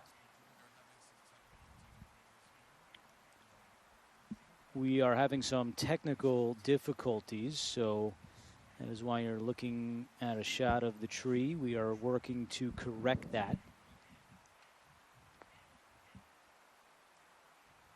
And Billy, as we try to get things situated here, Tiger Woods just began his second round. We saw all of his first round yesterday during our feature group coverage. What was your big takeaway of Tiger yesterday? I thought he did everything well. I certainly did not know what to expect. I didn't know where he was physically. Certainly, he was excited about coming back and defending, but I thought with the way that he drove the ball, it was a high percentage of greens hit. Still, if not the best, one of the top 5 best iron players in the game today. And I thought the big club that showed up for him was the putter. He made the critical putt at the critical moment. It kind of kept everything moving in the right direction. And I think we saw Tiger Woods, much like we saw last year when he won. He just went out there and managed himself and the golf course top shelf all the way around. How about you, Michelle? Yeah, I think to be completely honest, I actually wasn't expecting a bogey-free round from him, but I was pleasantly surprised. It almost felt like it was a continuation from his last round in 2019. He played almost exactly the same way, learned from his mistakes, and what a fun round to watch. It was like watching prime Tiger all over again, and not knowing which Tiger we were going to get just because of how little he's played. It's amazing, and it was really fun to watch. Really excited to see how he's going to play the rest of the week. Yeah, great start for Tiger Woods, and we look forward to watching Tiger the rest of the way here at Augusta National. Again, it's Abraham Answer and Cameron Smith who are leading the way at 9 under par. And another man who just began his second round, Bryson DeChambeau. We saw him during our feature group coverage yesterday. And Michelle, he ended up shooting 2 under par, but he never really had a good rhythm the whole day. It was a fight for him to get to 2 under. What do you think Bryson tries to change up for today's second round? Well, I think the first round was an experiment for him. He had a hypothesis about how he wanted to attack the golf course, how he should attack the golf course, and he really got to play it out yesterday. He's had some good holes, some really bad holes, but ending the round at 2 under, that was impressive. And I think he's going to look back at that day and recalibrate, and it's all a learning experience for him. That's what's so fun about Bryson, is that he goes out and treats everything almost like an experiment, and he is a true scientist. He had these hypotheses, he's got to test it out, and every day he's going to go out and learn some more, recalibrate, and figure out how to attack this golf course in the way that he wants to. All right, thankfully our issues are corrected, so we take you back out, and here is Dustin Johnson playing from the bunker at the 8th hole.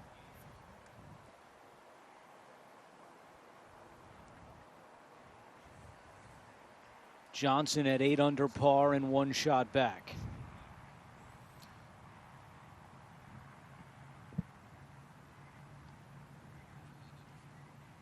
And now Patrick Cantlay with 264 to the hole. Good tee shot here, and see if he can shape it just a little right to left. That's certainly what's required with this shot.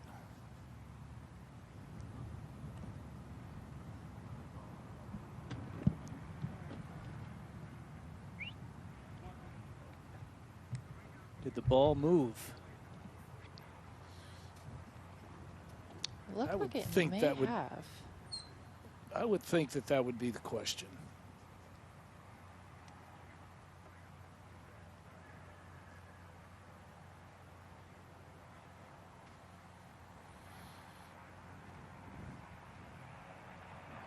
And a Masters Tournament rules official coming out to chat with Patrick Cantlay in the middle of the 8th fairway.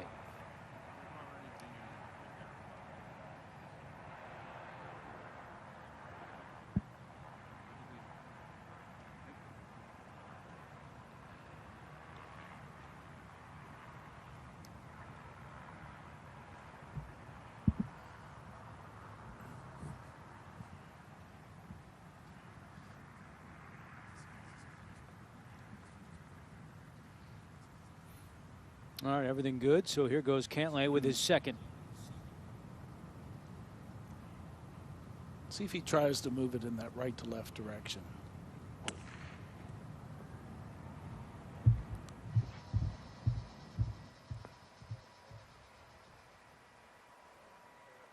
Oh, good one there for Cantlay. He'll be able to putt that if he chooses, and a chance for eagle for Patrick Cantlay.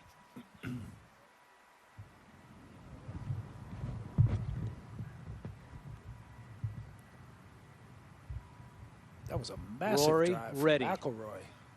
Yeah, only 237 in for Rory.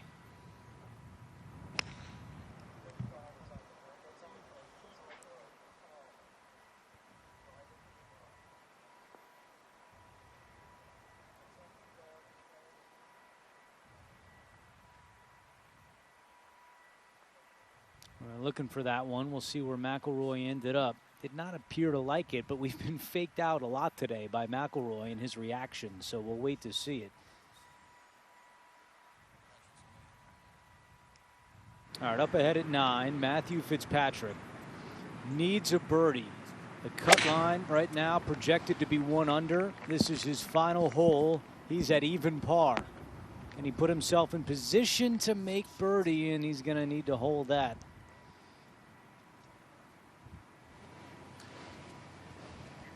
Actually, a pretty good shot from the situation he was in. Now Koepka 149 in. Well, once again here at the 9th, the ball just slightly below the level of the feet of Koepka, and stay there.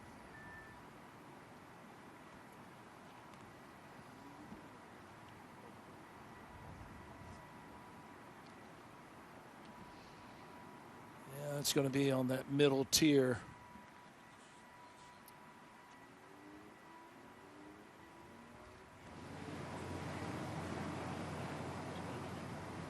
Great drive from Justin Thomas, playing his final hole of the 2nd round. He has just 128 in on the 9th. Yeah, you have to take it at least all the way to the flagstick, maybe just a little bit beyond. Good swing by Thomas and a great result. Justin Thomas will have a chance to close out his round with a birdie. And this back section is a tiny little section, playing only about 5-6 yards in depth and less than 10 in width. So they're playing into an extremely small area back there. You can get your junior into the game. Go to drivechipandputt.com to learn more, and follow on Facebook and Instagram.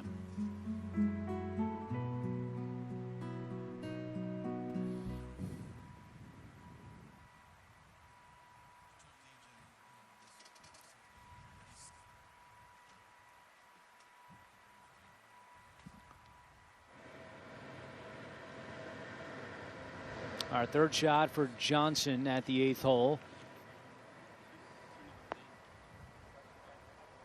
Oh, working this one back. Where will it stop, though?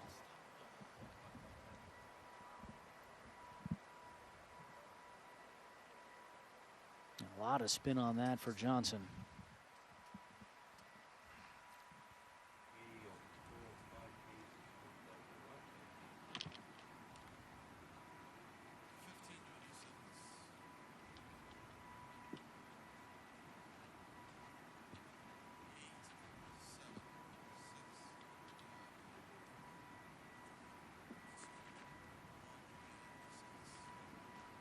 A look at the 9th green, the final hole of the day for our featured grouping of Fitzpatrick, Thomas, and Koepka.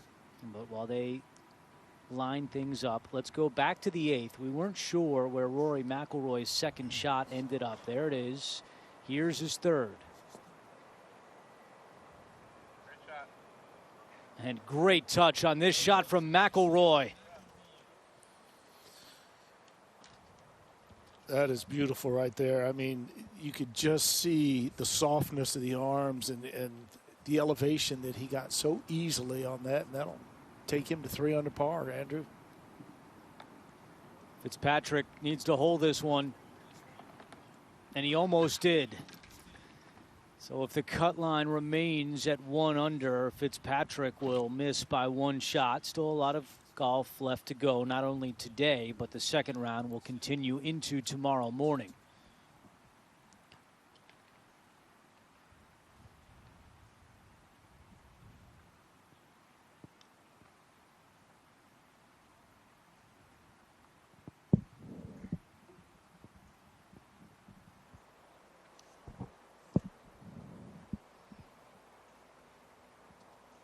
Patrick Cantlay playing in his 4th Masters, and if he holds this, it would be his 4th eagle in his Masters career.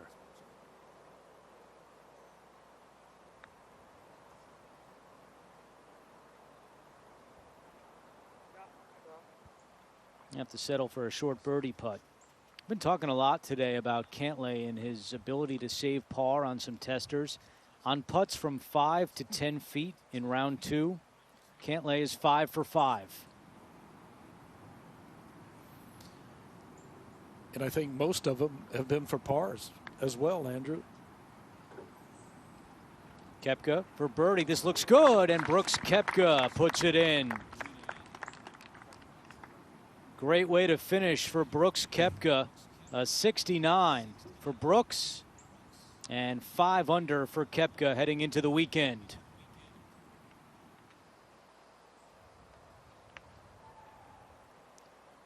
What do you think of Koepka going into the weekend, Michelle? I feel very good about it. He's, like I said, the way he's swinging right now, it doesn't seem like he's thinking about his body whatsoever, which is the type of Koepka that we haven't seen for a long time. So I think going into this weekend today, he can really take a lot of confidence from, and I mean, he's made a lot of birdies today, which is a good indicator for this weekend. Justin Thomas walks that one in. That was a hard big fought round finish there for Thomas. I mean, he really worked hard for that 3 under par. Made the mistake at 13, made the mistake at number 1, made a couple of 6s there. Spent 3 shots there, but all in all, that was really good work.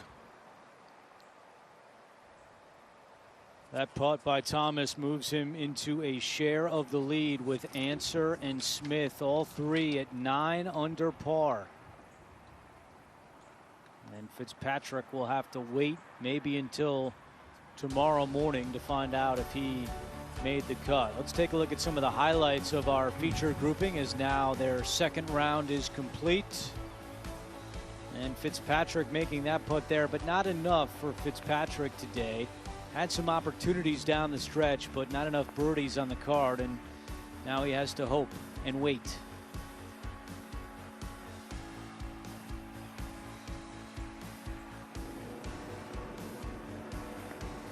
Brooks Koepka got off to a nice start today. Birdie putt at 12.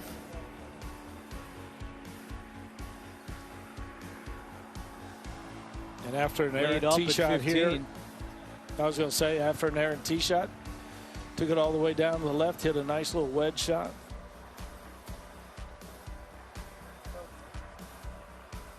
That's always a good birdie at number 1, Andrew. That was a tough hole location. And Michelle, how about the play of Justin Thomas today? I thought he did a really good job. He didn't particularly play that well, but scoring-wise, I felt like he hung in there, made birdies when he needed to. And after that, like the shot right here, it looked like it was exactly reminiscent of his hole-in-one at 16 last year. But he's done a really good job of hanging in there, hitting some crucial short game and putting. He made 4 consecutive birdies, capped off by this one at 18. Then he ran into trouble on the first hole. He made a double bogey, but this might have been the shot of the day.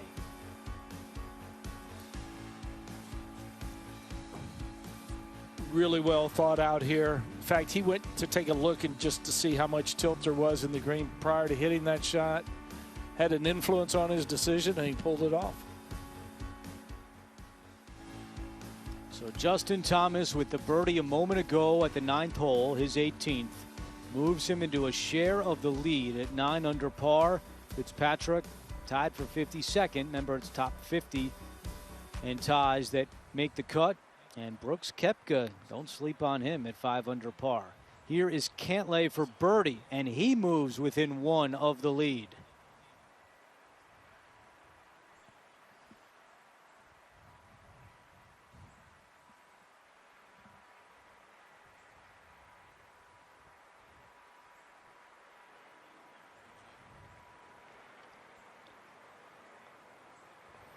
And a par for Dustin Johnson. He stays 1 back.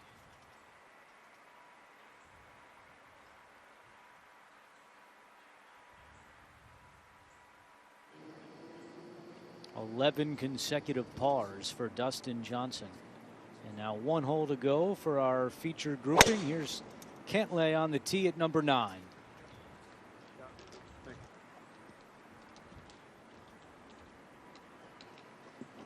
Great drive by Patrick Cantlay. That's all the way down there to the bottom to where he's going to have a pretty level lie. McIlroy at 3 under par.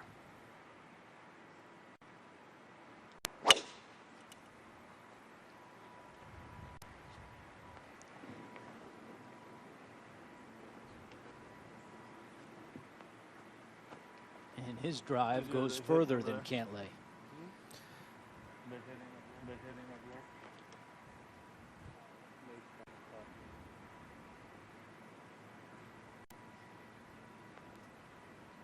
Now look at the updated leaderboard. Cantlay and Johnson 1 shot back.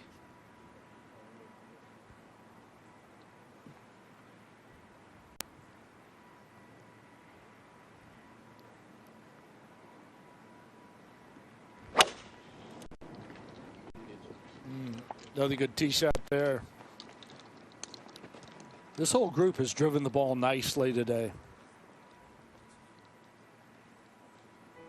All 3 looking to finish their 2nd round with birdies. Johnson, Cantlay, and McIlroy at the 84th Masters Tournament.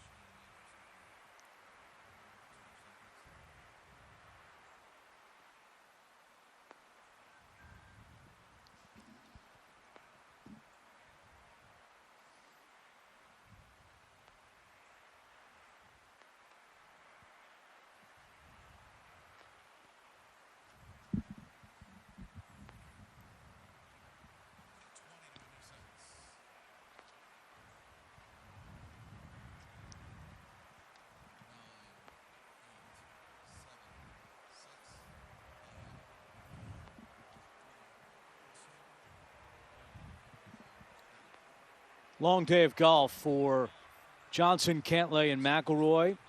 Like so many others, they had to come out this morning and finish their 1st round. 44 of the 92 in the field had to finish their 1st round. And then we had 1 withdraw. Eric Van Rooyen withdrew after the 1st round, so we're down to 91 in the field. And then the cut will be established tomorrow morning, because that's when the 2nd round will finish. Those who went out in the afternoon today, like a Tiger Woods who's on his 2nd hole, will have to come out tomorrow morning and finish. And then they'll establish the cut. And away we go with the third round. Thankfully, this improved forecast from earlier in the week will allow us to get back on track after the 2-hour and 45-minute weather delay yesterday morning.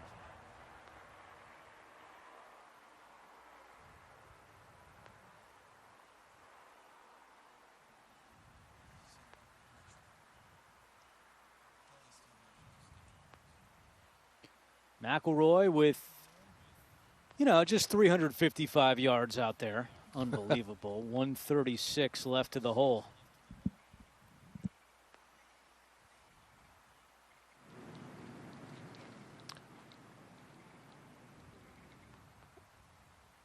I like the way he's driven the ball today.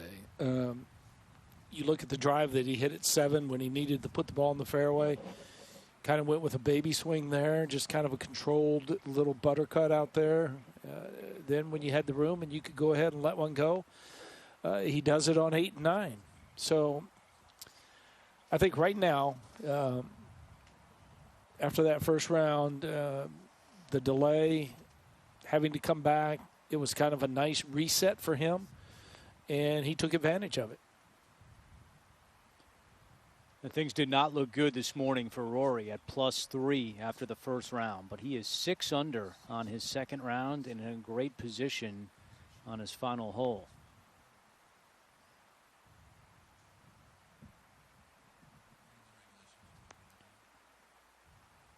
And look at the difference in greens in regulation for McIlroy from round 1 to round 2. It's a big number, especially around Augusta National.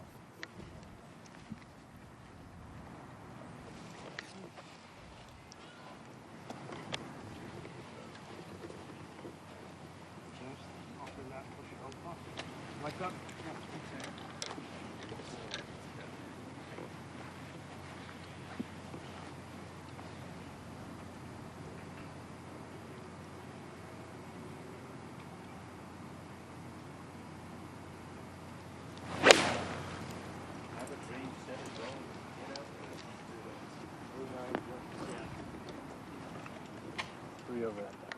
Oh, McIlroy again in a great spot. Now 15 out of 18 greens in regulation and an opportunity to shoot 65 here in the second round. Really good shot. You know, with no patrons, pretty much have to play the pure yardage. The optics certainly change.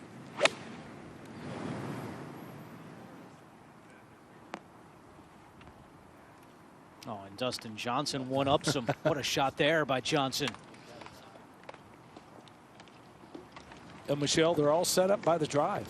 I mean, 3 perfect tee shots on this final hole.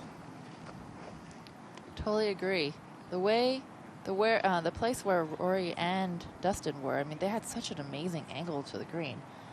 Slightly not as good here for Cantlay, but we'll see what he can do.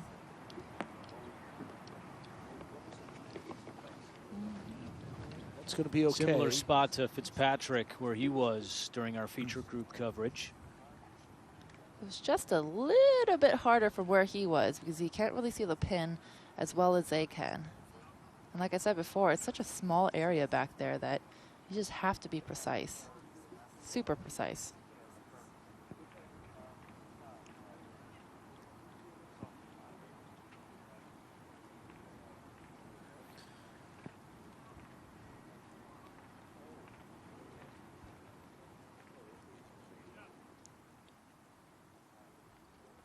So Thomas, Answer, and Smith all at 9 under par.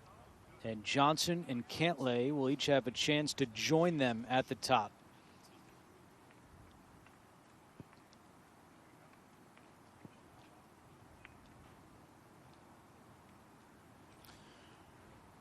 DJ today, Andrew and Michelle, when you go back and you look at what he did on the par 5s, played the par 5s even par.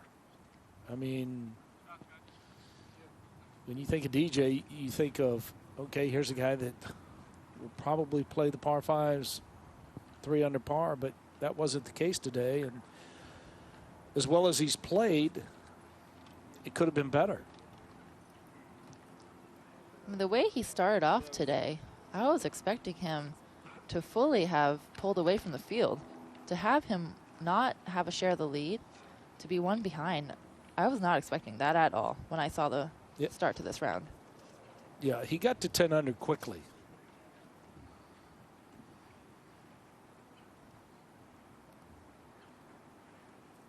But it would certainly be a nice way to finish if you can birdie this 9th hole, and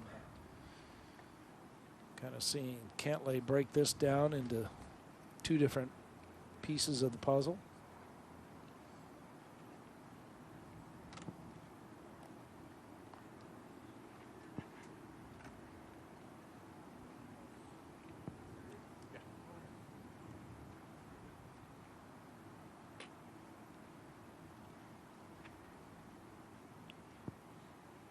Well, in some form or fashion, all 3 of these figure to be a part of the weekend conversation. McIlroy will be a little bit behind Johnson and Cantlay entering the weekend, but if he can throw out another low round, McIlroy would be right there as well. But here is Cantlay just off the green to move into a share of the lead.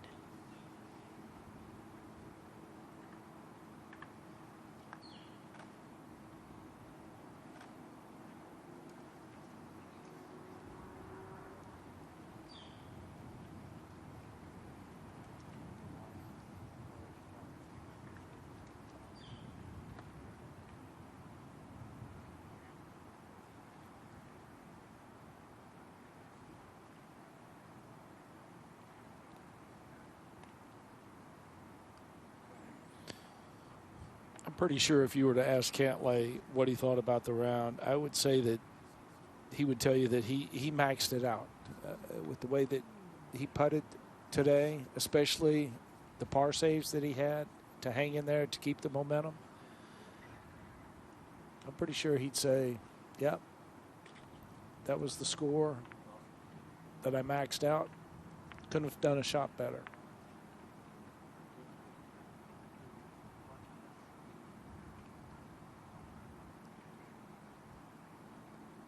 McIlroy is just outside 10 feet for birdie to shoot 65.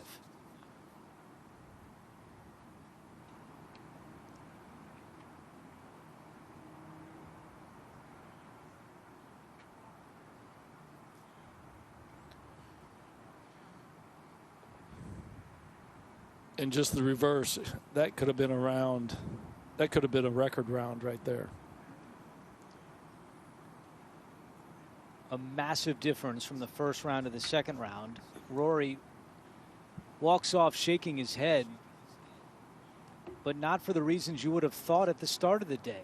I mean, the conversation going into the second round was, is Rory McIlroy even going to make the cut? Well, he's going to make the cut. He's 3 under par. But as Billy just said, he could be 6, 7 under par with some of the birdie chances he had in this second round.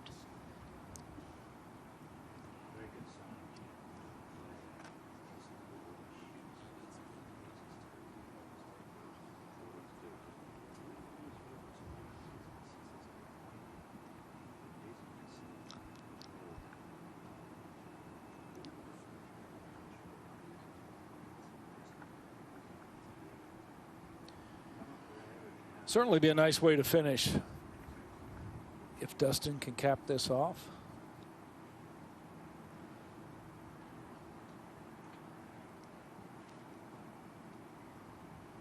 Johnson for birdie and a share of the lead, and he's got it. Dustin Johnson joins the group at 9 under par. A second round 70 for Johnson.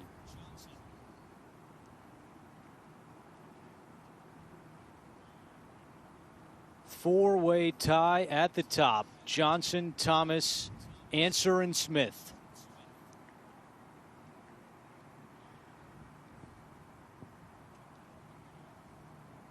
And now Cantlay to remain 1 back.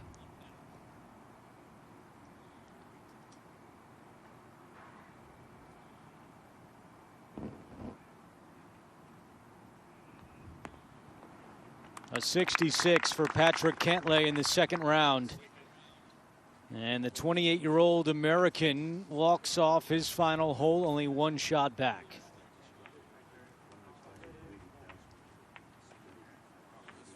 Some good golf today by this featured grouping of Johnson, Cantlay, and McIlroy as we take a look at their highlights. And McIlroy, his first hole of the day, he made birdie at number 10. Gets one there, and how about this one at 17?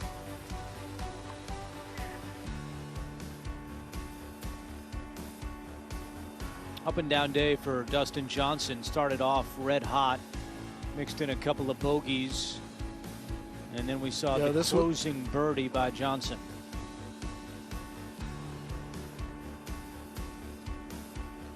Yeah, this was his first bogey of the tournament. And this, I think it was just a missed club, maybe a miscalculation of the wind, but that ball will go down into the water, the penalty area, and that would lead to a 6. Michelle, Patrick Cantlay, we talked about it throughout the day, but he was super smooth for his second round. His putter has been so dependable all day.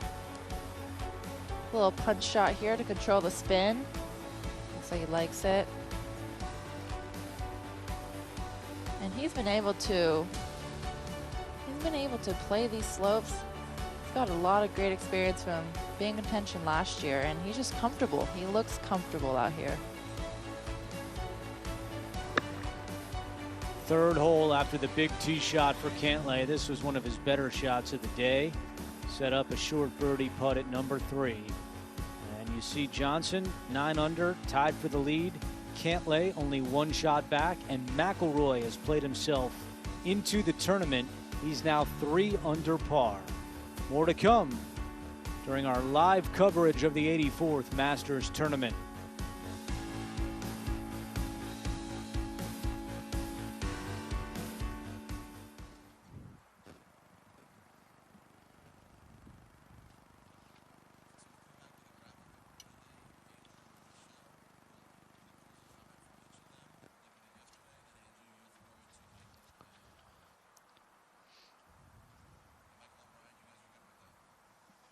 What are the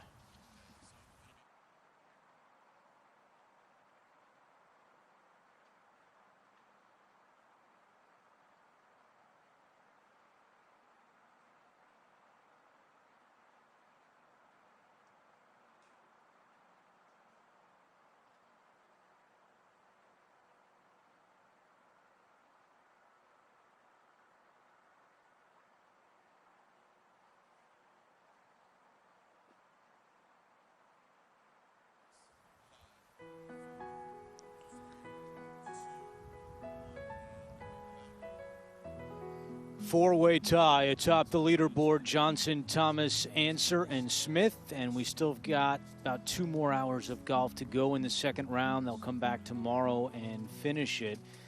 We have more live golf coming your way with feature groupings of Kuchar, Westwood, and Na, along with Schauffele, Kokrak, and Stenson. Alongside Michelle Wee West and Billy Kratzert, I'm Andrew Catalan. We're about to hand it off to Brian Kroll and Michael Breed, but before we say goodbye, Michelle, closing thoughts on what you saw during a very busy day of golf this Friday at the Masters Tournament. What a difference a day made for Rory and Brooks. I mean, it was so exciting to see them come out, make a lot of birdies. I mean, at first we were worried about them making the cut, but you know, the way they played today, they are in great shape for this weekend. And I think with Justin and Patrick Cantlay, I think they made the most out of their day today. You know, not the best ball striking for either of them, but they really did put together a really solid day. And I'm really excited for the weekend. And I also am looking forward to the weekend because I thought the players that needed to respond today responded. You spoke of Brooks Koepka. He came back in high fashion. Rory McIlroy did the same thing. But you're looking at a cut line now. Okay, the lead is 9 under. The cut is going to be 1 under. It looks like the whole field going into the weekend is going to be within 8 shots of one another. This is setting up to be a fantastic weekend. Can't wait for the weekend, but we have more golf coming your way right now. So for Billy Kratzert and Michelle Wee West, I'm Andrew Catalan, and we send it over to Brian Kroll and Michael Breed. Thank you, Andrew, and Billy and Michelle. Great work. It's exciting to continue our coverage here with featured groups during the 84th Masters. And Michael, this is going to be a lot of fun. We've got an exciting finish here to the second day of action at the Masters tournament. Golf course is getting a little bit firmer. The greens are firming up a little bit. We're starting to see, you know, the players are going to have to deal with a little bit more of a release after that ball lands on the green. It's going to be very interesting to see what takes place and what the cut number will be. This will be our first grouping: Matt Kuchar, Westwood, and Kevin Na, and also action from Xander Schauffele, Jason Kokrak, and Henrik Stenson. Kokrak and Stenson in particular will need some birdies, hopefully, before nightfall here on the second day.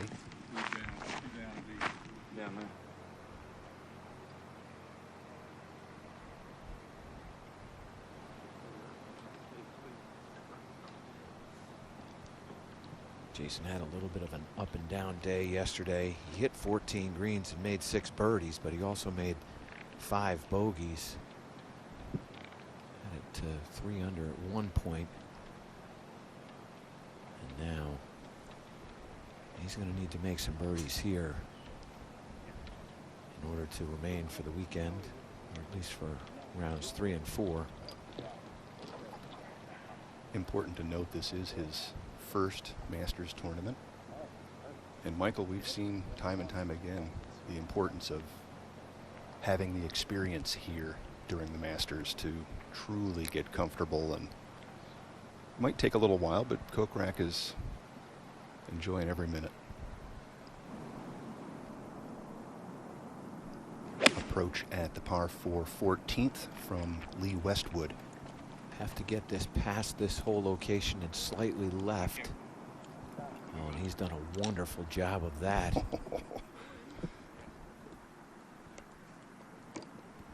Well, you talk about the first time around for Kokrak. Westwood has been here quite a few times, and he's been in the hunt too. One of those players, Michael, we always say one of the best not to have yet won a major, and I put a big yet in there because he's in good position here so far this week. Just have to keep his mind on what he's trying to do and not start looking at the leaderboard. It's still quite early yet.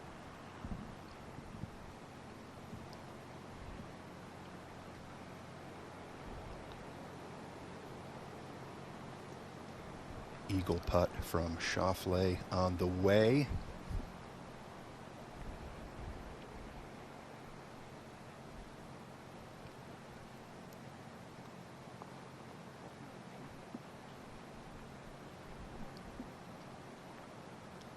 Little hiccup there at the difficult 11th, double bogey 6. That birdie will ease the pain a touch. Made 7 birdies on his round yesterday. Mixed in a couple of bogeys on holes 5 and 7. But a very good ball striking round in his first round.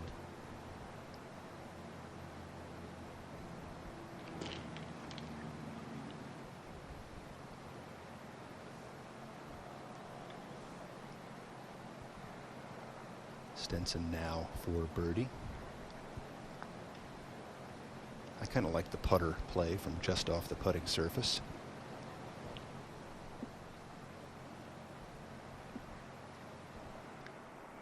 Caught a piece.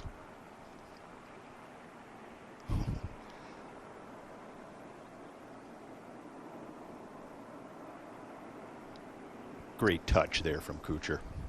Brian, I've seen a number of those putts today from that angle. That is the best that I've seen so far. Everybody else leaving it some 7 or 8 feet coming back up the hill, and we'll go ahead and knock this in.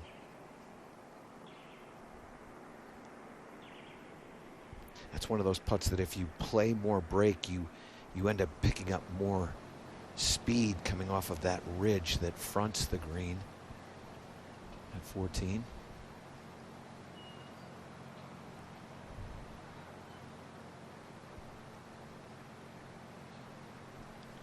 Kokrak now for birdie.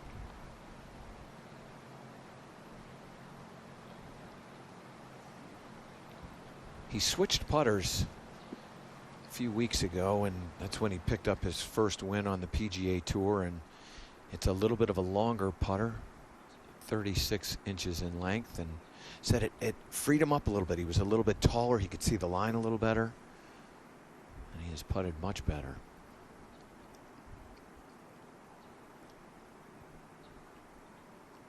Now ahead to the 14th, Kevin Na.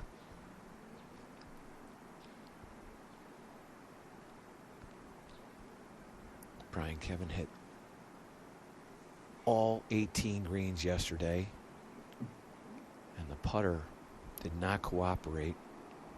Shot 1 over par, made 1 birdie and 2 bogeys. So important to hit the right side of the putting surfaces here. It all depends on hole location and what you leave yourself for that first putt.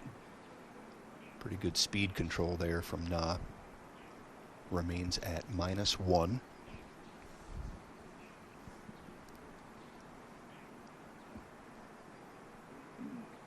Remember, we had rain delays yesterday. Absolutely beautiful conditions here today as we head to Westwood. This for birdie. This is the club that's really been the struggle for Lee through his career.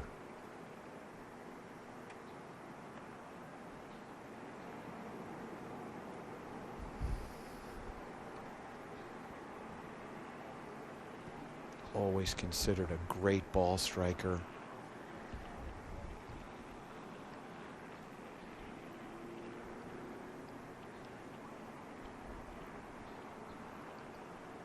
Yeah, the putter, Michael, may be the club that has the most to do with him not yet attaining a major championship victory.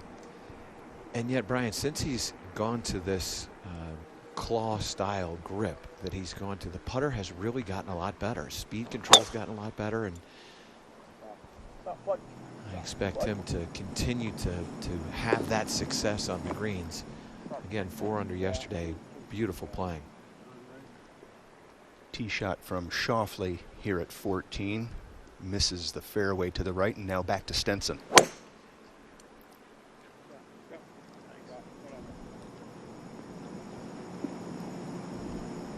That's more like it. It's a beautiful design to this 14th hole. It swings from right to left, but the property releases left to right.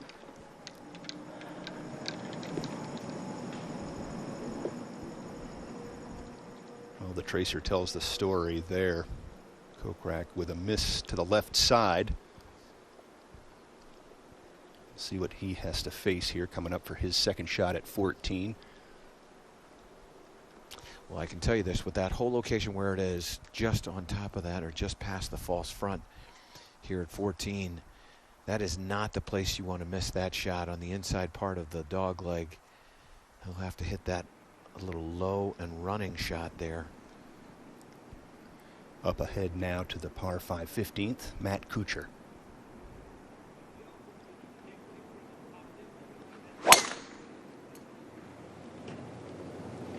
Made birdie here in round 1. Off to a good start.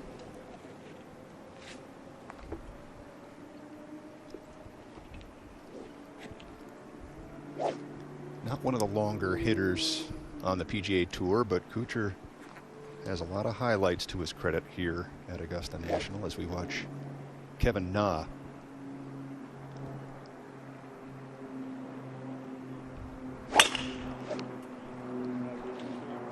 Quick recoil. You see 165 miles an hour of ball speed there, hoping to get a little release. This was his lone birdie in round 1. Looked like Na went for a little extra in the tank there on that drive. Good wing. see that at 165 miles an hour of ball speed. Bryson DeChambeau is playing at 195, and we've seen him get it upwards of 200, 203. It's an amazing advantage. Club head speed.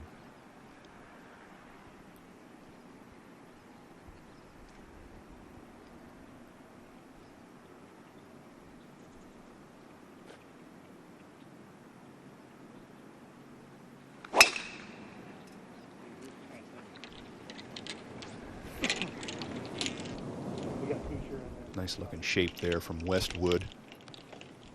All three players in the fairway here at the par 5 15th as the shadows grow a bit longer.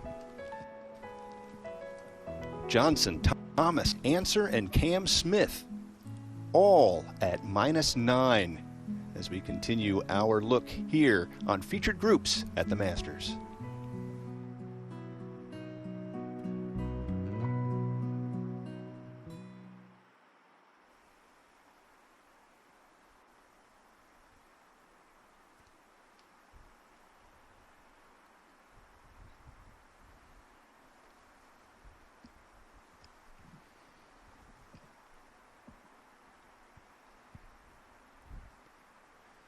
Take a look here at Henrik Stenson alongside caddy Glenn Murray, preparing for his approach back at 14. Always known Michael as one of the best ball strikers out there. You know, you grow up playing on green speeds that are a little bit slower, which is exactly what we've seen with Lee Westwood, and that tends to be the thing that prevents him from having that success on the putting greens when you come to the U.S.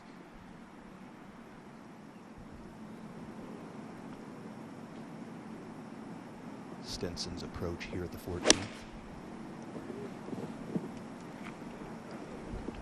Need to be extremely precise with this shot. Well, that's pretty precise. Beautiful. Leaves it in the shadows just under the hole location. Great approach from Henrik.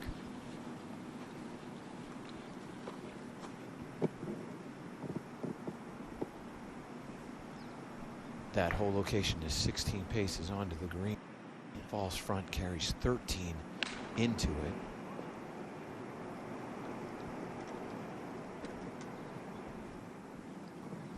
What a golf shot here. Get going just a little bit.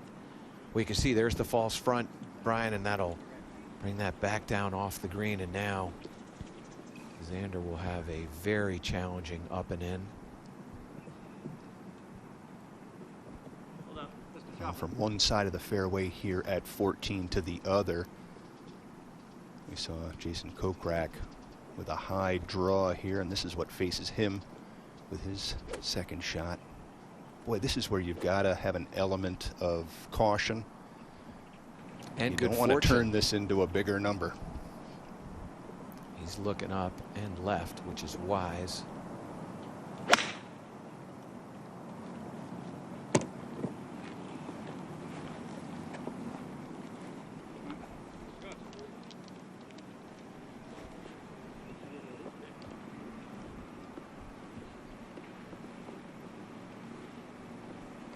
So Kokrak finds the putting surface from well left of the fairway at 14, a very solid escape. He will have a challenging, big breaking, fast putt. That's what will move from his right to left. But he has done what he needs to do. You just get a little out of position here at Augusta National, and it affects every single shot all the way through until you've holed out. That was a good comeback, though, from where he was. Brian Kroll along with Michael Breed as we bring you featured group coverage here of the 84th Masters. Not only his first Masters, Michael, but the first time he's ever been to Augusta. You know, it's so interesting. We've talked with a number of professionals who have said, I will not play Augusta National until I'm playing in the Masters. It's not an uncommon story. Now Kuchar at the 15th.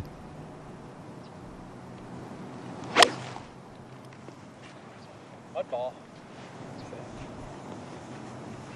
Trying to get an angle here to this left hole location.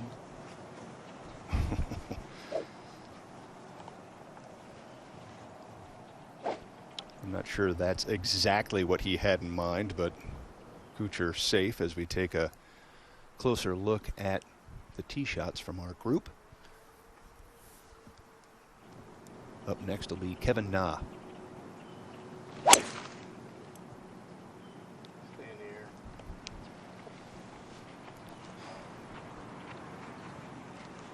Where is it? Where was it headed? Looked like it came up just a little short.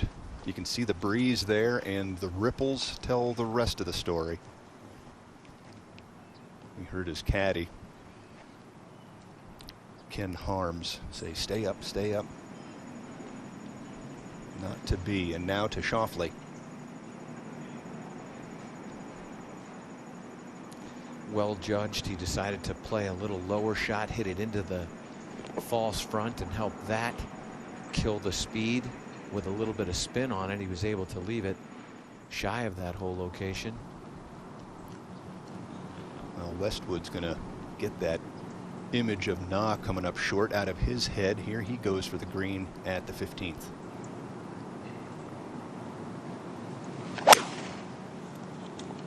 Go. Go. Go.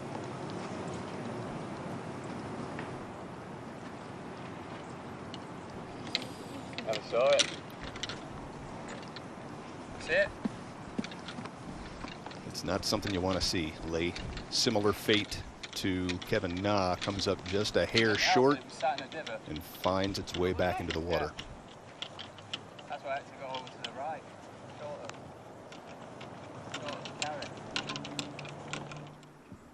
So maybe the breeze fooling the players a little bit there at 15.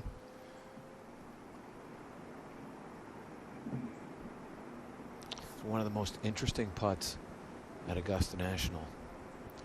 Watch how much break he's going to play here. This is almost a 90-degree turn down to his left.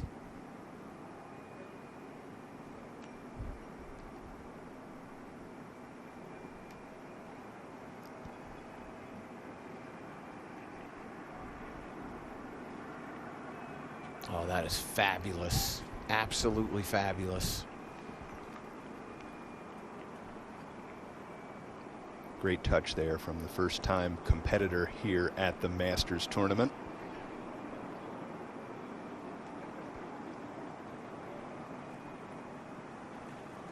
It's a very satisfying par 4 from a tee shot that was well left of the target, but time is running out here for Kokrak at +3. He's going to need some magic here to make it to the weekend. We saw Koepka earlier come into that 15th and make an eagle. Can Kokrak do the same thing? One of the longer hitters on tour. 6'4".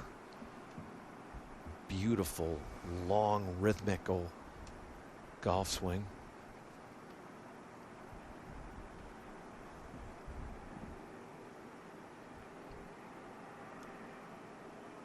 Bit downhill. This is fast.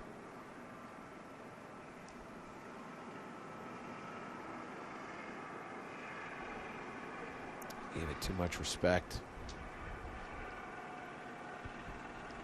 Well, Stenson, like Kokrak, dancing near the cut line here. You don't have many opportunities like that. He's wishing he could take a mulligan there. It's not many times on the 14th hole, Brian, that you're going to have a birdie putt from that direction. Normally, a birdie putt with that whole location, you're going to be putting the other direction and sort of back uphill.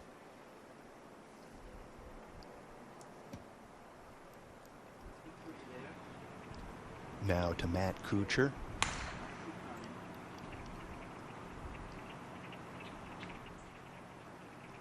Third shot at the 15th.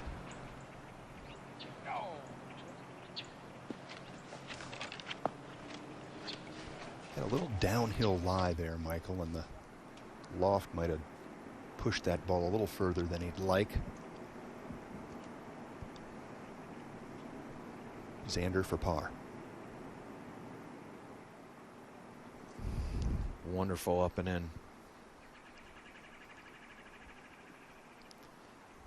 I've said this many times, Brian, short game is what saves you around here at Augusta National. You get out of position, you hit these creative shots, and one of the things I love about Augusta National is it gives you so many different options. He could have played that shot with a putter, a hybrid, a 7-iron or an 8-iron running it up the false front. He chose to hit a little bit of a more lofted club, a sand wedge of some sort, hit it into that false front and put a little check on it. Really good up and in. But it has to be exacting. He just got over the crest. I mean, the last thing you want is to see that ball running back down at you.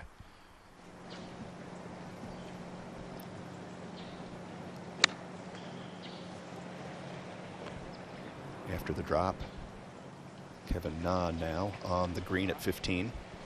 And that is one of the more challenging shots here after you've hit it into the water on 15. You don't have a lot of green to work with that whole location there. Played it beautifully underneath the hole.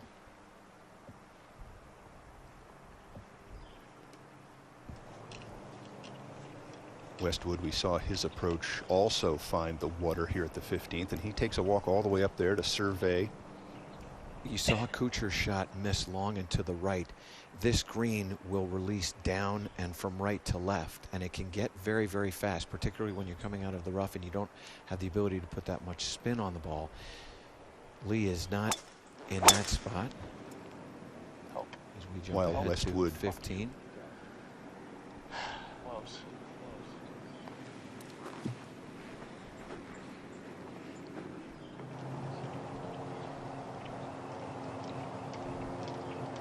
So what he'll do here, Brian, is he's going to play a shot that will favor the right-hand side, because you have to respect that release from right to left. If he's going to play a lower shot, if he's going to play it higher and maybe put some spin on it, he might go a little bit more directly at it. But this is a shot that if you miss this taking on that line and, you know, at the flag, and you miss the distance, this could go back down into the penalty area again.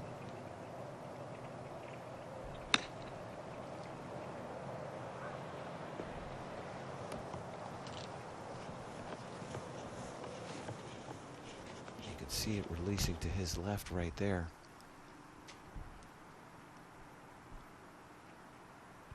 Another added challenge is looking straight into the sun from that angle. You see he's fighting to get a good look at it. Sunset is at about 5:25 today.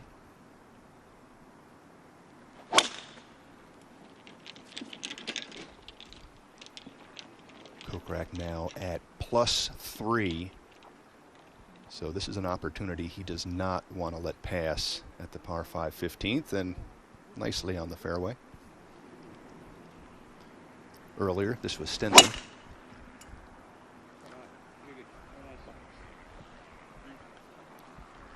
No shock that he would be in the dead center of the fairway.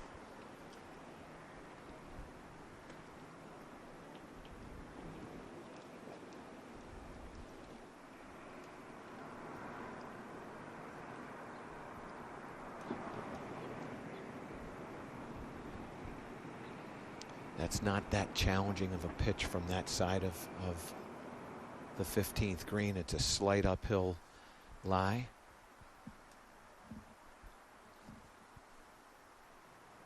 You can see it's a great look at absolutely 15, and it gives you a different feeling without the patrons surrounding some of the typical areas, and you just get this feeling, wow, that's a tight little target. Very narrow landing area. When you're at the top of the hill and you're hitting that shot down to that green, it makes it even appear that much smaller. When these greens start getting a little bit firmer, which they will, it makes it even that much more challenging.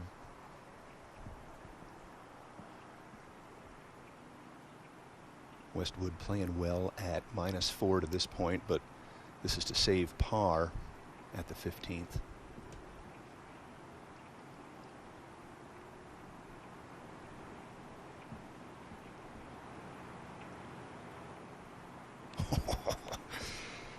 Boy, that feels good, doesn't it? I mean, that has to feel like a birdie to him after how he played that hole.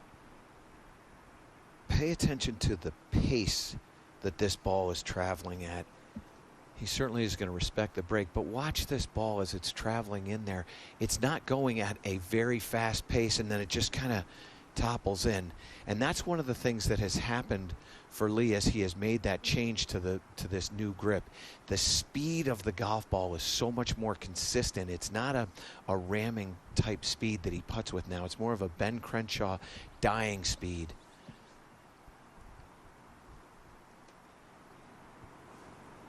Well, let's see if Kevin Na can feed off of that par save with his effort for a 5 here.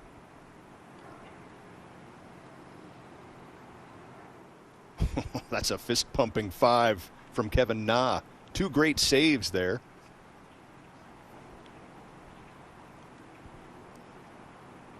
A little smile from Kevin. Kevin is known to sort of walk putts in. He'll take that first step when the ball is just shy of the hole, which is what he did there. Now Matt Kuchar finishing up for his par 5 on the 15th, and he does. Highly entertaining, but when it's all done, we got 3 pars.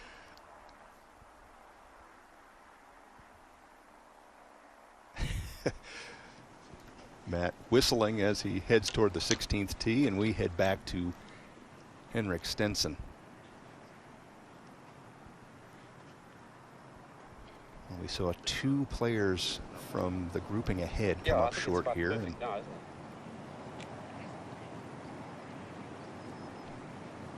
it's mainly in just off the right.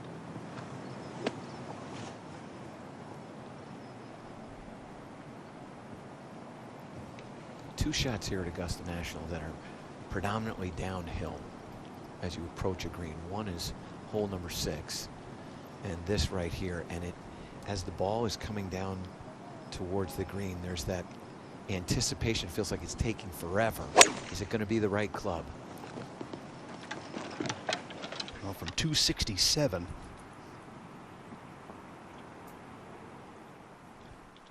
Stenson with what is a very similar fate. However, fortunate to stay up on the bank there at the 15th.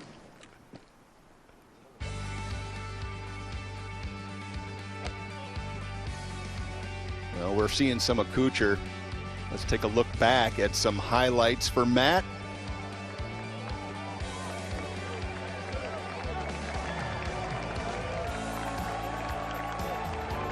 I just get this feeling, Michael. You were right. Look at the celebration. It's one of the things that you just love about the 16th. When you get that whole location that's down low, you literally just think, I can make a hole in one. But it would be a different celebration without the patrons. Kuchar now at 16.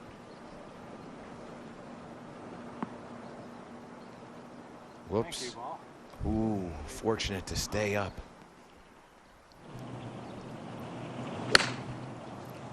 Schauffele from the right side at the 15th. Just punching this into the layup zone. Try to keep that a little farther back so he can add a little bit more spin. Attack that hole location from a little bit beyond the hole on the right and spin it back down the hill. And earlier, Kokrak from 247.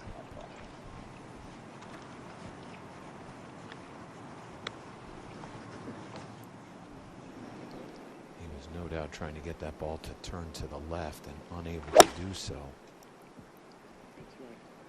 Kevin Na here at the par 3 16th. Keep coming. That's a beautiful shot. Keep coming. Are we going to see another one? It's just not going to have quite the pace, but a beautiful judge of distance from Kevin. Oh, lay. Lay.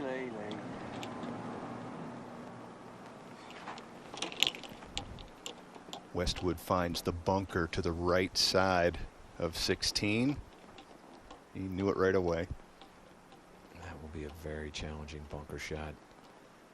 He'll be up on that upper shelf and having to play down to that hole location. That will be extremely difficult to judge that speed and the spin.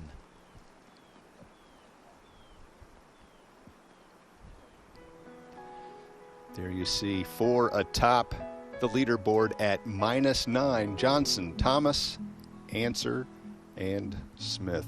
Stay connected to the 84th Masters Tournament anywhere, anytime. Visit Masters.com, download the official Masters apps, and sign up for the official Masters newsletter.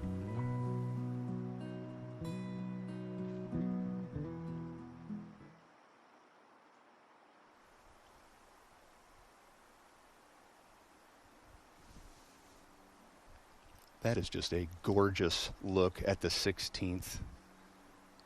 Water just looks like glass as our featured group makes their way to this historic 16th green.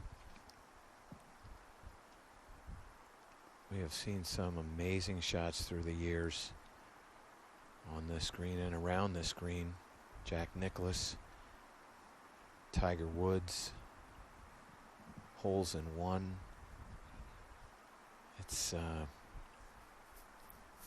It's one of the most special holes on the property and one of the most thrilling to be around.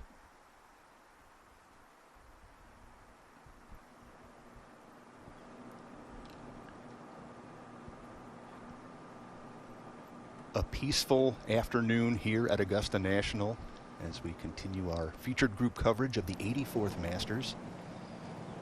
And we'll head to Xander Schauffele. Go. Third shot at the 15th. Be careful here.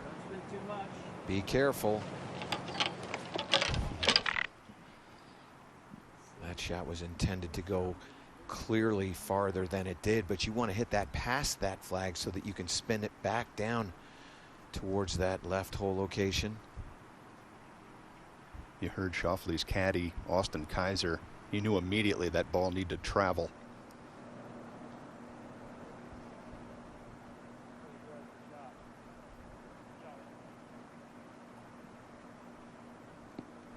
It's a wonderful bunker shot from Lee Westwood. Right underneath the hole. That putt will be back uphill and should move slightly from his left to right. It's a fabulous shot. Kokrak now, he may be forced to hit this a little bit lower as he's coming out from underneath the pines on the right-hand side of this 15th. Ball appears to be sitting down a little bit.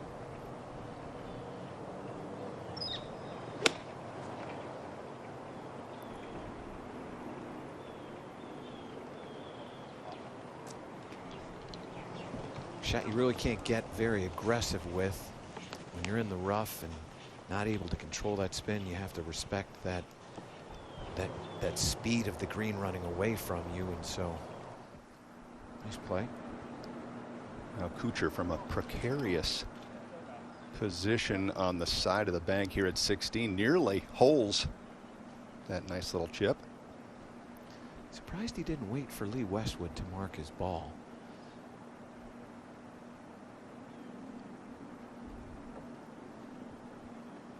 Kuchar, after a double bogey at 11, has held on, but he's at even par. Would like to get a little more of a cushion. You know, Westwood under 30% in sand saves. That's not his forte.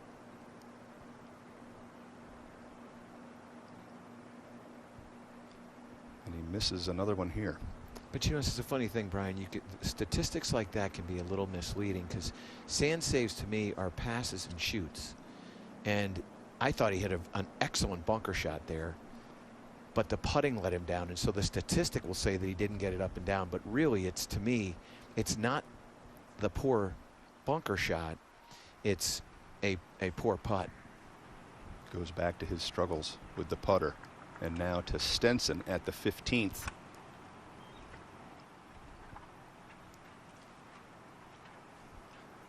Another thing, Michael, as you get later on in the day here, the shadows come into the putting surfaces and add another little element of challenge, especially for players like Kokrak, who have not seen these shadows on the putting surfaces before. Excellent point.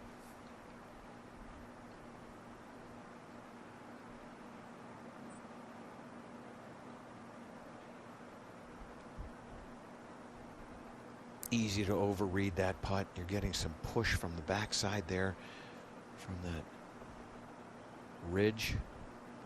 You want to talk that into being a little bit more of a break and hit it outside the hole. What a tale of two different pars. The excitement of the par he had on the previous hole with a great save, and the sadness of a par there at 16, missing an opportunity for birdie.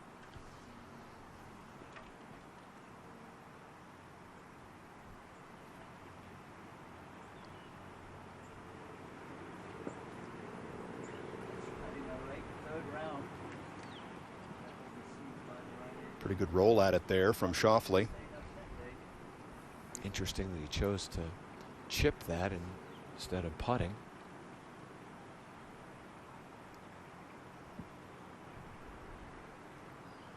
Four times a winner on the PGA Tour.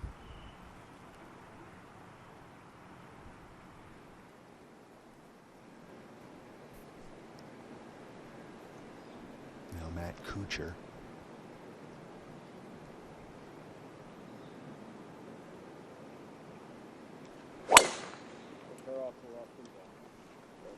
It 24 yards wide is the fairway on hole number 17, and that will find the fairway. 7 and 17 are the two narrowest tee shots, and really the two tee shots that don't paint a picture necessarily. You stand up on number 1 and you can see the left to right movement. You stand up on number 2 and you can see the right to left movement. But those two tee shots on 7 and 17 are the two straightest tee shots on the property.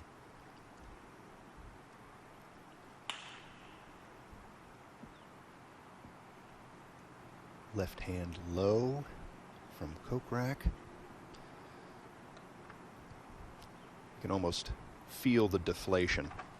This was an opportunity to try and muscle his way back closer to the cut line, but not to be.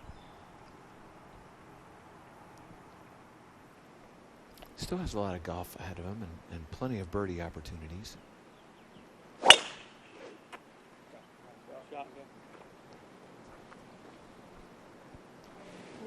I think I'm good. You know, the other thing, Brian, I have to say about Kevin Na is he has overcome one of the most challenging things in the game, and that is his ability to get the club into motion. He struggled a lot with that.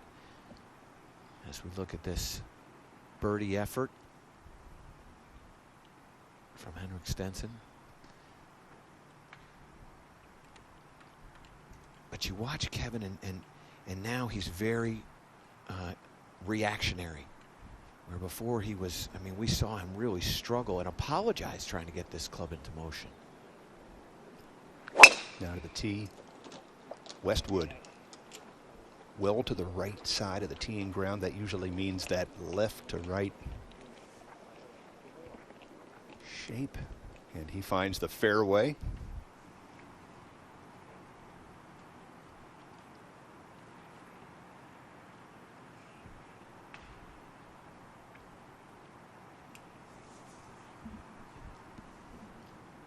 You think so much about Tiger Woods as the defending champion here and winning the Masters tournament in 2019. Schauffele was runner-up last year. He said he learned a lot from that experience, as you would imagine. Hanging in there at -4. This is his third Masters.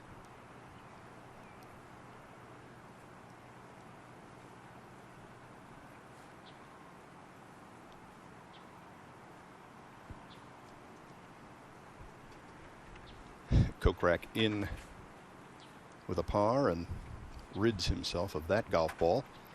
Makes a donation. Looked fairly casual doing it. Let's look at the Sarazen Bridge. One of 3 bridges here at Augusta National. The Hogan Bridge is on the left side as you cross from the teeing area on hole number 12 to the green, and then when you come back down from 13T, you cross the Nelson Bridge.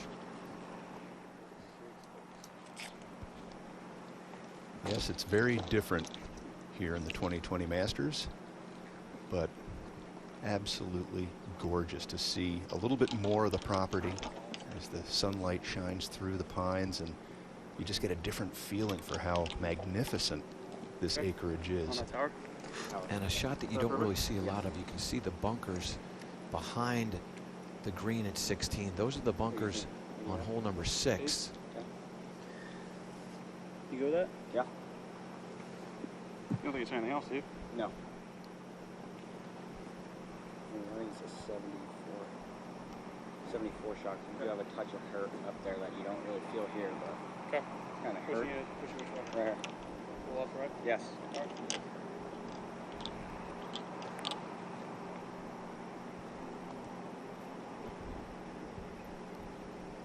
And that's right at the left edge of that back bunker.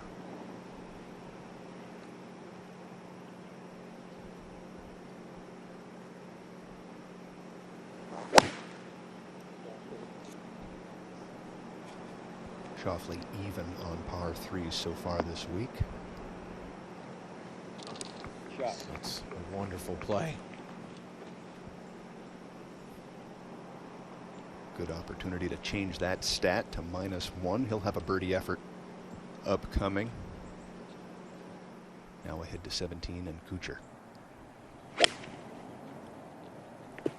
From a slight uphill lie. Easy to get that left. Yep.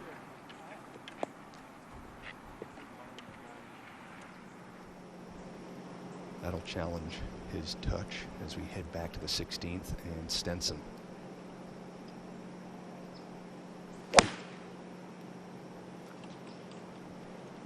Quite simply one of the best iron players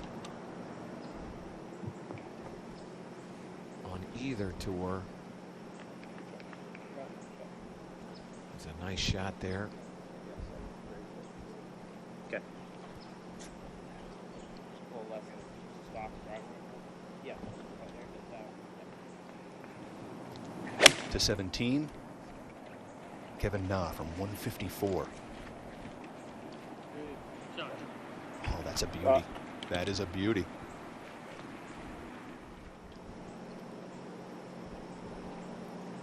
Kokrak with 8 iron. It's not a big. Let's see how smoothly he swung that. Just leaning a little left. He might have left it too far out to the right. And he did. That will offer a very challenging read.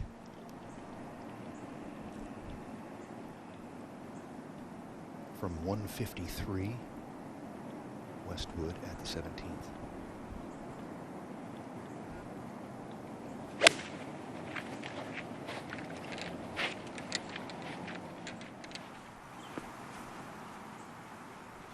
Not a lot of face rotation in that golf swing, Brian. That's one of the reasons why he is such a good ball striker. He doesn't have a lot of closure in that face. That face just stays on that line so long.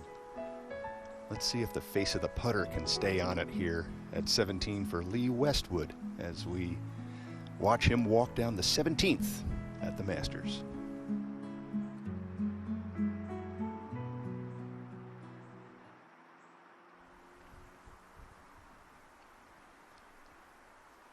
Yeah, it's all about having all the pieces of the puzzle, isn't it, Michael? I mean, you just need them all to be there for you at least 1 week in a major championship, and it hasn't happened for Westwood. And really the culprit does seem to be the putter. And I think when you play, the faster the green speeds get, the harder it is for the average putter to have a great week. It's not uncommon to see a Henrik Stenson have a great putting week at an Open Championship because those greens they're a little bit slower. Once you start getting to where they get a little bit faster, now the precision is that much greater.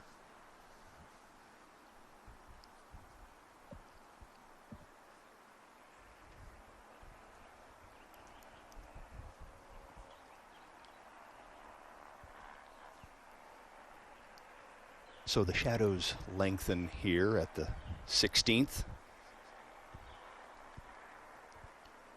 A lot of history has been made here at this par 3, and we've got 2 players on the right level, and Jason Kokrak, who left his tee shot out to the right a touch, is faced with a very ticklish little putt. Difficult to find the line and the speed to get close, let alone to make it here for a 2. So this putt here, Brian, he'll be hitting literally towards our camera.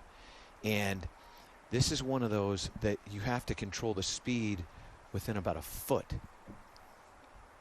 Because while of the break, he as we waits for that, we'll take a look at Kuchar here from the bunker.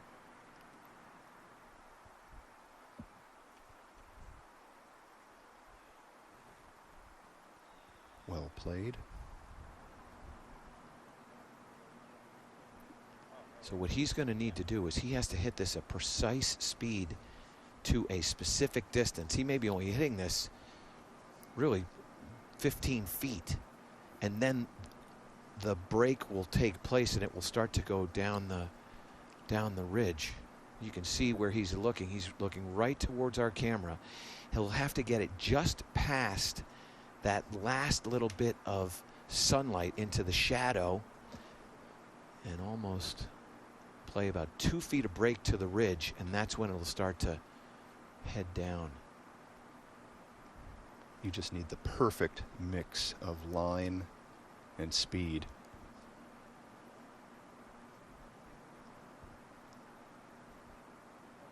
He did it. That is brilliant. Absolutely brilliant. You know, this is what you're talking about. A guy this is his first Masters, but because we all have the familiarity with this golf course through time, we all know what it's going to do, even though we may have only played it, well, a handful of times.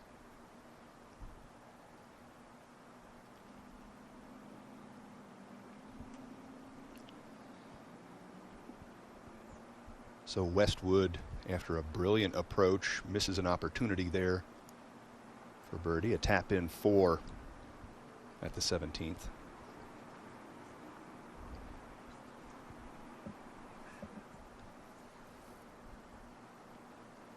Back to the 16th, and Henrik Stenson.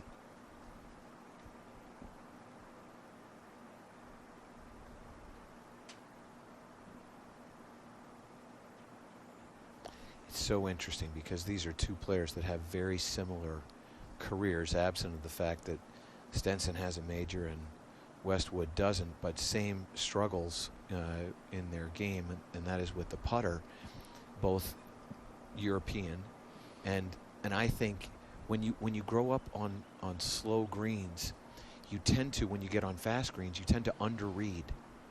And that's one of the reasons why it becomes very difficult to make putts, because as you underread, you can have a great stroke. It's not that their strokes are bad.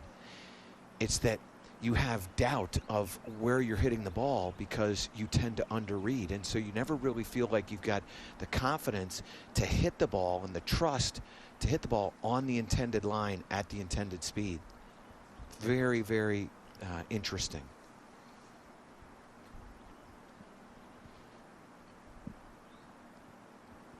Let's see if Schauffele can trust the speed here with this, his second. Similar result.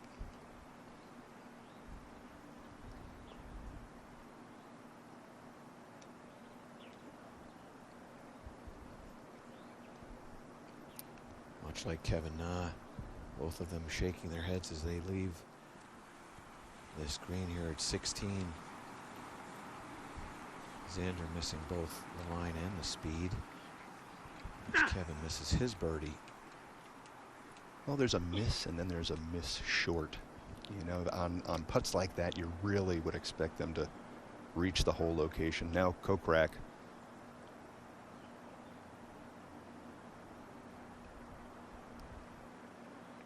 That's a great 2-putt from that upper shelf.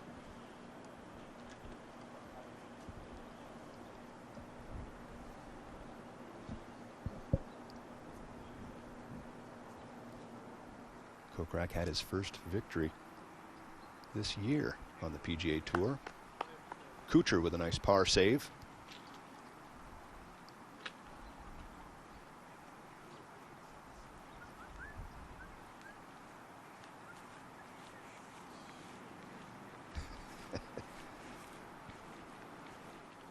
Whistling casually, enjoying his walk through the afternoon here at Augusta National.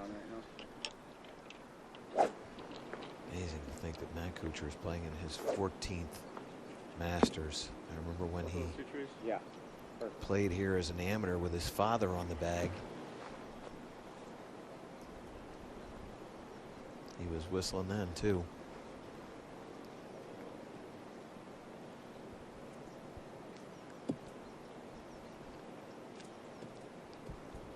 Xander now at the 17th.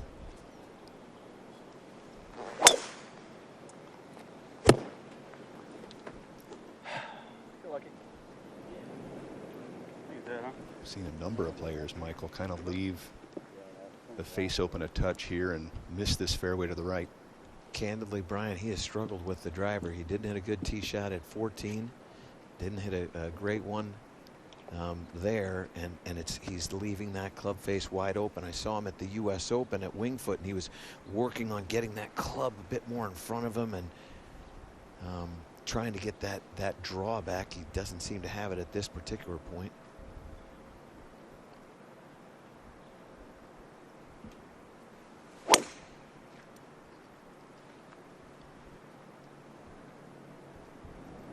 Again, the trend seems to continue, even with Stenson's trusted 3-wood, a club that he's relied on throughout his career, now ahead to the 18th.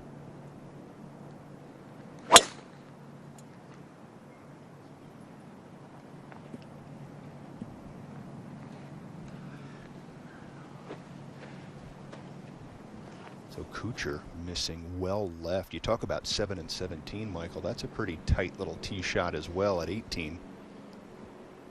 Now to Kokrak. Come on, no mud balls. That's all you got to do.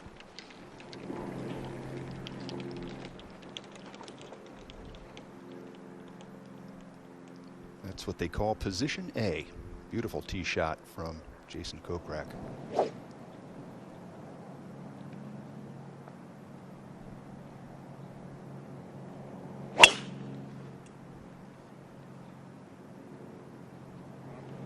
Kevin shouldn't have to worry about those fairway bunkers. They do not come into play for him, and unable to find the fairway.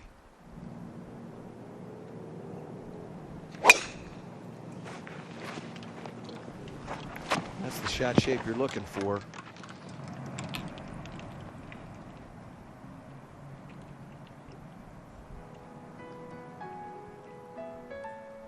So just to the right side there from Lee Westwood. They're all chasing Johnson, Thomas, Answer, and Smith at -9 here in the second round of the 84th Masters.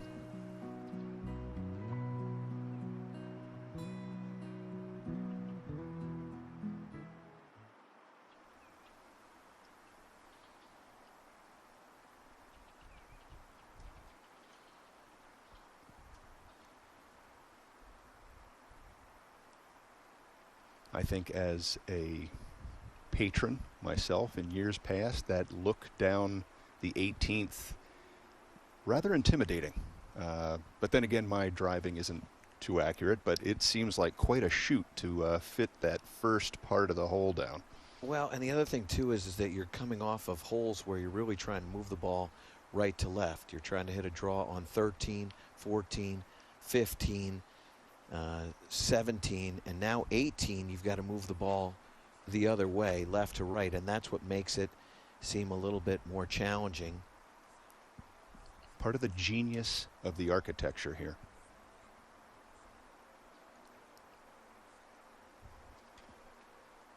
Beautiful look down the 18th hole here at Augusta National. Brian Kroll along with Michael Breed as we bring you featured group coverage of the 84th Masters. Just a gorgeous afternoon here at this storied venue. Kind of a challenging start with some rain delays, but as you can see, the weather is absolutely perfect. What a gorgeous look from our cameras here at conditions. Pristine.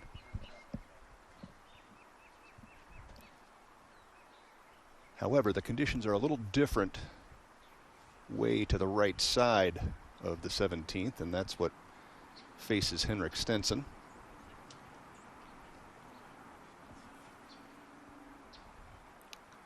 He'll have an opportunity here. He's just going to have to move this golf ball. And curve it, a slight uphill lie, and you tend to want to try to cut this shot with that hole location. You're trying to move it a little left to right, which is sort of going against the uphill lie, which tends to invite a draw. As well with the golf ball being in the second cut.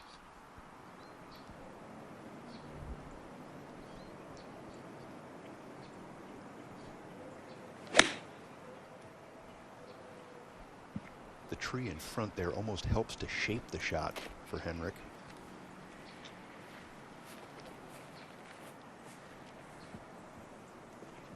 He moved it left to right, but not quite enough as we head to some more challenge here in the pine straw. Up ahead at the 18th, Matt Kuchar. Gotta be careful here. These are the kinds of shots that you can whiff a ball.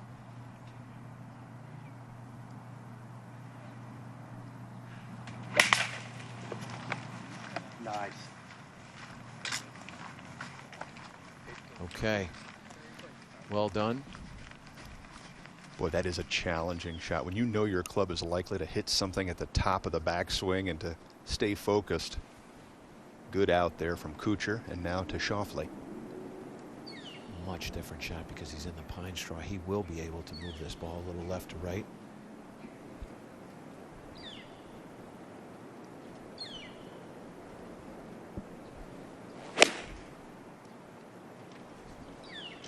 Ground cut. Go. Ground cut. Sit. Sit.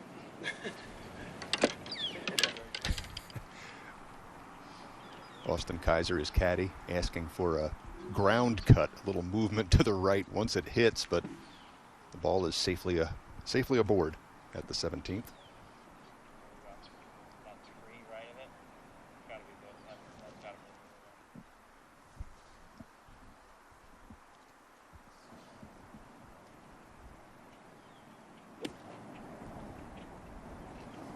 Kevin Nas, approach shot here at 18. This plays almost 40 feet uphill and one of the longest greens.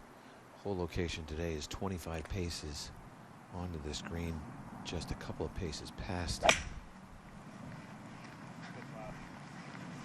ridge.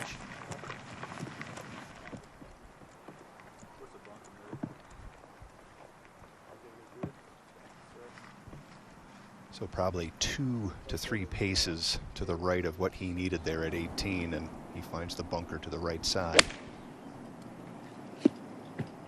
Kokrak now from 142.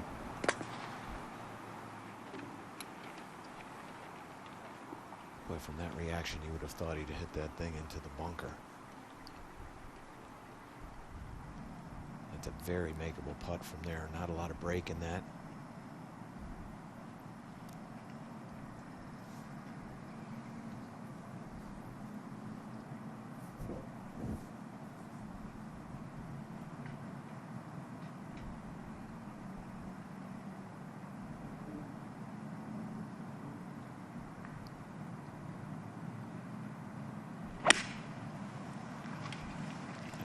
174 up the hill and wind from left to right.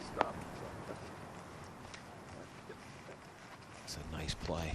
It's a great shot. You can see there from his finish, really a lot of elevation. This is a big climb up to the putting surface at 18, and a nice shot there from Westwood. Hasn't missed a cut here since 2006. And he's in great position. Well, they've talked about this for a long time. This is a second shot golf course, and he's one of the best second shot guys on the planet.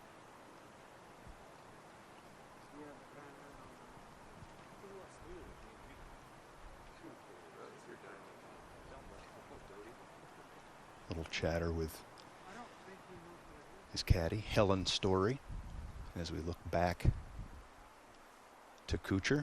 And speaking of Kuchar, let's take another look. We talked about the focus you need. And he makes contact. Yep. But he stayed with it.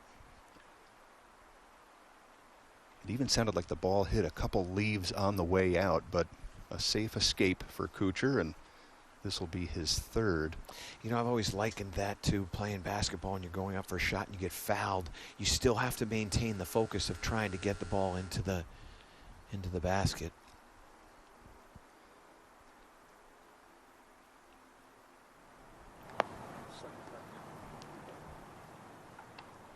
All right, he'll have a putt for par.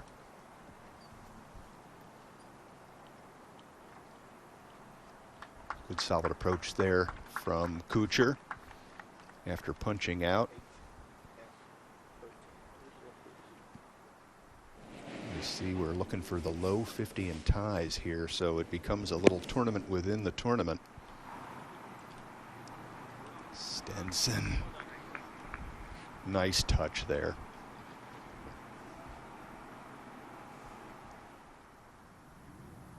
You see that cut line getting to even par, lowest cut in Masters history. And it's happened on a few occasions, is +1. I don't think it's going to get to +1 this year. Stenson did tap in for his par, now Schauffele for birdie.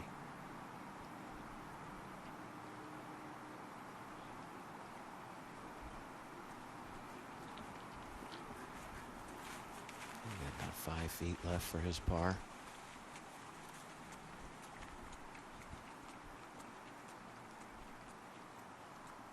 You remember yesterday, Michael, at about this time, the wind started picking up just a little bit. It's showing itself in the flag sticks a little bit as we head to Kevin Na from the right side of the 18th. Go. Stay up. Stay up. He was worried about it for a little while, but it's beautiful right now. He didn't want to get that far to the left of that hole location, and he was thinking he might have a little bit of spin there that would have started that down the line. These putting greens have such distinct plateaus. There are hole locations, you know, just a little miss left or a little miss right, and you're off onto a whole different level. Well, that's what I was saying earlier yesterday. The imagination can sometimes run away from you because of how fast these greens can get. Now, Jason Kokrak for birdie.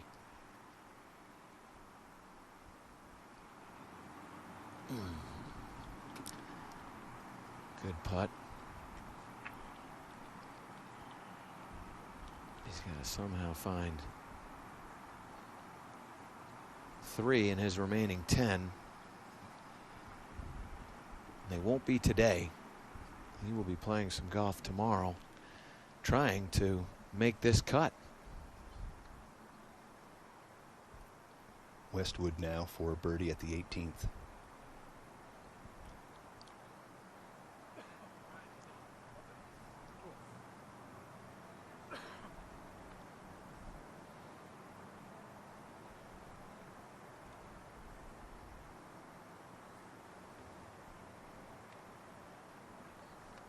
I almost wonder, Michael, if someone who struggles with the putter like Westwood feels a little more free outside of 10 to 12 feet, where they aren't necessarily expected to make it, but they can make a more comfortable stroke. That was a pretty good roll from Westwood. Back to Xander. Left edge.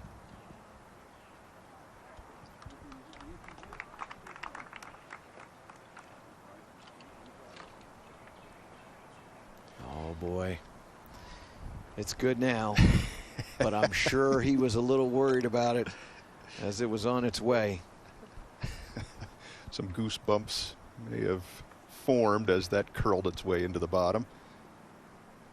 Great look here from our cameras. Kuchar playing some right to left here.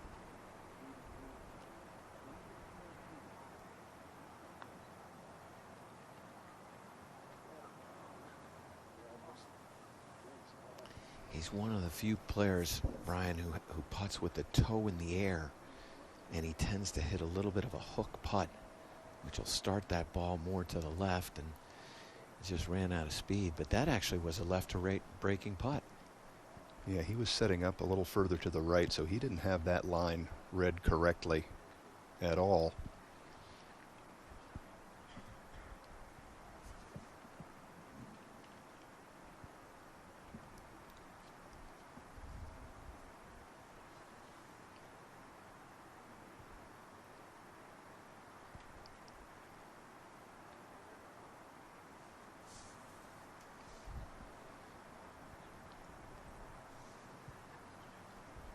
Kevin Na now getting a little assurance from caddy Ken Harms.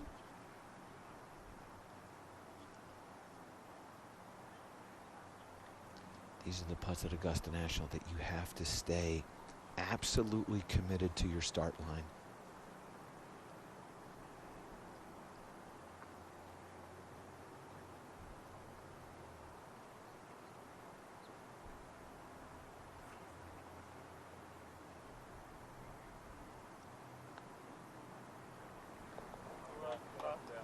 That was a great stroke. He started walking it in. Just shy. That's a wonderful 4 there. Up and down from the right green side bunker. Back to the tee and Schauffele. Beautiful.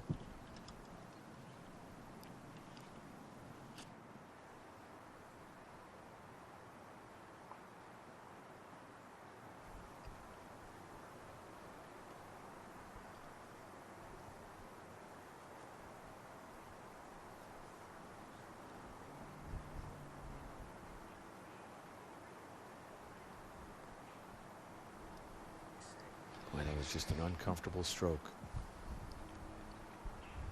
So talk about staying committed to the start line.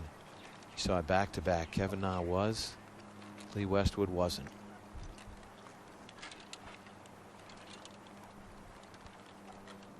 And I do think it gets more and more challenging for Lee as he gets closer to the hole. Now Stenson,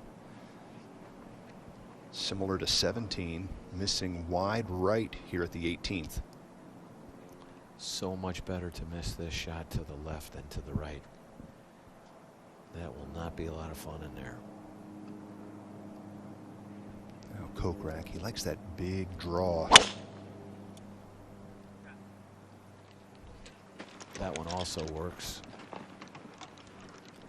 which is kind of straight, rather long. Straight down the fairway is pretty good.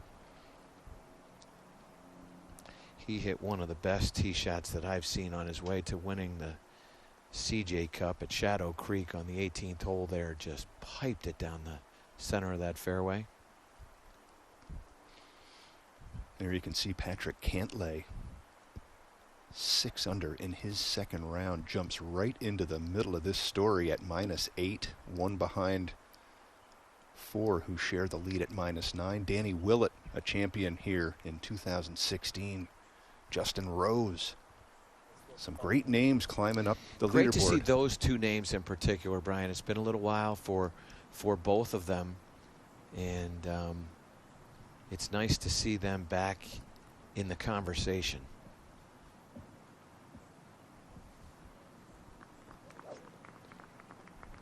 Just a beautiful, peaceful, late day look here at the opening hole at Augusta National. Kevin Na at number 1.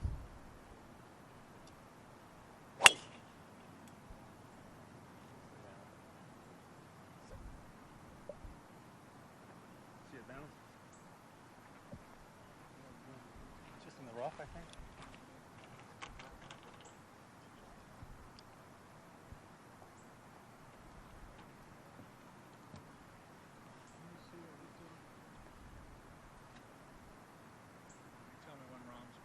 See a little breeze on Kuchar's shirt.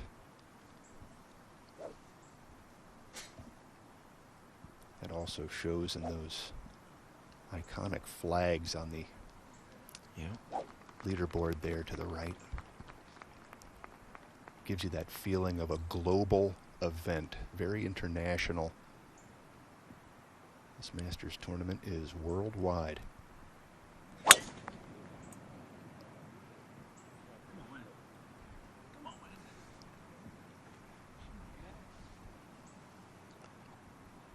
That'll be a slight uphill lie for Matt. But in the fairway.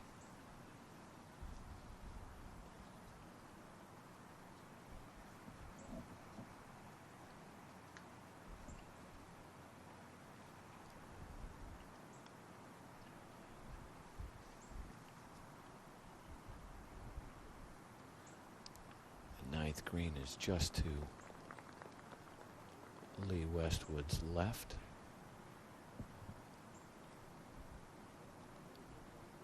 Without the patrons, you do hear different things at the Masters than you have before. Westwood now from the first.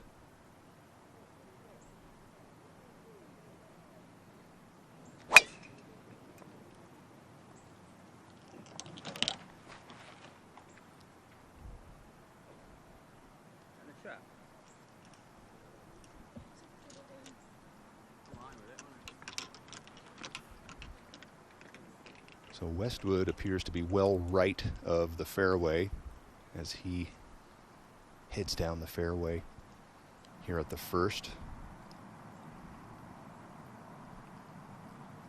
Back to 18, and Xander Schauffele from 164.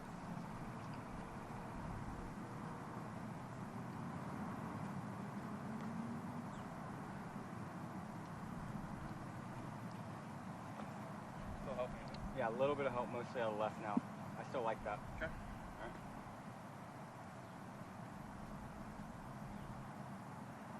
Gotta commit.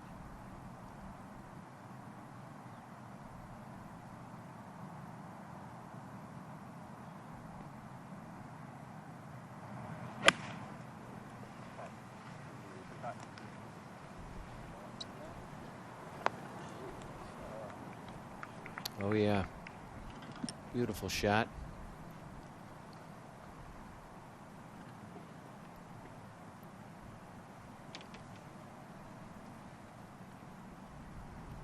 Such a great lesson there, Michael, that he had some form of doubt creep in and he was able to step away and gather himself and went through the routine.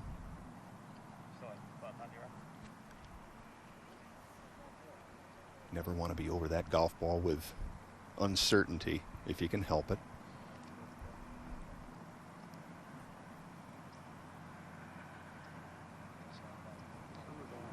So this, the third shot of Stenson, after punching through.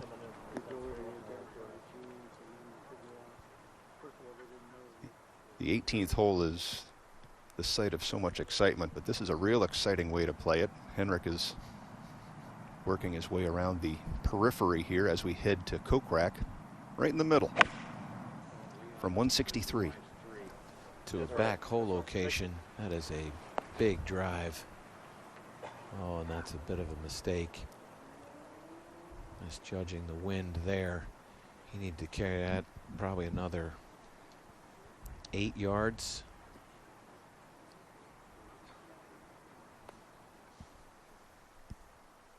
Jason Kokrak in his first Masters, gaining some education in his first 2 rounds for sure. 7 times in the PGA Championship and 4 at the US Open, 2 at the Open Championship. Best finish in a major, a tie for 17th. And he got into this Masters through his great play, picking up his first win at Shadow Creek in the CJ Cup.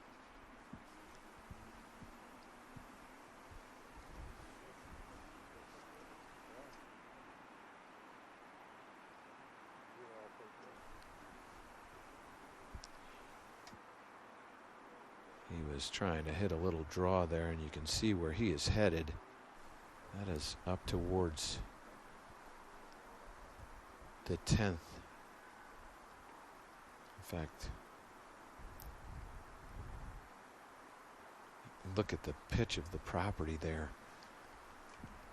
That is normally where the patrons would be seated. Henrik taking a very interesting walk here at the 18th hole. Kuchar at the first. This his approach. Doesn't seem to like it. This is what I was talking about with that slight uphill lie. It's so easy to get it to the left. He was fortunate to get it hole high.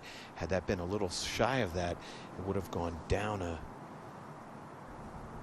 slight hill there.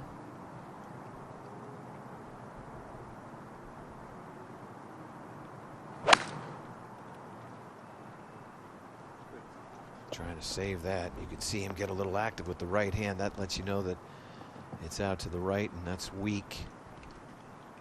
This will be a very challenging up and in.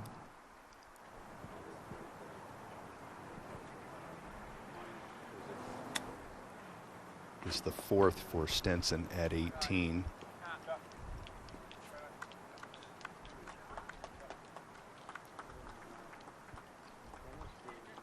Pretty good touch there. Yep.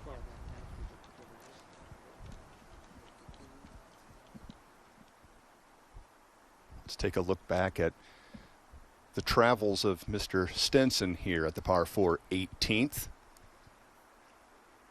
Kind of down the right side, down the right side. Couldn't quite escape the forest there to the side of the 18th fairway, but finally on and has a fairly straightforward roll at bogey.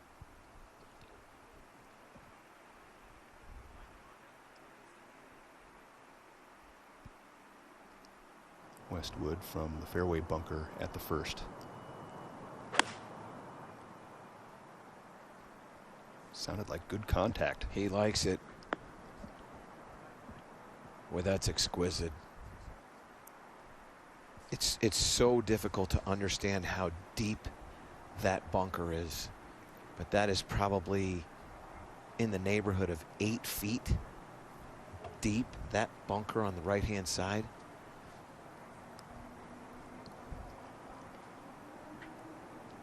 The setting sun just accentuates the see the length of the 3 shadows. different plateaus here.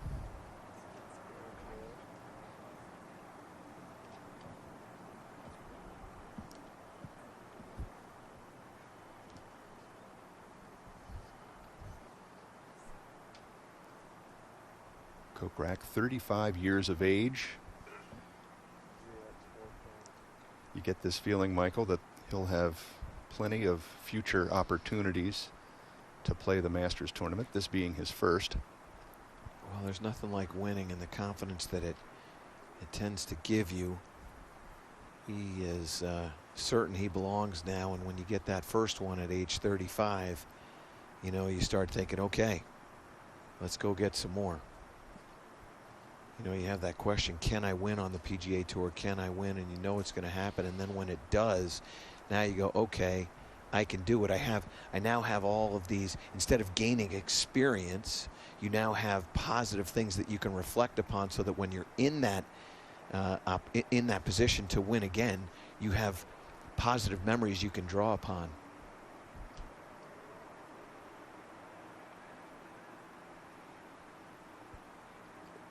Two great shots lead Schauffele to this birdie opportunity, and he'll have to tap in for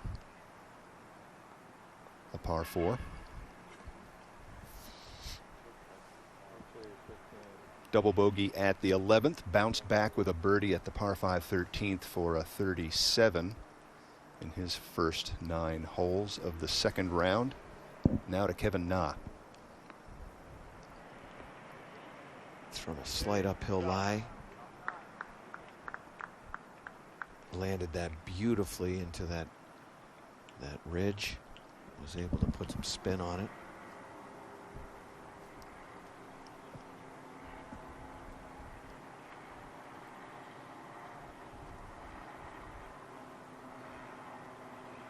It's a big putt for Jason.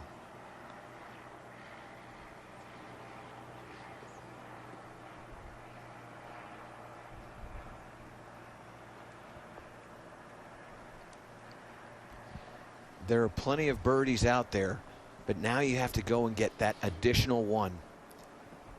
Cut is pretty firmly at even. He's going to have to play his next 9 holes at 4 under par. Kuchar from the left side of the first green.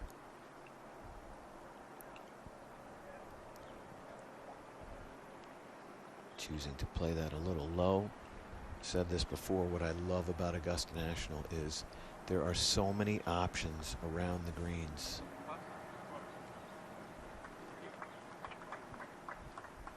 So Stenson a roundabout bogey 5 there at the 18th.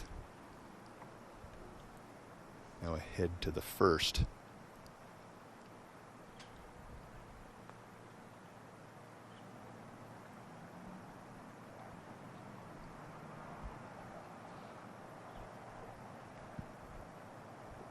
Brian, you made a good point. As the shadows start to move in and the greens start to get covered in shadow, it becomes a little bit more challenging to read these greens, and I think that's what you're going to see from Lee and these other players in our featured group coverage.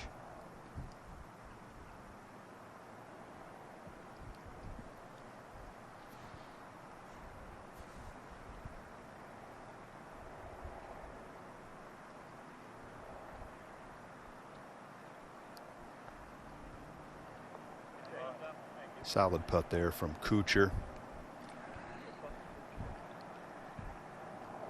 Trying to settle down after a 39 in his first 9 holes today. Started on number 10. He was in a tie for 12th last year.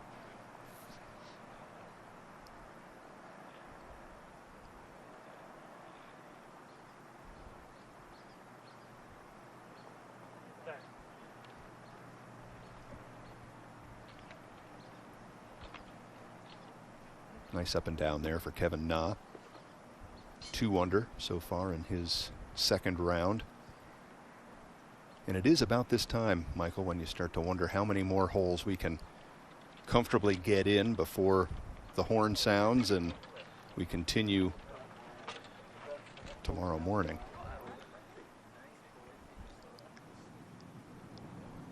Back at the tee here at number 1, Xander Schauffele. Birdied this hole in yesterday's round.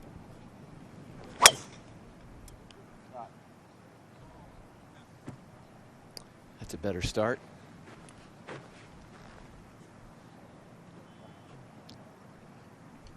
Just flirting with that bunker down the right-hand side.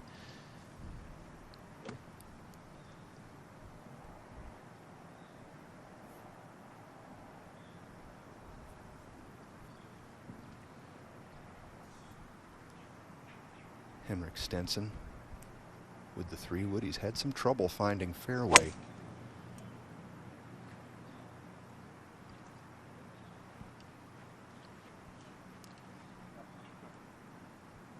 That should settle him down. Sometimes, Michael, all you need is that one good feeling swing, clean contact, get you back on track. We saw him struggling at not just 18 but 17 as well, and back back in the fairway. Kokrak now.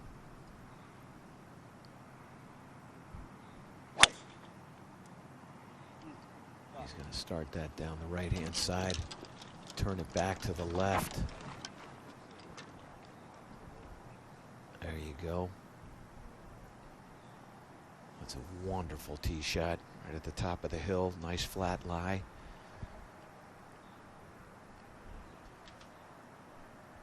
It's the thing about club head speed around here. You can, on this first, you have to be able to hit it far enough to get it up to the level lie there, as we see another beautifully played tee shot on hole number 2 that'll run down the hill.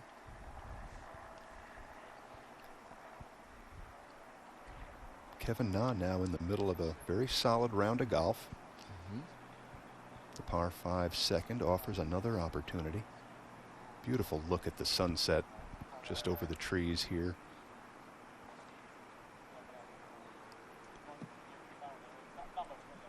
Decision time for Cooch.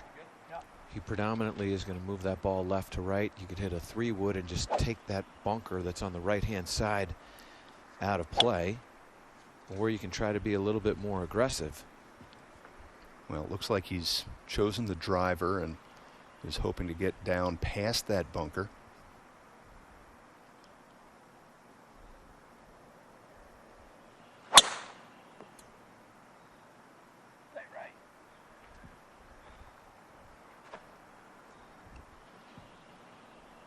Oh, that's wonderful. That's going to release nicely. Just flirting with the second cut, but a good little slot to run down there at the par 5 second. He's going to have to move that ball right to left on that second shot, but that's a wonderful play. He's not a big fan of that right to left shape, though, is he? No.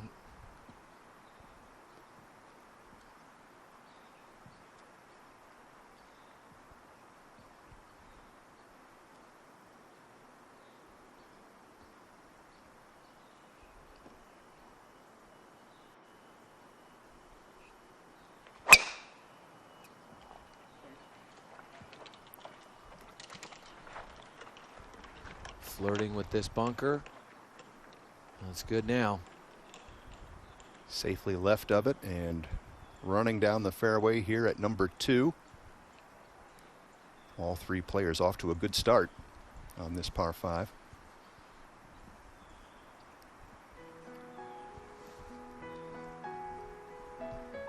So the sun is setting on a second day of action here in the 84th Masters. You're watching featured group coverage.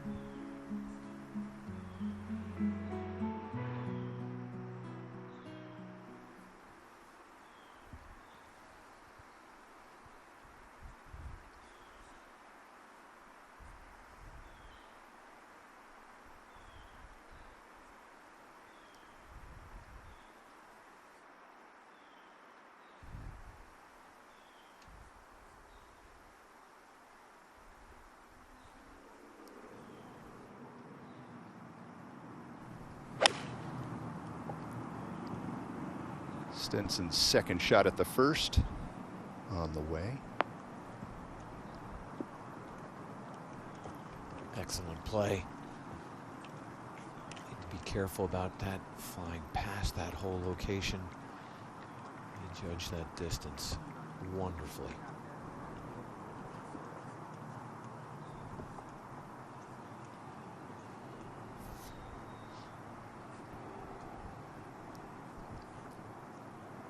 Michael, here's a look at how close Schauffele's drive was to trickling into that very deep fairway bunker at the first.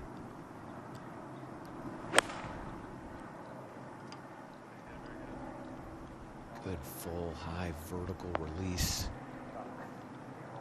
Careful there, that'll funnel back down if it gained some speed, which it didn't. If he'd had a little bit of backspin on that, that one could have possibly gone off the green.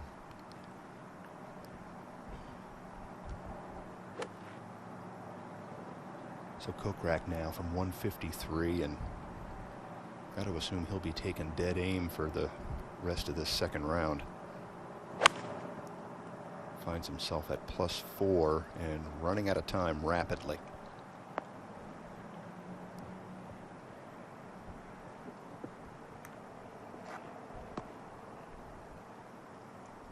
He's going to have some opportunities, no doubt about that, and that's one that may have gotten away from him. 153 yards. That's not a, you know, it's just a little wedge. Yeah, he had a good line, but looked like about a half club short. As we take a look at those leading this Masters tournament, Dustin Johnson, who has done so well here over the years. He's done just about everything but win, along with Justin Thomas, Answer, Cam Smith, all at -9. Cantlay, one of the 66s out there today, he's at -8. Louis Oosthuizen playing a nice round of golf. Paul Casey even on his round. In his second round, you saw Webb Simpson there at 4 under par, 1 over on his round today. And Ricky Fowler, after making a triple bogey, bounced back to get it in at 2 under. It's nice to see his name back up on the leaderboard. Let's take a closer look at the drives here from our featured group on the par 5 second. Look at where Matt Kuchar got his golf ball too.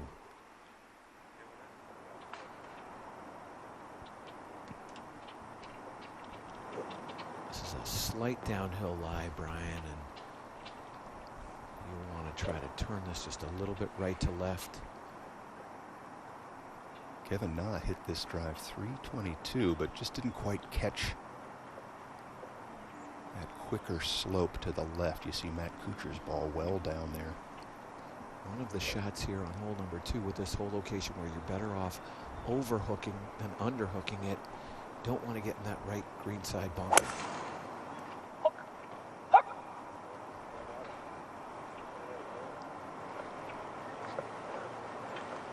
Oh, that's fabulous. That is a great shot from Kevin Na. And we're watching some Westwood this year. Let's take a look at this approach in 2015, his second here at number 2. Come on. Yow! That's the right reaction. You think that's in the back of his mind right here? I'd put that in the front of my mind. From 238 now, Lee Westwood.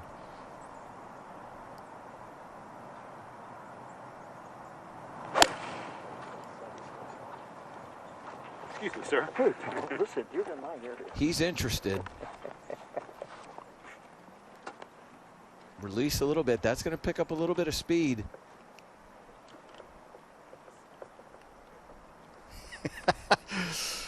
Beautiful shot. You know, not necessarily compared to that beauty from 2015, but 2 incredible swings from Lee Westwood here at the par 5 second. Brian, this is one where you really are trying to hit a big bender from 225. This will be a little bit low.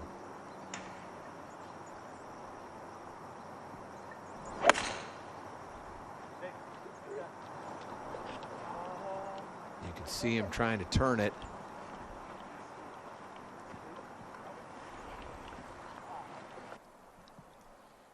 So Kuchar had to work that ball around the pines a touch.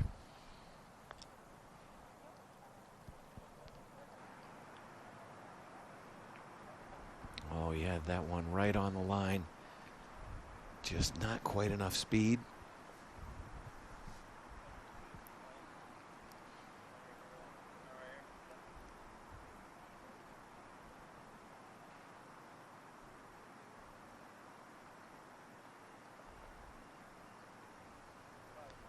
That's a 4.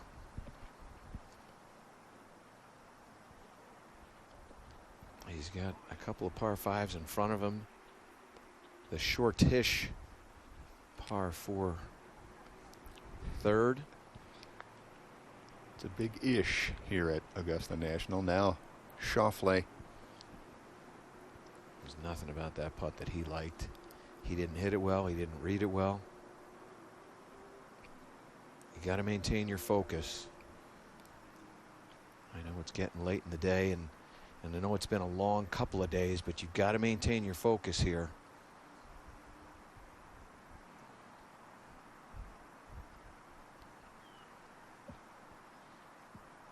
Henrik Stenson needs to get a couple of birdies on this 9 holes.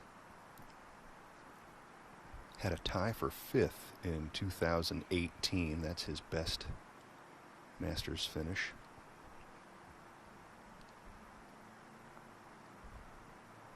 And of all 15 appearances, the only top 10.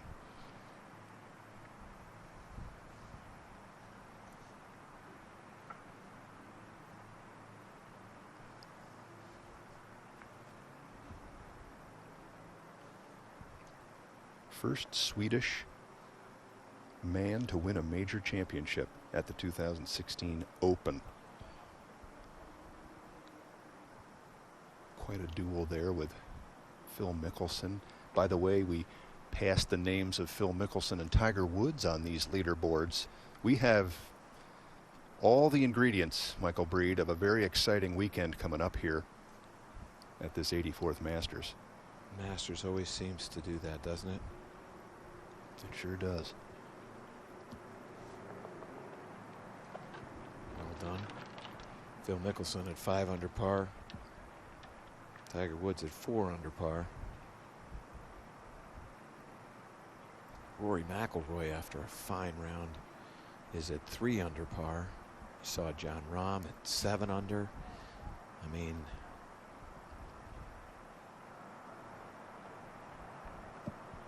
it is going to be a fabulous couple of days in front of us. Well, Stenson hoping he can be a part of it at +2. He needs to make some birdies. Now to the second, and Kuchar.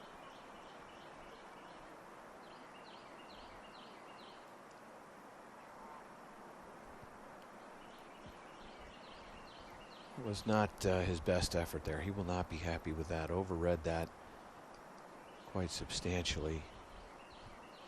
And now he's going to have, for a guy that had the shortest approach, he's going to have the hardest challenge for birdie. Both players looking at eagle efforts.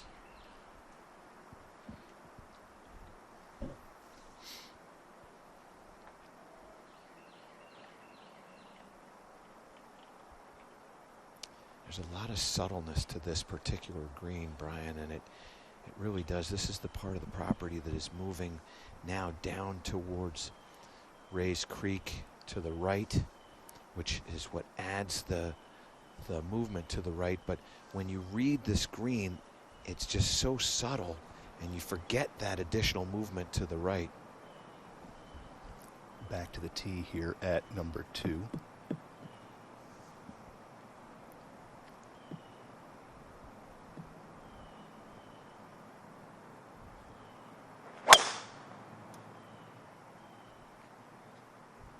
Lucky. Lucky.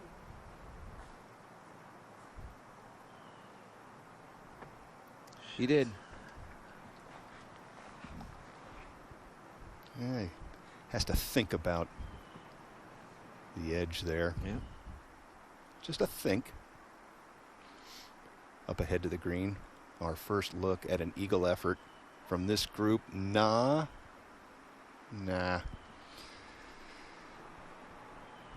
Nice to have a tap-in birdie, though. Now Kokrak. Big drive here. Birdied this hole in the first round. This appears to be exactly where you want it. Maybe turned it a little bit more than he wanted to the left, but have to avoid that bunker. You get into that bunker, you cannot reach this green in 2 shots. All right, here's our second chance, Michael. Westwood's in great position after 2 beautiful shots. So bring it right back to even par on his round and 4 under for the tournament.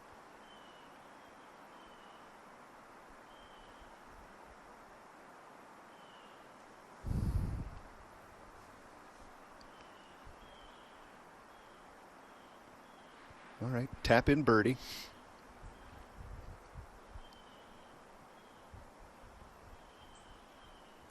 Wasn't able to take advantage of the 2 par 5s on his first 9 holes. He's done so here. Stenson with 3 wood taking on those fairway bunkers. Just staying short of him. He's always been a little bit gun shy of pulling the driver out, and he loves that 3 wood, as you have said on many occasions. Had some trouble earlier in the round, but that's 2 straight fairways hit with the 3 wood. As we go forward to Kuchar.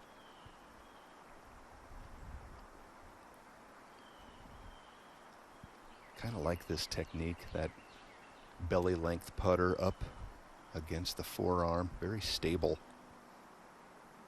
Got to keep the speed up here. All right.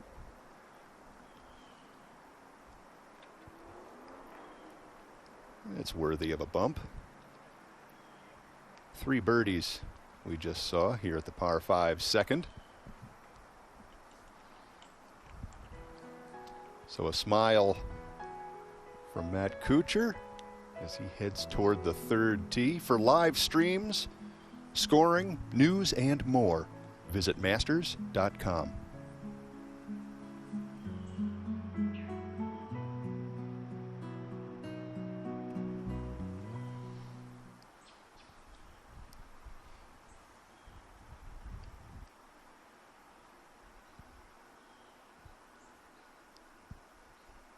Very peaceful, very calm out here. The winds really haven't picked up that much. I thought they might, like they did yesterday, but it's just beautiful. Supposed to get a little bit of wind on Sunday. Tomorrow, they're saying sort of 5-6 miles an hour wind, which is not much. You got to keep your focus going here. One of the things I love about this golf hole, all the options, all the choices you have, especially at the tee. Yep.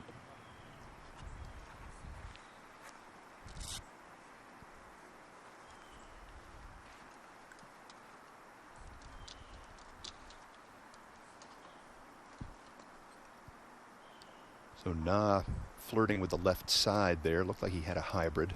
Next to play will be Matt Kuchar.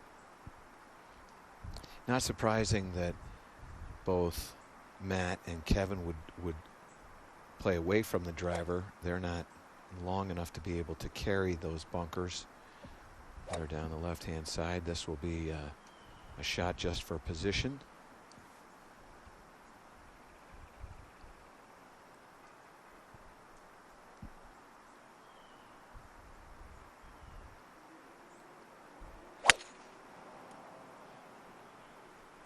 Michael, you've played this hole a number of times. I mean, are you thinking hole location at the tee box? Some players are, no doubt about it.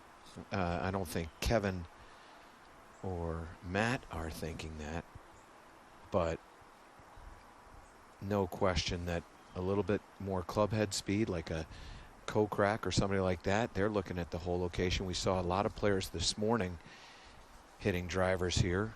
Lee Westwood, again, a guy who's going to hit a long iron. Hole location front and right.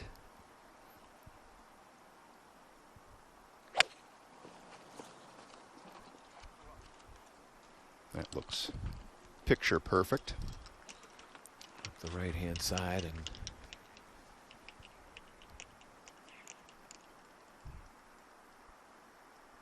because the next challenge is really spin control. That's correct. Stenson second on the way at number 2, and that's That's a solid shot. In fact, very close to being a fantastic shot. You know, it's one of the things that people don't really talk about so much nowadays because you don't see it a lot, but he has been and remains one of the best fairway wood players in the game. You saw that shot right there. He didn't take on the bunker, laid up shy of it, and then right at the place that he was trying to get it. Now, Kokrak needs to draw this pretty significantly from right to left. And he's done it. That's a good leave. Be a fairly straightforward pitch shot.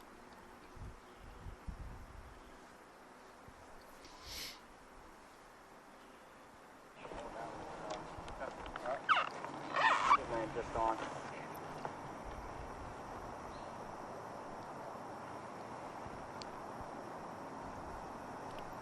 Just up against the edge of that second cut. Shouldn't be too much of an issue for Schauffele now from 213. Yeah. That second tree. Yeah. Hey, don't be afraid. Yeah, I know. I was just making sure if it's got to be more of a sweep. Yep, I can get that. He is looking up there, Michael, at some limbs he has to negotiate. It's just a matter of how much he wants to turn it from right to left.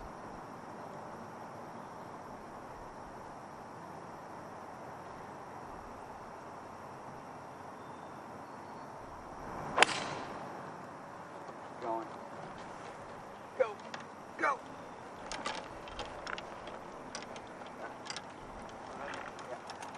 All right.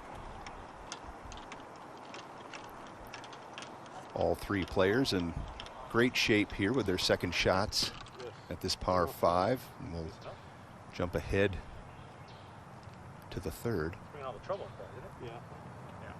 Yeah. Yeah. It could spin too. Right? 24 hole? Correct. Playing like 27? Yep, exactly. 128 shot.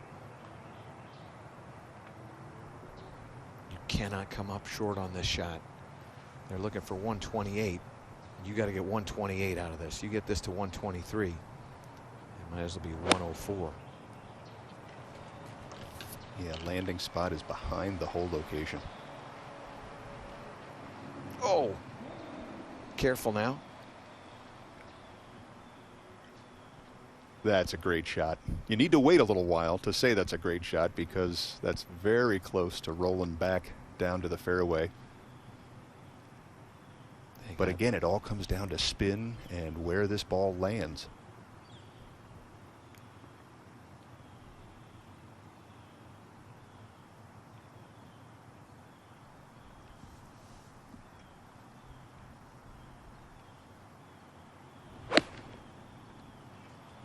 Westwood from 120.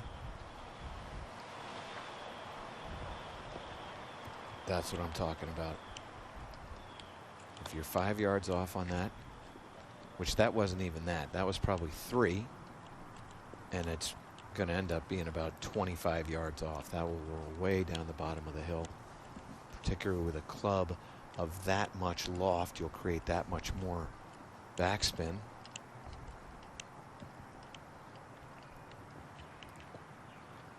Kuchar now the only player to hit driver from the tee.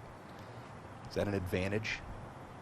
Well, now you can see a lot more of the green. But you're really hitting this shot sort of in between the hole location and that split pine that's about 12 feet to the right of the hole location.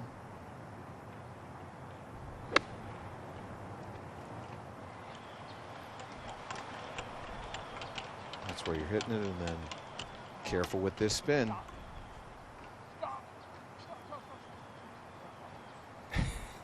You can hear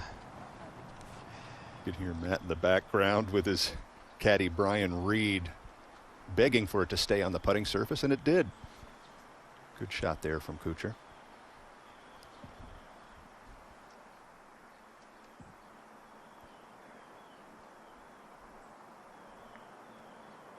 Third shot from Kokrak. Oh, he was looking for a little bit more spin there. He didn't get it. Now he's hit it into a putt that's gonna, you got to give the hole away on that putt. Yeah, he's got some work left for birdie there. At one point, he was 3 under in this tournament yesterday. And now he is in real danger of missing the cut.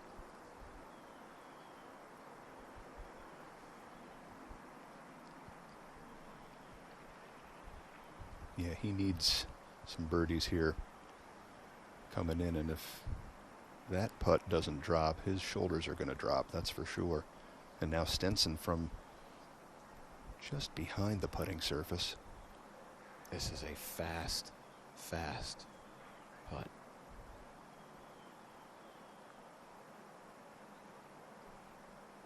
Pick up speed right in here. All right. Really don't want to keep that one short of that hole location. You want to be putting back up towards the clubhouse. So a better leave there for Stenson. And now to Westwood. Playing a crafty little shot. All right. I mean, that's creative. You have to do that. It's one of those, if you decide to play that a little bit up into the air, and again, you miss it by a couple and you put a little bit of spin, all of a sudden you're back down there with the same shot again. But that tells you there's just perhaps a little lack of confidence in that club with a leading edge.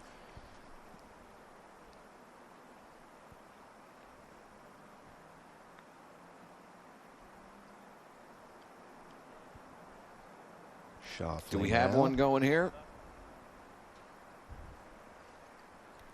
Beautifully judged. I think the reason why you see that shot from Westwood is where he has grown up. I think that influences. There's a little bit of confidence as you're keeping it low to the ground as we watch Cooch trying to negotiate this one. Wow. That ball just held on to the lip. So 2 straight birdies now for Matt Kuchar. They were talking to that golf ball a lot on the approach and a lot on that putt. That ball hurt a lot here at the 3rd. Currently 60 players at even or better. Cooch would like to get a little more insurance here as he closes out his 2nd round. And that will happen tomorrow morning. He's been working hard to get this back to where he started. He makes that birdie on number 2. You don't want to give it up on the very next hole.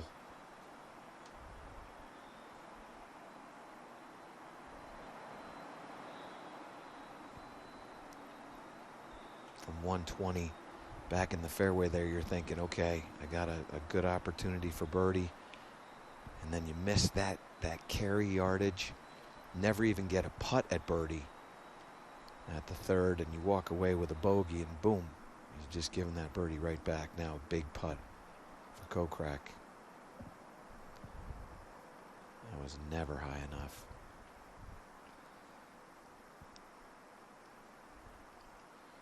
Yeah, you can see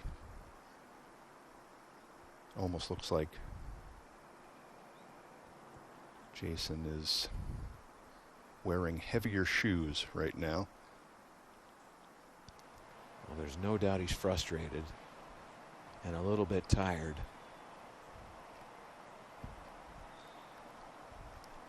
Up ahead to the 3rd.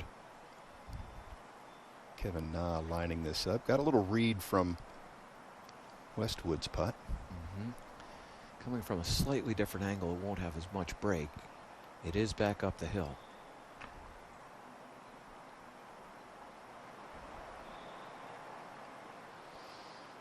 Just overread that.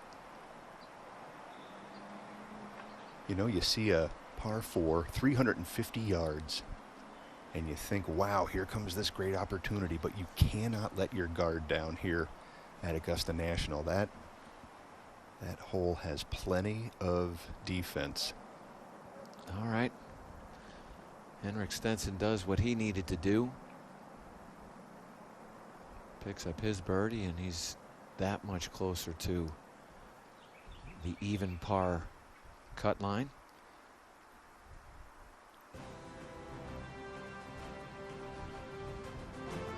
Take a quick look at the leaderboard there. Dustin Johnson among those at -9. Some great names here. Oosthuizen among those at 7 under. Hang on for me.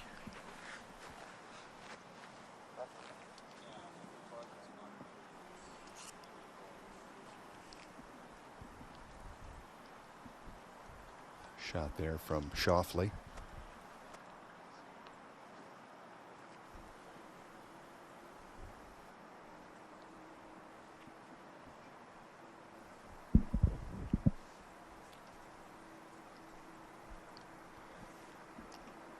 Okay, Henrik Stenson now at the 3rd tee.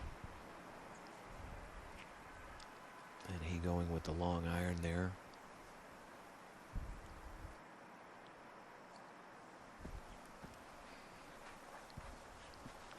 So Stenson looks to be down the right side.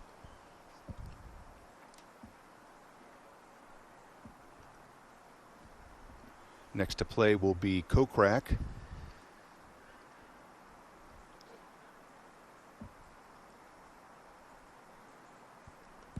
He's got the club head speed to get there. The question is whether he's going to effort that. Looks to be less than a driver here. 177 miles an hour of ball speed. Beautiful shot there from Jason. He's right up close to the putting surface.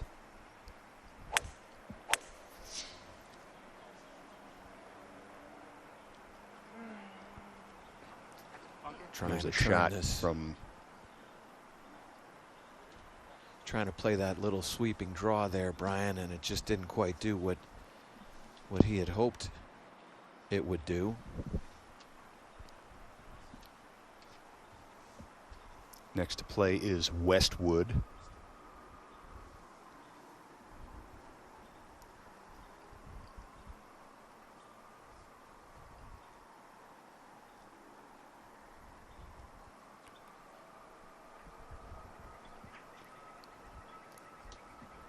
Going with a little bit of a longer iron here.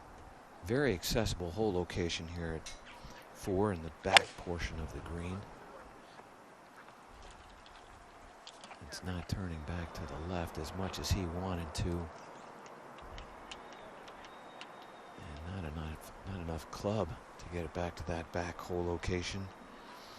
That hole location is 29 paces on the green of a green that is 35 yards deep.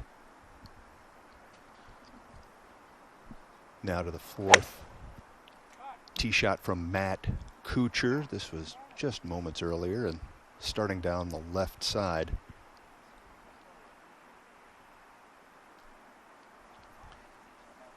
That's not a bad leave right there. That'll be he'll be playing back up the hill. So not a bad leave. Dustin Johnson, Justin Thomas, Abraham Answer, and Cameron Smith all at 9 under par, one ahead of John Rahm and Patrick Cantlay. Cantlay with a 66 today. Some great play from him in the 84th Masters.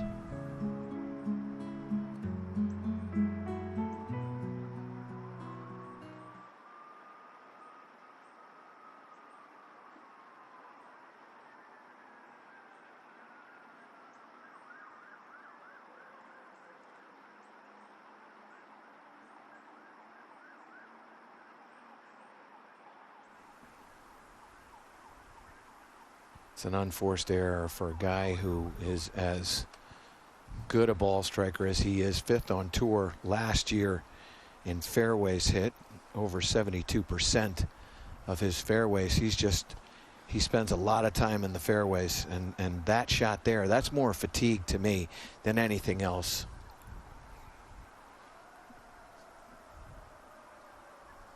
And now you've got to You have to make sure you protect this bogey now. Give yourself a putt for par. Don't compound the problem.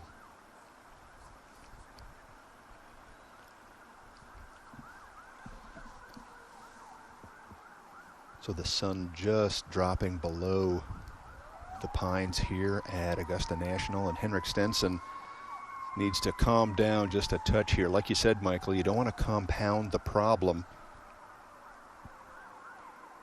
Yeah, you've got to respect this shot. That whole location here at number 3, only about 4 paces onto the green. You've got to hit this past the hole location slightly to the right, try to put some spin on it, bring it back down to the hole that way. Yeah, the big miss here is short and left. Mm-hmm.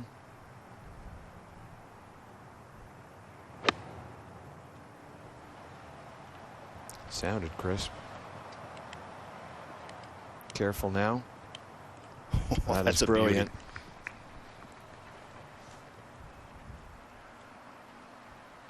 He judged that spin beautifully there. He did. Took a little speed off the swipe, and it didn't zip back, as we've seen from some of the other approaches there at the 3rd. And now a quick look at Kevin Na in the bunker here at the par 3 4th. Club switch, so he might decide to be trying to get this to release a little bit more. Well, he decided on the right wedge.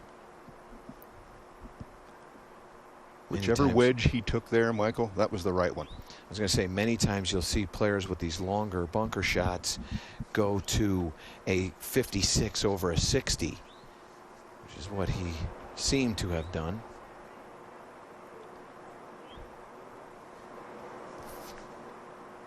Xander Schauffele now. Now, one of the things that he had as an advantage was not that tight lie in the fairway. Two beautiful bunker shots there at the par 3 4th. But back to Schauffele's shot, you know, he didn't quite have to nip it so tightly from the fairway. He had a little bit of turf between club face and ball, and he controlled it. I will tell you that that's a little bit of intention. He probably hit that driver there as Kokrak plays his second, hit his driver down to the left to try to play back up the hill, and that's that position with the club head speed. That's that position that we were talking about before. He's able to stretch that to the left, and now all of a sudden he's hitting into a little bit of a longer green with a little bit more green to work with. So a veteran move there from Schauffele. I like that. Kuchar at the 3rd. This is holeable. I'm sorry, the 4th. Good little pitch there. Yeah, it's back up the hill on the par 3, and it all depends on how the green catches the ball there.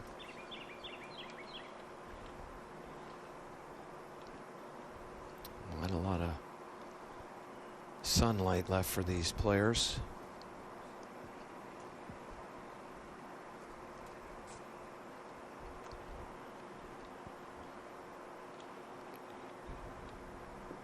Yeah, the crafty play here at the par 4 3rd from Xander Schauffele. Able to take some spin off that approach. And he's in good position here for a birdie effort. This is one of the straightest putts at Augusta National where he is, and you have to make sure that you don't break into it. You're so used to at Augusta National looking at putts and under-reading or misreading. This can almost play tricks with you, particularly at this time of evening where you're not quite sure, and you can see as they pace around. But this is a very straight uphill putt. While we wait for that, up ahead to the 4th, and Kuchar with a nice up and down. Good par save there for Matt. Yeah.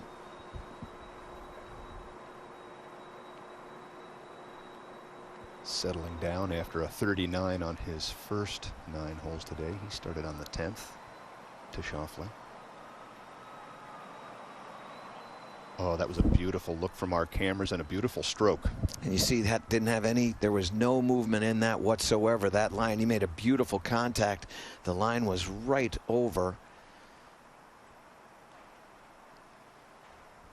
So Schauffele back to 6 under par, and a big part of the story here heading into the weekend of this 84th Masters.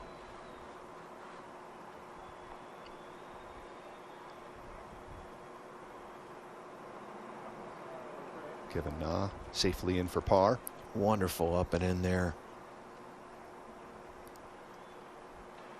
No bogeys on the scorecard in the second round for Kevin Na. Okay, there's one. He's going to need 3 more, but there's one.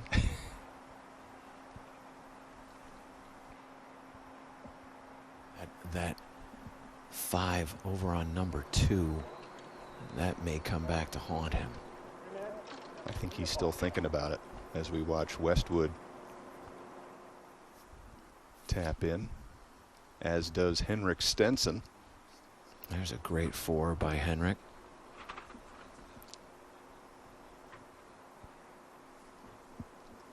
Yeah, Michael, we're very close to darkness and the end of play. Will they try and get another hole in here?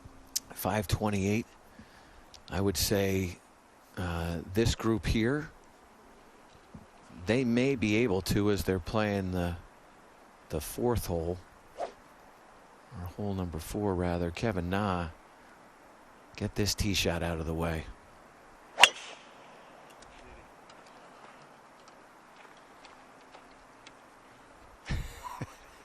So you could tell he wanted to get that ball into play. That is a difficult tee shot, and you know, he's loose, he's playing well, hasn't made a bogey, wants to get that one under his belt before tomorrow. He's been striking the ball nicely. He had 18 greens yesterday. Not the score that he wanted.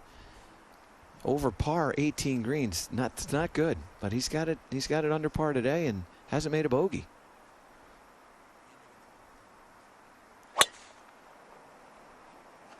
Kuchar on the way. He's anxious, kind of close to those bunkers.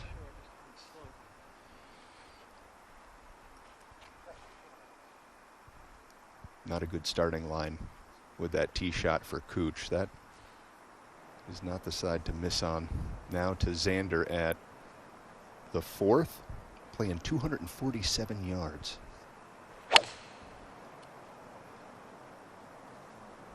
Trying to turn it back to the left, and it's just not cooperating. It's on there. I'll be curious to see what he does, because long putts at night are not easy to judge distance. If I had to guess, I'd say he's going to mark that one, because that will be a challenge. Ahead to the 5th and Westwood. He's got that movement to the right away from the bunkers. That's an excellent tee shot. Great position there from Westwood, and there is the horn.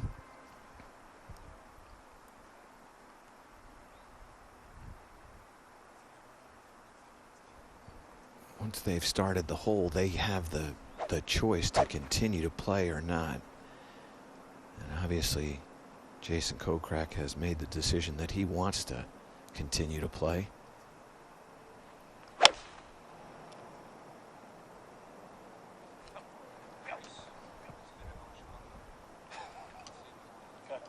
Can't tell where it's at. Just over the bunker and on the green. That's it. Appreciate it.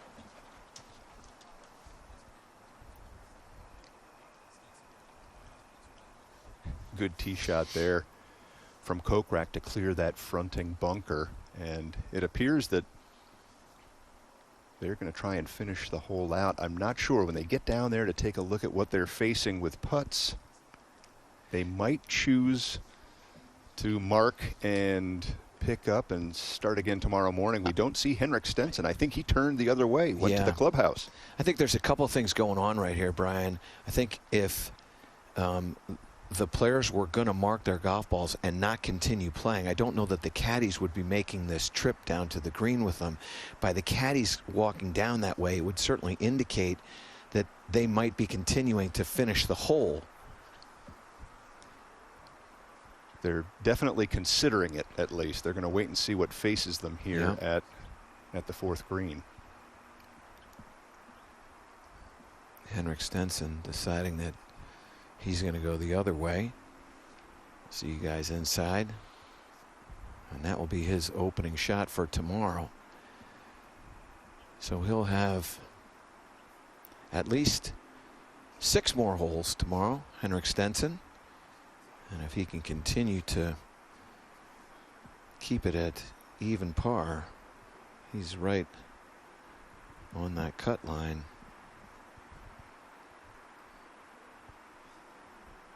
Well, I'm anxious to see here if Kevin Na and Jason Kokrak decide to continue play here at the par 3 4th. Like we've been saying, Michael, as the shadows grow and it gets a little darker, it's harder to see the undulations, harder to gauge some of the movement on these putting surfaces. Yeah. The question is it harder to do it now or to come out and have this as your first shot well, of the that's day? the thing is I've always thought it was harder to start hitting putts to finish a hole rather than to tee off. And I think that, and you can see he's got the putter out, so he's going to finish this hole. That was what I believed as the caddies were going down there, that would have been the intent.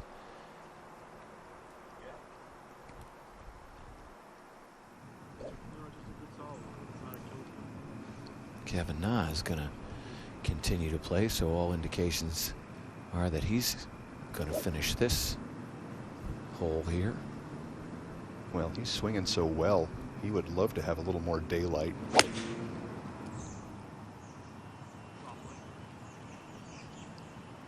Started down the right side. Oh boy, that's a beautiful shot and a wise decision now, isn't it? Yep, Kevin just wishes there was a little more sunshine. He's playing really well here in his 2nd round.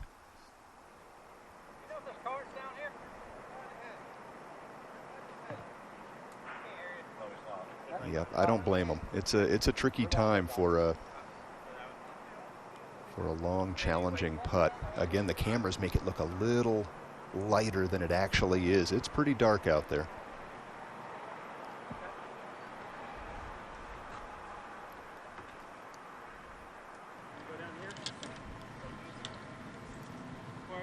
Done deal. Can we go get a steak sandwich?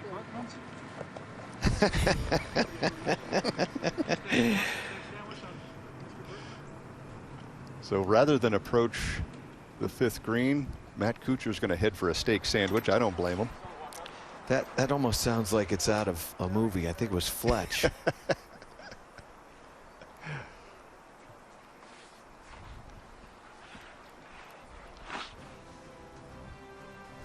So an exciting 2nd day here at the Masters and some great scores. We see 66s on the board, but -9 is the number. And featured group coverage will begin again tomorrow. We will resume our coverage at 7:30 a.m. and that will be to conclude the 2nd round before heading into the 3rd round.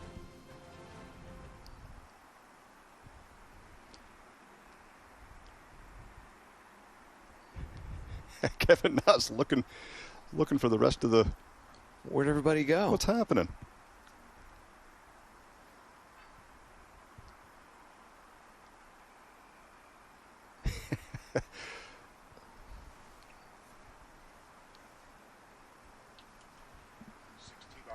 That is one of the most beautiful green complexes too. Hole number 5. You see where he landed that golf ball, and that will be his, seems to be, that will be his opening shot for tomorrow.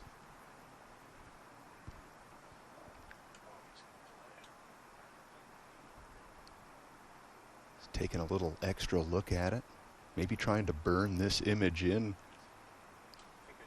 Well, I don't see a caddy and I don't see a putter, so I doubt that he's going to hit this, but we'll see. There he is.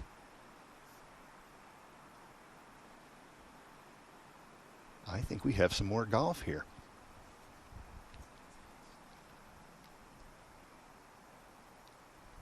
He just marked it with a coin.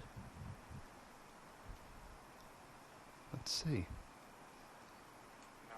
That's it. He's going to be exiting the green off to the right-hand side. We saw Xander protect that marker with a couple tees. Not the case with Kevin Na as he walks away. He'll be faced with that putt tomorrow morning to finish off his second round. The coverage will begin at 7:30. Again, Dustin Johnson, Thomas, Answer, and Smith all at -9 and some incredible golf. Great rounds out there today. Some 66s. 68 from Sebastian Munoz. Mickelson, Koepka among those at -5. Matsuyama has been playing some great golf. He's at -7. This is where our second round grouping stands, all in red figures.